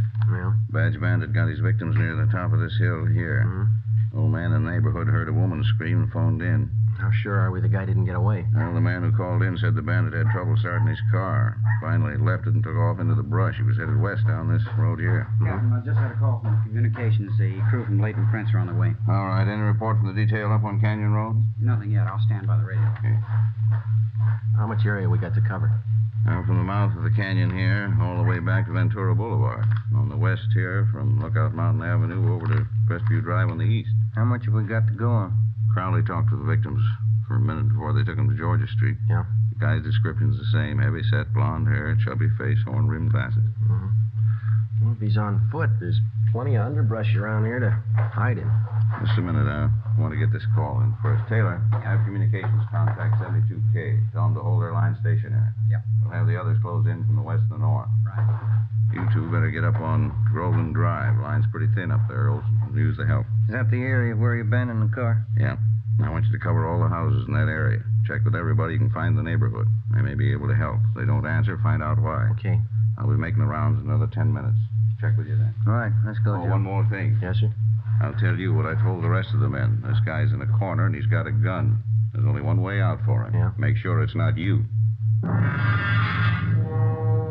3:45 a.m. Ben and I drove up to Groveland Drive and joined the search. We started our house-to-house canvass of the neighborhood where the suspect had abandoned his car. None of the residents had any further information to give us. 4 a.m. We kept on checking. 23 hours. It's a long shift. Yeah. I could use some sleep. A wife of mine is boiling mad. She's even mad at the kid. Yeah? What's the trouble? Oh, aunt of hers sent down some flower bulbs from Oregon yesterday, gladiola bulb. Yeah. Kid was playing with a little girl next door yesterday, and they found the box of flower bulbs. They put the mess of them in a pot of water and boiled them on the stove. What'd they do that for? Who knows? There's another house up ahead. We better check it. Yeah. We ought to get some street lights up here. Yeah. That's nice work, waking people up in the middle of the night. I don't like it any more than they do. Wish we could make them believe that.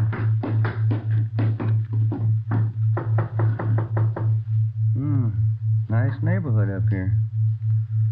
Wonder what the price is on these lots. Well, it shouldn't be too high. They say real estate's coming down. Yeah, what is it? Police officers. Sorry to disturb you. We'd like to talk to you a minute. Oh, all right. Let me get the door open. What's been going on in the neighborhood tonight? Some kind of trouble? Cars racing up and down the hill? What's the trouble? Have you noticed any strangers in the neighborhood last hour? No, I just got to bed 20 minutes ago. I work out at Paramount. We're shooting nights. What's all the commotion anyway? We're looking for a suspect. He's supposed to be around this area. Well, I haven't seen anybody. I thought I heard somebody out by the garage a few minutes ago. Went out and looked around, but I didn't see anything. Did you check to see if your car is still in the garage? No, I left it in the driveway. No, sir. There's no car in your driveway. Sure there is. Let me show you.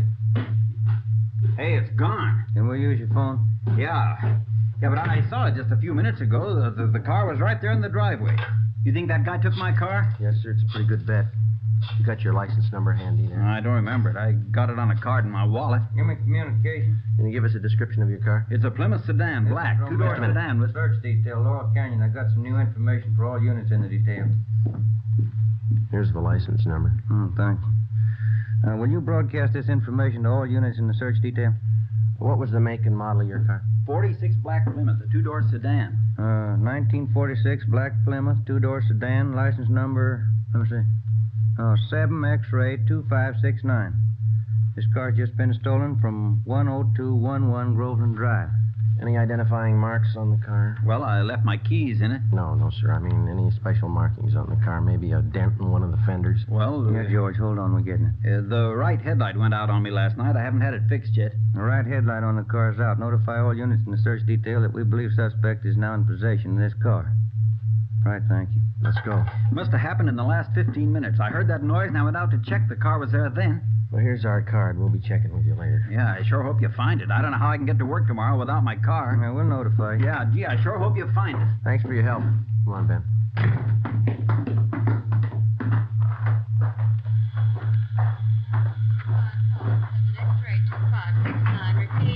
7 X-ray 2569. Car has just been stolen from 10211 Groveland Drive. The right headlight is out. Oh, I got it. Believed suspect is now in possession of this car. KMA 367. I don't think he could have gotten that car through the blockade yet, you. Better start searching the side roads, huh? Yeah.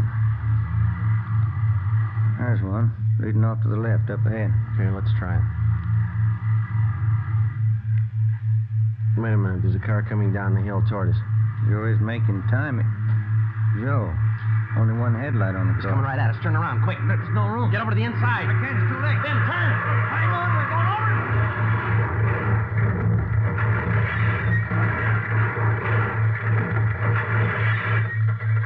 Attention all units. Special attention all units in search detail in the vicinity of Laurel Canyon. 80K reports theft Ben? of a 1946 You all right? Plymouth two-door sedan. Ben. License in the 5 column. An ambulance was called, and Ben and I were taken to Georgia Street Receiving Hospital. There I received emergency treatment for multiple cuts and bruises and a sprained left shoulder. Ben didn't do so well. He had a possible concussion, 2 broken ribs, and a half a dozen severe cuts about the face and arms. We were then taken to the P&F ward. The next afternoon, we had a visit from Captain Steed and Chief of Detectives Thad Brown. Friday, how you feeling? Oh, pretty good, Chief. You saw Romero across the hall. You came out better than he did. Yeah, that's what I hear. You resting any? Oh, much better. No danger involved. Needs rest, that's about all. How long? Oh, he'll be here 2 weeks, according to the doctor. What about you? A couple of days. Too bad, Joe. Badge bandit? Yeah. Looks like you two got banged up for nothing. Oh? After he rammed your car, he ditched the black Plymouth, and then we figure he hit with the underbrush. Yeah? Somehow, while we were hauling you and Ben out of that wreck, he slipped through the line. Any fingerprints on the car? None we could use. It's rotten luck. I guess it was his night, huh? We're getting more men from Metro Division to help out. And we're doubling the number of decoys around the city. Policewomen, huh? And we'll have each of them planted in a parked car along with an officer in every area the badge bandit's been working.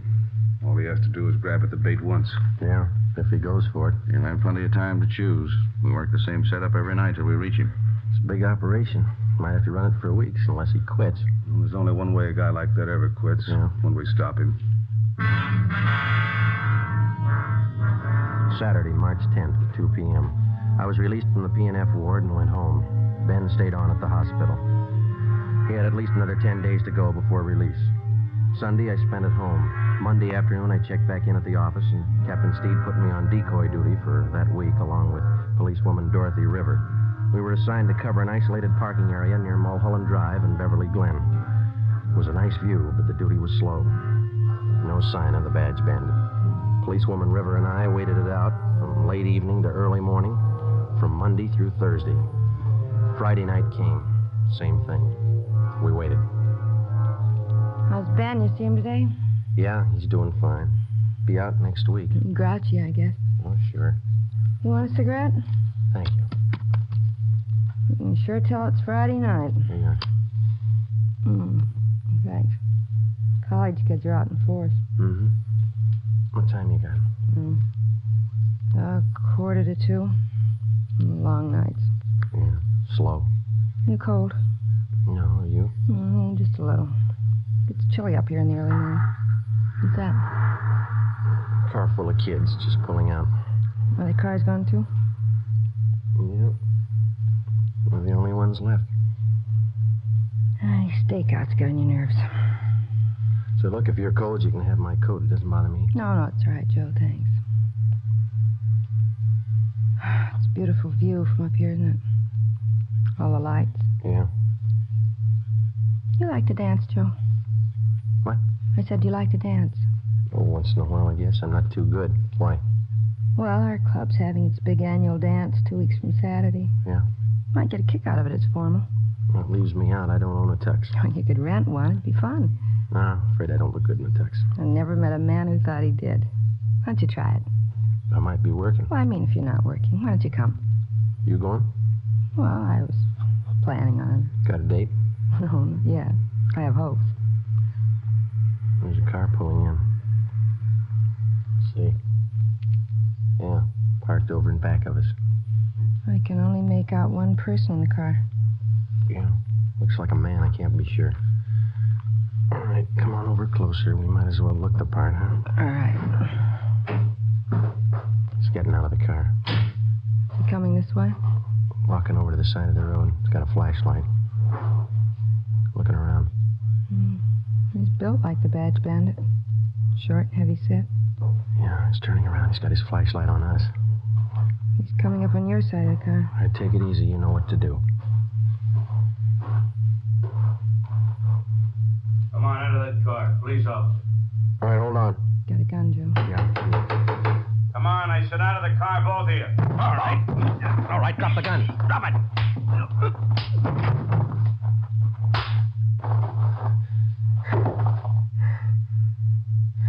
That's him. Yeah. Now I'll get the cuffs on him. Thanks. I didn't think I hit him that hard. You didn't, I did.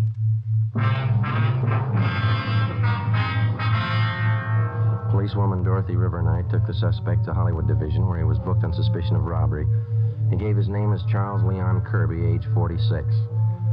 Monday, March 19th, Ben was released from the hospital and checked back in for work. A special show-up was held at which 10 of the 17 victims definitely identified Kirby as the Badge Bandit.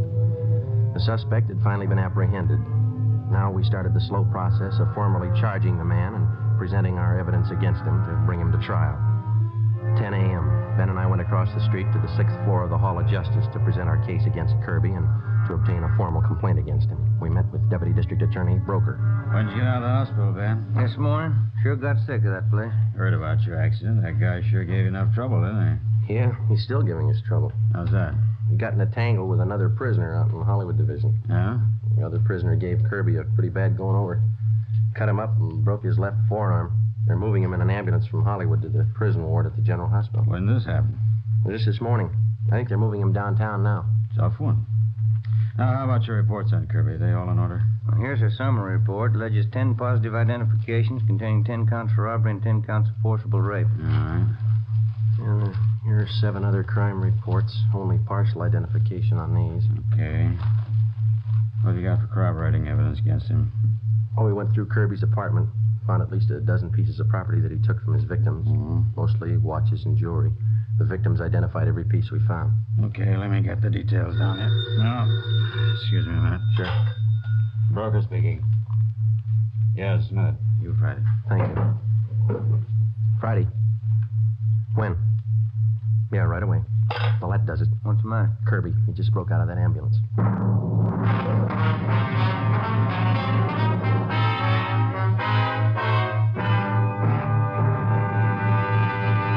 You are listening to Dragnet.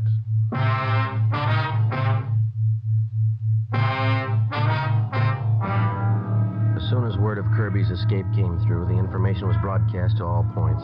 All available cruiser cars and men were rushed to the escape area, and a door-to-door canvass got underway. All of the men were given mug shots of Kirby together with his description. 11 a.m., Ben and I got back to the office. We found a message from Captain Steed to meet him in the chief of detective's office. No man in that area until further notice. Check the bus depots and the Union Station. Right.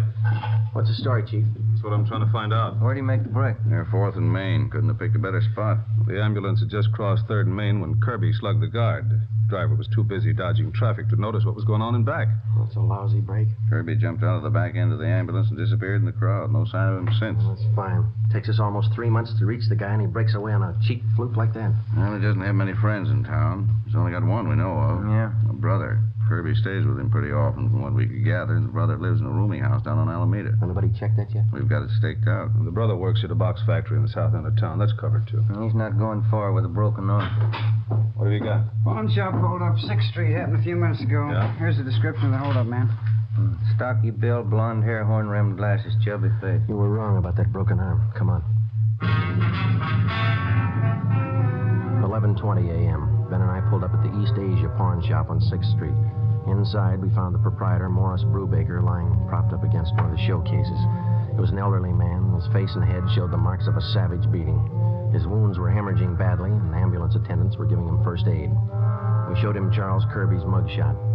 That's the man. I wouldn't make a mistake. That's him. Was he alone, Mr. Brubaker? Yes, by himself. He has to look at a watch, and when I turned to get it, he kicked me. I fell against the showcase and cut myself. He pulled me in the back room. I didn't even know him. He kept beating me. Easy, Mr. Brubaker. Let me get this compress on. How much did he get away with, do you know? I'm not sure. A blue suit, blue overcoat, wraparound, and navy blue, both. He kept hitting me. All right, sir, just take it easy. They'll have you out of here in a minute. He kept hitting me like a crazy man. This is antiseptic. Might sting a little. Okay. What else did he take, Mr. Brubaker? Can you remember? Yes, from the cash register, he took money. How much? $13, $40, I can't be sure. When he left your store, did you see which way he was going? No, he dragged me in the back room. He locked me in. Ready to move now, Sergeant? Okay. I don't know. I saw him going through the shelves there and the back of the counter. I don't know. What'd you keep there? My account books and my gun, a box of shells, too. You want to take a look, Ben? Well, my head. Yes, sir. Just take it easy. It's only going to be a minute now. The account books are still there. Yeah? He got the gun. 4 p.m. Kirby, alias the Badge Bandit, was still at large. As far as we were concerned, the case was almost back to where it started from 11 weeks before. The suspect was still loose. He was well armed. He was still free to rob, assault, or murder. We had two big advantages. Kirby's possible broken arm, which would need medical attention, and secondly, the lead to Kirby's brother. At 5:30 p.m., we had a report that the suspect was seen purchasing a ticket at a theater box office out on Hollywood Boulevard. We ran it down. It didn't pay off. At 6:15, a taxi driver thought he spotted Kirby boarding an outbound streetcar at Figueroa and Pico. Was checked out. No results. At 7 o'clock, Ben and I got something to eat at a drive-in, and we relieved the men on stakeout at the rooming house on Alameda Street where Kirby's brother was staying. 10 p.m. Midnight. No sign of Kirby. We waited. At 3 a.m., Hanson and Cummings of Homicide relieved us, and Ben drove me home. It was 3:45 when he dropped me off at Collis Avenue, number 4656.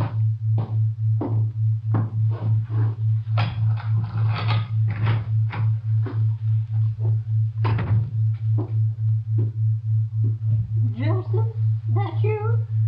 Yeah, Ma, I didn't mean to wake you. What time is it? Almost 4. Oh, my.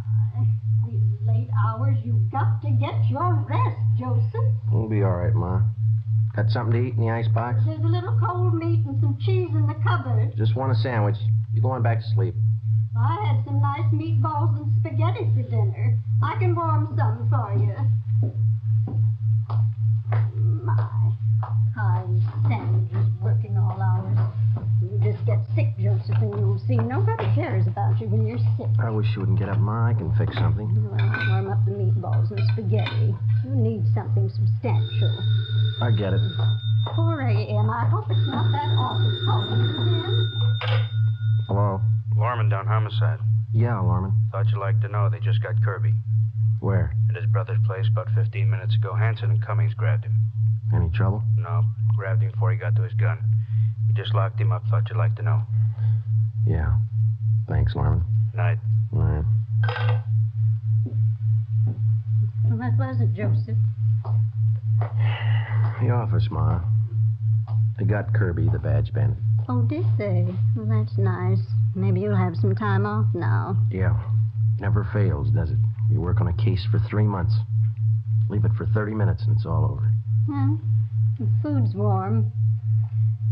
Is there anything else you want? No, that's fine, Ma. You go on to bed. Yeah. Well, all right, Joseph. Now, don't stay up too long. All right. Good night. Good night. Hey, Ma. Yes, Joseph? Have I still got that old tuxedo around?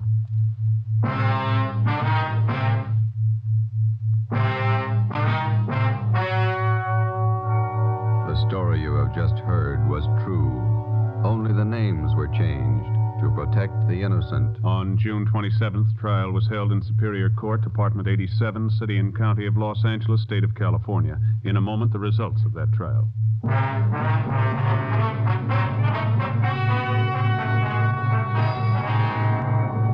Charles Leon Kirby, alias the Badge Bandit, was tried and convicted in Superior Court on several counts of armed robbery, rape, and assault with intent to commit murder. He was sentenced to life imprisonment. After serving 1 year in the state penitentiary, he was judged insane and committed to the state mental hospital at Mendocino. After 2 months there, he escaped. Charles Kirby, alias the Badge Bandit, is still at large.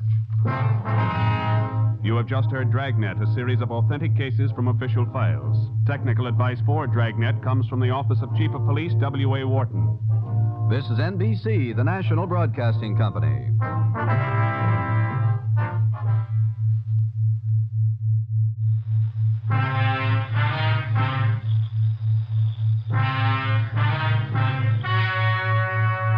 The story you are about to hear is true. Only the names have been changed to protect the innocent. Fatima Cigarettes, best of all long cigarettes, brings you Dragnet.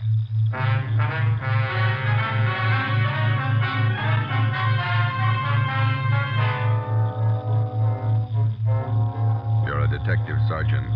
You're assigned to Juvenile Bureau. A potential killer roams the halls of one of the high schools in your city. Girl students have been brutally slashed by the criminal.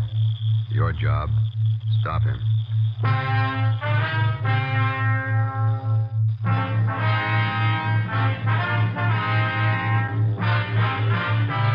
Dragnet, the documented drama of an actual crime. For the next 30 minutes, in cooperation with the Los Angeles Police Department, you will travel step by step on the side of the law through an actual case from official police files. From beginning to end, from crime to punishment, Dragnet is the story of your police force in action. It was Thursday, November 4th. It was windy in Los Angeles. We were working the day watch out of Georgia Street Juvenile Bureau. My partner's Ben Romero. The boss is Captain Bowling, Commander Juvenile Division. My name's Friday. It was 2:45 p.m. when we got to Charter High School. Main entrance. Which way, Joe? I don't know. We can ask this boy. Hey, son. Yeah? Where's the principal's office? Straight down the hall. Last door on the left. Thank you. What's all the noise about? Football rally. We're playing Piedmont today. Probably lose. Can't beat confidence like that. Kids are sure funny nowadays. Yeah. Check that sign. Mm-hmm. Junior prom. $1.25 per couple. Makes you feel old, doesn't it? I never did go to those high school dances. How come? Couldn't dance. Wife says I still can't.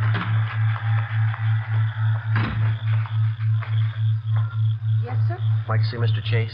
Could I have your names, please? Romero and Friday. Oh, yes, he's expecting you. You can go right in. That door there. Thank you, ma'am.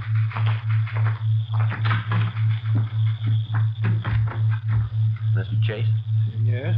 My name's Friday. I talked to you on the phone. Oh, yes, certainly, Sergeant. Have a chair. Thank you. This is my partner, Ben Romero. How do you do, sir? How are you, Mr. Chase? Sit down, sit down. Certainly glad to see you, gentlemen. I'm at the end of my rope. Would you mind briefing us, Mr. Chase?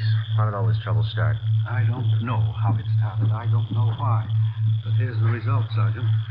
This dress, bloodstains on it. Mm-hmm. What's the story? A woman stormed in here and said her daughter came home from school yesterday wearing this dress. She told her mother she'd been knifed here at the school. How many cases like this have you had? 21 in the past 3 weeks. Why didn't you notify us? Believe me, Sergeant, I didn't know which way to turn. When I first learned about these knifings, I wanted to call in the police, but some of the girls who'd been cut, the parents didn't want it reported. The publicity, the notoriety, they didn't want it. Hope you realize, Mr. Chase, that it's a pretty serious business. Believe me, I did realize. What could I do? The knifings had to be stopped. The parents didn't want them reported. I've tried everything humanly possible to find out who's responsible. What have you tried, Mr. Chase? Well, I called on some of the older students from the Boys' Council. I placed them all over the grounds of the buildings and told them to keep an eye out. No results, huh? The knifings have gone right on. This past week, they've even gotten worse. Oh, that reminds me. Just a moment, please. Yes, Mr. Chase? Doris, would you get Jim Travers, please? Have him come to my office right away. Yes, Mr. Chase. Travers is head of the Boys' Council. He helped organize the system of guards. He might be able to give you some information. You said a minute ago that the situation has been worse this past week. You mean the knifings have gotten more frequent? More frequent and more serious. One girl was cut very badly this morning. She had to be sent home. Are most of these girls cut in pretty much the same manner? The school nurse treated some of them. She says it looked to her as though the girls had been slashed with a very sharp knife, probably a razor. Is there any definite time pattern to these knifings? All of them happen between periods, when the students change classes. The corridors are pretty well crowded, and that's why it's so difficult to pin it down to any one person. I see. How about the victims themselves, Mr. Chase? Is there any set pattern there? That's what has me frightened. How do you mean? Most of the victims are rather pretty girls. Whoever's doing this seems to have a preference for them. It's frightening when you think of what kind of mind the person must have. It's a little more than frightening, Mr. Chase. Huh? The person with a knife must be a mental case, probably a dangerous one. I don't think he's going to be satisfied with just knifing the girls. Killing? Possible if we let it go much longer. You wanted to see me, Mr. Chase? Come in, Jim. I would have come sooner. I was tied up with a rally committee. Jim, this is Sergeant Friday and Sergeant Romero, police officers. Right, Jim. They're here to investigate the knifings. I thought maybe you'd be able to help out with some information. Well, I still have the fellows on the council watching the corridors. We haven't seen anything yet. Well, you have any time after the rally, Jim? We'd like to have you show us around. Okay, Sergeant. Is the school nurse still in her office? I'd like to talk to her, too. I think so. Jim, when does Miss Wesley go home? 3:30 on Thursday, Mr. Chase. I'll tell her to stay on a few minutes. That's fine. We'll meet you outside the office here. Okay, I'll see you later then. Right. Is school out for the day? Yes, it is. Guess we'll have to wait till morning to interview the victims. The first class is at 8 o'clock. I'll have the girls assemble in the classroom next to my office. All right, Mr. Chase. Thank you.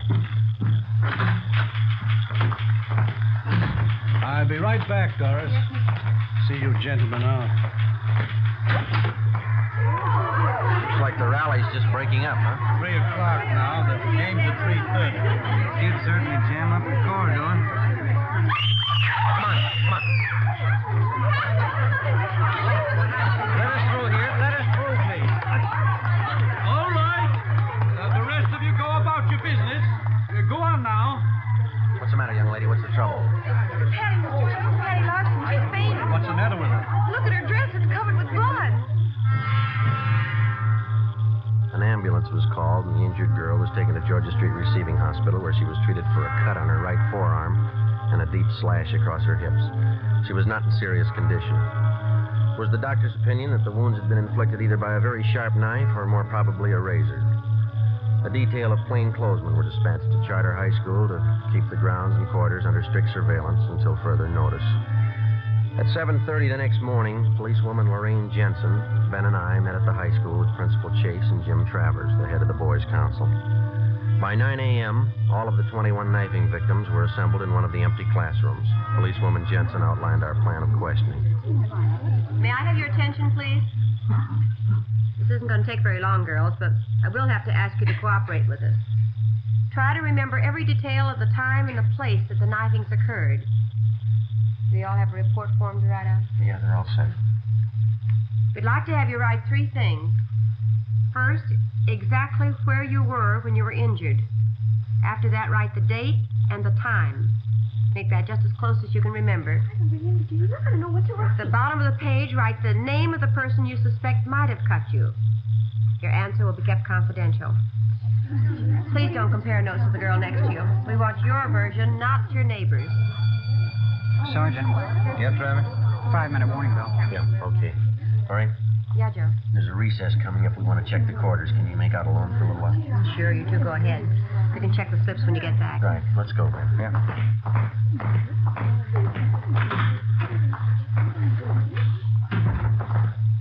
Top of the stairs is best, Sergeant. Okay. If you stand back a little from the railing, no one down below can tell if they're being watched either. Okay. I'm pretty much interested in police work. You know, the lie detector and stuff. Uh-huh. You keep on going here. One more flight. All right. I wrote a paper once on the lie detector for our physiology class. Teacher liked it. That's so. Yeah. I've been reading how they take fingerprints, cloth imprints, and all that. Pretty interesting. Here we are. We can keep an eye on the whole corridor from here. Okay. What detail do you officers work out of? Georgia Street Juvenile. You know Lee Jones or Ray Pinker? Oh, yeah. I've read a lot about the crime lab. Why don't you come downtown some afternoon? We'll show you around. That'd be swell. Okay. Must be interesting, meeting all kinds of people, watching how they behave, you know. Yeah, it's interesting. During a recess, while the students moved from classroom to classroom, we kept the main corridor under close surveillance. The other men from Juvenile Bureau covered the rest of the corridors. We kept an eye on the main corridor during the third recess between periods at 11 a.m. Again, no results. At 11:30, Travers went to check with the members of the Boys' Council to set up the noontime watch. Ben and I went back to the classroom on the main floor to check with policewoman Jensen.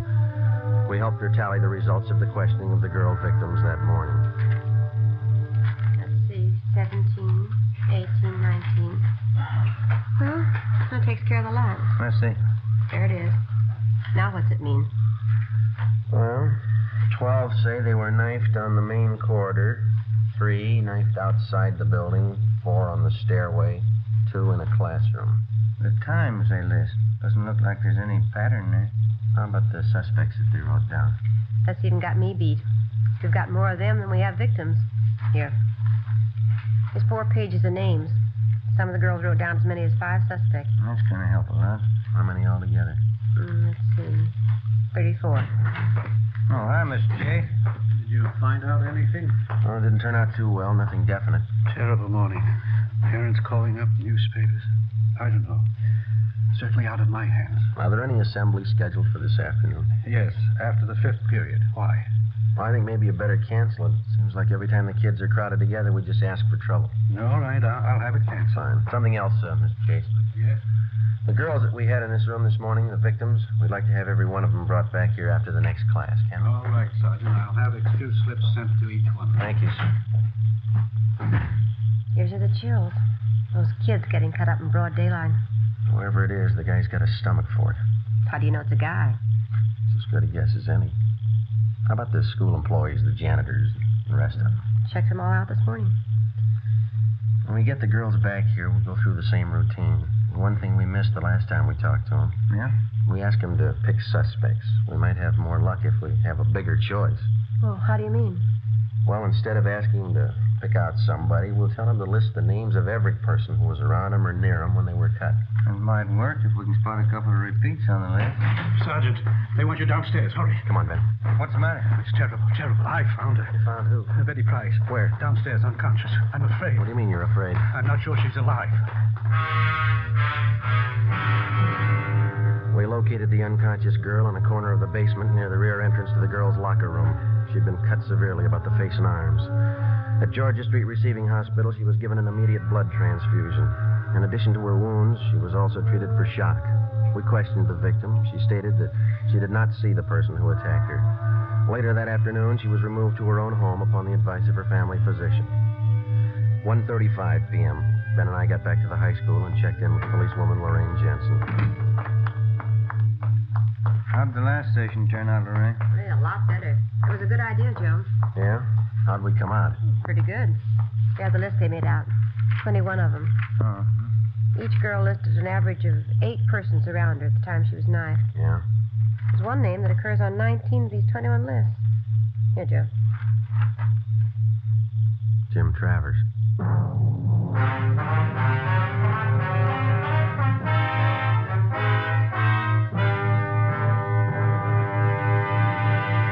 You are listening to Dragnet.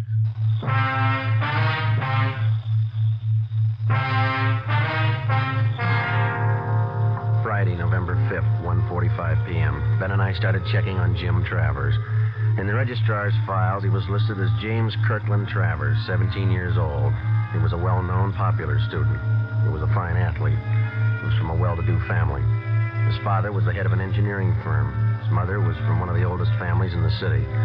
During his 3.5 years at Charter High, Jim Travers had maintained close to an A average in his studies. He'd been president of his class since freshman year, and he'd held numerous other class offices. We interviewed his teachers. They had nothing but praise for Travers. They tabbed him as a brilliant young man with an excellent future. We asked about Travers' friends, who he palled around with. We picked up a small lead. We were told that he had very few, if any, close personal friends among the students, but he did have one girl at the high school he was especially fond of. Her name was Barbara Ferris, a tall, dark-haired girl, exceptionally pretty. Her scholastic record was almost as high as Travers. 2 p.m. Policewoman Lorraine Jensen and I interviewed the girl in a small room off the principal's office. We're not singling you out, Barbara. We're interviewing most of the girls in the upper classes. You mean about what's been happening around school? Yes, that's right. Well, I don't know much about it. I was talking to Jim Travers last night. He's a friend of mine. He told me why you were here. How long have you known Jim Travers, Barbara? Oh, since freshman year, I guess. Mm-hmm. You go steady with him? Well, we don't like to call it that, but I guess so. We go to the dances together. Sometimes we go to the show on weekends. Do you go out with him very often? No, not very often. Jim's usually pretty busy. He studies a lot. Does he go out with other girls, do you know? Well, no, I don't. Once he went out with Betty Fisher. He said he didn't like her much. Betty's kind of a party girl. Jim likes to talk about things. You know, physiology, books, stuff like that. Do you get along with him pretty well? We get along fine. Sometimes he's moody, but I guess I am too. Could you tell us a little more about Jim? What's he like? Well, what do you want to know that for? Is there anything wrong? No, it's just routine questioning, Barbara. We have to check on everybody. Oh, I see. Well, Jim's certainly all right. He's like the rest of the fellows at school, I guess. Only he's smarter than most of them. Well, is there anything maybe that's odd about him that you noticed? Anything very different? No, not that I've noticed. He's always been pretty bashful, up until this last year anyway. He's still that way sometimes when we go out on dates. How do you mean? How is he bashful? You know, about girls and things. He's always nice, though. He's not always thinking about necking and stuff like most of them. You mean he's not the romantic type? Well, he can be romantic when he wants to. Once we parked outside my house after a dance. He's always nice. It was just this one time. What was that? Well, he kissed me, and then he twisted my arm behind my back. He kept twisting it for no reason. Yeah? I told him it hurt me, but he wouldn't let go. He kept twisting my arm. What did he say? That's what was so funny. He said, "I like you better than any girl I know." Yeah? Then he said, "That's why I'm hurting you." After talking with Barbara Ferris, we had a pretty good idea that Jim Travers was the suspect we wanted. But because of his fine background and his record, we realized that we'd have to prove beyond any question of a doubt that he was the guilty person. We had only one thing to go on besides the information Barbara Ferris had given us. During the morning recesses, when Travers was with Ben and I was watching the corridors, not one knifing took place. When we had left Travers and gone downstairs to check with policewoman Jensen, a girl had been found slugged and cut at the rear of the girls' locker room. 2:30 p.m., Ben and I met with the suspect. How's it going, Sergeant? Any luck? Not much, Jim. What's that, another rally? No, band practice. Junior prom's tonight, isn't it? Yeah. You talked to the girl who was knifed downstairs, huh? Find out anything? No, not much. You want to stick with us this afternoon? I think you might be able to help us out. Sure. I've got the fellows on the council standing by if you want them. Fine. Let's go outside, huh? Got something to tell you. Sure, okay. We can go out this way.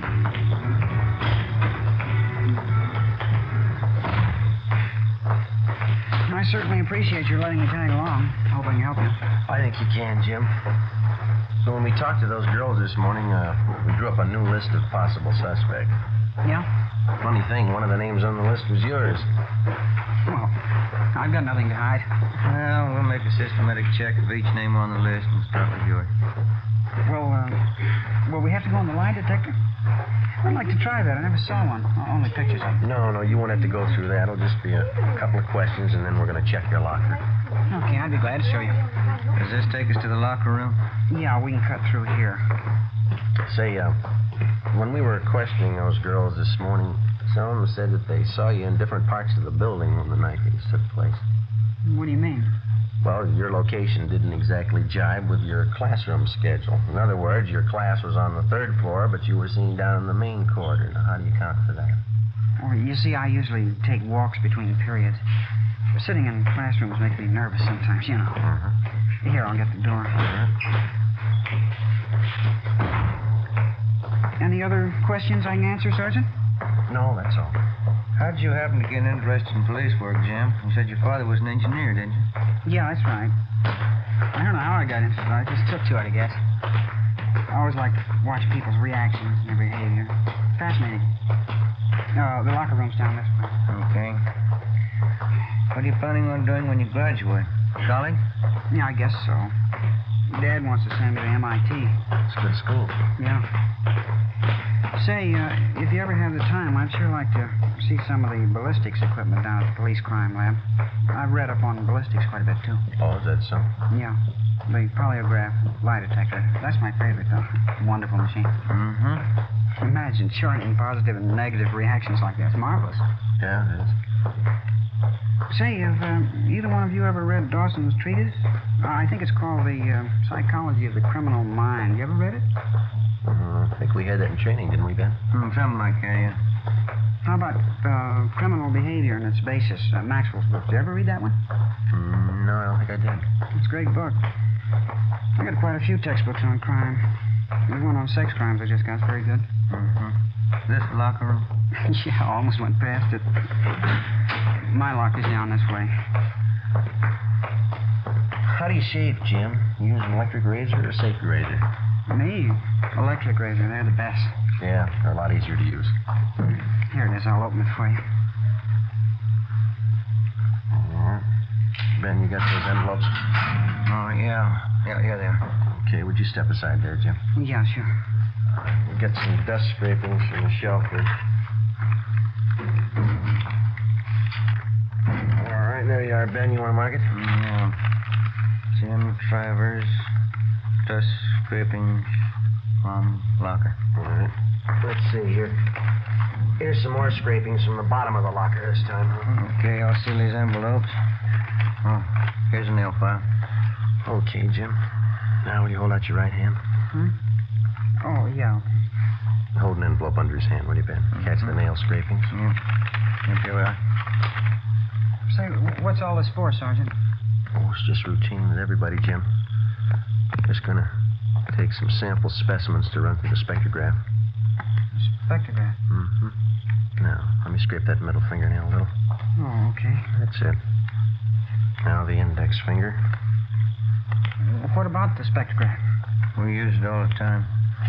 Well, it won't work in a case like this, will it? All right, that's all for the right hand, Ben. Don't forget to mark the envelope. Yep. Some Jim Travers scrapings from fingernails of right hand. There we go. All right, now the left hand, Jim. Yeah. No, we don't know if this is going to work or not. It's worth a try. We'll know this afternoon. This afternoon? Yeah. We'll have to run you through on the machine. Hold the envelope a little closer, Ben. Yeah. Well, how's it going to help you? It might tell us what you had for breakfast a week ago. It might tell us what kind of clothes you wore 3 days ago. The kind of objects you came in contact with. Oh. Well, what kind of principle does it operate on? Oh, I don't know. We can ask Lee Jones. Here, let me get the scrapings from your thumb. All right, there it is. Now seal it and mark it, Ben. Huh? You want to call the office and tell them we're on our way in? Yeah, I'll be in that room right next to the principal's office. Okay. You can close your locker, Jim. That's all. Yeah, all right. We'll check the things in your pockets when we get to the crime lab. Let's go. That spectrograph must be a marvelous machine.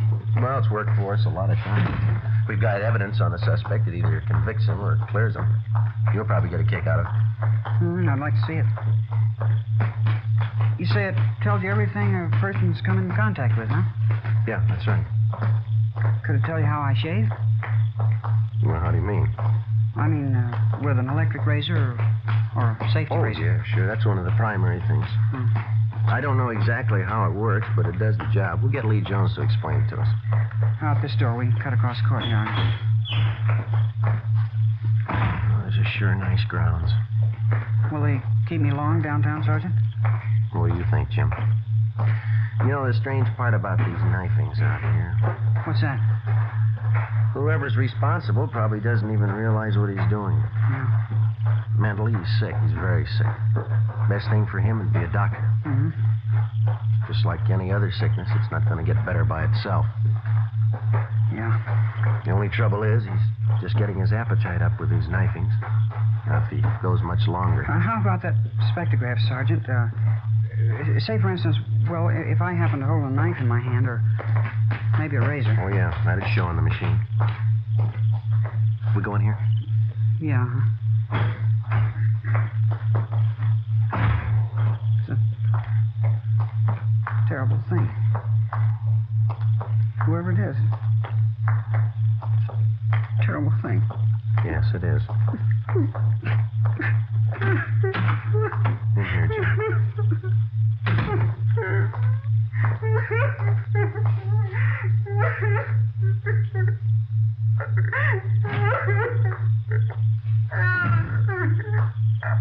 Joe, how's it going?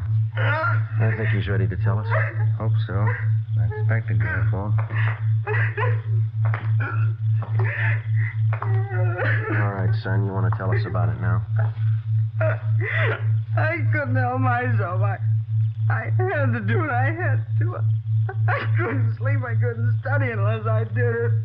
I couldn't help myself. You're responsible for all the knifings, are you?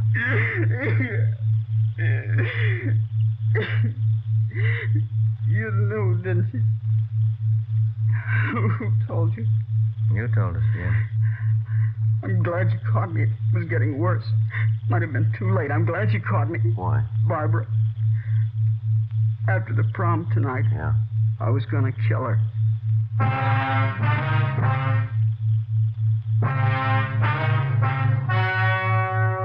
The story you have just heard was true.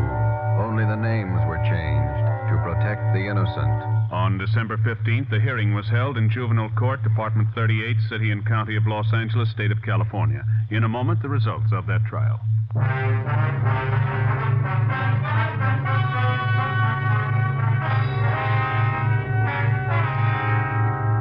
17-year-old James Travers was examined by court psychiatrists who found him to be one of the most dangerous mental cases they had ever examined. The boy's parents, who cooperated to the fullest with the police officers and with the court, made only one request, that the boy be committed to a private sanitarium. James Travers is now under confinement at that sanitarium for an indefinite period of time. You have just heard Dragnet, a series of authentic cases from official files. Technical advice for Dragnet comes from the Office of Chief of Police W.A. Wharton, Los Angeles Police Department. Fatima Cigarettes, the best of all long cigarettes, has brought you Dragnet from Los Angeles. Screen Directors Playhouse presents a Damon Runyon story tomorrow on NBC.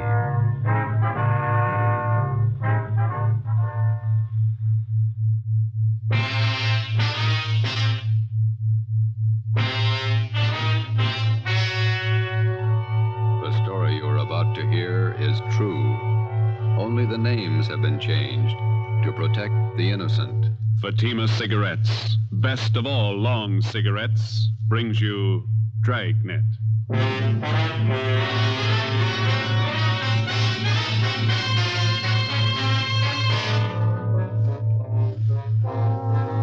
You're a detective sergeant. You're assigned to homicide detail. Attempts have been made on the life of a notorious hoodlum in your city. His death could mean an open gang war. Your job, stop it.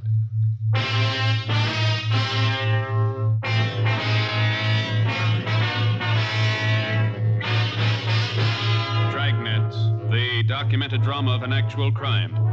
For the next 30 minutes, in cooperation with the Los Angeles Police Department, you will travel step by step on the side of the law through an actual case from official police files. From beginning to end, from crime to punishment, Dragnet is the story of your police force in action. It was Tuesday, July 18th. It was hot in Los Angeles. We were working the night watch out of homicide detail. My partner's Ben Romero. The boss is Thad Brown, chief of detectives. My name's Friday. It was 5:35 p.m. when we got out of the car at Sunset Boulevard and Paris Avenue and walked down the street to the scene of the machine gunning, Lupo's Cafe.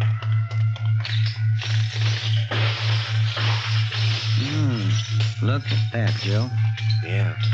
Ripped out the whole front of the place. Yeah. Hi. Yes, sir. Romero and Friday, homicide. Oh, I'm Sheldon from Hollywood Division. Taylor and I picked up the call in our car. Nobody hurt. What's the story? Just a second. It's Captain Elliott. Hold it a minute, will you, Sheldon? Hi. Hi, Captain. Not much of it left. Sheldon here was in the cruiser car you fill us in. All right. The intended victim was Gus Valentine. He's over there with Taylor, my partner. Yeah. Mm-hmm. According to Valentine, he stopped in the restaurant here for a drink. He was in there about 15 minutes, came out to hail a cab, and this car came around the corner. Down there, Sunset and Clayton. They whipped by close to the curb and opened up. Mm-hmm. I've got the laundry there on one side of the place and a dry cleaning joint on the other side. Yes, sir. Miracle, but nobody was hit. You get anything on the car? Nothing so far. Happened so fast, nobody got a good look at it. How about Valentine? Does he have any ideas? I don't know. Taylor's getting the information. Nobody saw anything? Any witnesses? Yes, sir. A couple. Newsboy Tim Benson. The lady in the dry cleaning place, Agnes Rebard. Mm-hmm. Neither of them got a license number. Okay. Like to talk to Valentine. Sheldon, keep the area clear, will you? Lab men are on their way out. Yes, sir. Come on.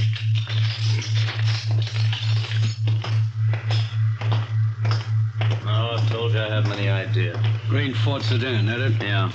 Elliott, Central Homicide. Yes, sir. This is Mr. Valentine, the intended victim. Yeah. This is Sergeant Friday, Sergeant Romero. Sergeant Friday, how are you? Fine. It's been a long time. Finally got out of the uniform, huh? 7 years ago. Who was it, Gus? If I knew, I'd tell you. I don't like being shot at. Let's go sit in the car. This way, Valentine. You want to get him back? All right. All right. What's the story, Valentine? How do you mean? Let's not play it cozy. Who's after you? You suppose this would have happened if I knew? Who's carrying the beef? Somebody's unhappy with you. You must know who. I don't. You know what kind of a car it was? I told the other cop over there. Sedan, green Ford. We're not going to press you, Valentine, but you might as well know how we peg this kind of thing. Yeah? We got your number, had it for a long time. You're all up and down the blotter from Lincoln Heights to the county jail. You got a record everybody in this town knows about. Aren't you a little mixed up? I'm the guy that got shot at. We know that. I pay my taxes for protection, not a lecture on my past. Let me give you the word, Valentine.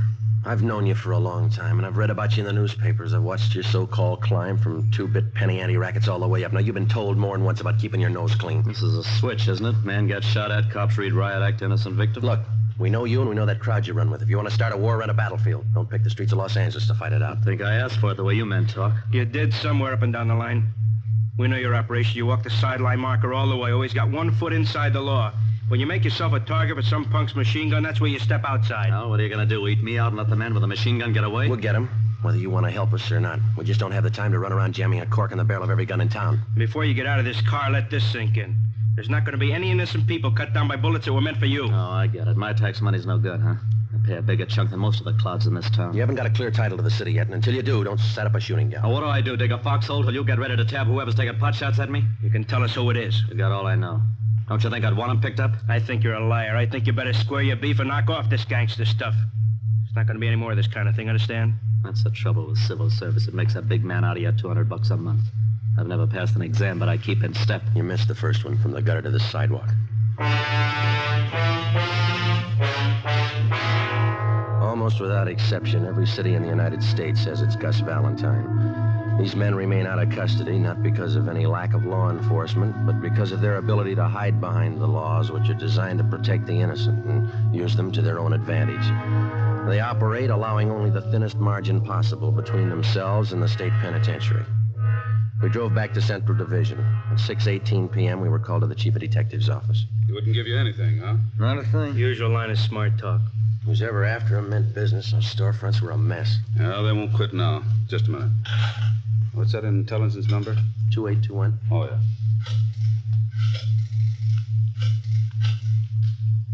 Miss Brown, Captain White gone home? No, ask him to come up to the office, will you, please? Thanks. If they do manage to tag Valentine, it could cause a pretty sour mess. He's got enough flunkies around to parlay it into a fair-sized shooting war. Seen him started on less.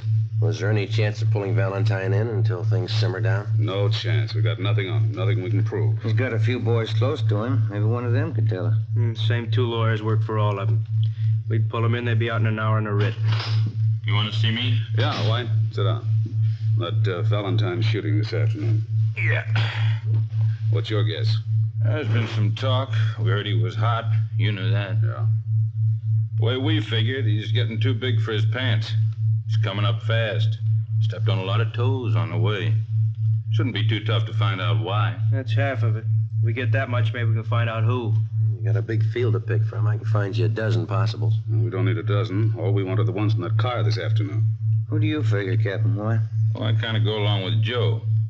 Like I said, I think maybe we'll be able to peg why a little faster. And we can go from there. All right. Well, let's take what we know about the guy. Let's just take this past year. We know he's got more than a good share of the Mexican narcotics traffic. That means he's taking business from the Eastern Syndicate. That makes one of those boys a candidate. That's right. And there's the pinball machines. He's given Big Ernie Jacobs and Monk Watson a big push on those. That puts them in the running. That's a long list. The horses, fancy poker games, prostitution, the works. He's squeezing them all. A lot of guys could be shooting at him with a machine gun. Where do we start? Legwork, lots of it, fast. We'll start nosing around, see what we can pick up. Friday, you and Romero can give us a hand there. Yes, sir. All right, with you, Elliot? Fine. I don't have to tell you, we've got to move as quick as we can. We've got a lot of places to hit, and we haven't got too much time. Well, we'll keep Valentine under surveillance to make sure he doesn't try to square things with a gun. Yeah. This is one the taxpayers wouldn't understand. Yeah. Trying to keep a guy alive that'd be more dangerous dead.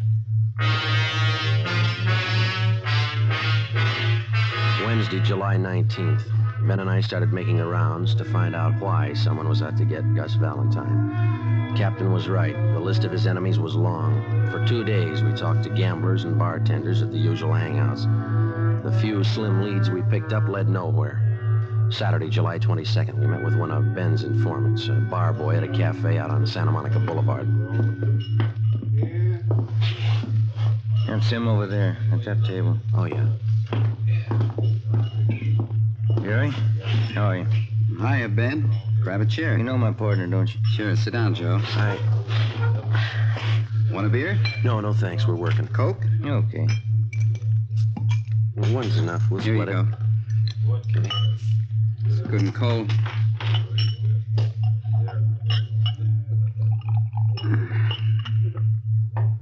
Doctor cut me down 1 beer a day. It's a spot on a hot day, don't it? Yeah. What about Valentine? What about him? You hear anything since I phoned you? A couple of things. Word's getting around he's a welcher. Horses? I don't know. Big money. Hasn't paid off yet. Who does he owe? I can give you the name of one of them. Sol Tapper. I don't know him. Meatpacking business, wholesaler. Got a big plant down at 54th and Commercial. Owns a little neighborhood bar. That's where he spends most of his time. Where's that? Gardena. Calls it the Mile High. And what about this Sol Tapper? What do you mean? How close is he to Valentine? You mean one of his boys? Yeah. Nah. Valentine's his book, that's all. Supposing Valentine owed him a wad of dough, would he push his point? How do you mean? Would he use pressure to collect? Maybe a meat cleaver, not a machine gun. I don't figure him in on that Tuesday caper. Sure you don't want this other Coke? No, thank you. What time you go to work? Plenty of time. 1 bottle of beer ain't hardly enough. Any rumbles about the shooting? How do you mean? Anything worth repeating? Oh, everybody says the same thing. He's got it coming. Who is everybody? The homeowners, neighborhood Joes. They got it all pegged. What's the popular guess? A dame. Well, that's about it, huh, Jerry? That's about it. What's your guess? Fresh out, I don't know. How come you guys are so worried about Gus Valentine? I didn't think you cared whether he lived or died. Either way, we're in trouble. We left the cafe on Santa Monica Boulevard and drove out to Gardena to the Mile High Bar. It was a typical neighborhood tavern with the windows painted in black except for 2 small ovals in the center of each window. They were filled with beer signs and red neon. The cloth sign advertised shuffleboard and life-size television. Inside, the walls were covered with alpine mountain climbers trying to fight their way up a mountain that looked twice as steep as the Matterhorn. Give me 10 nickels, will you, Leonard? Can you tell us where we can find Sol Tapper? Yeah, I'm him. Thanks, Lynn. What do you want? Police officers. I'd like to talk to you. Sure, what about him? Gus Valentine. Yeah? He owes me money. Is that all you've got against him? As much as he owes me, that's enough. It's a real tough machine to do. How much money does he owe you? Enough. How long's he been booking for you? I didn't say he was booking for me. No, we did. About 2 years.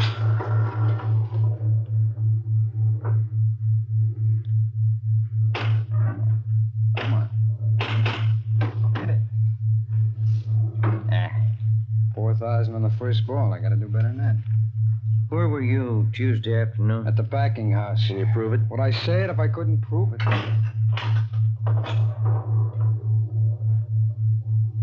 When that little gate up there turns green and you go through it, you get an extra ball. If it's red, it doubles your score, but it's real tough to get in there. How long has Valentine owed you money? Oh, a little over a week. When did he say he'd pay you? He didn't say. Said he was trying to raise the dog. You're the only one he owes? No.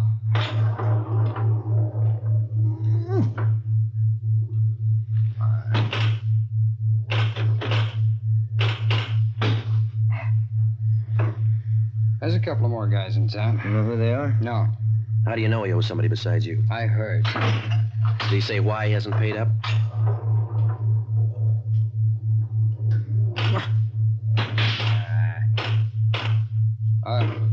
What'd you say? Did he say why he hasn't paid up? I told you. He said he was trying to raise the money. You sure you haven't tried to put the bite on him? Sure I have. I want the dog. But I didn't gun him. Somebody did. Yeah, I know. No, it wasn't me. You had a reason. It's a lot of people. Yeah. We're looking for the one with the machine gun. Well, I can't help you there. Come on. Oh. Get in there. Hey, look at that. Free ball. 26,000. That's a real tough machine to beat. Where did you say you worked Tuesday? At my packing plant, 54th and Commercial. Okay. How long have you known Gus Valentine? About 4 years. I met him at a party out in Hollywood. It's the first time I've ever known him to welch. Mm-hmm.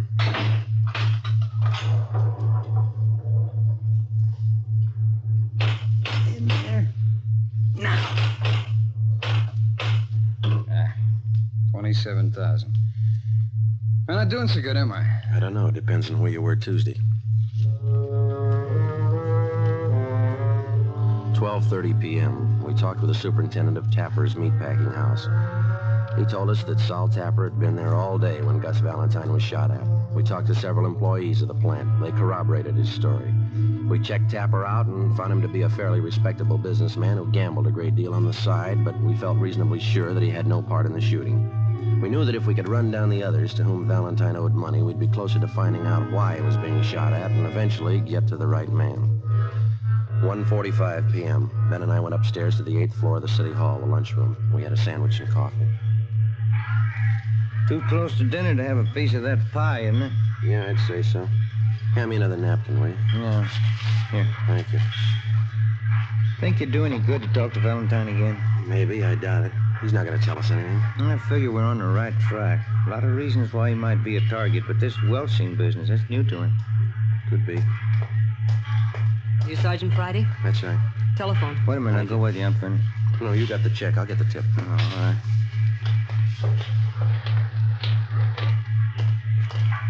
Slide that phone over, will you? Oh, yeah. Thank you. Friday. Elliot, come down to Chief Brown's office right away. Yes, sir. Let's go.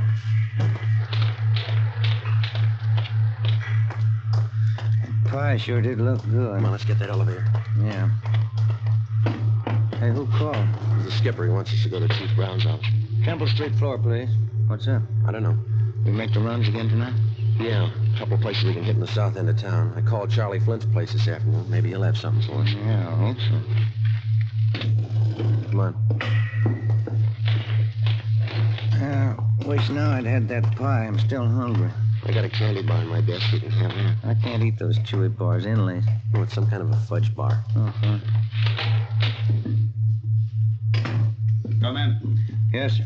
Get over to Georgia Street right away. Why? Gus Valentine. They did it again. Yeah? This time they didn't miss.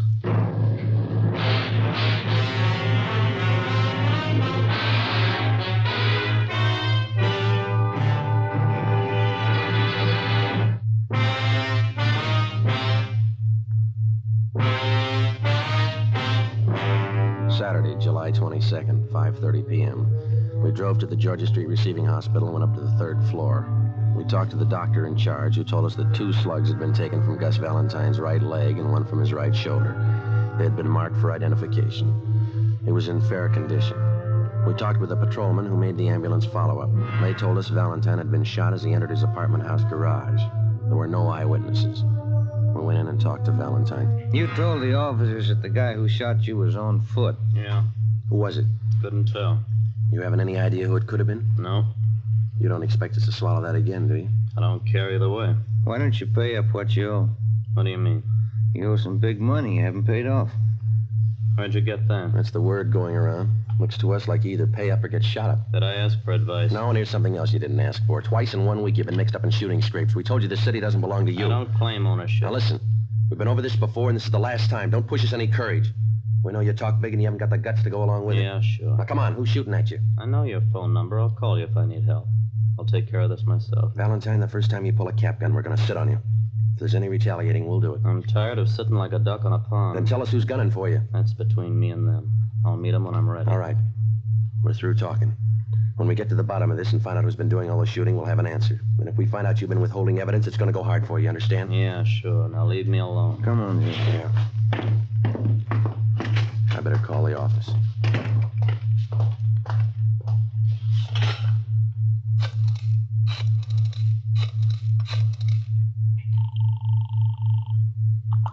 Homicide, Graham. Captain Elliott there? I'll see.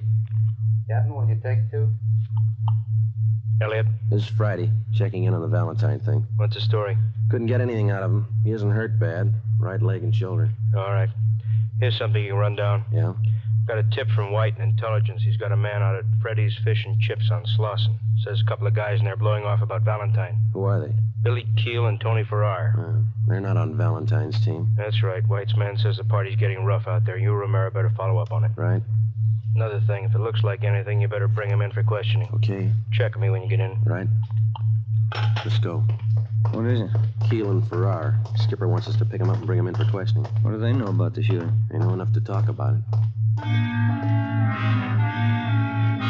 7 p.m. We located Freddy's Fish and Chips place on Slauson near Montgomery Street. A dozen or so tables at the back of the restaurant were already taken with the overflow lined up 2 deep at the bar. The man from Intelligence Detail was down at the far end of the steam table nursing a cheese sandwich. He motioned us over and pointed out Billy Keel and Tony Farrar. They were sitting at one of the tables along with 4 other men drinking Boilermakers and eating French fried potatoes. Ben and I made our way through the crowd toward the back tables. Sorry. Sorry. Pardon me. Can I get through here, please? All right. So it figures. Done it? You, Billy Keel? That's right. Which one's Tony Farrar? He's getting a beer. What do you want? Police officers want to talk to you and Farrar downtown. What's the matter? I'd like to ask you a few questions. You want to get your hat? You got any questions, you can ask him here. Hey, Vic, how about buying around? Come on, Keel, let's go. I got nothing to tell you now. Let me alone. There's 2 ways to go downtown, the hard way and the easy way. Let's take the easy way. All right. This way. Okay. Doc Joe!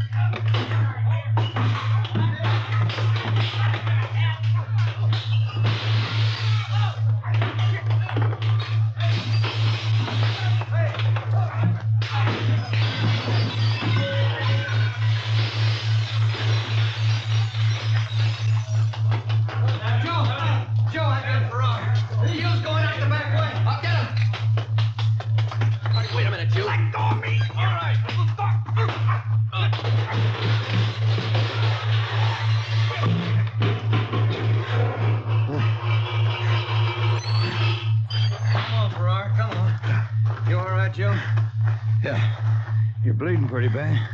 Yeah, I know. Let's get him to the car. Look at your suit. It's ripped to pieces. My wife's gonna kill me.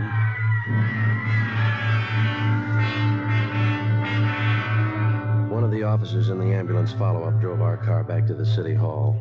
Tony Farrar and Billy Keel were taken to Georgia Street Receiving Hospital for emergency treatment. We went in the same ambulance. Ben had a broken index finger, a 2-inch cut in his scalp, and a deep gash in his right thigh. I had 5 stitches taken in my upper right arm and 3 above my left eye. My right eye was swollen shut. The man from intelligence detail was taken to the P&F ward to be treated for a minor concussion. It was 9:15 p.m. when we got back to the city hall, the interrogation room. How about it, Keel? What? What do you know about the Valentine shooting? I don't know anything about it. You're worried. About what? You tell us. You started that fight out there. I didn't see any reason to go downtown. Does Valentine owe you any money? No. You've been talking a lot. Any law against that? Why'd you shoot Gus Valentine? I didn't shoot him. Can you account for your time Tuesday afternoon? I don't have to answer that. Where were you this afternoon? My lawyer's coming in. Ask him. How much money does Valentine owe you? Keel, ever see this before? I don't even know what it is. We found that machine gun in your apartment. Doesn't belong to me. We got your car downstairs. Green Ford sedan. Doesn't belong to me. White slip's got your name on it. Here's something else with your name on it. 2 chits for $750 signed by Gus Valentine. Money he owes you on the horses. You shot him, didn't you? I don't see how you can prove it. I'll tell you how. We ran this Tommy gun through the crime lab. We dug the same slugs out of the front of those stores where you tried to kill Valentine. Your prints are all over the gun. How much more do you want? It's not my gun. All we gotta do is find the 45 you used this afternoon and match it up with the slugs we dug out of Valentine's leg, and mister, you'll be away for a long time. All right. We used the Tommy gun. We didn't hit him. Didn't try. Only wanted to scare him. I got tired of waiting for my dough. I got no use for a Welcher. What about this afternoon? No, sir. Me and Farrar didn't have nothing to do with that. I'll take the machine gun rap, but it wasn't us this afternoon. Elliot, Friday, step outside a minute. Yeah. Valentine. Yeah? Somebody just blew his hospital room full of holes. It took us 17 minutes with red light and siren to get to the Ferndale Sanitarium where Gus Valentine was recovering from his gunshot wounds.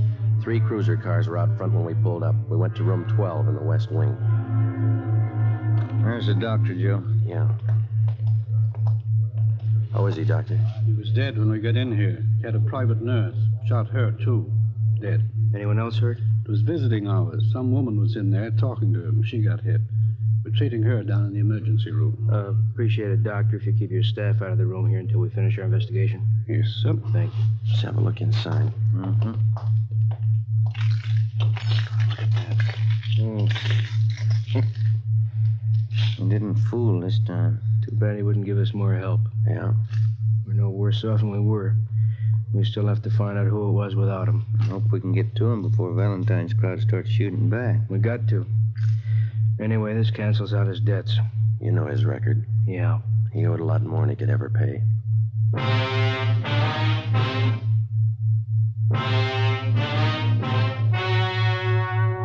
The story you have just heard was true. Only the names were changed to protect the innocent. On October 26th, trial was held in Superior Court, Department 97, City and County of Los Angeles, State of California. In a moment, the results of that trial.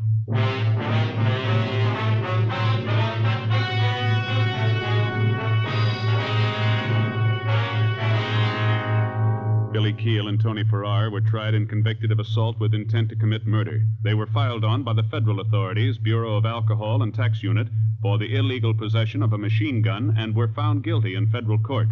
Because they were both in custody at the time of Gus Valentine's murder, they were cleared of any complicity of the crime. Valentine's killer was still at large. Next week, The Big Gangster, Part 2. You have just heard Dragnet, authentic cases from official files. Technical advice for Dragnet comes from the Office of Chief of Police W.A. Wharton, Los Angeles Police Department. Today, the American Red Cross is carrying on a campaign to finance one of the greatest programs in peacetime history. Give now to the Red Cross. Fatima Cigarettes, the best of all long cigarettes, has brought you Dragnet, portions transcribed from Los Angeles. Tomorrow, hear the Halls of Ivy on NBC.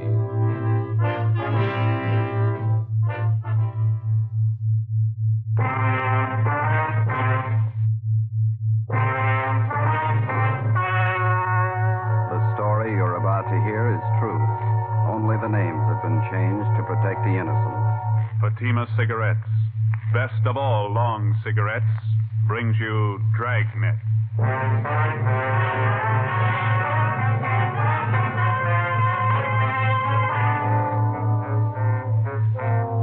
You're a detective sergeant. You're assigned to homicide detail.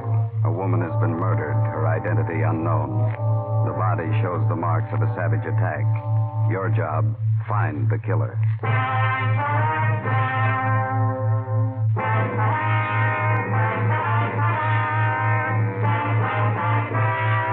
Dragnet, the documented drama of an actual crime. For the next 30 minutes, in cooperation with the Los Angeles Police Department, you will travel step by step on the side of the law through an actual case transcribed from official police files.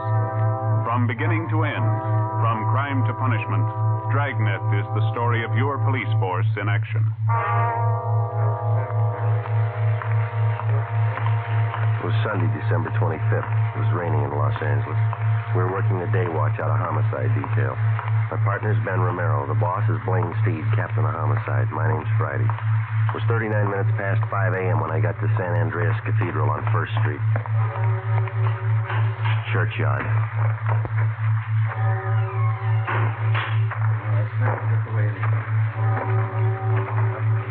Hi, Dave. Hi, Joe. Body's over here. All right. Merry Christmas, huh? Yeah. The section from the church found it about an hour ago. Have a look.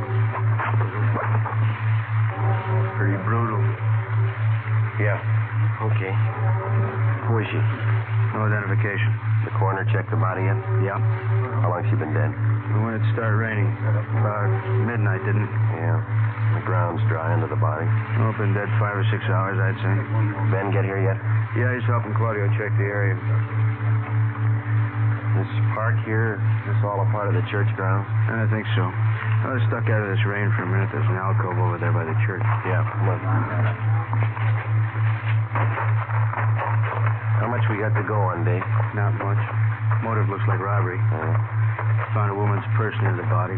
Pretty well picked over. Purse is wet. Lee Jones is dusting the contents for prints. Coroner's checking. Any idea what the killer used in the woman's face? Coroner figures a sharp instrument of some kind. A nasty one. Yeah. Friday, you look wet. Hi, Lee. So do you. Everything happened on Christmas. Purse was soaking wet. Ordinary black handbag.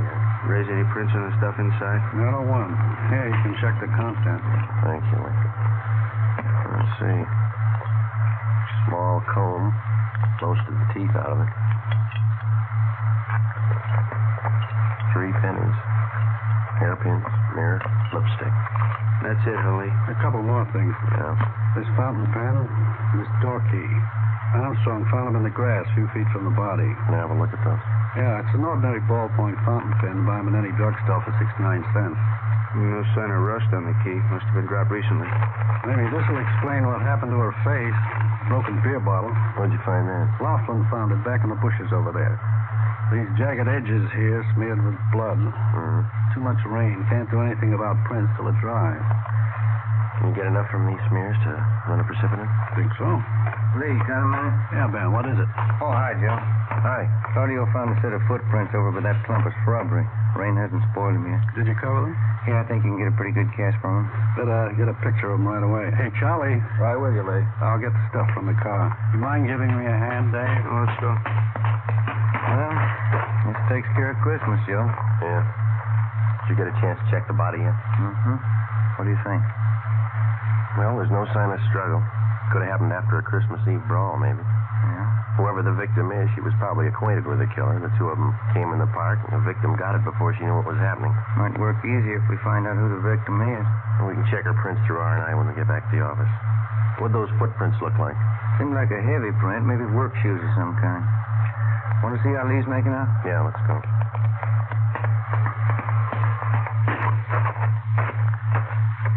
Gonna miss Christmas dinner again this year. Footprint, fountain pen, and key. Where do we start? It's a cheap pen. They sell thousands of them. Want to smoke? Oh, thanks. Footprints will help convict the killer. Gotta find him first. Thank you. I don't know. Maybe we can work a switch. How's that? Find the lock that fits the key. 9 a.m., Christmas Day. Sergeants Dave Arroyo, Robert Claudio, Ben, and I went back to the office and took stock of what we had to work with. It wasn't much. The woman had been murdered. Who was she?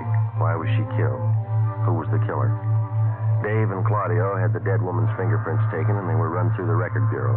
Ben and I checked with Lee Jones at the crime lab. The results of the precipitant test showed that the type of blood found on the broken beer bottle matched that of the victim. From the cast of the foot impressions found at the scene of the killing, Lee estimated that they were made by a person approximately 5 feet 9 inches tall, weighing about 160 pounds. He figured the foot gear must have been of a heavy type, either a boot or a dress shoe with thick double soles, size 11. 9:40 a.m. We checked in at the basement of the Hall of Justice, the county morgue.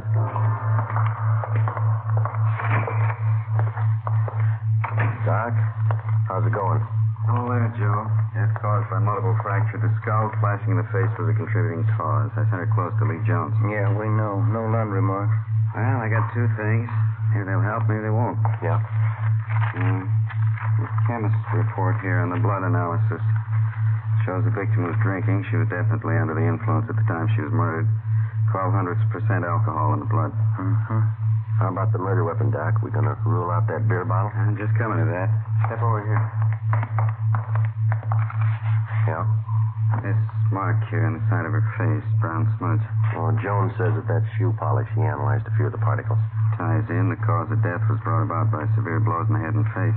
Heavy shoe, huh? That's my guess. Probably a boot or a work shoe. That doesn't add, Joe. How do you mean? If they were heavy work shoes the killer was wearing, why would they polish? How many people polish their work shoes? Could be waterproofing. No, Jones says it was a brown paste polish. Then it doesn't figure. Unless the killer was wearing some kind of dress boots. Cycle boots, maybe. Hundreds of kids on motorcycles wear them. Yeah. That's going to be about as helpful as a key or a cheap fountain pen. Huh? Excuse me. County Morgue, Tyson speaking. Yeah, all right, Frank. I'll tell him. Cunningham at R&I wants to see you right away. What's up? They made the victim's prints. During the war years, a complete file of pictures and fingerprints had been kept on all persons employed at local defense plants. Out of this file came our first major lead. The victim's fingerprints matched those of one Maria Camacho, 38 years old, formerly employed at Universal Aircraft. Her address in 1945 was listed as 9230 Sheridan Avenue. Ben and I went over to the crime lab, picked up the key and the fountain pen found near the body, and drove to the Sheridan Avenue address. The house was 3 blocks from the churchyard where the body was found. A young woman with a baby in her arms answered the door. She identified herself as Elena Gomez. She told us Maria Camacho was her aunt. They were expecting her for Christmas dinner late that afternoon. We told her what happened. When she recovered from the shock, we questioned her and her husband, a furniture worker. So hard for me to believe. Why anyone would do this to me? When's the last time you saw her, Mr. Gomez? She was around last night, Sergeant. She brought the presents for the kids. Always brought them presents on Christmas. Did she live here? Was this her permanent address? No. She stayed with us during the war when Ray was overseas. When he came back, she took a room down the street. I can give you the address. All right. What time did Maria leave the house last night? Well, let's see. Must have been around 10 o'clock. Not much later. Don't you think, Elena? About 10 o'clock? Yeah, that's right. Go see what those kids are doing, huh, Ray? Yeah, all right. Did Maria have anything to drink here last night, Miss Gomez? Yes, we shared a glass of sherry together, that's all. Could you tell if she'd been drinking before she came here? Oh, it's Christmas Eve. I guess she'd had a few. Why? Was she a pretty heavy drinker? Not usually, no. Maybe on the holidays, though. We like to get out and have fun, living alone and all that. Poor Maria. Well, did she drink at home, or was there some particular place she liked to go? The cantina down on Soda Street. She used to go there. Any others? There's a couple of bars on Brooklyn Avenue. I don't know the names. What'd Maria do for a living, Miss Gomez? She took in some dressmaking. It was for herself. She wasn't poor, wasn't rich. Her landlady could tell you about her friends. Kids are hungry, Lena. Dinner's getting cold. Sorry that we had to break in on you like this. Well, it's all right, Sergeant. It's just the kids. Ask the officers if they want some mince pie, Ray. Cup of coffee. No. That's all right, Miss Gomez, thanks. Just one more thing. Would you look at these, please? This pen. Sure, that's Maria's. Look, Ray, Maria's pen. Now, how about this key? No, I never saw that before. Neither did I. Well, thanks very much, both of you. Sorry to hold up your dinner. Oh, that's all right. I'm hungry. Hey, maybe I could fix you a turkey sandwich. No, thank you. Just the same, we have to be going. We'll contact you later on. Here's our card. All right. I can't think of a reason, Sergeant. Why someone would kill her. Why would they kill Maria? Poor Maria.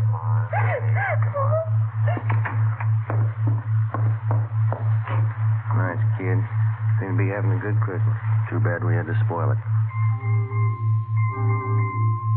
We drove down the street to the rooming house where Maria Camacho stayed. We talked to the landlady and the rest of the tenants, but failed to come up with a lead.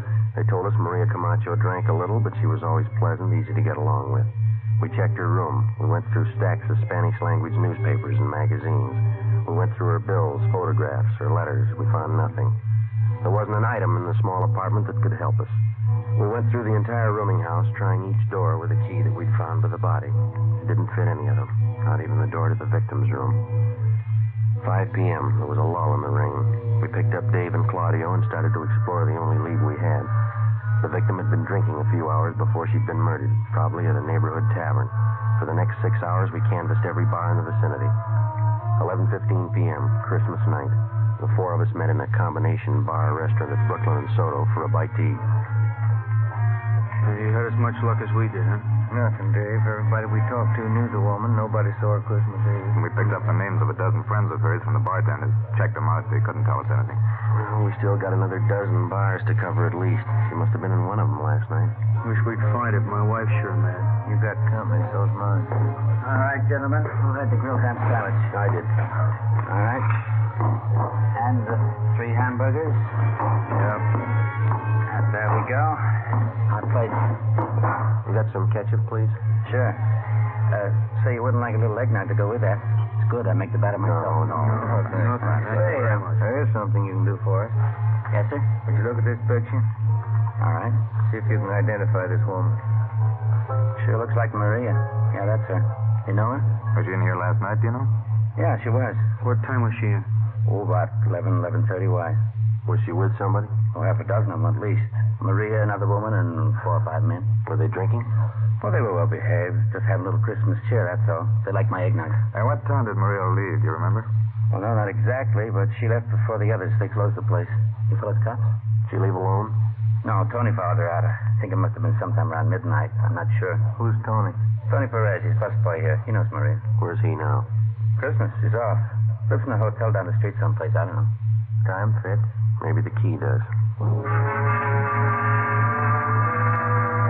Dave and Claudio started to check the neighborhood to locate the hotel where Tony Perez stayed. Ben and I continued our canvass of bars and restaurants in the area. 1 a.m., the rain started in again. We checked in at a bar on Brooklyn Avenue near Cornwall, the Cantina Sinaloa. Yes, sir. Gentlemen? Police officers. Would you look at this picture, please, see if you can identify it? Wait till I dry my hands. Let's just getting some of these glasses out of the way. Let's see. Never see her before? Oh, yeah, that's Maria. Too bad. I read in the papers about it. Can you tell us if she was in here last night? No, I didn't see her. I read in the papers about it, though. Terrible. Poor Maria. Is it possible she might have been in? You didn't see her? No, I always know when Maria's here. She was always full of fun. She liked to sing. I better get these glasses finished. Ben, you want to call the office? Yeah, okay. How about a drink, Sergeant? You don't look so good. You got any coffee? Not very fresh. It's been standing there a couple of hours. Well, that's all right. Okay. Here.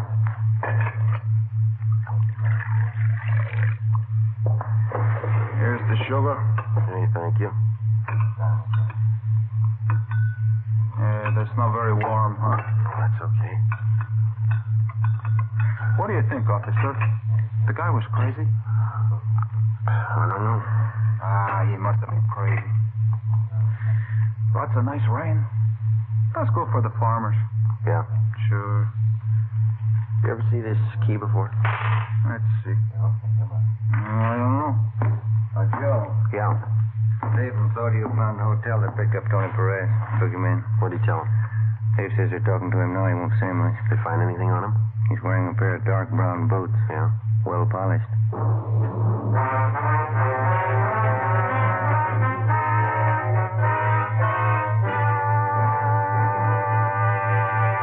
You are listening to Dragnet, the case history of a police investigation.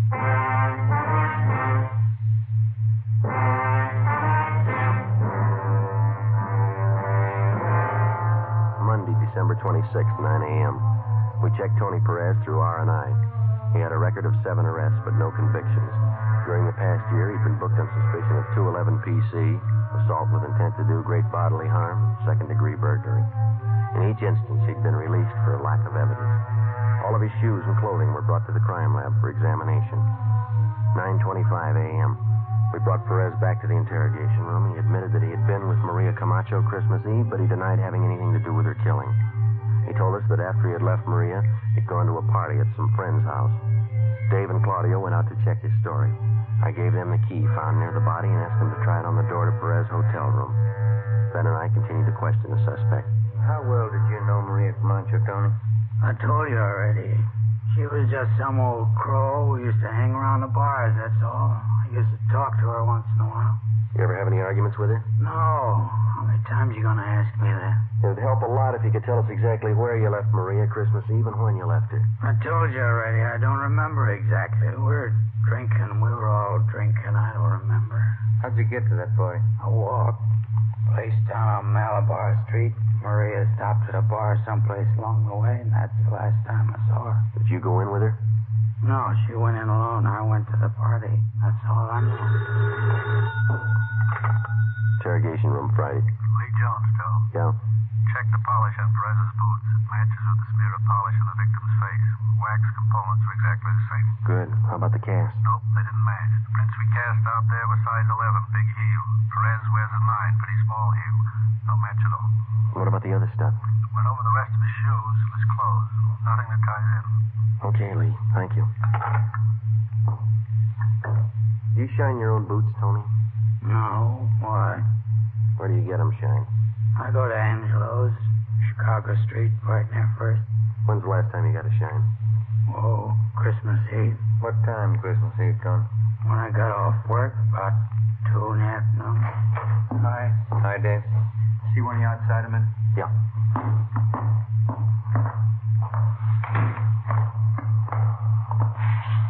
Perez telling the truth about the party. He was there. We timed out how long it'd take him to walk from the restaurant to the party. Yeah? Pretty close. His friends say he got to the party about 12:30. Doesn't look like he had time to kill that woman. Well, where does that leave us? You still got those boots? No, no more. They don't match the impressions at the murder scene. Well, that makes us even, huh? Here's your key back. Didn't fit. Tony Perez was held for further investigation. Dave and Claudio took up the canvassing of bars in the same area where we'd left off the night before. Ben and I drove down to Angelo's Shine Stand. It stood just outside a barber shop, 4 chairs with an awning full of cigarette holes over them. He identified Maria Camacho's picture immediately. We questioned him while he polished her shoes. Maria, I used to tell Sergeant, running around like that, she had so many friends. Too many. Did you see Maria on Christmas Eve, Angelo? Christmas Eve? Let me see. No, last time was 2 days before Christmas. Angelo, do you know a man by the name of Tony Perez? Tony? Sure. Tony Perez. Tall fella, big shoulders. Is he one of your customers? Yeah, all the time he comes to see me. Was he here on Christmas Eve, Angelo? Yeah, he was here. I gave him a shine. Good customer. You remember what kind of shoes he had on? Sure. Boots. He always wears boots. What color were they, do you know? Brown. Always wears brown boots. Well, what's the matter? Tony in trouble? What kind of polish do you use on his boots, Angelo? Well, I got the can down here. Yeah, this one here. High-grade polish. You got boots, I can fix them up. Do you use the same polish on all the boots you shine, Angelo? Oh, only the brown boots. That's brown polish. You'll fellas ask too many questions. Make me go too slow. Well, there's no rush, Angelo. Can you tell me this? Yeah? Besides Tony Perez, was there anybody else with brown boots who got a shine from you Christmas Eve? Well, I don't know. Lots of people get shine. Christmas Eve is pretty busy. Just the people with brown boots, Angelo. Can you remember? No, I don't think so. Tony was the only one with the brown boots. There's no others. And how about heavy brown shoes? Huh? Can you remember the people with heavy brown shoes that came in for a shine? No, I don't know. Look, please, just let me shine your shoes, huh? That can of brown polish, Angelo, you say that's the kind you use on Tony Perez's boots? Yeah, that's the kind. This kind right here. Well, can you remember how many times you used that polish on Christmas Eve? Well, I opened this can that morning. I can see how much is gone. Maybe I use it, maybe half a dozen times. Can you remember the people whose shoes call for this kind of polish? Yeah, lots of them. Brown shoes. I know the feet when I see them. I don't know the faces. Don't you remember any of them? If they like the shine, might be by and by they come back. They were 3-4 fellas, maybe. I see them before. I don't know their names. Okay, finished. You like it a shine? Oh, yeah, fine. Say, I'm going to buy that can of polish from you, Angelo, and we're going to check back with you later. Okay. Here it is. That's fine polish, Sergeant. Best you can get. Yeah, but it rubs off.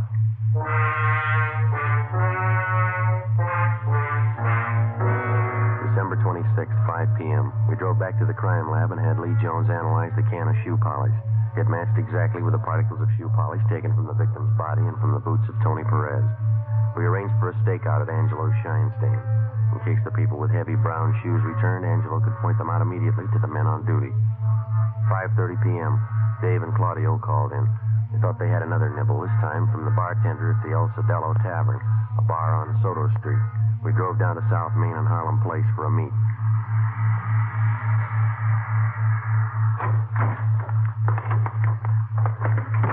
Hi, Dave. Hi. Figured we better move on this tonight. What's the pitch? Bartender on Soto tipped me that Maria Camacho was in his place Christmas Eve. Said it was a little after midnight. Huh? Said she had a drink, left the place about 10 minutes past 12 with a guy called Frank Tolano. Nosed around, found Miss Tolano works at the Midnight Mission. Go over there. All right, let's go.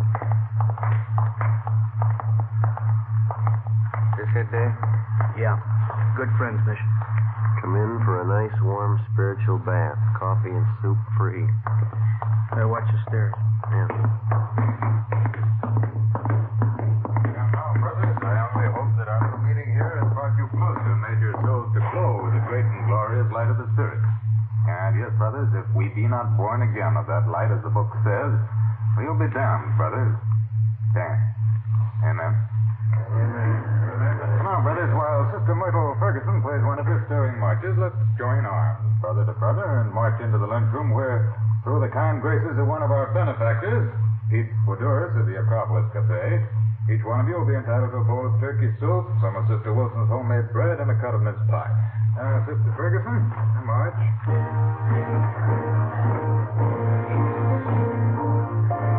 Guess that's the man to see. Yeah, let's go.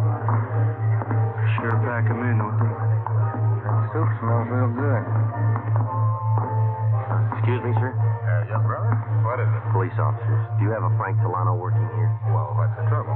Does he work here? Well, yes, he's a very good man, Frank. Anything wrong? Is he here now? No, he isn't. Where can we find him? Well, I'd like to know what the trouble is. We'd like to talk to him, mister, that's all. Well, he has a room at Good Friends Mission Annex. That's over on San Pedro Street. Is that his permanent residence, the Mission Annex? Yes, Frank's very helpful. He works for a small salary, and we give him room and board. Is he over at the Annex now? Yep, but maybe you'd better not see him now, officer. Why not? Well, Frank's not at his best. He's been drinking again. That's the surest sign. How do you mean? Well, whenever Frank starts drinking, that means that he's worrying. He's one of those. He drinks to forget. Yeah. He's been drinking for 3 days. He must have a lot to forget. Come on. 6:30 p.m. We drove over to the Good Friends Mission Annex on San Pedro Street. The man in charge told us that Tolano had a small room to himself at the rear of the second floor. Dave and Claudio went around to cover the Mission Annex from the back. Ben and I went up a narrow flight of wooden stairs. Plain white plaster walls were chipped and cracked and scrawled with pencil markings.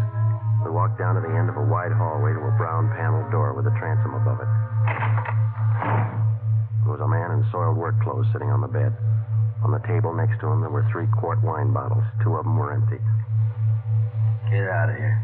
You Frank Delano? What about it? Police officers like to talk to you. Get out of here. You're not taking me. I'll cut you to pieces. Drop the bottle, Delano. Get out of here. Drop the bottle. I'll cut you to pieces. Like you cut Maria. I'll kill you. Put it down, Delano. Drop it. Get the cuffs on. Yeah. Let's go. Just a minute.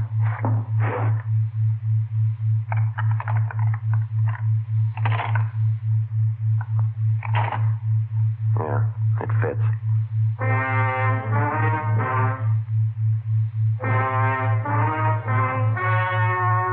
The story you have just heard was true. Only the names were changed to protect the innocent. On March 7th, trial was held in Superior Court, Department 94, City and County of Los Angeles, State of California. In a moment, the results of that trial.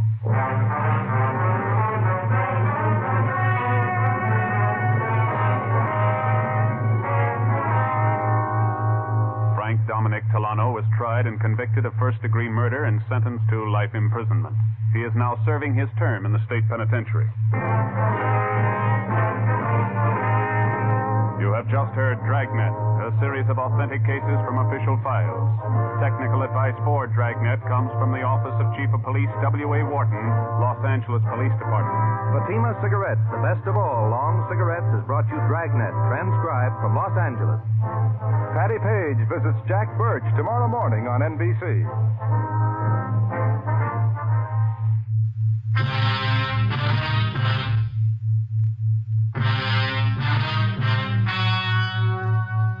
The story you're about to hear is true. Only the names have been changed to protect the innocent. Fatima Cigarettes, best of all long cigarettes, brings you Dragnet.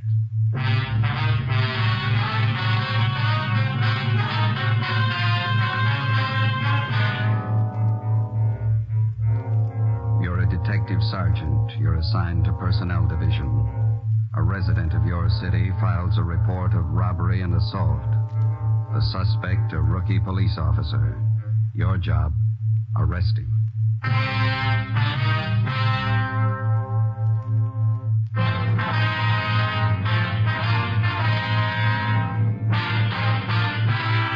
Dragnet, the documented drama of an actual crime. For the next 30 minutes, transcribed in cooperation with the Los Angeles Police Department, you will travel step by step on the side of the law through an actual case from official police files. From beginning to end, from crime to punishment, Dragnet is the story of your police force in action. It was Wednesday, April 9th. It was foggy in Los Angeles. We were working a day watch out of personnel. My partner's Ben Romero, the boss's deputy chief Holman, commander BIA. My name's Friday. We're on the way over from the city hall, and it was 5:25 p.m. when we got to Central Division. The assembly room. How's the wife? See him, Joe? Yeah, that looks like him over there. I'll let you know. Hi. You Russell Clark? Yeah, that's right. Friday and Romero personnel. All right. Lieutenant Drummond over at BIA would like to talk to you. All right. When do you want to see me? Right now. Okay. We'll give him a cap.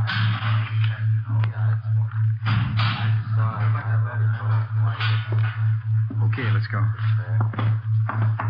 What do they want to see me about, you know? Drummond will tell you. Okay.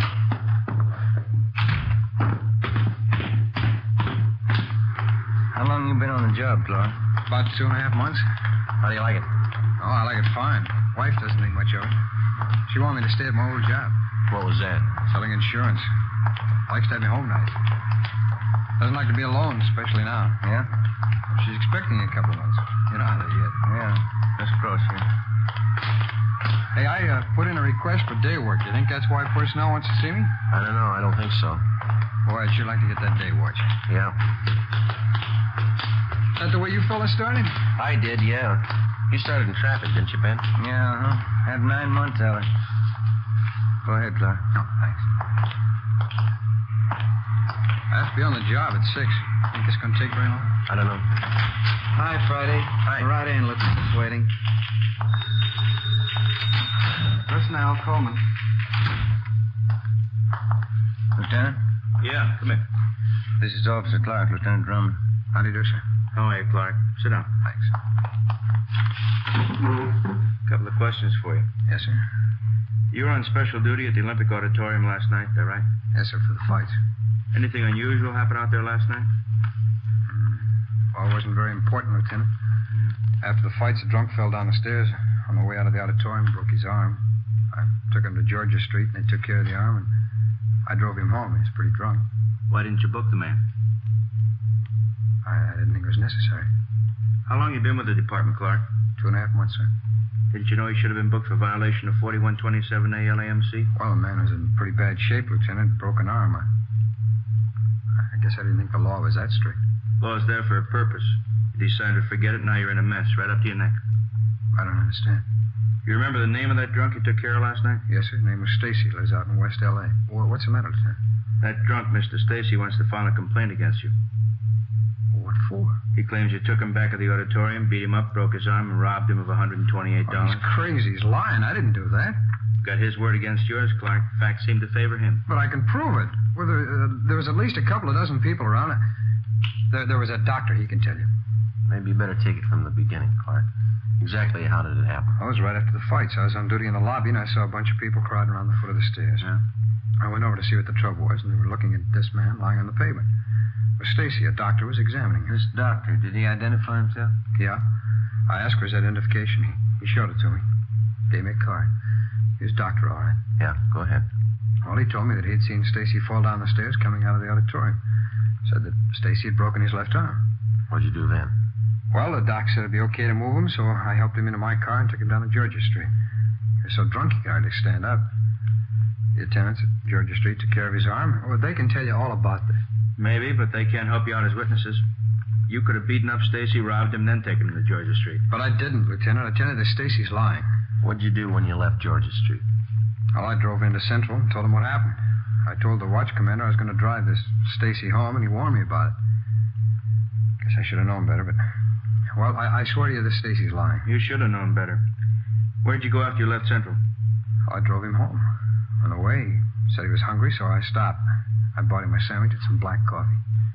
Kept telling me what a nag his wife was. Said he was afraid to go home. Go on. Well, when I got into his place, his wife started chewing me out. I just said goodnight and left. That's it, huh? That's it. So help me, that's exactly what happened. Now, how about the doctor at the auditorium, the one who saw Stacy fall? Did you get his name and address? Well, no, Lieutenant, I didn't. I didn't think it was necessary. How about the crowd that was standing around? Did you spot anybody you know? No, I didn't. They're just a bunch of people coming out of the fights. Then you haven't got anyone to corroborate your story. But all those people saw it. There must have been a couple of dozen of them. What are their names? I don't know. All I know is I didn't beat him up and I didn't take his money. I tell you, the Stacy's lying. You could be lying. We got no proof either way. I'm not lying, Lieutenant. I didn't do it. We might believe you, Clark. That doesn't make any difference. If this man files a 211 against you, it's got to be settled in court. But I didn't do it. I tell you, I swear I did. Just a minute. Mike, send in Mr. and Mrs. Stacy, will you? You can hear the story the way we get it from Stacy and his wife. I'd like to hear it. I don't know why he's doing this to me. I helped him all I could. Look, Jerry, there he is. That's the one. Yeah, that's him, Chief. Now, wait a minute, Mr. Stacy. What's this all about? Hold it, Clark. Mr. Stacy, would you repeat the same story you told us this morning, please? You know what I told you, Chief. You had the stenographer take it all down. It's the same thing. I'd like to have you repeat it in front of Officer Clark here. He's entitled to know what you're charging him with. A man like that's entitled to nothing. You ought to be ashamed of yourself. Look, lady, your husband's lying. Don't call my husband a liar. You're not a policeman. You're a hoodlum. All right, wait a minute. I'd like to know what this city's coming to. Cops going around beating up private citizens. Who do we trust if we can't trust a policeman? Just a minute, please. You don't know, Captain.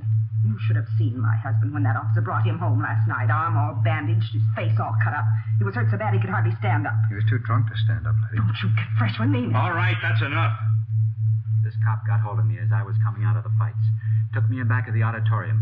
Told me if I didn't hand over my wallet, he'd book me on a drunk charge. Were you drunk, Stacy? I was not. Had a couple of beers, that's all. When I wouldn't give him my money, he beat me up, broke my arm, and took my wallet. How do men like you ever get on the police force? He figured he'd cover up, so he took me and had my arm fixed at the emergency hospital. Then he drove me home. Threatened me all the way. He said, you tell anybody about this and I'll get you. That's just what he said. I don't get it, Stacy. You know that story's a pack of lies. Why are you doing this to me? It's the truth. And I'm going to press charges and get my money back. $128. What have you done with it? We can take care of the questioning, Mrs. Stacy. I don't see you doing it. Make him tell. Where's our money? I haven't got it. Don't talk back to me.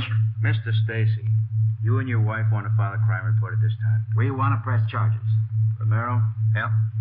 Take Mr. and Mrs. Stacy down to Record Bureau, have them make out a report for 211 and assault. Right. Get them away, please. Now listen. We're going to get action if we have to take this to the district attorney. We're not afraid of the publicity. We'll go to the newspaper if we don't get action. Yes, ma'am.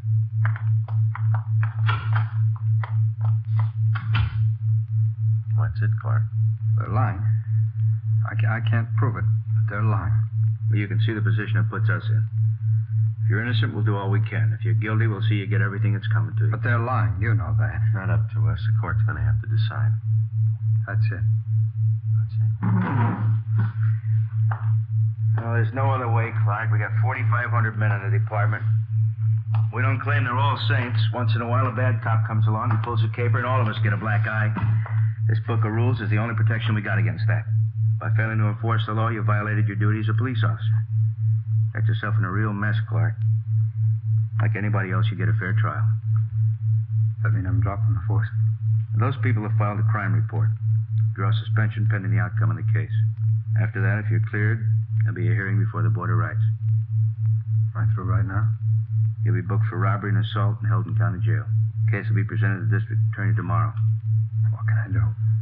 I'll have to have your badge. On the desk. Your gun?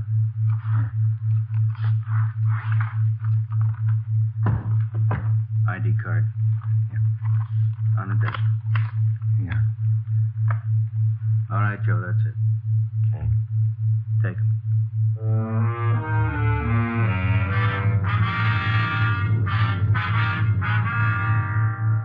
6 p.m. Ben returned to the office, and together we took rookie police officer Russell Clark across the street to the Hall of Justice.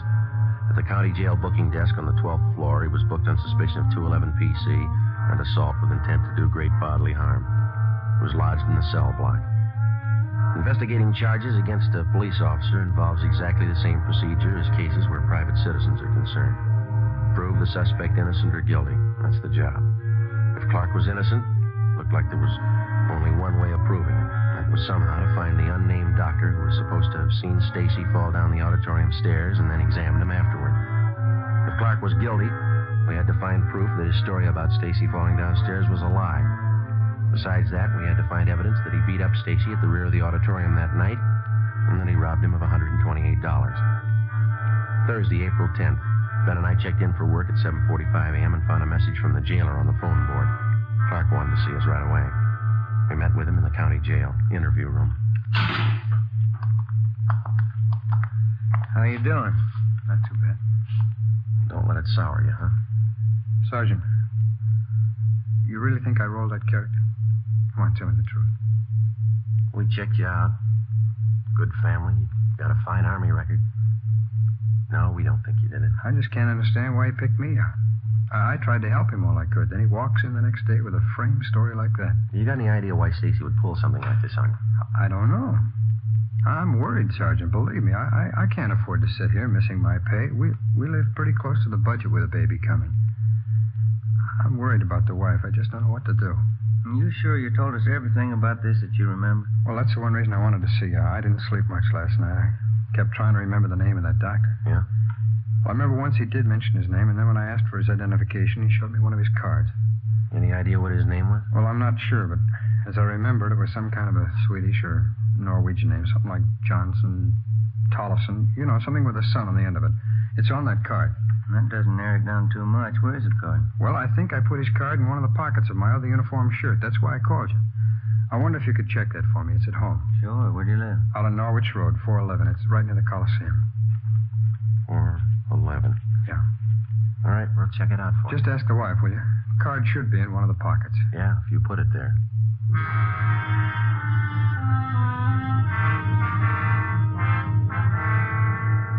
Ben and I left the interview room at the county jail and drove out to the home of Officer Clark on Norwich Road. We introduced ourselves to his wife and told her what we were after. Her eyes were red and looked like she'd been crying. She asked about her husband. We told her he was all right. They're making a terrible mistake, Sergeant. Russ never did anything crooked in his life. He didn't do it. I know he didn't. We'll do everything we can to straighten it out, Mrs. Clark. The court will have the final say. I knew Russ shouldn't have left his insurance job. I just knew it, all this trouble. How about that shirt your husband told us about, the one he wore that night at the auditorium? Oh, yes, his other uniform shirt. Mm-hmm. Can we see it, please? Oh, yes, certainly. It's right this way, back in bedroom. What's so important about the shirt, Sergeant? Your husband told us that there might be a card in one of the pockets. Might help clear up things. Well, it should be hanging up here in the closet. I always like to keep Russ's shirts on hangers. He keeps them much nicer looking. What's the matter? This morning I sent it to the cleaners.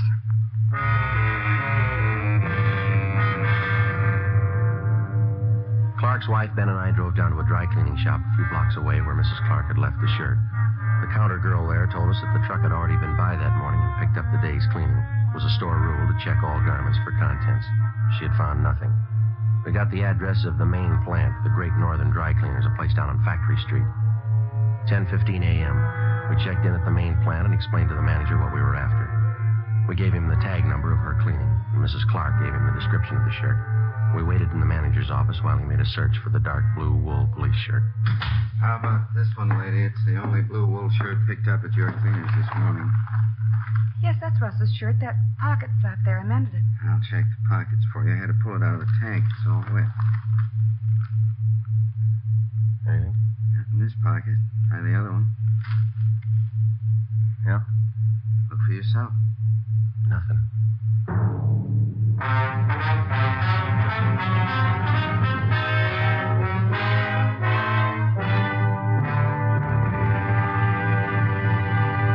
You are listening to Dragnet, the case history of a police investigation, presented in the public interest.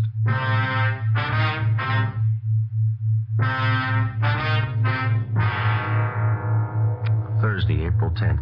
Shortly after noon, the daily newspapers were on the streets, and the head on one of the top front page stories read, "Rookie cop slugs robbed citizen." Ben and I went back to the county jail and told Clark that we'd failed to find the card. He could give us no other lead that might help in clearing the case. During the next 2 days that followed, Ben and I ran down every possible lead, no matter how remote it was. We made a thorough check on Mr. and Mrs. Stacy. We double-checked back on Clark's record. For one full day, we did nothing but phone doctors in and around the city of Los Angeles. From a list of hundreds, we came across 3 doctors who had been present at the fights in Olympic Auditorium on the night Stacy claimed he was beaten up and robbed by Officer Clark.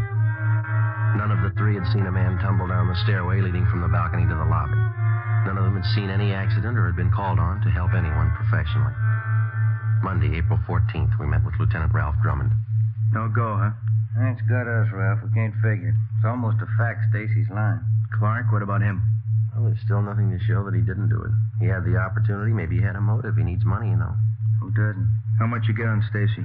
He and his wife run a second-hand furniture store in South Flower. It's a small business. Stacy's quite a gambler. He bets on the fights. Yeah?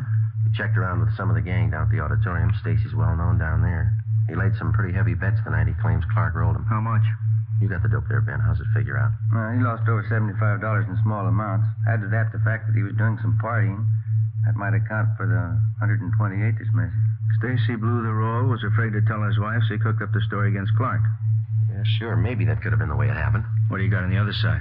Not much, Ralph. Couldn't dig up anything against Clark. I don't know. He doesn't seem like the type to pull something like that. Maybe not. You still can't prove he didn't do it. How about the papers? You've been plugging for witnesses? Yeah. Here's the ad. I've had it running in personals for 4 days now. Thanks. All those saw a man fall down the stairway, the auditorium. Today, please call Michigan 521-175. No results, sir? No. All the possible doctors in town have been checked out, too. How about the local medical magazines? Got an ad in there, Ralph. Nothing's happened. Well, one thing is sure. Something's got to happen. Newspapers are scorching the kid and the department along with him. Victim without a trial makes good reading in the tabloids. There's one thing I can't understand. If Clark's leveling and there was a doctor at the fights that might have looked at Stacy, then where's the doctor? We've had this thing noised all around town. Well, give it a little more time, he might turn up. I kind of like the Stacy angle. What do you mean? Well, suppose we get him in here. Think we could break him down into questioning? Oh, I doubt that. We can't even get close to him. That wife of his and that lawyer, they're with him all the time. He's afraid to talk to us. Maybe if we pass the word to his wife he'd been gambling, how far can we go on that? Well, she might believe us, she might not. You've seen what she's like. Yeah.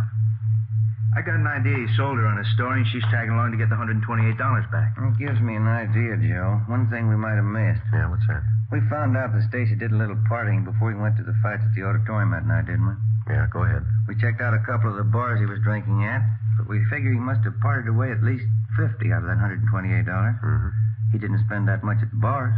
Oh, well, sure. He probably hit a few other places, too. That's what I mean. That's still a lot of money to drink up alone. You figure a woman? Maybe. You got any reason to think Stacy plays around? Just one. Yeah? His wife.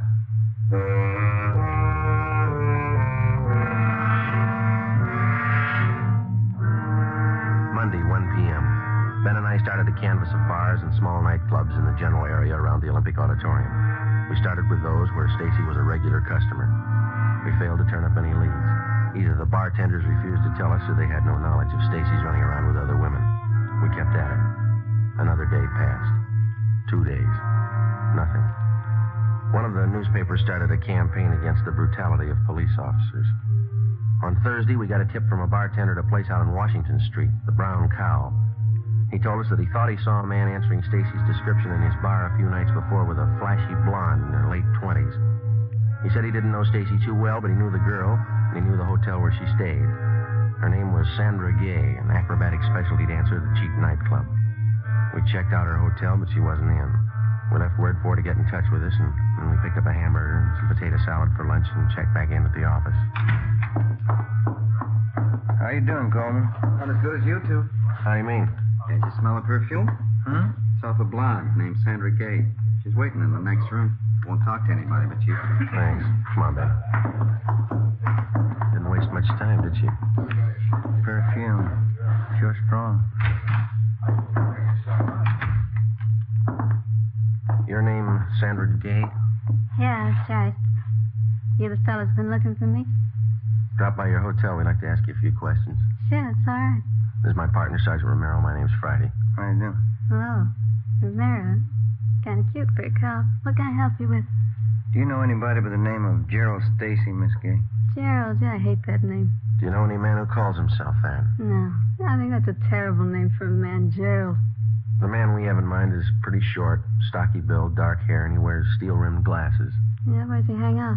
Place out in Washington, the Brown Cow. Supposed to have been seen with you. Gerald Stacy.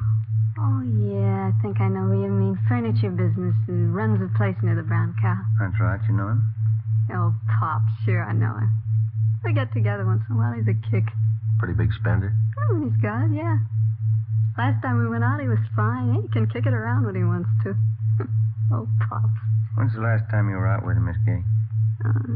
Maybe a week, 2 weeks ago. It was a Tuesday night, I think. Yeah. Tuesday the 8th? Is that about right? Yeah, must have been. Why, what's it all about? Did you spend most of the evening with him? No, I had to get back to the club, do my act. He went on to the fights over at Olympic.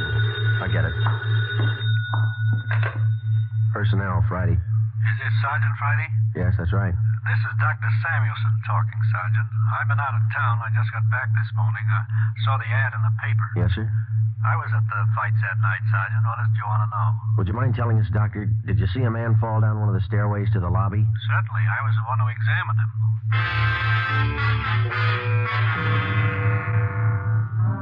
5 p.m. Mr. and Mrs. Stacy were called to Lieutenant Drummond's office. Arrangements were made to have Officer Russell Clark brought over from his cell in county jail. At 5:15, Ben and I checked into the lieutenant's office. Stacy and his wife were already there. Certainly proud of our police department, Chief. No whitewashing this time. You gave that fella exactly what he had coming. Thanks. You're sure you didn't make a mistake? I'm sure, Chief. That's the right man. You got him. Jerry, don't make mistakes on things like this, Inspector. How about our money, the $128? He tell you where he hid it? No, he hasn't. We're bringing Officer Clark in from county jail. Figure we try to crack him. That's right. Make him tell what he did with our money. Joe, will you have Officer Clark brought in? By the way. All right. There he is. Where's our money? What have you done with it? Just a minute, please. Stacy, you sure Officer Clark here's the man who beat you up and robbed you? Of course he is.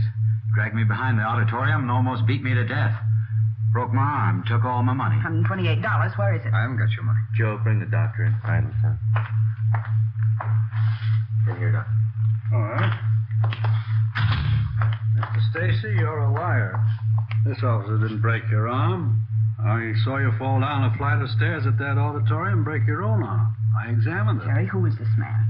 What about it, Stacy? He doesn't know what he's talking about. I never saw him before in my life. No, but I've seen you, Stacy. You were drunk. I saw you fall down those stairs. You're crazy. Joe, send Miss Gay in. All right. All right, Miss Gay. Sure is strong perfume. You recognize any of these people, Miss Gay? Hello, Pops. I don't know you. Don't you remember the perfume you give it to me? Who is this woman? Just a friend, honey. All right, Stacy, now let's have it straight. It was all a mistake. I don't want to make trouble for anybody. It wasn't this cop's fault. I don't want to make any trouble. What about this woman? It was all a mistake, believe me. You took that money, Gerald. You spent it on her. Now, wait a minute. Causing all this trouble, squandering our money. After all I did for you, you're no good. This time I'm through. All right, Clark, let's go. Okay. Well, that's it. I don't know how to thank you, fellas. And the doctor's the best friend you got. Yeah. Yeah, I better call the wife. She'll want to know. Friday, phone message for you here. Oh, thank you. From your wife, Clark. Yeah? She found that doctor's card.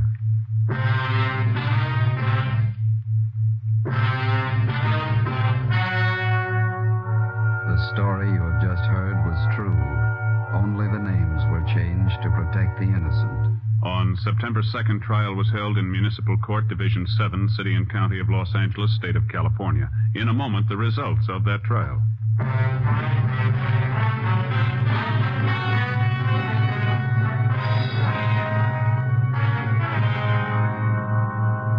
Gerald Stacy was tried on charges of filing a false crime report. He was convicted under Section 5250 LAMC and served his term as prescribed by law. Officer Russell Clark was returned to duty with full back pay. Ladies and gentlemen, in response to thousands of letters asking us to broadcast Dragnet at an earlier hour so that the entire family might hear it, we wish to announce that summer scheduling enables us to fulfill these requests. Beginning next Thursday, June 8th, Fatima Cigarettes will bring you Dragnet 1/2 hour earlier over most of these stations. Consult your local newspaper for exact time.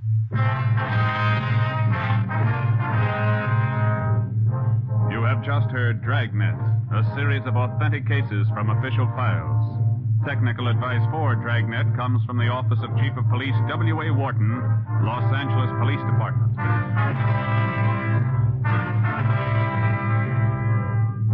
Fatima Cigarettes, best of all long cigarettes, has brought you Dragnet, transcribed from Los Angeles.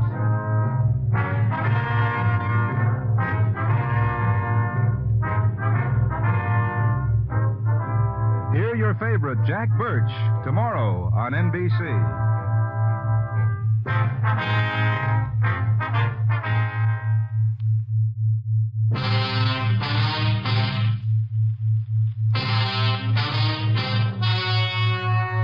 The story you are about to hear is true. Only the names have been changed to protect the innocent. Fatima Cigarettes, best of all long cigarettes, brings you Dragnet.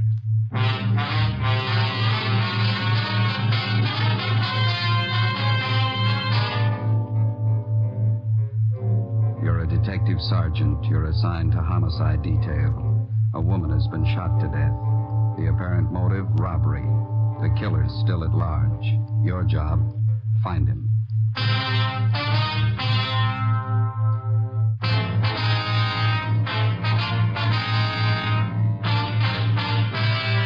Dragnet, the documented drama of an actual crime.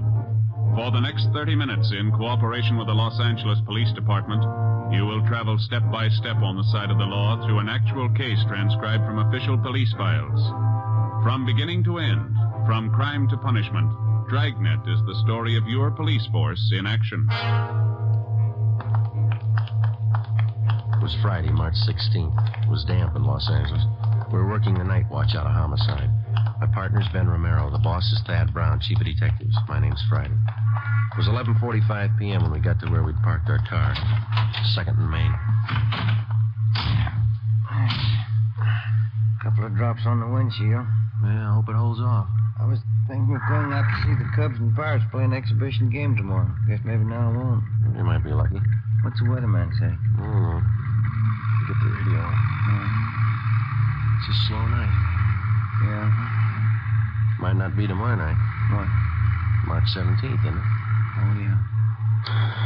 62A, Collier Station. All units in vicinity of 102 South Virgil, 211 and shooting, code 3. It's a hot one. All units in vicinity of 102 South Virgil, 211 and shooting, code 3. Unit 13, take the call. Happy St. Patrick's Day. 11:58 p.m. We arrived at 102 South Virgil, the Bartlett Hotel, a 4-story building. Sergeant Scheimer met us in the lobby and informed us that the shooting took place at 11:40 p.m. in room 432, occupied by Mr. and Mrs. Theodore V. Benham. Mrs. Benham was the victim. We went up to the 4th floor where Officer McCready was stationed outside the room. Any witnesses? Only Benham says it was a thief. You talk to any of the people on this floor? None of them saw anything. They're all in their rooms. Any other way out of here? That stairway in the rear leads to the roof. I took a look. Nothing up there. Mm-hmm. Where's Benham? Across the hall, lying down. Cox is with him. Okay, let's look at the body. We went into the room, a dreary place with a single light hanging from the center of the ceiling. The carpet was faded and worn in spots. On the north side were a closet and a bathroom. Against the east wall was a dresser. Across the room was a double bed, and at the foot of the bed, a window looking out over the roofs of adjoining buildings and the marquee of a movie house down the street. A steamer trunk was in the corner, and a straight-back chair was next to the door. The mirror of the dresser was smashed, and on the dresser, a Gideon Bible. On the bed was the body of a woman sprawled face down. There were several splotches of blood on her coat. In the chair was a .32-20 revolver, which McCready said belonged to Benham, the husband of the murdered woman. We asked McCready to put in a call to the crime lab, and we went across the hall to question Benham. This is an awful shock. I'm not feeling well. I'm under doctor's care. Hemophilia. Awful shock. Sit down, please. Yes. I don't know what it'll do to me. I should be in a sanitarium right now. We'll see you're taken care of. Lincoln Sanitarium in Eagle Rock. Could you tell us what happened tonight? Why, yes. My wife and I went out to the Sycamore Cafe over in Alvarado. What time was that? Oh, about 9:30. Had a couple of drinks and something to eat. Listened to a piano player, then came home. I unlocked the door, and Elizabeth went in first, went over to the dresser. I just walked over to her when a man stepped out of the closet in back of us. He had a gun. Mm-hmm. Can you describe him? I don't know. Did you see his face? No. He had a blue bandana over his face, and he had a cap on, a blue and white check. Did you notice his clothes? No, I didn't. Anything else? He seemed very nervous, and he wasn't holding the gun still. My wife was opening her purse, and I said, well, I haven't got very much, but I'll give you what we have. And he fired and hit Elizabeth. I pulled my gun from my overcoat and started shooting. Are you in the habit of carrying a gun? No. I'd noticed suspicious-looking men following me lately, so I bought one. Is this the gun here? Yes. Then what happened? Well, I fired all the bullets. I don't know how I missed. The room was small. He kept moving around all the time. Mm-hmm. But I guess I did miss. Then he ran out of the room. About how old would you say this man was? Oh, sir, I haven't the faintest idea. See you in a minute, Sergeant? Sure. We'll be back, Mr. Benham. This has been an awful shock to me. Wonder how his wife felt. McCready told us that Sergeant Scheimer had found a woman in the Nevada Hotel next door who might know something. We went next door and questioned Mrs. Caroline Cromwell, a resident of the hotel. She occupied room 415 on the top floor. She told us that about 20 seconds after she heard the shots, she looked out the door of her room and saw a man come down the back stairs, which leads to the roof of the hotel, and enter room 402. She'd seen the man several times and was positive of her identification. Sergeant Scheimer said the man was registered as Jack Morrison, who went to room 402. Try it again. Who's that? Police officers. What do you want? I'd like to ask a couple of questions. I was going to bed. We'd like to talk to you. Won't take very long. All right. What do you want to know? How long you been in your room? About 10 minutes. Why? Where were you? To the movie. Which one? Right down the street. Why are you asking me all these questions? You been drinking? A little. Not much. Mind if we look around a little? I was out all the time. I didn't know nothing about a shooting. And you won't mind if we look around? You won't find nothing here. These all the clothes you've got? Yeah. This your coat? Yeah. Yeah. You wearing this tonight, were you? No. It's the only coat in the closet. What'd you do with the coat you were wearing? Guess I was wearing that one. Just spill it? What? A bottle of whiskey? It broke. How? How do I know? Got a hole here in the sleeve. What'd you do with the broken bottle? Threw it away. Where? I don't know. On the street. Joe, I found something. Shirt. Stuck down between the wall and the bathtub. Looks like blood on it. This yours? Where's the shirt you wore tonight? Take off your pajama top. Why? Take it off. All right. But I didn't have nothing to do with that shooting next door. What happened to your arm? Guy shot at me. Who? I don't know. I bought a bottle and had a couple of drinks and went to the movie for a little while. Would you mind moving away from the bed, please? No. Thanks. I came out of the movie because I was getting dizzy. I went up on the roof here to get some air. While I was standing there, a guy ran across the roof and shot at me. What'd the man look like? I don't know. He came from the roof of the hotel next door and ran into this place. How big was he? It was dark. I couldn't see. What'd you do? Well, after I was sure he was gone, I came down. I was going to have my arm fixed in the morning. Better get your clothes on. Why? Well, you got a pretty bad arm. You better have it fixed up. We'll take you to George Street Receiving Hospital. It's all right. I don't have to go there. Find anything, Ben? No. You got a clean shirt? No. Well, you better wear your pajama top then. Oh, here's something. What'd you say your name is? Jack Morris. Here's a card I found in the closet. It says, Tommy Kane, report for work, Joe's Cafe, 8 o'clock, March 1st. Who's Tommy Kane? That's me. Where you from? Elgin, Illinois. How old are you? I'm 22. Why'd you leave Elgin? No work. I've been bumming around. You ever been arrested? I was picked up on a vague charge a month ago. Here? Yeah. I don't know why you guys are bothering with me. When somebody gets shot, we bother. 1:30 a.m. We took Kane to Georgia Street Receiving Hospital, where they found that a muscle in his upper right arm had been severed and the right side of his chest was bruised. Before taking him to Ward 1300 General Hospital for further treatment, we took him back to the roof of the Nevada Hotel. Still trying to rain. Yeah. Well, where were you standing when you got shot at, Kane? Right over there. I was leaning against the bricks. Where'd the man come from? Out of that door and the other roof. Roof of the Bartlett Hotel? Yeah. Was he running when he shot at you? Yeah, he was. Where'd he run? Right across here where we are. And then he went through this door here into the Nevada Hotel. Did you notice anything unusual about him? Well, his face was covered with a handkerchief and he wore a checkered cap. Thought you said before it was too dark. Well, I could see that. I mean, I could see that. I couldn't see his face. And you were standing over there by the parapet? Yeah. About here? Yeah, that's it. Mm-hmm. All right, let's get over the roof of the Bartlett. It's a little high. Can I help you over? No. Come on, Ben.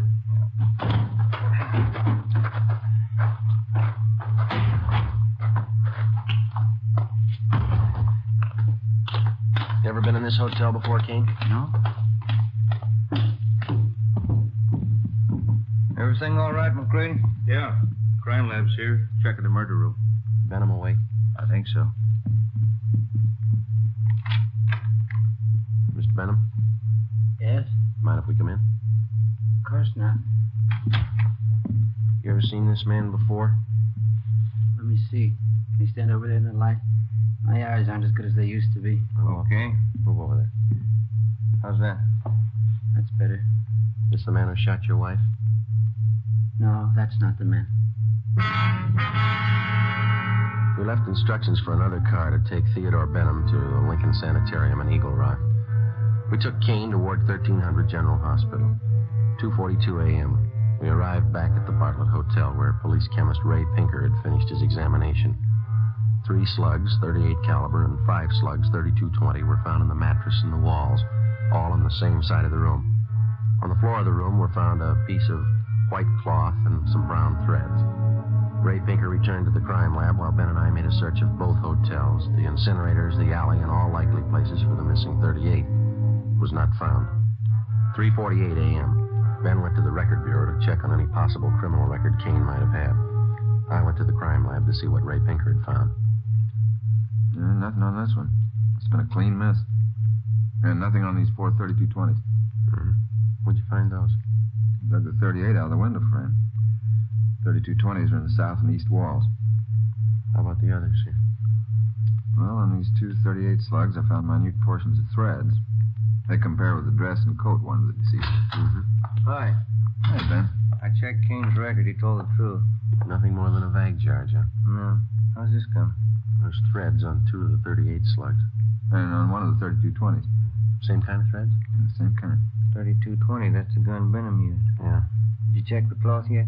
I will right now. Benham must have been shooting an awful while. Where'd you find that 32-20 slug, Ray? On the floor near the bed. Nothing on any of the other 32-20s. No. Yeah, this piece of cloth matches the shirt. How about the coat and those threads? Got only a couple of threads that might match. Let me have the coat.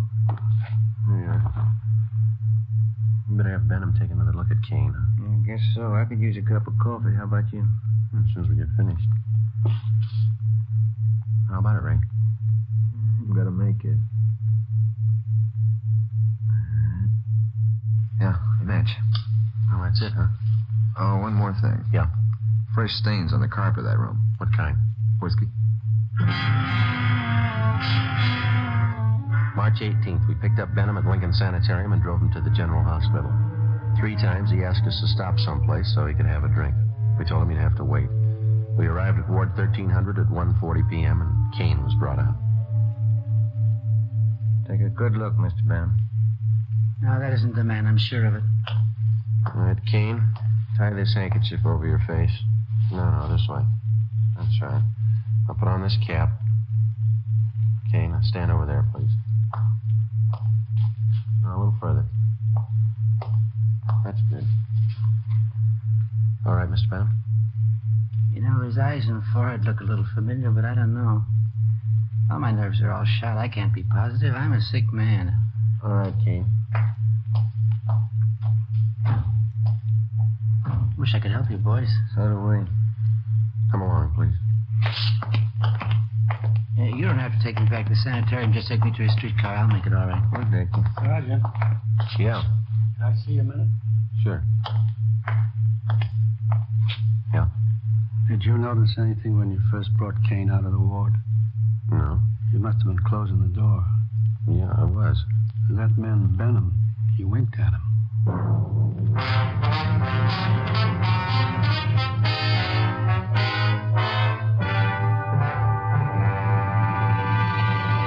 You are listening to Dragnet.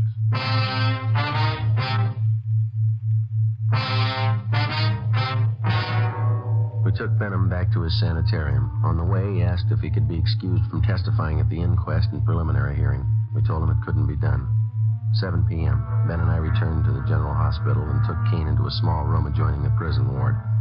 After 3 hours of interrogation, he stuck to his story. Cigarette, Kane? Thanks. How's the arm? All right. Hurts a little now.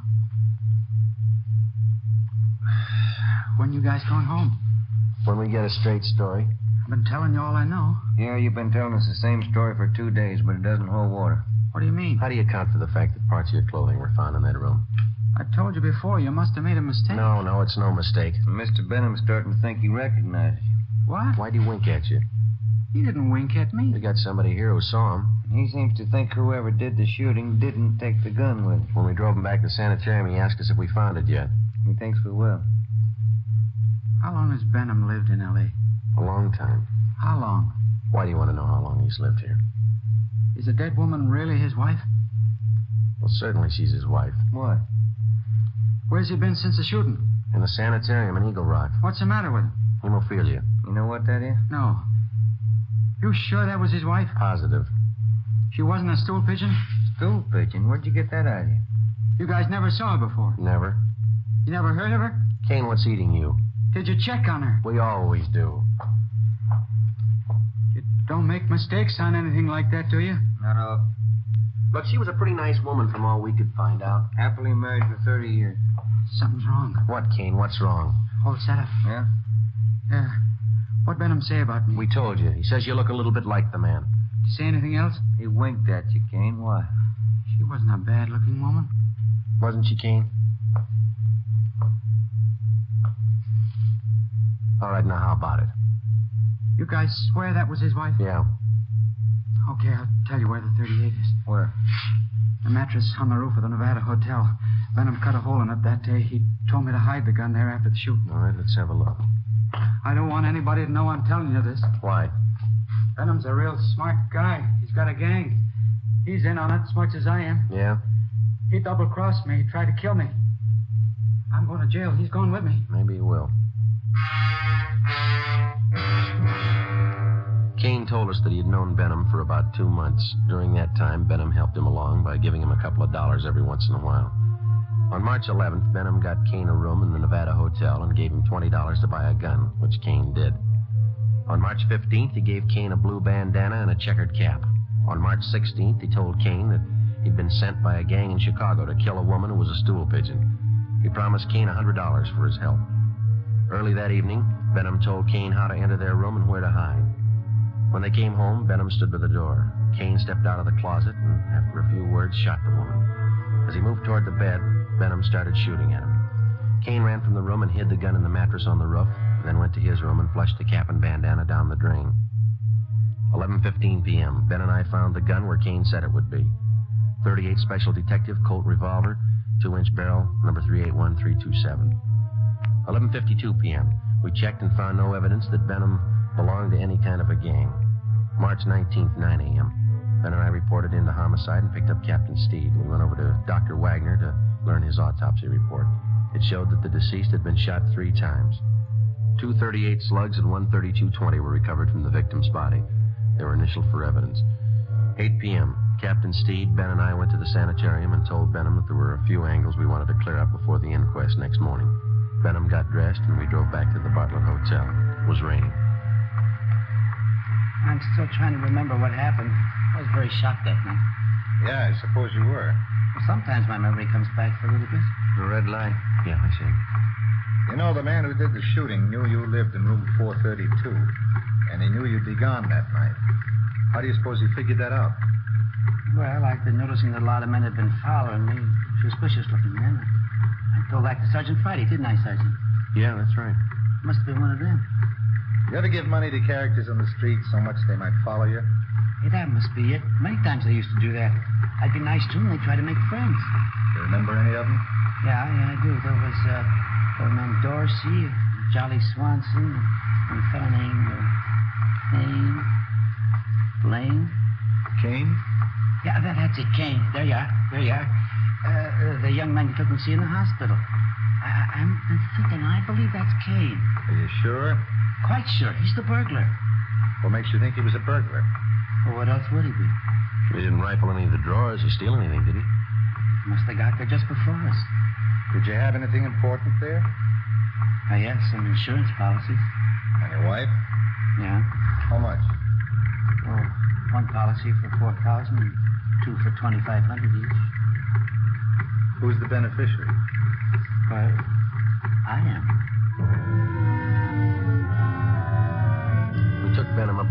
Tower 32, where he got out the insurance policies on his wife and showed them to us.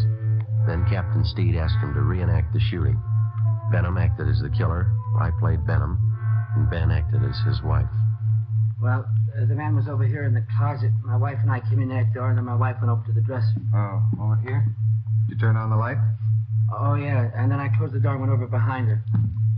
Like this? Oh, she was closer to the bed. Here? Yeah. Were you standing next to her? Yeah. Did you start to take off your coat? Well, I was just going to when this man stepped out of this closet here. How far? Oh, here. Yeah, right here. And then what? Well, he held the gun in his hand and asked how much money we had. Elizabeth said we didn't have much. From here? Yeah, but she turned around. Like this? Yeah, that's it. What happened then? Well, then I said I haven't got very much, but I'll give you what we have, and he started shooting. Yeah, but you said before that your wife started looking in her purse. Yeah, that's it. She did. I forgot. And that made him think she was going after a gun. How do you know? Well, I suppose that's what he thought. He shot, and Elizabeth fell on the bed. I pulled out my gun and started shooting, and the man ran out the door, and that's all. That's exactly what happened, huh? Just as I remember it. Will it help you? Not very much. What's the matter? Well, if you were standing where I am, there'd be bullet holes on that side of the room there, wouldn't it? They're all on this side. I see. I got it. Come with me. Where are you going? On the roof. What for? I want to show you something. It's raining. There are 2 umbrellas in the closet. I'll get them. Why do you want to go up there? I think I know where that gun might be hidden. I'll bet it's there. Here, you take this umbrella. Thanks. We'll take this one, Captain. Let's go.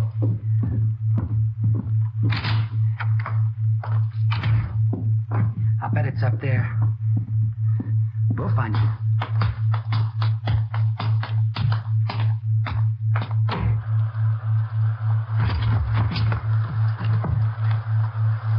You got your flashlight, Ben? Yeah.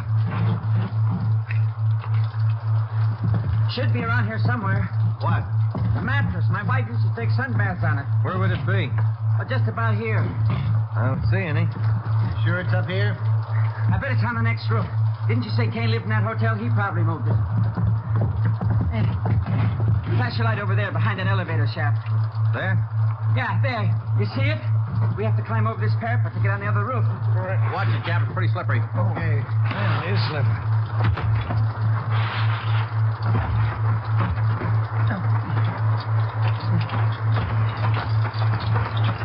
This mattress here? That's it. Take a look, Joe. Right. No, nothing here. Did you look all around there? Did you look in the corners? No. Well, that'd be a good place to hide a gun, don't you think? Here, let me see. There might be a hole cut in one of them. No. Maybe the other corner. No. Or maybe this one. Yeah. You see, the mattress has been cut. No. No, it's got to be here. Where is it? It's here, I tell you. It's here. I know it's here. I'll find it. I'll find it. You wait. You'll see. I'll get it. I know it's here. I'll find it. You wait, I'll get it. I'll get it. It's getting wet, Joe. We got the 38. Kane told us about it. You ready to talk? Yeah. Insurance. That why you did it? Yeah. I'm a sick man. Let's go, Benham. On your feet. All right. They played that ball game the other day. Yeah? Who won? Pirates 8-7. Sure do like baseball. Must be a real nice business. Yeah. Fans only yell it, they never do it. What's that? Kill the umpire.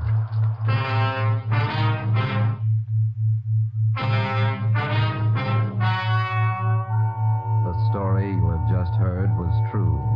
Only Only the names were changed to protect the innocent. On July 2nd, trial was held in Superior Court, Department 89, City and County of Los Angeles, State of California. In a moment, the results of that trial.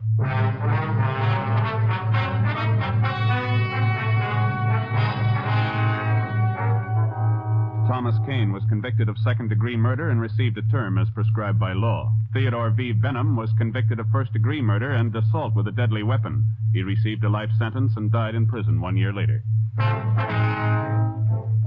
You have just heard Dragnet, a series of authentic cases from official files. Technical advice for Dragnet comes from the Office of Chief of Police W.A. Wharton, Los Angeles Police Department. Fatima Cigarettes, best of all long cigarettes, has brought you Dragnet, transcribed from Los Angeles. This is NBC, the national broadcasting company.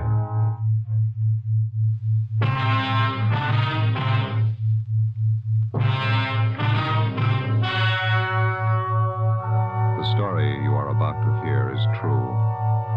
Only the names have been changed to protect the innocent. Fatima Cigarettes, best of all long cigarettes, brings you Dragnet.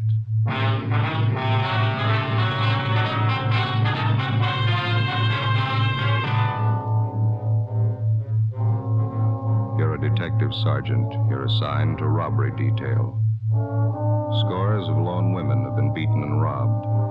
The victims have been unable to identify the criminals. Your job, get them.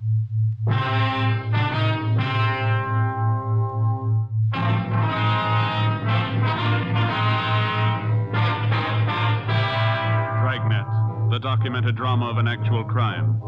For the next 30 minutes, in cooperation with the Los Angeles Police Department, you will travel step by step on the side of the law through an actual case transcribed from official police files. From beginning to end, from crime to punishment, Dragnet is the story of your police force in action. It was Monday, July 1st. It was mild in Los Angeles. You're working the night watch out of robbery detail. My partner's Ben Romero. The boss is Ed Walker, captain of robbery. My name's Friday. It was 9:27 p.m. when I left the phone booth at the Sunset Drive-In and got to our car.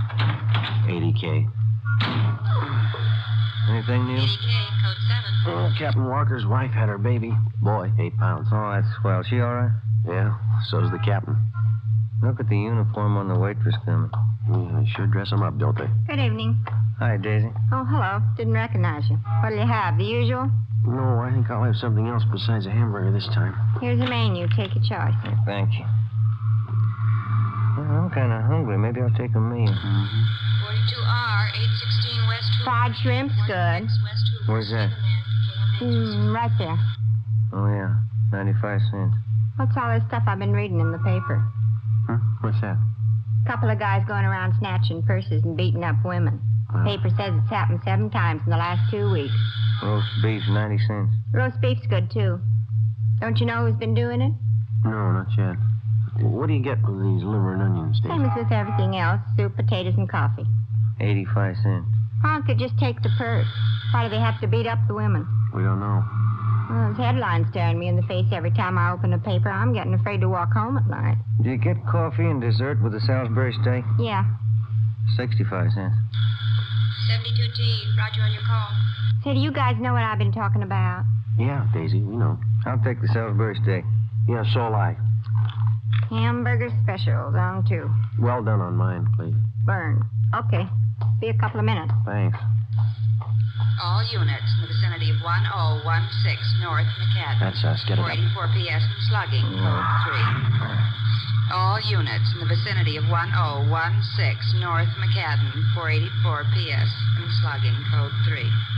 61F, take the call. Okay. I'll let her know we're going. Okay. I'll be right there. No, we're leaving. We'll be back. Okay. You know, I've been wondering. What's that? Hamburger and Salisbury steak, what's the difference? Price.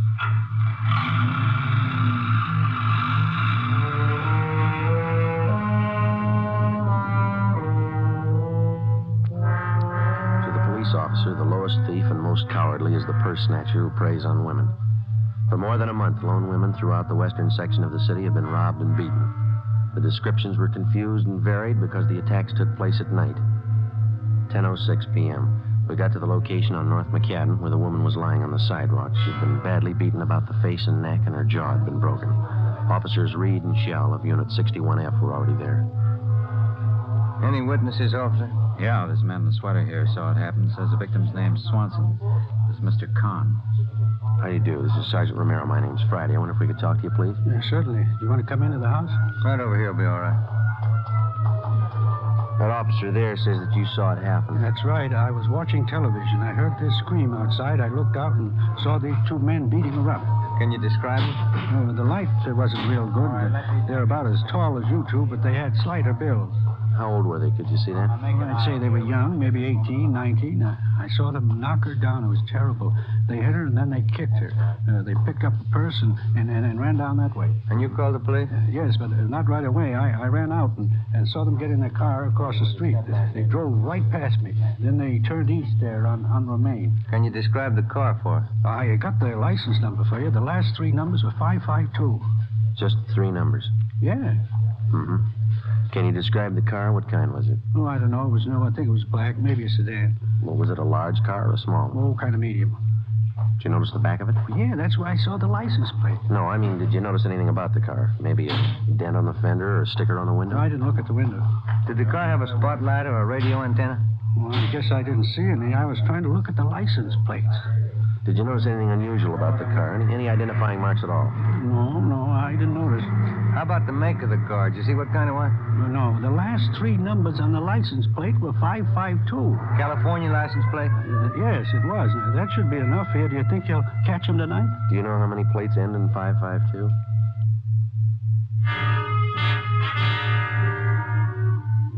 While Ben called in a general description of the car and the 2 attackers, I talked to the other bystanders. I found out that the victim's name was Mrs. Frida K. Swanson, a widow.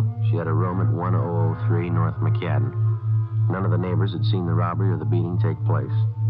11:28 p.m., Ben and I arrived at Hollywood Receiving Hospital to interview Mrs. Swanson, but she was unable to talk or to identify her attackers.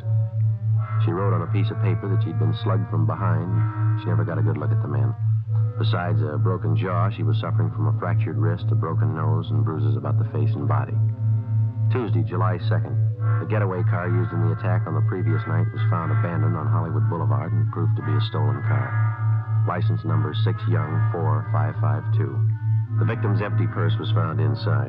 Routine investigation developed no leads. We met with Captain Walker. Because the last 4 attacks had taken place within a 6-block radius, we set up a plan of decoys in an attempt to trap the 2 purse snatchers.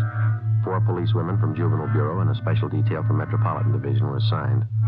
Tuesday, 4 p.m., a special detail was ordered to the squad room for briefing. Hello, Joe. Oh, hiya, Dorothy. How's your tuxedo? Back in mothballs? Yeah, how are your feet? My feet, nothing the matter with them. You're a good dancer. Yeah, I bet I could use some lessons. Oh, you don't need lessons, Joe. You need practice. Okay, let's get started. I don't have to tell you the risks involved in an operation like this.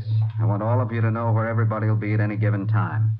By all of you, I mean the police women and also the men who'll be in the squad cars. If anybody misses anything, stop me. We don't have much of a description of the men we're after. There are 2 of them, both about 18 years old. Usually they wear sneakers, slacks, and sport coats. They've been in different kinds of cars, all of them stolen. We keep each car for a few days, then ditch it. Pull down the map, will you, Joe? Yes, sir. Now, here's the area here. Residential, 90% of the dwellings have garages, so if a car is parked on the street, it might be unusual. Each of you will be given a list of cars stolen in the last 48 hours, still outstanding. I want you to check all parked cars against the hot sheet. First, hold up your purses, please. Young lady, that purse is too small, I'm afraid.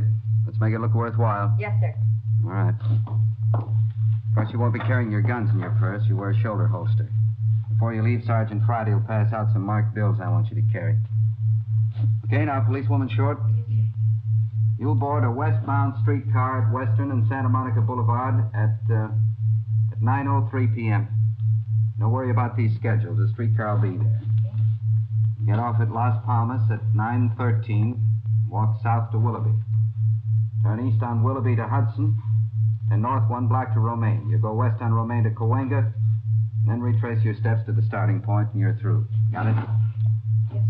You'll be covered by Unit 81K. Captain, Yep. how fast or slow should we walk? Oh, I'd say a pretty good pace. No woman likes to be alone on the streets at night, so it'd be natural. Yes, sir. Policewoman Ball. Yes, sir. You'll board an eastbound bus at La Brea and Melrose at 9:35 p.m. You get off at Wilcox and Melrose at 9:45. Walk north on Wilcox to Waring. Turn west on Waring for 2 blocks, then north on Cherokee. Follow Cherokee for 2 blocks, turn east on Romaine. Follow Romaine to Cole, then turn north on Cole. When you get to Santa Monica Boulevard, retrace your steps to your starting point. You'll be covered by Unit 87K. Will the cars be cruising or will they be parked? Both. Friday and Romero will be cruising all the time. I'll get to the others when I finish with these instructions. Of course, if you see any police car, give no recognition. Yes, sir. Captain, Yeah? you said the 2 suspects wear sneakers. That's right. It'd be pretty hard to hear them come up behind you. I'd say so. Did any of the victims hear them? If they had, they wouldn't be victims.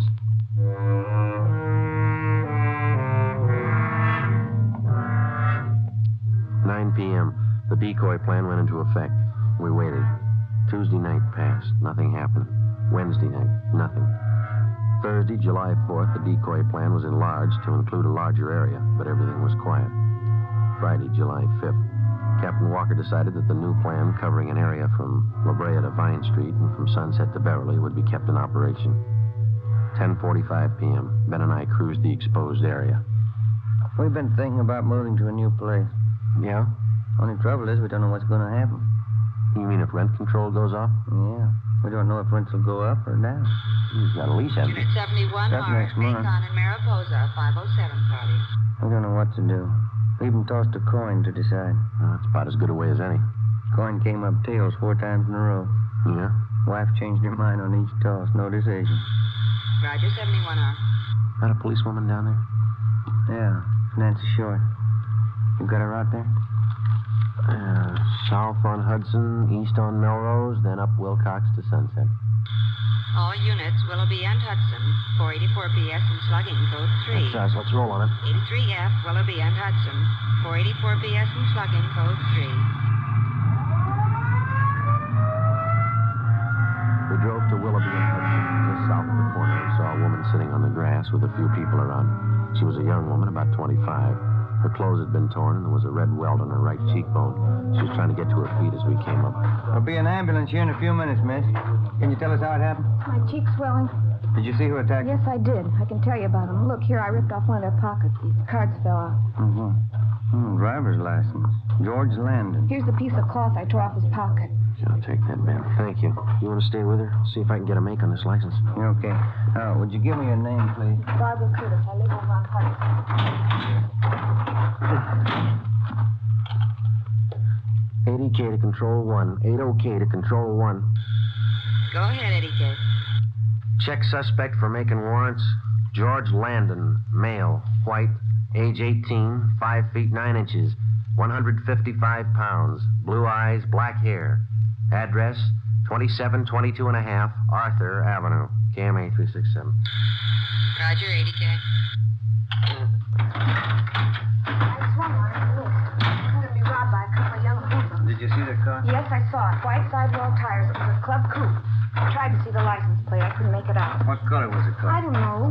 Dark green, I think. I'm so mad I could boil. Can you describe the man? Well, you got the driver's license. It's all there. Well, that's just for one of them, miss. You said there were 2 men. I don't know. I grabbed one of their coats and the other one hit me. The thing I'm so mad about is I tried to scream and nothing had come out. I understand.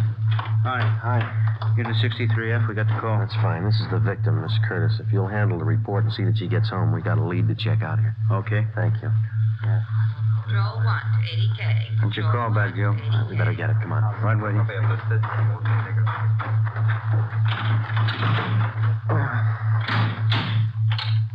80K to control 1. Go ahead.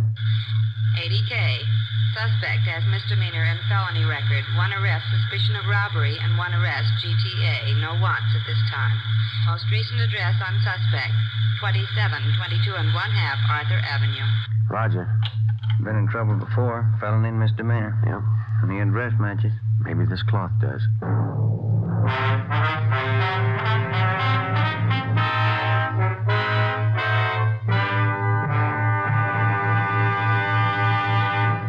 listening to Dragnet.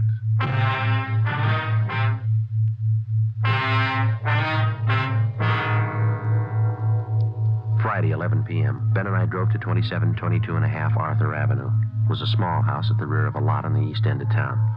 Alongside the front house, there was a narrow passageway leading to the house in the back with a small lawn between the two. There was no alley, and anybody leaving from the front or back door had to go through the narrow passage. As we approached the house, a light was on in the front room, and through the window we could see a middle-aged woman reading a magazine. We rang the bell.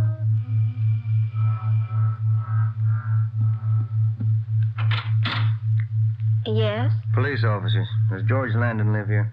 Why, yes, he does. I'm his aunt, Miss Landon. What do you want? Can we come in? Why, yes. Thank you. Won't you sit down? Thank you, ma'am. Is George Landon at home now? No, he isn't, but I think he'll be home soon. He never stays out late. He isn't in any trouble, is he? Do you know where he is? With his friends, I suppose. He's a popular boy. He really should be home soon. Where's he been, Miss Landon? I don't know. He goes out at night, you know, with his friends. Who are they? Well, I really don't know. You see, it's difficult to keep track of a young boy. Mm-hmm. He's a big boy, and he's full of vitality. He has to find things to do. Yes, ma'am. He lives here with me. I'm his aunt. I'm not married, so I take care of him. His parents died when he was a baby. I see. Does George work, or does he go to school? Oh, he's finished school. You aren't here about that automobile that was stolen a year ago, are you?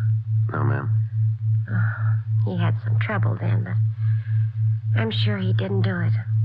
Since then, he's been very good. He hasn't missed a day's work, and he goes to church with me any time I ask him. Where does he spend his evenings, do you know? Well, I told you, with his friends. A young man has to use up his energy. I don't try to hold him too tightly. Good boy like him. Can we look at his room? Oh, yes. It's right here. All right. I'll show you how neat he keeps it. Oh, there. Isn't that nice? Yes, ma'am. I'm not trying to defend him. I'm only telling you about him. He keeps this room cleaned up himself. He smokes a little, but I've never smelled a drop of liquor on his breath. He's a very good boy. Yes, ma'am. He even reads a lot. You can see his books over here. Yes, ma'am. You mind if we look around a little? No. No, that's all right. Should be home soon. He's probably at a movie. Do you want to wait for him? No, that won't be necessary. He's always home by midnight. I'll tell him you were here. Oh, that must be George now. George! Yeah? These men would like to talk to you. They're police officers. All right, take it easy, young fellow. Oh, let go. Hold him. Turn him around. Yep. Stand still, young fellow. No, it's no gun. What do you guys think you're doing? I didn't do anything. I was just out for a ride. This your nephew? Yes. Coat's torn, Joe. Pocket ripped off. Is this your driver's license here, George? Yeah. I lost it. When? Last week. It was found tonight. So what? How'd you tear your coat? Getting out of the car the other night. Here's a piece of cloth. The girl who was attacked tonight gave it to us. It matches the tear there in your coat. What have you done, George? Tell her. I didn't want to do it. I didn't want to do it any time. He talked me into it. Who talked you into it? He made me do it. He's got a gun, and he stole the cars. He made all the plans. Who made all the plans? Tommy. Oh, we never did anything except hang out at the drugstore until that time a year ago. What's his last name? He said that it'd always be held against me, and I better go along with him. Tommy who? Decker. Was he with you tonight? Yeah, he's the one that hit her when she grabbed hold of me. He's the one that always hit him. I never wanted him to do it. Mm-hmm. Where's the stuff you took out of that purse? Oh, Tommy's gonna hide it. Where? Back of where he works. Where's that? Oh, garage someplace. I don't know where. He just started working there. Where does he live? Place on West 6th. I never been there. What does this Decker look like? Well, he's the same age I am, but about an inch taller and must be 15 pounds heavier. He's got dark hair. How's he dressed? Just like me. Sneakers and brown slacks and a tan sport coat. Better call the office, Ben. Yeah. Can I use your telephone, ma'am? Oh, it's in the hall behind the door. Thank you.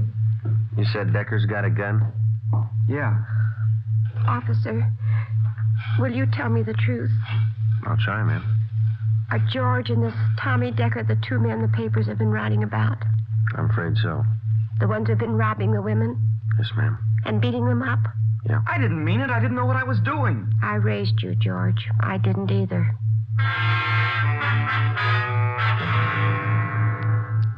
11:42 p.m. We checked into the office with the 18-year-old suspect, George Landon. While Ben and the police stenographer took down the statement, I went down to R&I and pulled a package on the other suspect, Thomas Decker. His mama sheet showed a petition had been filed on 459 PC and 488 PC. They also showed 3 different recent addresses for Decker. One on West 6th Street, one on South Mariposa, and a third on North Catalina. 2 units were dispatched to the first 2 addresses. Ben and I went to the address on North Catalina, a rooming house. We learned from Decker's landlady that he was working as an apprentice mechanic on the swing shift at a large garage on South Flower Street. 12:51 a.m., Ben and I arrived at the garage. I beg your pardon. Yeah? Police officer. Does Thomas Decker work here? Yeah, he works here. Hey, Decker! Hey, Decker! Yeah? I'm the guy here to see you. There he is back there. Thank you. Who you want?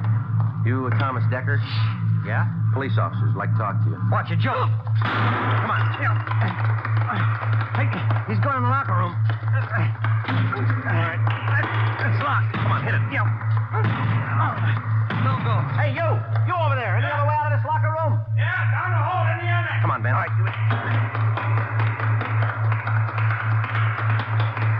Here we are. Yeah. Watch it. Came from behind that car. Back by the door. All right, cover me. All right, Ben, give it back to him.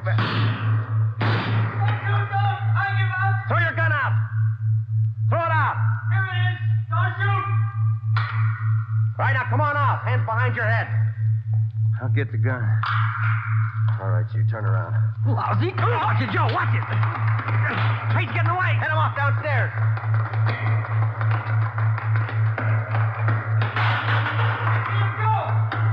No.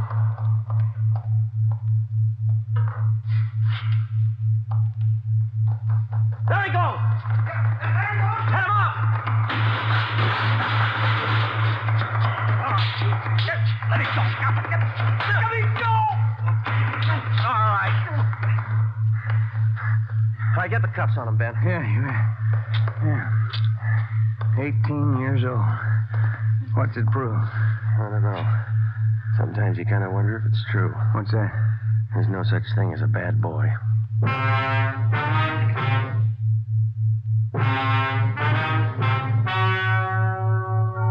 The story you have just heard was true. Only the names have been changed to protect the innocent. On November 1st, trial was held in Superior Court, Department 82, City and County of Los Angeles, State of California. In a moment, the results of that trial.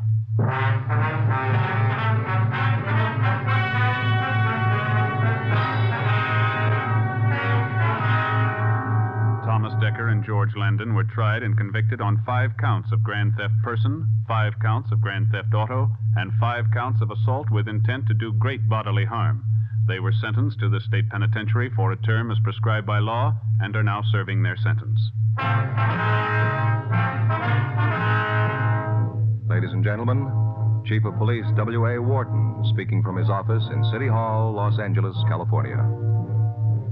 As Chief of Police of the City of Los Angeles, I wish to extend my heartiest congratulations to the program Dragnet on the occasion of its first anniversary. The overwhelming success of this program, as indicated by the hundreds of commendatory letters, telegrams, and personal comments, I feel has been due to the splendid job of portraying police officers and their work. The American public, by its enthusiastic acceptance of Dragnet, has indicated a desire for factual police programs. The Los Angeles Police Department is proud to contribute to the constructive entertainment of both adults and children through this medium. May I extend my best wishes to the National Broadcasting Company the sponsor, the actors, the writer, and the producer of Dragnet.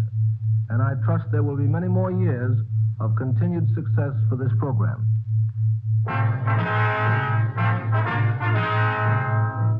You have just heard Dragnet, a series of authentic cases from official files. Technical advice for Dragnet comes from the Office of Chief of Police W.A. Wharton, Los Angeles Police Department.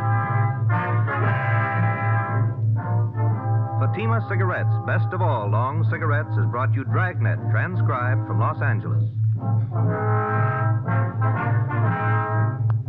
Next, a great new show, Sarah's Private Caper, on NBC.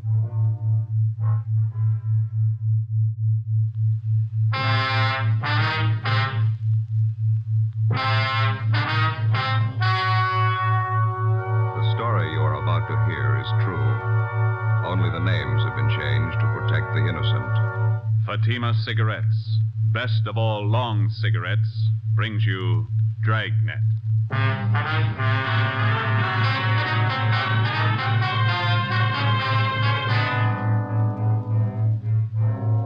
You're a detective sergeant. You're assigned to homicide detail.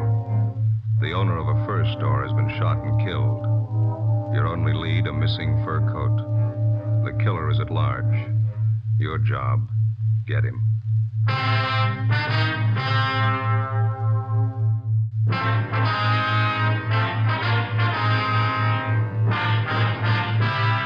Dragnet, the documented drama of an actual crime.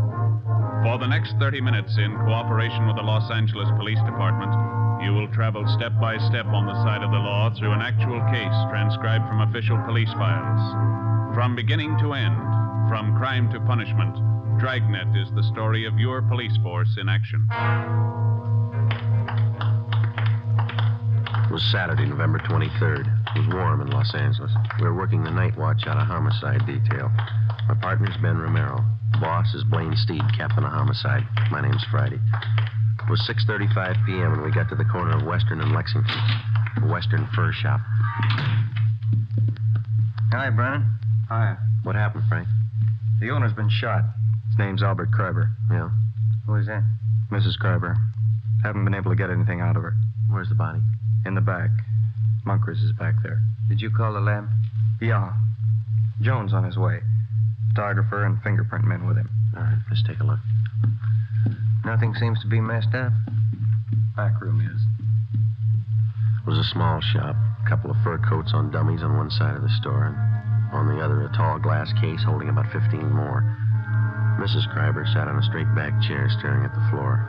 We went through the curtains into the back room of the store. Sprawled out on the floor at the far end of the room was the body of a man. He had a fur coat gripped in one hand. Sergeant Moncrief from Hollywood Division was standing by. What do you figure, Monk? Looks like a couple of hours. Did you call the coroner? Yeah. How long you been here, Monk? Just a couple of minutes. You think Mrs. Kreiber moved anything here? I don't think so. She was sitting in that chair when we got here. I don't think she's moved except to call in. Did she put in the call? Yeah. Empty shells are on the floor. You got a pencil? Yeah. Yeah. 32. Yeah. You think robbery? I don't know. Let's talk to the wife. Wait a minute. Bottle here. Yeah. Sierra Valley Wine Company. World's finest muscatel. 27 cents a pint. Nobody touched this, did they? No, well, I've been here. Okay. Let's get out front. Anything in the customer files, Brennan? Not so far. Have you tried to talk to Miss Kreiber again? No, pretty bad. Let's give it a try. Miss Kreiber? I'm Sergeant Friday. This is Sergeant Romero. We'd like to talk to you if we could. We know how you must feel, but there are a few questions that we have to ask you. Did you telephone the police? We have to know how it happened, Miss Kreiber. Miss Kreiber? Can you tell us what happened? Who is it?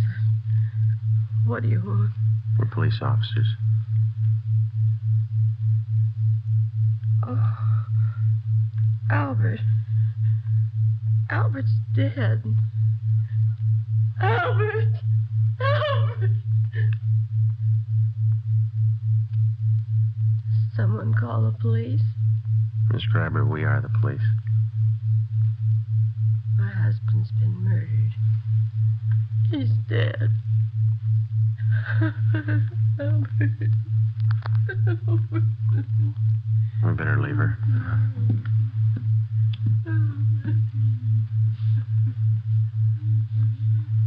Friday. Here's something I found in the customer file. Miss Terry Shepard, 10113 Normandy, apartment 3. What about it? She took a coat out that was in storage. Took it out today. We'll check her out when we're finished here, thanks. Looks like the only hot receipt in the file. Hi, Lee. Joe, gang? In the back room. What is it? Killing. Moncrief will show you. Okay. Let's look. Think we ought to try the wife again? We can try.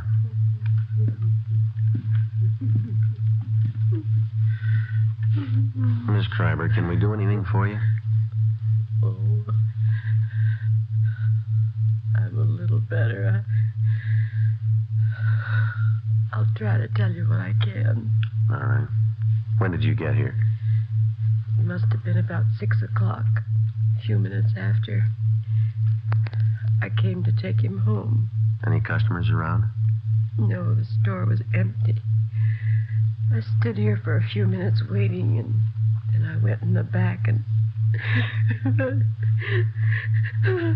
Yes, I... Was the front door open? No. Yes, the front door? Yes, ma'am, the front. Yes, open. Did you telephone the police? I think I did. Did you come here to pick him up? No. No, usually he drives home himself. I came down on the streetcar to ride home with him. What kind of a car do you have? An Oldsmobile. 1939 or 40, I guess it is. Where does he usually park? In the rear of the store. This little place back. I'll take a look. All right. Where is your home? 3412 Northwestern. I thought there was something wrong when I got a telegram from him. He said not to come down tonight. He said he'd be home late. What time was that? About 4 o'clock. Oh, I'm all mixed up. I haven't told it to you as I remember it. First I telephoned here to the shop. That was this afternoon? Yes, 3:30. I'm sure of that because I made some other calls. I spoke to Albert. He didn't say he was going to be late. Then at 4 o'clock, I received the telegram. Do you have that with you? Yes, it's in my purse somewhere. Somewhere. Oh, here it is. Thank you. Don't come down. I won't be home until late after see a customer, Albert. Can I keep this? We'll return it to you. Yes.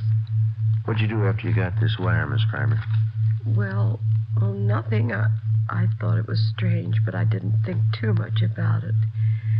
Then I started wondering why he didn't say anything over the telephone about being late, so... Well, I came down here on the streetcar. Did you phone the store just before you left your house? Yeah, but there was no answer. Parking lot's empty. Better get out an APB on the car, huh? Miss Schreiber, you said your car was a 1939 or 40 Oldsmobile, didn't you? 1940. I remember now. What model is that? Oh, it's a sedan, light blue. Do you remember the license number? Well, I have it on this chain with the extra keys. Here it is, on this little tag. The veterans make these. Thank you. Joe, can I see him now? Sure. Excuse me, Miss Schreiber. Do you want me to wait? I'd like to go home. We'd like you to wait for a little while, yes. Do you have any relatives living here? A niece and a nephew in Beverly Hills. Jerome Reed. They live on Cannon Drive. All right, we'll call them for you. Thank you. Lee, is this phone out here all right to handle? Yeah, it's been dusted. Okay. Joe, you coming in? Yeah, right away. It's pretty clear, easy to trace. I'd say he was standing over here by the curtains when he was shot. That's where the stains begin. And he must have stumbled along this glass case. You can see the smears here on the glass where he tried to grab hold of something. Yeah. And I guess he caught hold of that fur coat and pulled it down with it. And he stumbled and bumped up against this coat bag, fell through that and up against the safe. How many times was he hit? 6 empty casings on the floor. Looks like 4 through-and-through wounds. 32, huh? That's right. The wife know if anything's missing? Yeah, she's in pretty bad shape. It looks to me like somebody took his wristwatch and a ring from his left hand. If he had a billfold, that's gone. No coat. All the trouser pockets are turned inside out. What about that wine bottle? It's smeared. Can't lift a thing. Okay, thanks. Ben? Still on the phone. Okay. No. License 15 Boston. 6707. No, 707. Yeah. Driver might be on. Hang on a minute, Wallace. What? Now give that DMV, will you? Save another call. Miss Kreiber, did your husband have a wallet? Yes, brown alligator. Did he keep his identification in it? Yes. Did he carry much cash? No, just a few dollars. He was always afraid of holdups. Thank you. You want to give that to him, Ben? Yeah, okay. Hey, Wallace, suspect might have a brown alligator wallet with identification cards of Albert Kreiber. Yeah, it's C-R-I-B, Boston, B, Boston, ER. 3412 Northwestern Avenue. Yeah. Yeah, okay. Yeah, bye. Joe? Mike's over here. Yeah, Monk? Invoice from the Far North Fur Company. 3 mink coats delivered here today.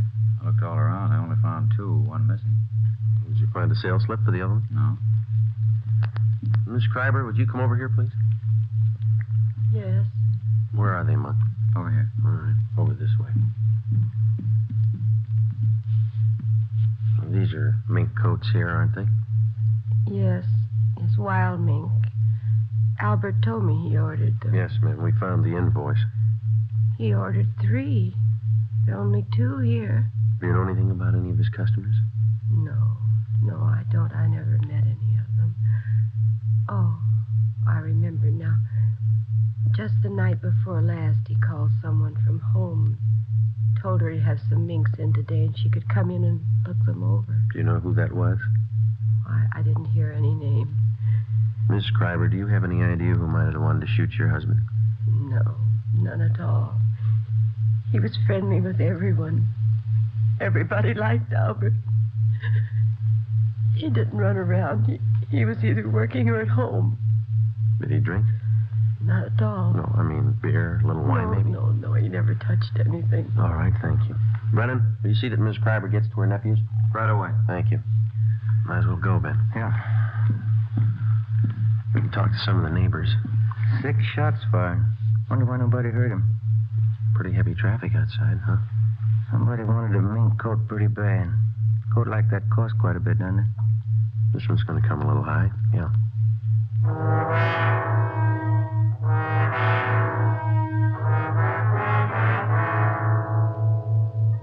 7:05 p.m. Most of the stores along the street were closed, but a small shoe repair shop across the street was open, so we went over there. On the window was one word, Pete's, and a picture of a shoe. Sitting in the window was a small, dark man wearing a leather apron. He was working on a pair of shoes. Hello. We're police officers. I see you drive up across the street. Are you Pete? Sure. What happens to Mr. Kreiber? He's robbed? No, he was killed. No. Shot? I do not hear anything. Have you been sitting in your window all afternoon? Oh, most all the time. You see, I have machinery here. I advertise that way. People watch. Mm-hmm.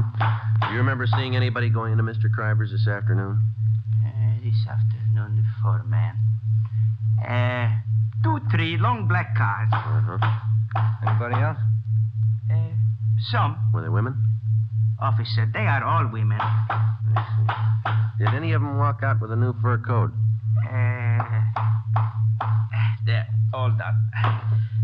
I do not see all of them, I guess, but I see 2. Can you describe them? One, beautiful young girl, tall, Red hair. She walk out with big package. What time was that?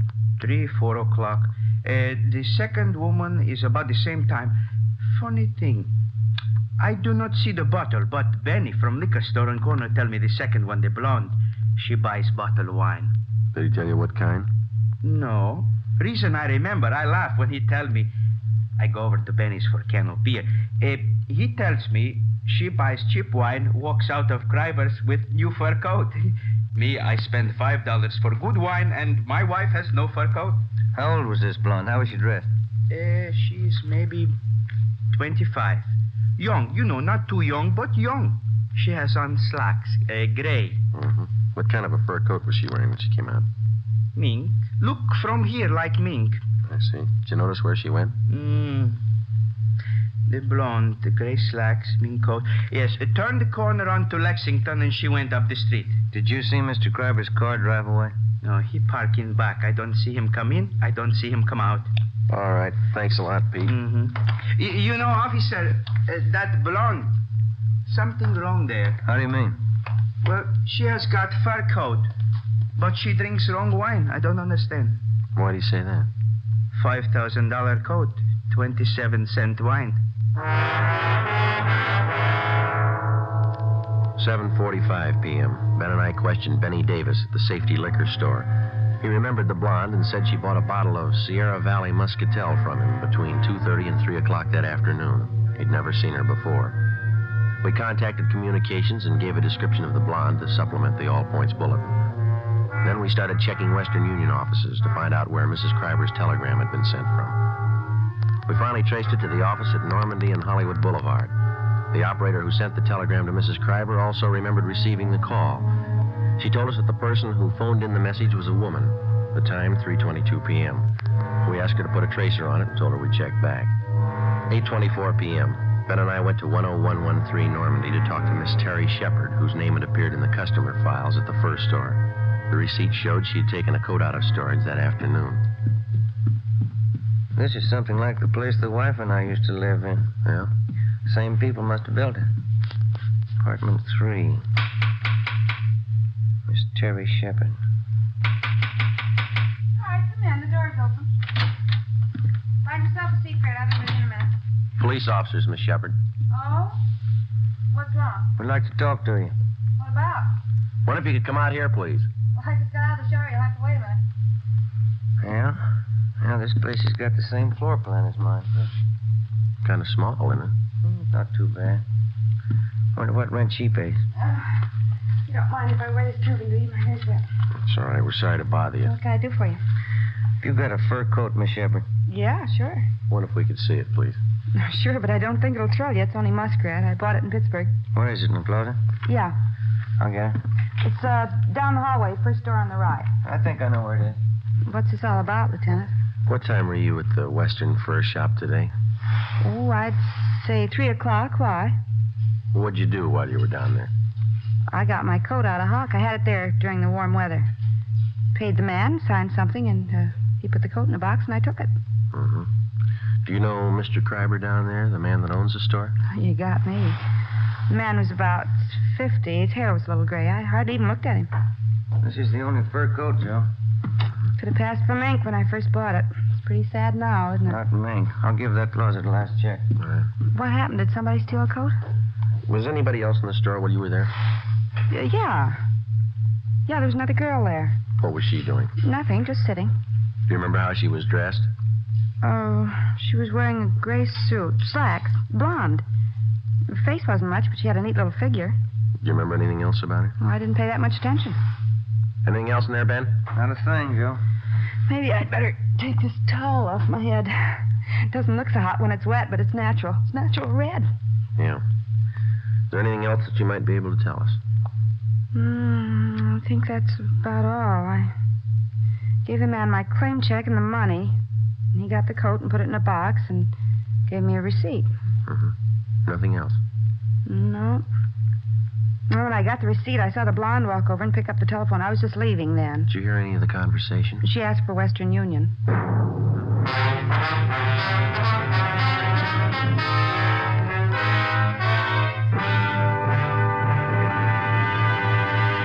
You are listening to Dragnet.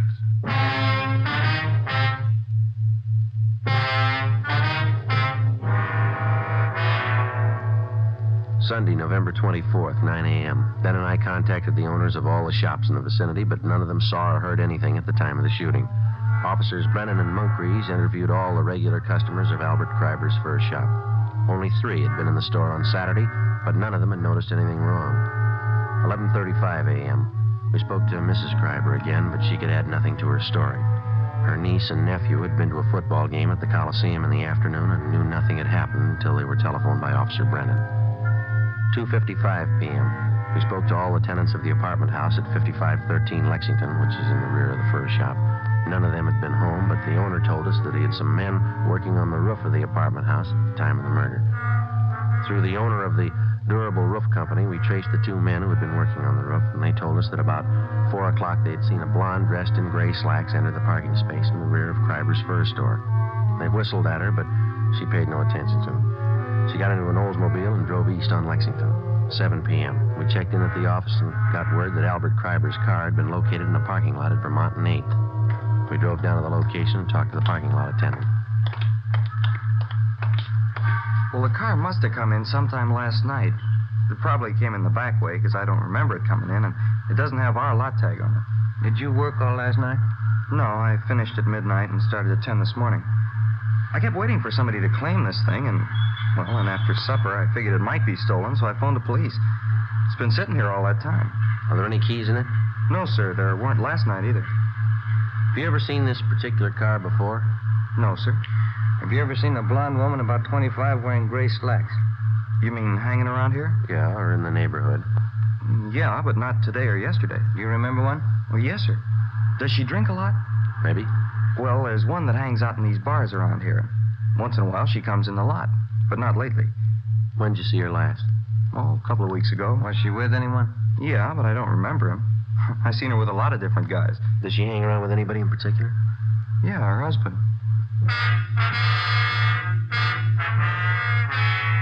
Before leaving the parking lot, we pulled the rotor out of the distributor so that nobody could drive the car away. 8:12 p.m. We called homicide and asked for more men to canvass the bars in the neighborhood. Ben and I staked out on the car. We sat in our car across the street from the parking lot until midnight. Nobody showed up to claim the car.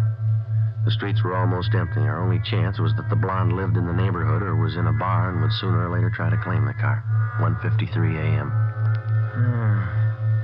What rent do you suppose that Shepherd girl pays? You got me. 75? I don't know. I bet I pay more than she does. Is that Moncrief? Yeah. Hi, Monk. Hi. Let's take a look up the street. See that couple? Where? Coming this way. Blonde, gray slacks, fur coat. She's pretty drunk. Where'd you spot her? Turned the corner from Olympic. They've been looking in parking lots. Monk, there's a rear entrance to this lot off the alley. Do you want to cover that? Yeah. Thank you. You see him all right? That's it. Where'd they walk under that light? Yeah. Pretty drunk. Looks like the same kind of coat, isn't it? Yeah. They're stopping. Looking for another parking lot, I guess. Sierra Valley Wine, world's finest muscatel. And going into the parking lot. She's not carrying a purse. Those coats don't have pockets big enough for a .32 automatic. That stuff sure gets people. All right, let's go. They're getting in Kreiber's car. Look, we can't even find the door. She's helping us.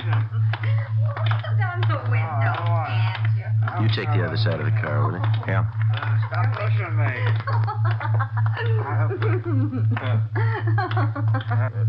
Who are you? Police officers. Can I see your driver's license, please? I ain't got a driver's license. What's going on? What's your name? Betty Moore. What's it to you? The registration slip on the steering column says Albert Kreiber. What's the matter with this car, anyway? Who's Albert Kreiber? Oh, I know who he is. This guy here. Who's this man? Huh? What do you say? He's a friend. That satisfy you? Yeah, Something matter with this thing. Take a look in the glove compartment, Ben. Okay. Come on, honey. Let's get going, huh? Yeah. It's locked. What do you want in there for? Let me have those keys. Hey, Here you are, Ben. How about going home? there's nothing in there. Let's go. Here's a purse. Give me that. You keep your hands on the wheel. It's a gun, 32. It's his. It's empty anyway. There's nothing wrong in that. Do you have a permit to carry it? Yeah, I got a permit. Can I see it? I lost it. Give me those keys. Keep your hands on that wheel. Here's a wallet, identification cards, Albert Kreiber. Where'd you get these? I don't know. The man's watch, Albert Kreiber engraved on the back. Who's Albert I Kreiber? don't know, I told you. All right, let's get out of the car. Hey, let me push you. Why didn't that car start? All right, come on. Stand up. You get over there. Where'd you get the fur coat? I bought it. Where? I don't know. Joe, look at her slacks. Wine stains. I spilled wine on them. What kind of wine? Muscatel. Muscatel isn't a red wine, it's a white wine. Who's Albert Kreiber? I don't know. This is his wallet. This is his car. Where'd you get him? I don't know. I don't know. This the gun you shot him with? This the gun you shot him with?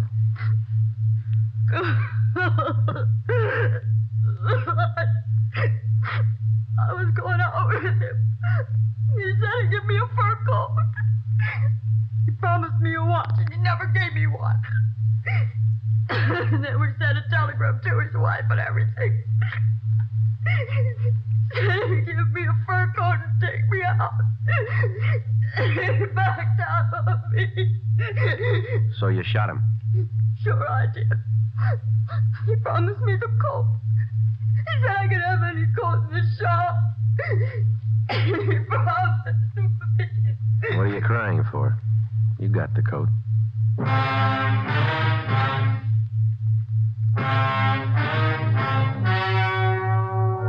The story you have just heard was true.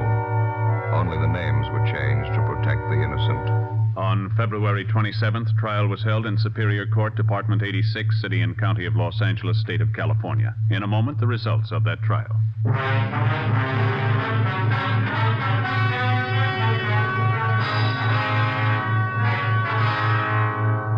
Betty Moore was tried and convicted of second-degree murder and received sentence as prescribed by law. She is now serving her term in the state penitentiary at Tehachapi. You have just heard Dragnet, a series of authentic cases from official files. Technical advice for Dragnet comes from the Office of Chief of Police W.A. Wharton, Los Angeles Police Department. Fatima Cigarettes, best of all long cigarettes, has brought you Dragnet, transcribed from Los Angeles. Next, hear Sarah Berner in Sarah's Private Caper on NBC.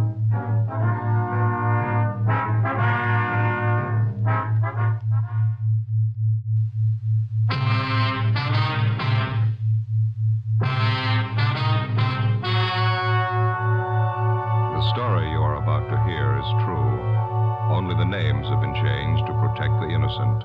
Fatima Cigarettes, best of all long cigarettes, brings you Dragnet.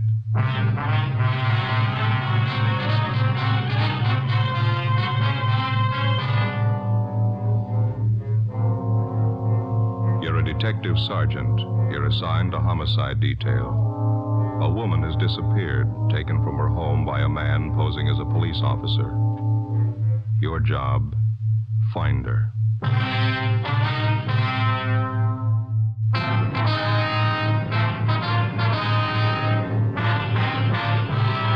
Dragnet, the documented drama of an actual crime. For the next 30 minutes, in cooperation with the Los Angeles Police Department, you will travel step by step on the side of the law through an actual case transcribed from official police files. From beginning to end, from crime to punishment, Dragnet is the story of your police force in action. It was Tuesday, April 4th. It was warm in Los Angeles. We were working the night watch out of homicide detail. My partner's Ben Romero. The boss is Thad Brown, chief of detectives. My name's Friday. It was 10 minutes past 6 p.m. when I got to the basement of the city hall. Carpool.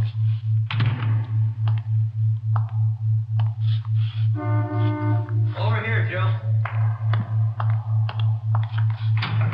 Hi. Thad Brown will be down in a minute. Captain will follow us out later. Okay. No contact yet? No, I'm still waiting. You take care of the local broadcast? It's already gone out. They'll put the descriptions on the air every hour. How's it look to you now? I don't know. Nothing more we can do to, make a contact. Oh, here's Thad Brown now. You want to squeeze over a little? Oh, yeah, sure. Hi, Chief. Hi. Let's go. Might as well take Beverly Boulevard, huh, Ben? Yeah, it's as fast as any. You got the address there, Friday? Yeah, it's 617 Paris Avenue. It's out by Echo Park. Who's covering the house now? Ross and Pacelli are staked out in a private garage across the street from the house. Donahoe and Wiseman are on duty inside the Kessel place. You want to smoke? Thanks. Light me one, will you, Joe? Yeah. But you got the story from the maid at the Kessel's house, is that right? Mm-hmm. You check it out? I'm pretty sure she's telling it straight. If anything's wrong, I don't think she's got a hand in it. Here you are, Ben. No, thanks. You got the call about 3 this afternoon? Mm-hmm. A few minutes after, we went right out and talked to the maid. How'd she tell it? Said she was fixing dinner about 2 this afternoon when the doorbell rang. She answered it, and a young man in a gray suit asked for Mrs. Kessel by name. He told the maid it was an emergency. Yeah. Well, the maid said Mrs. Kessel came to the door, and the man identified himself as a police officer. Told Mrs. Kessel her husband had been hurt in an accident, and she was to come right away. Man show his identification? Maid said no. Said Miss Kessel just took it for granted he was a cop. Yeah. Go ahead. Miss Kessel got her coat and left with the man. About an hour later, her husband, Professor Kessel, got home. He wasn't hurt. He hadn't been in an accident. He hadn't seen his wife. As soon as he heard from the maid what had happened, he got on the phone and called up. What's the background on the husband, this Professor Kessel?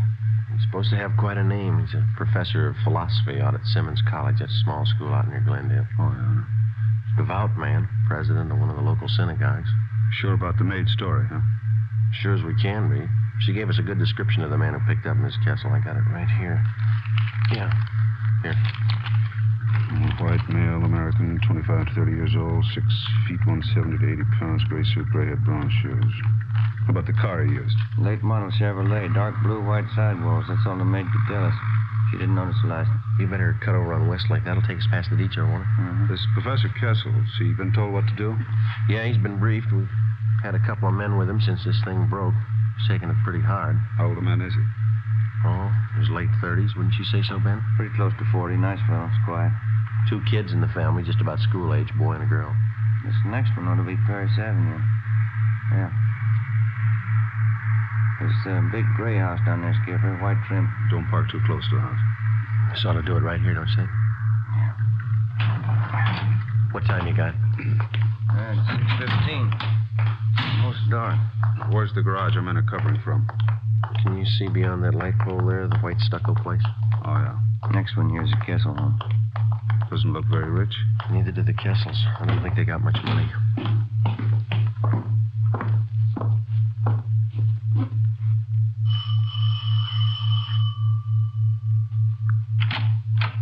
Hi, Donahoe. Come in.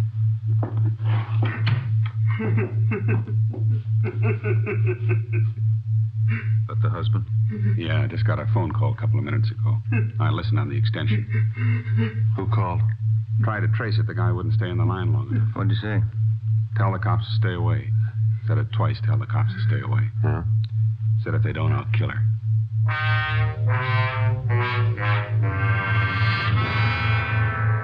The Kessel house had already been placed under strict surveillance, and the victim's husband instructed not to contact the abductors without knowledge of the police.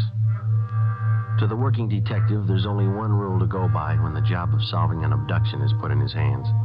Find the victim as fast as possible, get the victim to safety, then go after the criminal. It's not an easy job. The responsibility isn't light, and the outcome isn't always successful.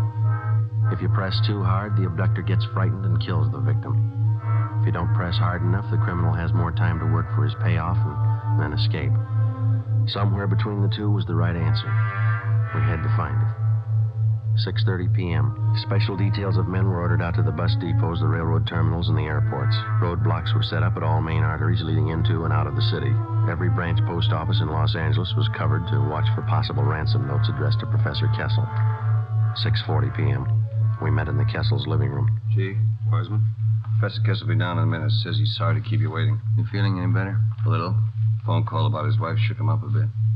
Well, how about those people who came in a few minutes ago? Who are they? Relatives. Half a dozen of them. They're waiting back in the kitchen. Well, how'd they know about Mrs. Kessel? They didn't. They'd been invited to dinner. They didn't know anything was wrong till they got here. Mm-hmm. Kessel asked them to stay for the meal. Wants to keep up appearances for the sake of his kids. Doesn't want them to worry about their mother. The dinner that important to him? Well, tonight's the start of the Pesach, the Jewish religion Passover. Oh, yeah. It's one of the big holidays. Oh, I see. Well, they started off with this dinner tonight, is that the way? Yeah, big dinner. They call them Seders. Tonight they have the first Seder. Good evening. Sorry to keep you waiting. How are you? No, please sit down. We don't like to intrude on your privacy, Professor Kessel, but I think you can see it's necessary. Oh, yes, of course. I'm very grateful. If there's anything at all I can do to help. Do you have any idea who might be responsible for abducting your wife? That's what has me so confused. How do you mean? Well, I'm sure I have people who don't like me, who don't like us, but someone who would take my wife who says they'll kill her? No, I don't know who it could be.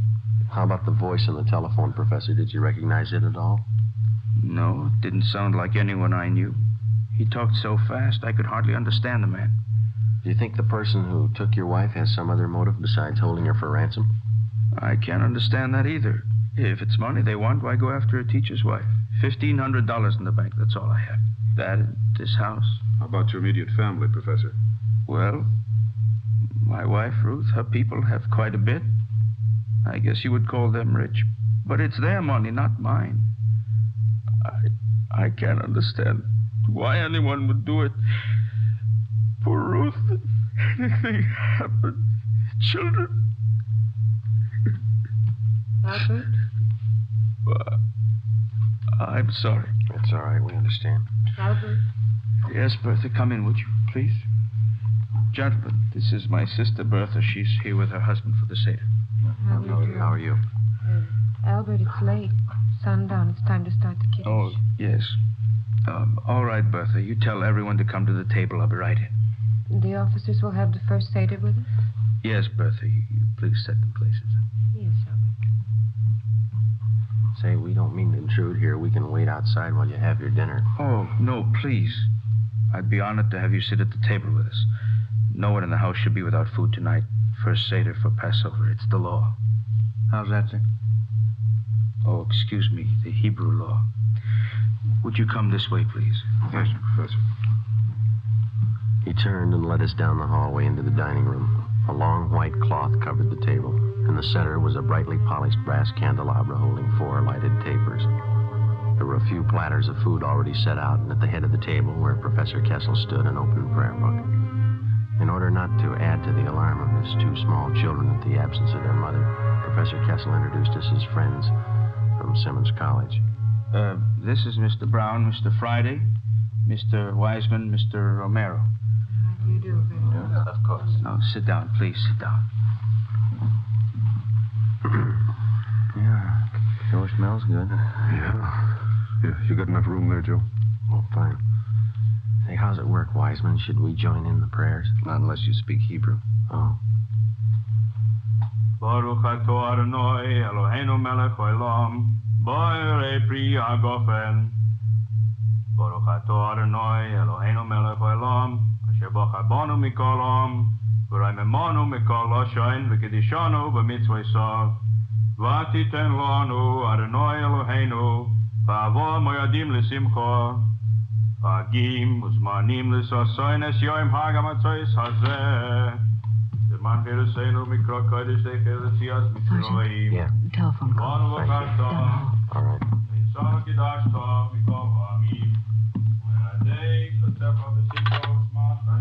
Friday talking. This is Lacey, Joe. Just got a call from the morgue. Yeah? They brought in the body a few minutes ago. They checked the description. Yeah? They think it's Mrs. Kessel. I went back into the dining room and told Chief Brown about the call. He told Professor Kessel. He said he'd finish as quickly as possible so as not to alarm the children and then go with us to the morgue to check the identity of the body. The prayers continued along with the dinner.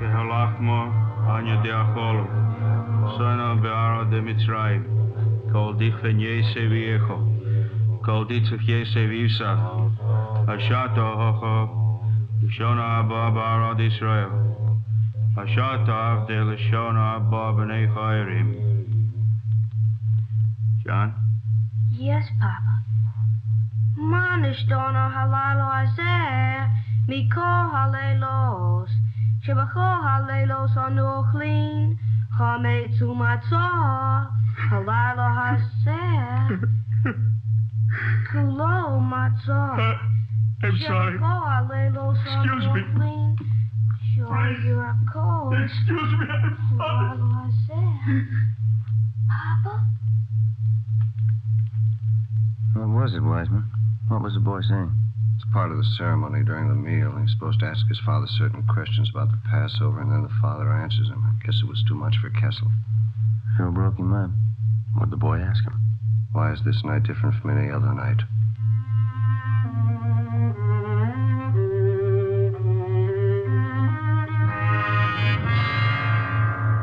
"7:30 p.m.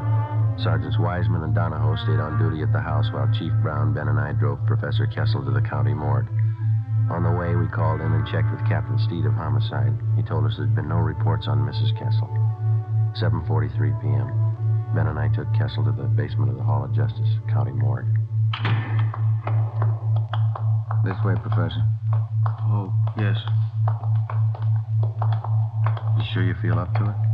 Thank you. I'll be all right. Cold in here. Yes, sir. Hi, fellas. It's back here. Okay, Archie.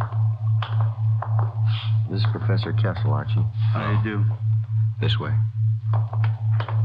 Jane Doe, number 5. I called over as soon as they brought it in. Yeah, thank you. Found the body near Avenue 19, the riverbed crossing the auto cab. No identification? No. Here we are. All right.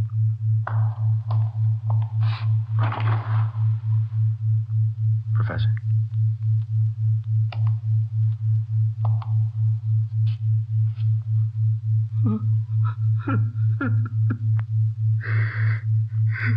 Thank God.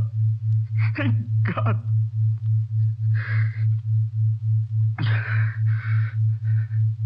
Professor? No, it's not my wife.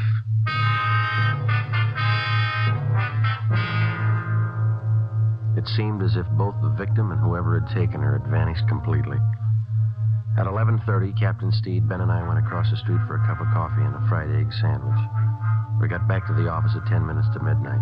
Still no word. At 2 a.m., Ben and I drove back to the Kessel house to relieve Donahoe and Wiseman. We stood our watch in the living room. In the bedroom directly above, we could hear Professor Kessel pacing the floor most of the night. At 5 a.m., Captain Steed called. He told us a letter addressed to the professor had been reported at the Arcade Post Office. As soon as the outside of the envelope had been photographed and checked for prints, it would be brought out for Professor Kessel to open. Front door? Yeah, I'll get it. Chief? Morning. Hi, Lee. Hi, Joe. In here. Did you lift anything off the envelope, Lee? Nothing we can use, no. Might have more luck with the letter. Good morning. You brought the letter? It's right here, Professor Kessel. I'd like you to stand by while we open it. This is Lieutenant Jones from our crime lab. Lieutenant? You'll check the note for fingerprints. Oh, yes. I can get you a letter opener. I think this one over here. Yeah, that's all right. I could use my pocket knife. You want to grab one corner of the paper, Bannon? Just the tip of the corner. Use your fingernail. Okay.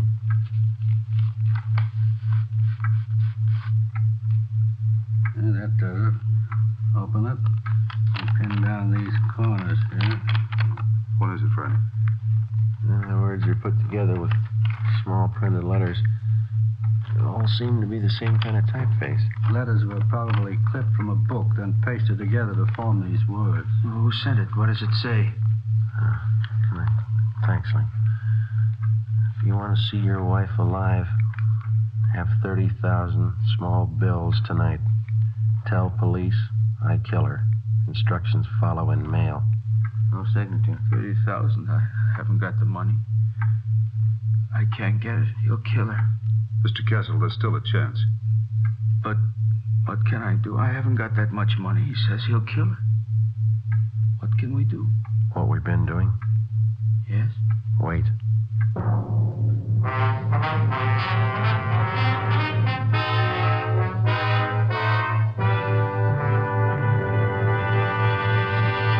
You are listening to Dragnet.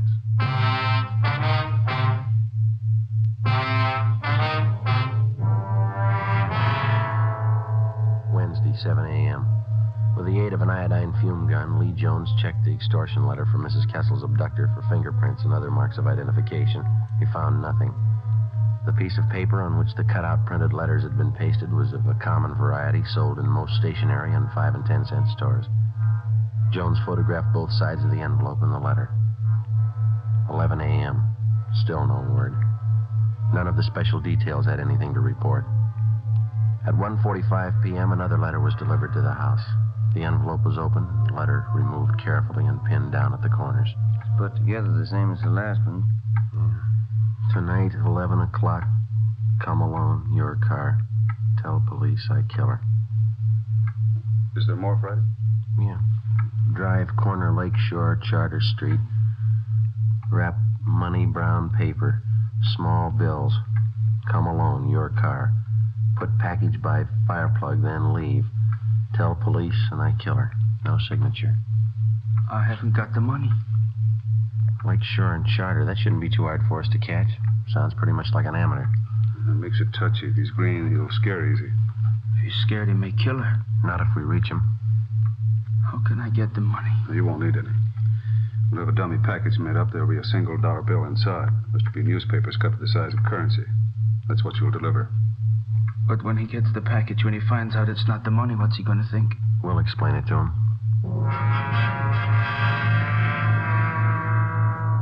Starting at 10 o'clock that night, more than a dozen cars from the Detective Bureau circled the area around Lakeside Avenue and Charter Street, keeping a distance ranging from 3/4 to a full mile away so as not to scare off the abductor.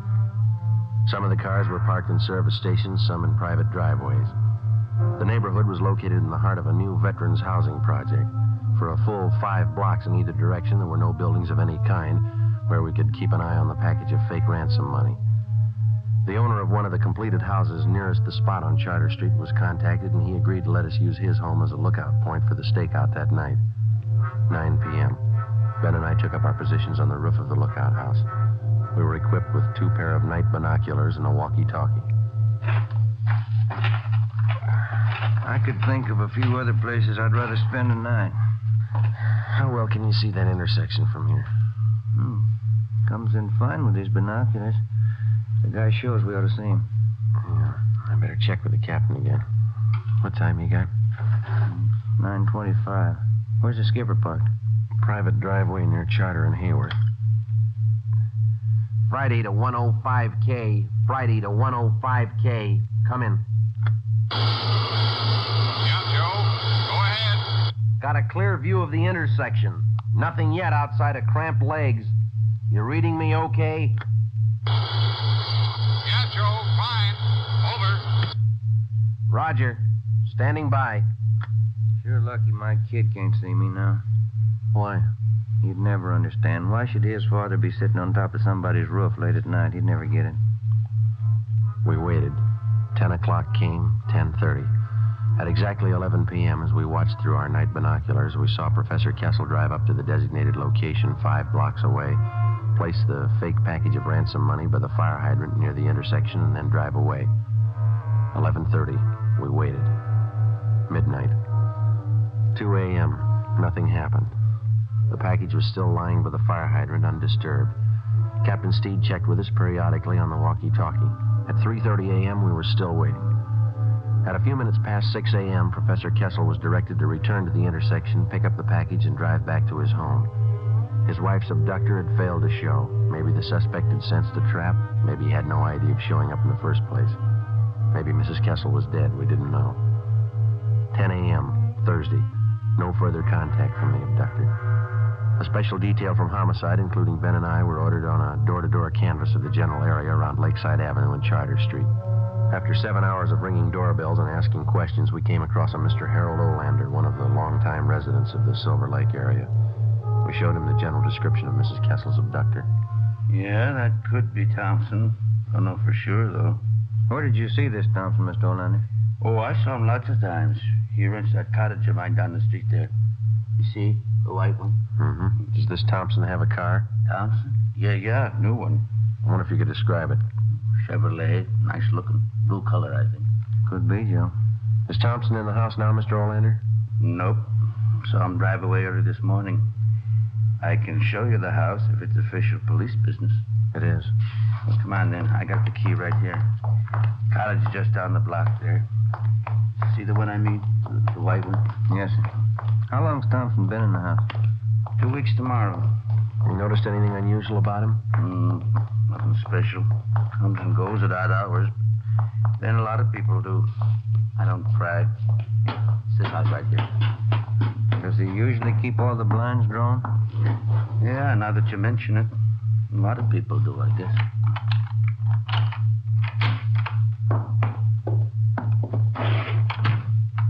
You want to check back in the kitchen, Ben? Yeah.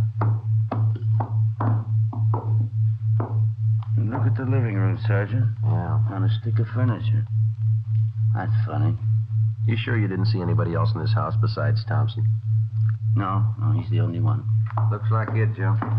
Found this woman's purse stuffed in one of the kitchen cabinets. This sales slip was in the purse. Let's see. This is Albert Kessel. Is there a phone here, Mr. Olander? Out in the hall. All right.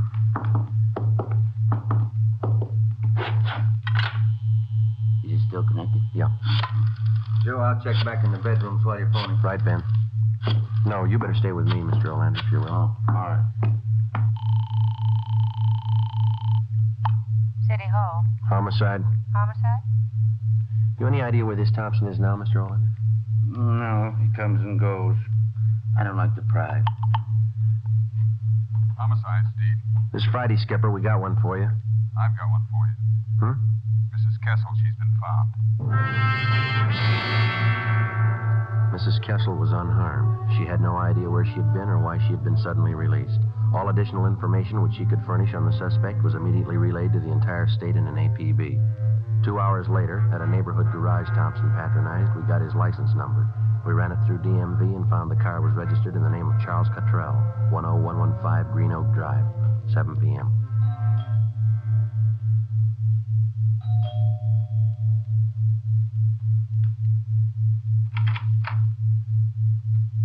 Yes?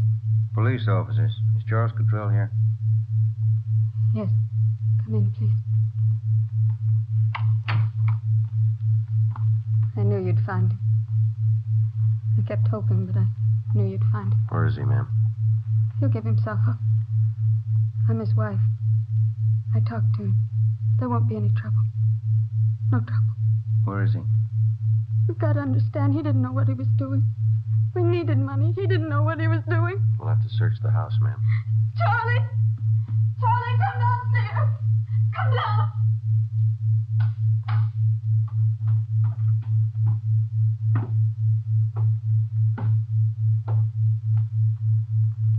Get your hands behind your head. I don't have a gun. Charlie. Charlie. All right, Ben. Behind your back. Tell him, Charlie. You didn't know what you were doing. Tell him. We needed the money. I thought it'd work. What'd I do wrong? Come on. Should have worked. I planned it all out. Where'd I make a mistake? When you thought of it.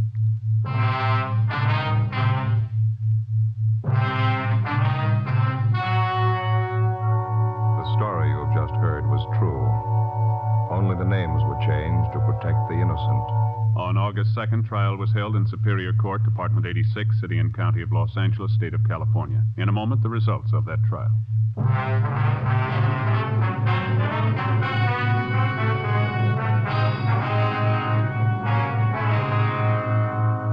Charles Cottrell was tried and convicted of kidnapping and received the sentence as prescribed by law. He is now serving his term in the state penitentiary.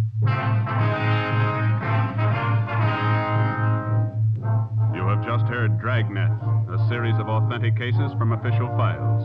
Technical advice for Dragnet comes from the Office of Chief of Police W.A. Wharton, Los Angeles Police Department.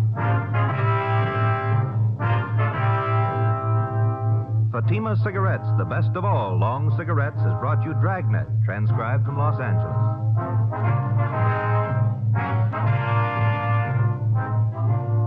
Next, here's Sarah Berner in Sarah's Private Caper on NBC.